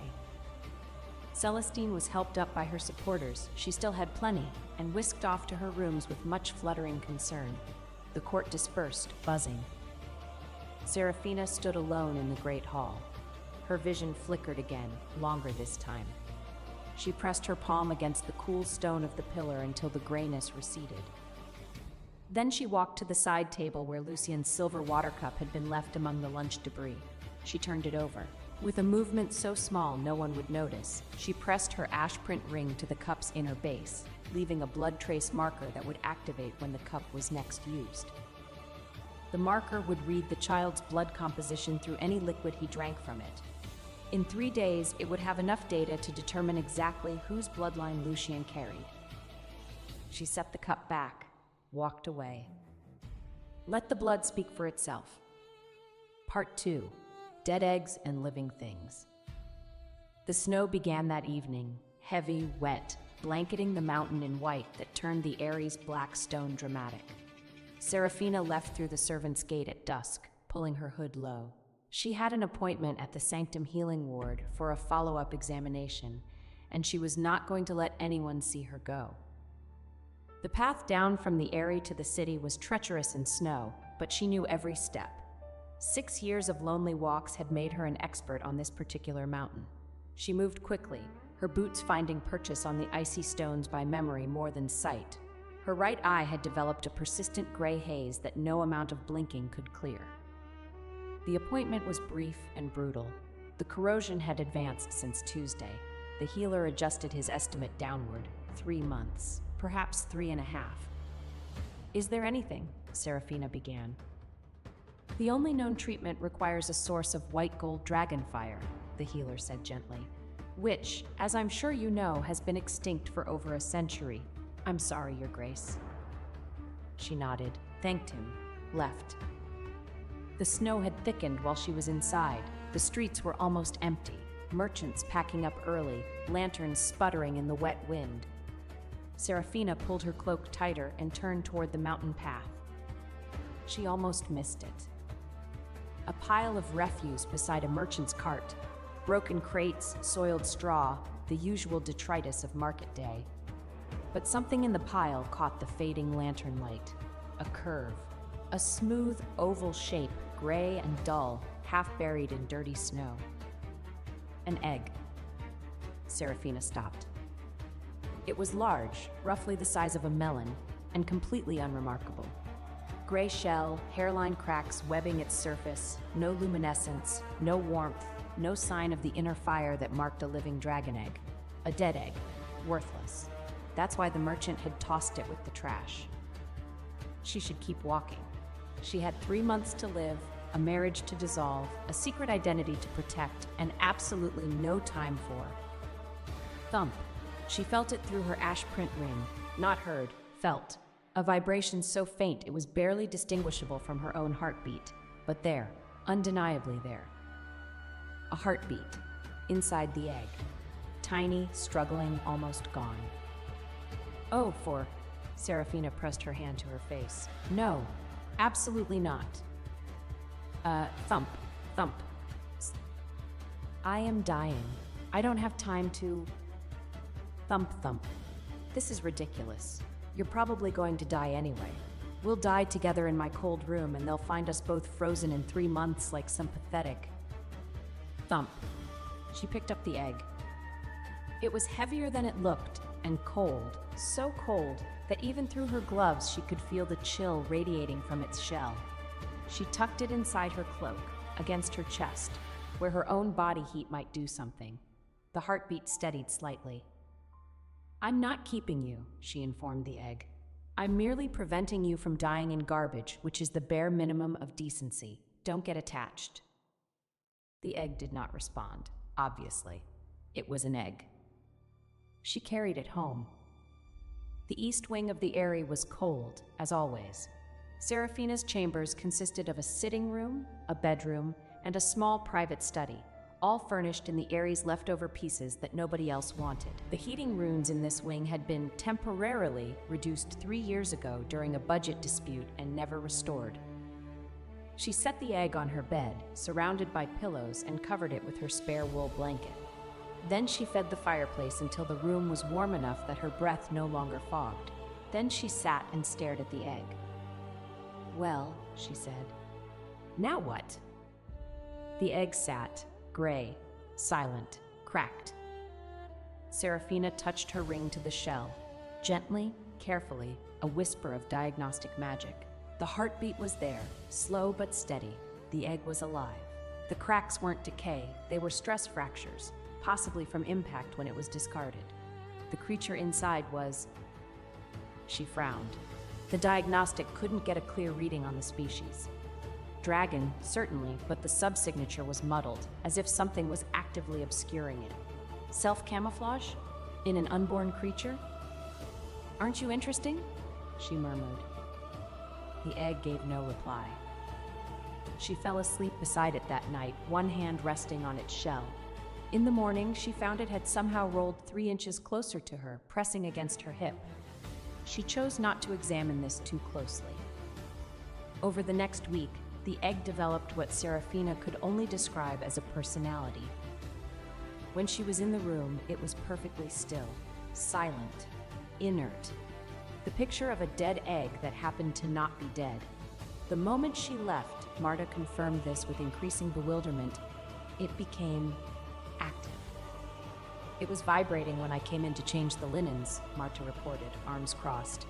And it had rolled off the bed entirely, found it in the wash basin. The wash basin?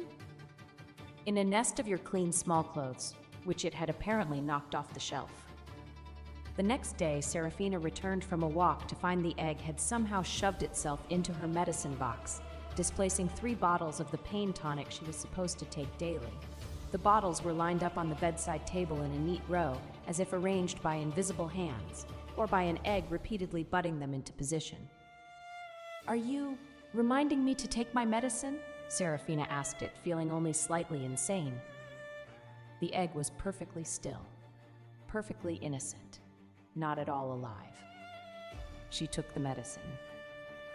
On the 3rd day, she returned to find a small package from Obsidian on her bureau, a guilt gift, probably. Some trivial trinket sent by a secretary to maintain appearances. She hadn't opened it before she left. When she came back, the package was under the bed, far under the bed, pushed into the dustiest corner against the wall. The egg sat on the bureau in the package's place, serene as a church. "Did you?" Serafina looked at the egg, looked under the bed, looked back at the egg. "How do you even move? You don't have legs." The egg did not dignify this with a response. On the 5th day, something remarkable happened. Celestine sent one of her maids to Serafina's wing, ostensibly to deliver an invitation to tea, actually to snoop. Serafina was out. Marta was in the laundry.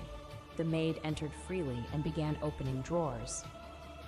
According to Marta, who returned partway through, the egg began vibrating so violently that it bounced off the bed, rolled across the floor at alarming speed, and struck the maid's ankle with sufficient force to send her stumbling backward into the doorframe. The maid fled. The egg rolled itself back to the bed and settled into its pillow nest with the air of a job well done. "Your egg," Marta said that evening, "is possessed." "It's not my egg. It pushed a grown woman out of your room. It's slightly my egg." On the 7th day, the cracks in the shell shifted. Serafina didn't notice at first. She was reviewing the blood trace data from Lucien's cup, which was yielding increasingly interesting results. But when she glanced over, the hairline fractures had rearranged themselves. They formed unmistakably a pattern, an expression. Specifically, the dragon rune symbol for eye-rolling contempt.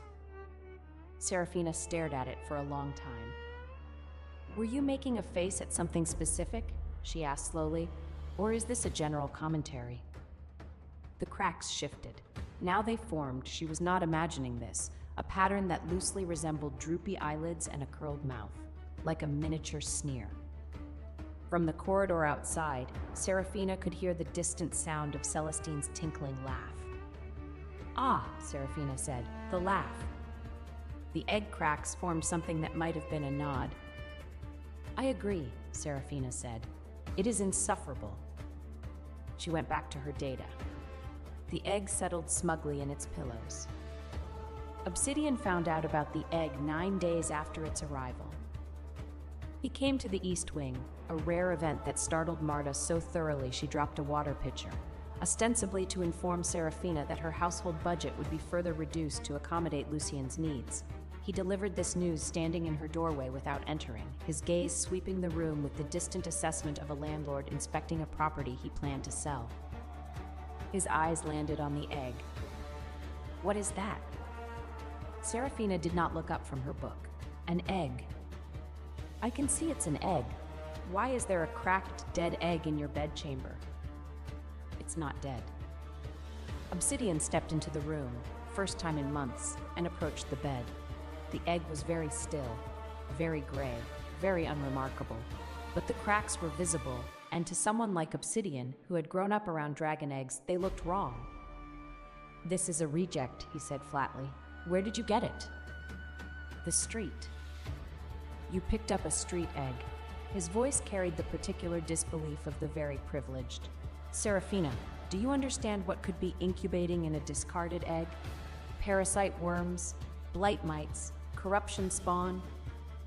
It has a heartbeat. Many parasites have heartbeats. He reached for the egg, and the egg pulsed. A single flash of heat, brief but intense, that made Obsidian snatch his hand back. He stared at his palm. Across the inside of his fingers, faint as a watermark, a pattern of white gold scales had appeared. They faded after a moment, leaving his skin unmarked. The room was very quiet. That, Obsidian said carefully, should not have happened. Seraphina had seen it, filed it, white gold, not black, not blue, white gold, a color that had not been seen in dragonkind for over a century.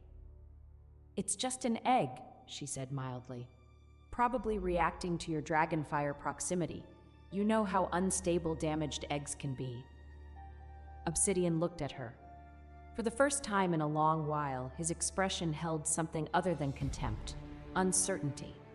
It lasted only a moment before his usual mask reassembled. "Get rid of it," he said. "I'll send someone with a purification basin tomorrow. It's clearly contaminated." "No."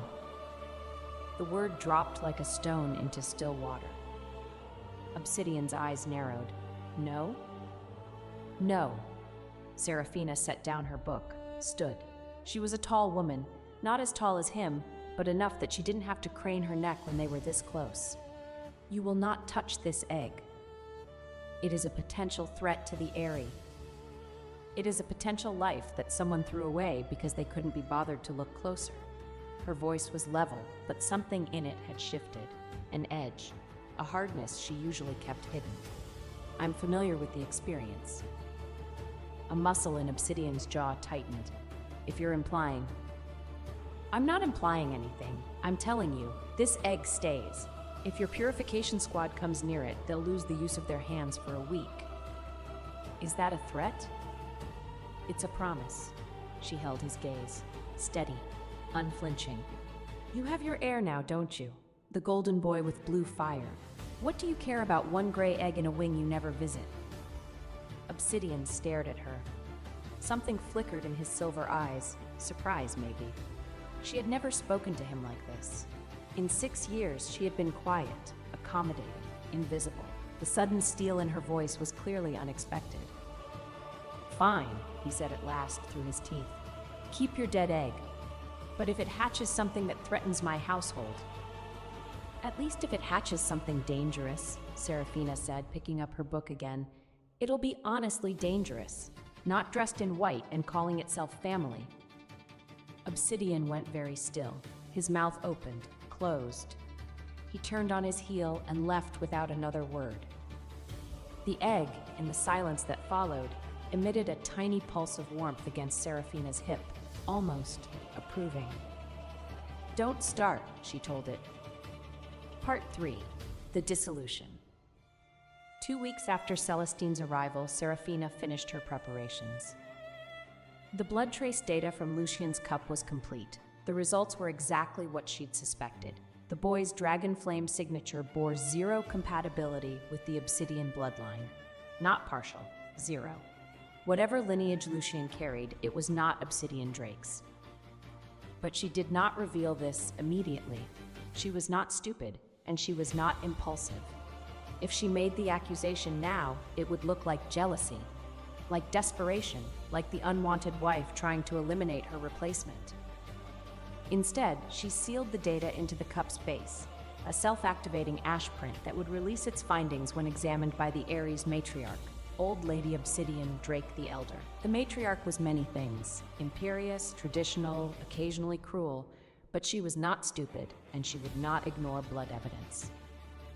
Seraphina placed the cup in a velvet pouch and locked it in her desk. Then she took out the document she had been drafting for 3 days. A petition for dissolution of the Dragon Blood marriage contract. In the dragon aristocracy, marriage contracts were not simple unions. They were binding magical agreements sealed in the contract flame basin, enforceable by ancient dragon law. Breaking one required either mutual consent or proof of irreparable breach. Seraphina had spent 6 years gathering evidence of breach. She had enough. She reviewed the document one final time. It asked for no wealth, no property, no title, no compensation, just freedom. She signed it with her blood name, the real one, not the diminished version on the public marriage contract, and sealed it with her ash print ring. Then she went to find Obsidian. He was in his study. Celestine was there too, of course, curled in the window seat with Lucien, reading to him in her soft golden voice. The picture they made was deliberately beautiful. The family unit, the future, the life Obsidian could have if not for the inconvenient existing wife. Serafina knocked, entered without waiting for permission. "I need 5 minutes of your time," she said, alone. Obsidian looked up from his desk with visible irritation. "Whatever it is, it can wait." "It cannot." She held up the document. "This is a formal petition for dissolution of our marriage contract. It requires your acknowledgement." The room went silent. Celestine's reading stopped. Lucien looked up with wide eyes. Obsidian set down his pen very slowly. "Leave us," he said to Celestine. His voice was flat. Celestine gathered Lucien with visible reluctance and visible satisfaction barely hidden, and swept out, closing the door behind her with a soft click. Obsidian stood, came around the desk, took the document from Serafina's hand and read it in silence. "You're asking for nothing," he said at last. "Correct. No settlement, no property, no ongoing support. I want freedom, not money." He looked at her. His expression was strange, not angry, which she'd expected. Something else, something almost like insult. "This is about Celestine," he said, "not a question. It is about the 6 years preceding Celestine. You're jealous. You've been jealous since she arrived, and now you're using a dissolution petition as, what? Leverage? A threat? You think if you wave this in my face, I'll send her away?" Serafina took a slow breath. The gray was creeping at the edges of her vision again. "I am not asking you to send anyone away. I am asking you to let me leave." "No." He tossed the document onto his desk. "I'm not playing this game." "It isn't. You married into the Eyrie. You took my name. You benefit from my protection, my wealth, my..." "Your protection?" The word came out sharp enough to cut. "When have you ever protected me? When was the last time you entered this study and thought I should check on my wife? When was the last time you remembered I existed without someone reminding you?" He stared at her. "I'm dying, Obsidian." Her voice cracked. "Just barely. Just once. I told you that. 12 days ago, you told me to do it in the East Wing where no one would see. That is what you call protection?" Something shifted in his face. The faintest flicker of, not guilt, not yet, but something close to the precursor of guilt, if guilt were a seed that needed much longer to germinate. "You were exaggerating," he said, but his voice was less certain. "You're always. Sign the paper or don't.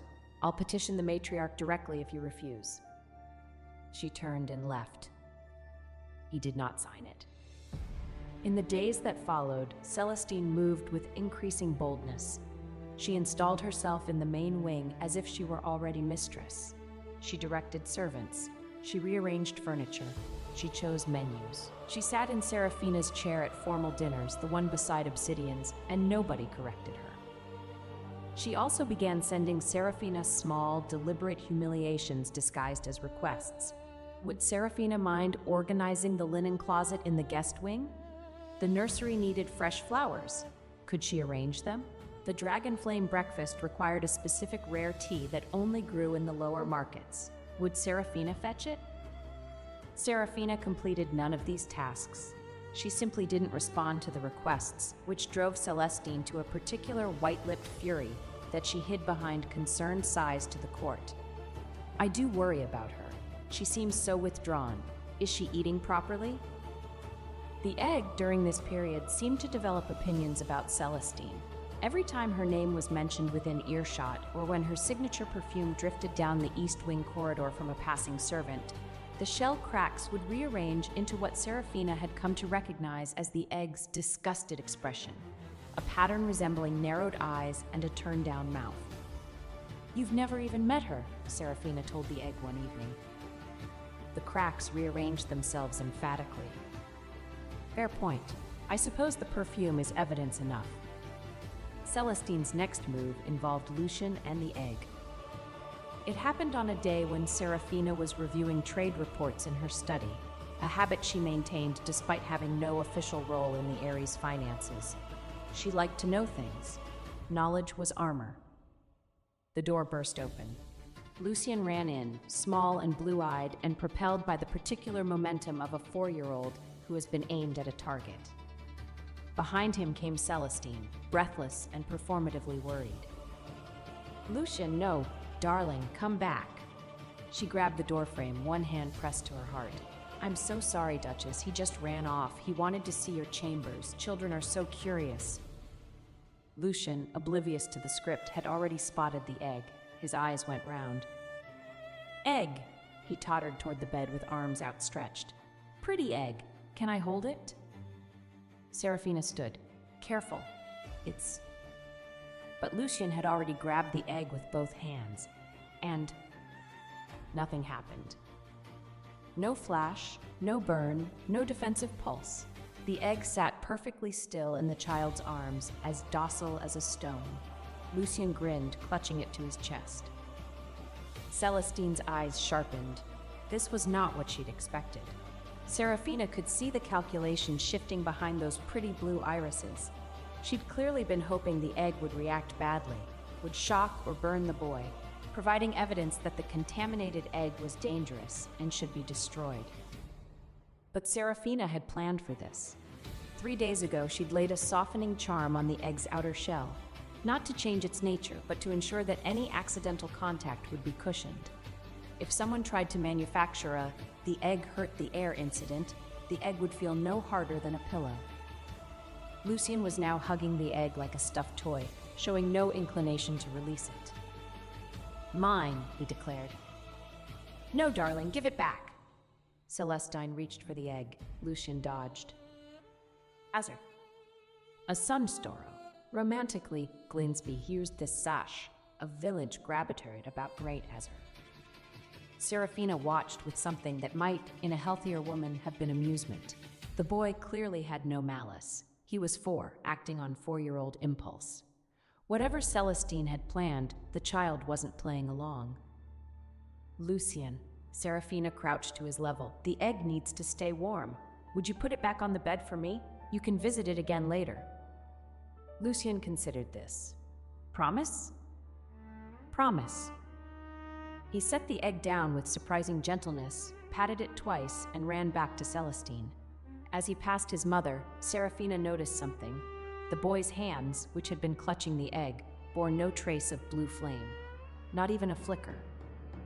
Every other time she'd seen Lucian hold something, his excitement triggered small bursts of dragonfire.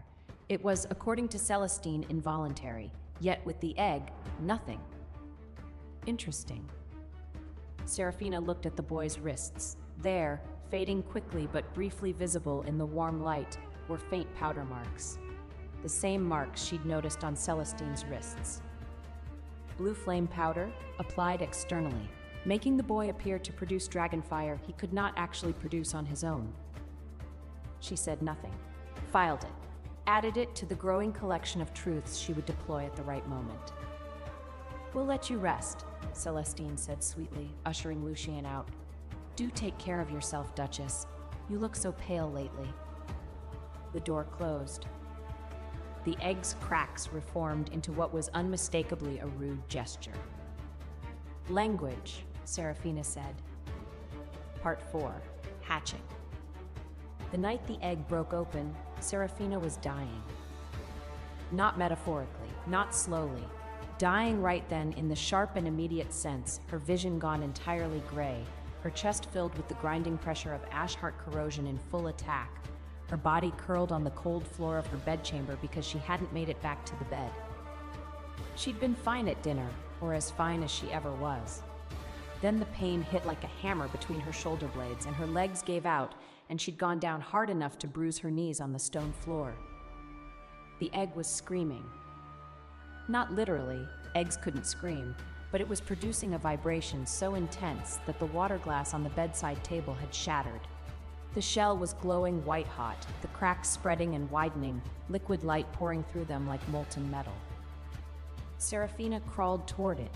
Her hands left gray-smeared trails on the floor. The corrosion was leaking through her skin now, painting everything she touched with ash.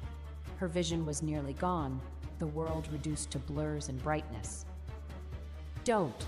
She reached the bed, got her hands on the egg. It was burning, searing, but she pressed her ash-print ring against the shell anyway, feeding it her own blood magic in a desperate attempt to stabilize whatever was happening inside. The shell cracked. Not the gentle hatching of a baby dragon, the explosive fracture of something immensely powerful, forced through too small a container. The shell blew apart. White gold fire erupted upward, scorching the canopy of her bed, washing across the ceiling in a wave of light so bright it burned through even her failing vision. Heat, brilliance, the smell of ozone and old magic. Then silence. Serafina blinked. Her vision was returning, slowly, the gray receding as if pushed back by the residual warmth in the air. She was still on the floor beside the bed, surrounded by shell fragments that glowed faintly platinum in the darkness. On the bed, where the egg had been, sat a man. There was, embarrassingly, not a stitch of clothing involved. 3 frantic minutes, 1 thrown cloak, 1 overturned chair, and a very firm order through the door about imaginary alchemical fumes later, the impossible stranger sat wrapped from shoulders to ankles in Serafina's heaviest wool cloak. His hair was pale as moonlit ash, his eyes opened gold, and his first hoarse words were, "You're the heartbeat." "You were the egg," Serafina said flatly. "I was in the egg," he corrected. "The egg was merely temporary housing." "For how long?" He tilted his head. That movement, the slight angle, the faintly curious regard, was so like the egg's habit of rolling toward interesting sounds that Serafina felt a strange jolt of recognition. "A while," he said. "Time is difficult to track when you're busy not dying." She should ask more questions. She should demand explanations. She should probably be terrified. A strange, impossibly beautiful man had just materialized in her bedroom from an egg she'd been sleeping next to for weeks. Instead, what she said was, "Are you going to die if I stop looking at you for 30 seconds? Because I need to find you clothes." His mouth curved, just slightly. A smile that was less innocence and more quiet delight, as if she had said exactly the thing he'd been hoping to hear. "I will endeavor to survive your absence." She did not dignify this with a response. She went to the wardrobe, pulled out the largest shirt she owned, one of Marta's that had been mixed in with the laundry, and a pair of loose trousers from her own collection, the ones she wore for physical work. "These will be short on you," she said, tossing them to him, "but they'll have to do until morning." He dressed with the unself-conscious ease of someone who had never learned to be modest, or perhaps someone so ancient that modesty was a concept he'd once invented and grown bored of. The shirt stretched across his shoulders. The trousers ended above his ankles. He looked ridiculous. He also looked like something out of a legend. Even in borrowed, ill-fitting clothes, wrapped in a too small cloak, with shell dust still in his hair, he radiated a quiet, devastating presence that made the air in the room feel heavier. Serafina crossed her arms. "Name." "Ah," he looked at her. Something cautious entered those gold eyes, the first hint that behind the bemusement there was calculation. "You may call me Sirin. It's close enough." "Close enough to what?" "To what I once was." "That's not an answer." "No," he agreed pleasantly. "It isn't." She studied him. He met her gaze without flinching, without the defensive bravado that usually accompanied secrets, or the evasive dart of someone constructing a lie. He simply looked at her, gold eyes steady, and allowed her to look back. "Fine," she said at last. "Sirin, you hatched in my room. That makes you my responsibility until I decide otherwise. You will sleep."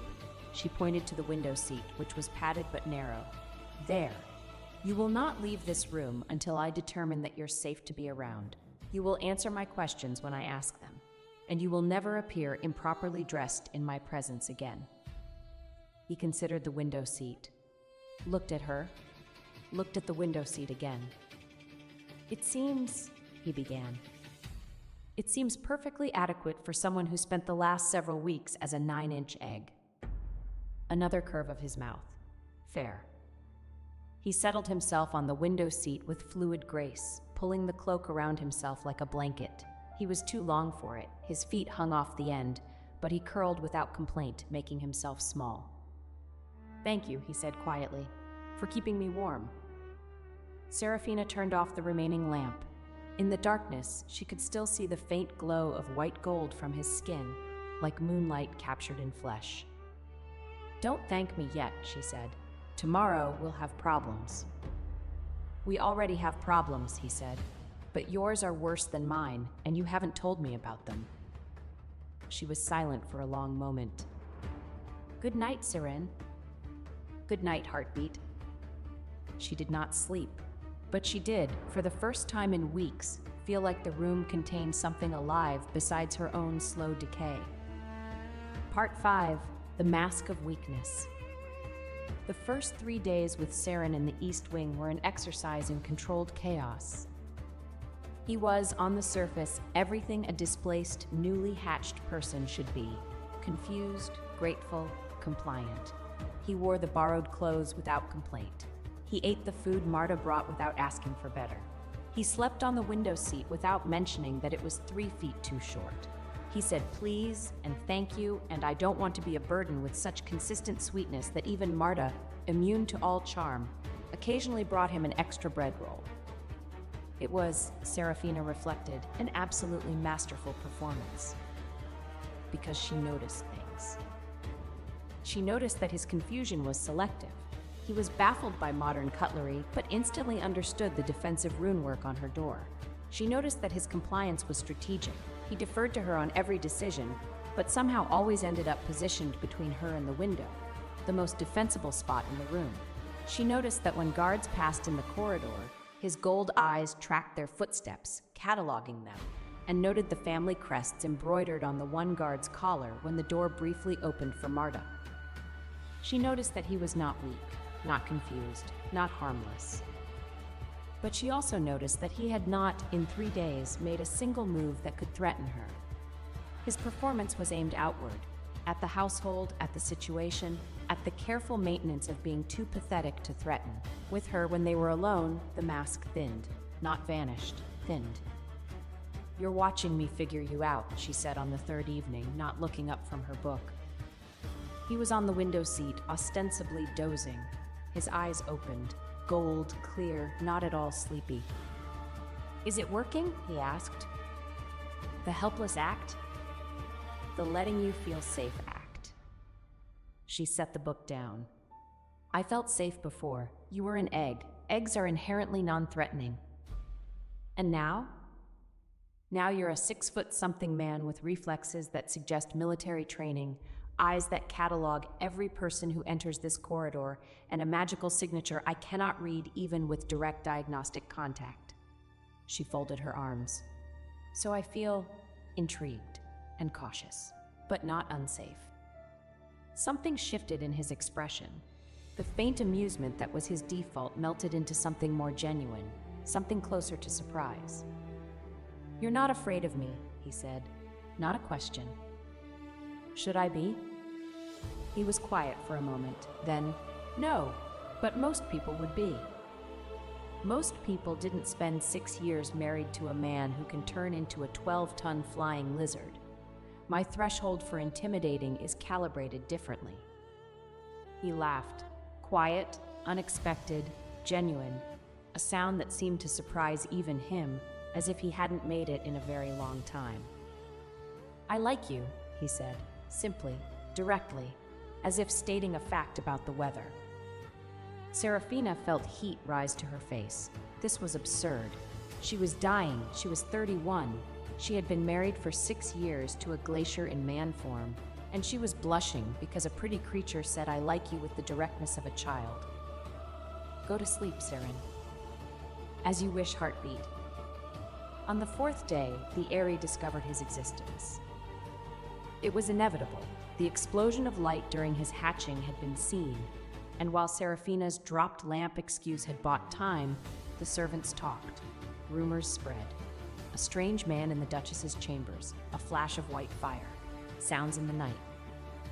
By noon, the whispers had reached Obsidian. He came to the East Wing with 2 guards and the expression of a man who has been personally insulted by the universe. Seraphina opened the door before he could knock. She'd heard his footsteps on the stairs. "What?" Obsidian said, looking past her into the room where Seren sat on the window seat in his 2 small clothes. "Is that?" "A guest," Seraphina said. "A guest." Obsidian pushed past her. The guards followed. Seren looked up with an expression of wide-eyed uncertainty, the helpless mask sliding into place so smoothly it was almost undetectable. "Where did he come from?" Obsidian demanded. "The egg." Silence. "The egg," Obsidian repeated. "Yes, it hatched. He was inside, as eggs do." Obsidian turned to stare at Seren. Seren stared back with precisely calibrated vulnerability, a young man alone in a strange place, wearing borrowed clothes, clearly malnourished, obviously helpless. "That's impossible," Obsidian said. "Dragon eggs don't produce." He gestured vaguely at Seren's very human-looking form. "Some do," Seraphina said. "Ancient bloodlines sometimes." "I don't know what I am," Seren said softly. His voice trembled, exactly the right amount. "I don't remember much. Before the shell, it's all dark. I just know she..." He looked at Seraphina with an expression of such transparent gratitude that Marta, standing by the door, actually softened. "She kept me warm. She kept me alive." Obsidian's jaw tightened. He looked at Seraphina. "How convenient. A mysterious man emerges from your mysterious egg just as you file for dissolution. You expect me to believe this isn't staged?" "I expect nothing from you," Seraphina said. "I stopped expecting things from you years ago." A muscle jumped in Obsidian's cheek. "He'll be questioned," Obsidian said. "The court arcanist will examine him. If he's a threat..." "He is my guest." Seraphina's voice went flat, hard. "He is under my protection. If you want him examined, you will ask my permission first." "You don't have the authority." "I have the authority of someone who is still, legally, your wife. The East Wing is my domain by contract. My guests are my jurisdiction. Unless you've signed those dissolution papers?" She raised an eyebrow. "No? Then my authority stands." Obsidian stared at her, then at Seren, then back at her. "You've changed," he said. "Not quite an accusation. Not quite anything else." "No," she said. "I've always been this. You just never looked." He turned, walked out. The guards followed. In the silence, Seren released a long breath. The mask dropped, the vulnerability dissolving into something cooler, sharper, more amused. "He's..." Seren began. "An idiot. I was going to say blind, but yours works too." Seraphina shot him a look. He met it with perfect innocence, but his gold eyes glittered. The interrogation happened the next day. Magister Thornwell came to the East Wing with his diagnostic tools, a concession to Seraphina's authority that clearly galled Obsidian. Serene submitted to examination with the cooperative meekness of a church mouse, coughing delicately at appropriate intervals.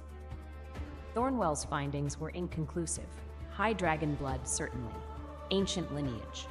But the specifics are muddled, as if something is suppressing the full signature. He looked at Seren over his spectacles. "Can you produce flame?" Seren produced a tiny flicker of white gold fire from his fingertip. Just a spark. Just enough to confirm dragon heritage without revealing its full power. Thornwell made notes. Weak fire, probably a minor side branch of some extinct line. Nothing dangerous. Seren coughed again, delicately, shoulders curving inward with just the right amount of fragility. Seraphina watched this performance from her reading chair and thought, very clearly, "You absolute fraud." After Thornwell left, Seren straightened from his cough-curved posture and stretched like a cat. That went well. You enjoyed that. I enjoyed being underestimated. His gold eyes cut to her. You enjoy it too. Different method, same principle. She couldn't argue with that. What happened next was gradual, insidious, and, Serafina suspected, entirely deliberate on Seren's part. He made himself indispensable. Not in a dramatic way, not in a way that could be called overstepping, just present, helpful, exactly where she needed him without being asked. When her vision grayed out during her morning preparations, the tea was already at her elbow, warmed to exactly the right temperature. He'd seen her squint at the cup the day before and adjusted. When Celestine sent another of her snide requests via messenger, Seren answered the door before Serafina could, looked at the messenger with his wide gold eyes, and said in his softest, most confused voice, "I'm sorry, could you repeat that? The Duchess is what needs organizing. Is there no one else who can?" The messenger left without delivering the request. When she coughed, the deep, painful cough that brought flecks of gray to her handkerchief, he didn't fuss, didn't ask, just pushed the medicine bottle an inch closer to her hand, as if it had always been there. "You're managing me," she told him one evening when the medicine appeared at her elbow for the third time that day. He was on the window seat, his window seat now with a proper blanket and pillow she'd given him, reading a book he'd found in her study. He looked up with faultless innocence. "I'm being helpful. You're being strategically helpful in ways designed to make me dependent on your presence. Is it working?" She threw a pillow at him. He caught it without looking up from his book. "Also," she said, "you've been wearing my old cloak exclusively, the one I wrapped you in the first night. I've offered you better clothes 3 times. This one is warm. It's threadbare. It smells like you." He said it casually, without looking up, as if it were a perfectly normal thing to say, but his ears, she noticed, turned faintly pink at the tips. Serafina stared at the back of his head for a long moment. Then she returned to her own book and said nothing, because she absolutely did not know what to say. The dynamic between them settled into something Serafina could not quite name. It wasn't friendship, too charged for that. It wasn't romance, too early, too fraught, too complicated by the fact that she was still technically married and also dying. It was a vigil. 2 people in a cold room, keeping each other company against things they couldn't say aloud. He never pushed, never demanded, never tried to kiss her or hold her or make declarations. He simply was there, warm and alive and occasionally devastatingly funny in ways that caught her off guard. "Your husband's portrait," he said one morning, examining the painting of obsidian that hung in the corridor outside her chambers. "Is the jawline accurate, or did the artist add extra geometry?" "It's accurate." Tragic. A man that angular should have at least one soft opinion, as compensation. She choked on her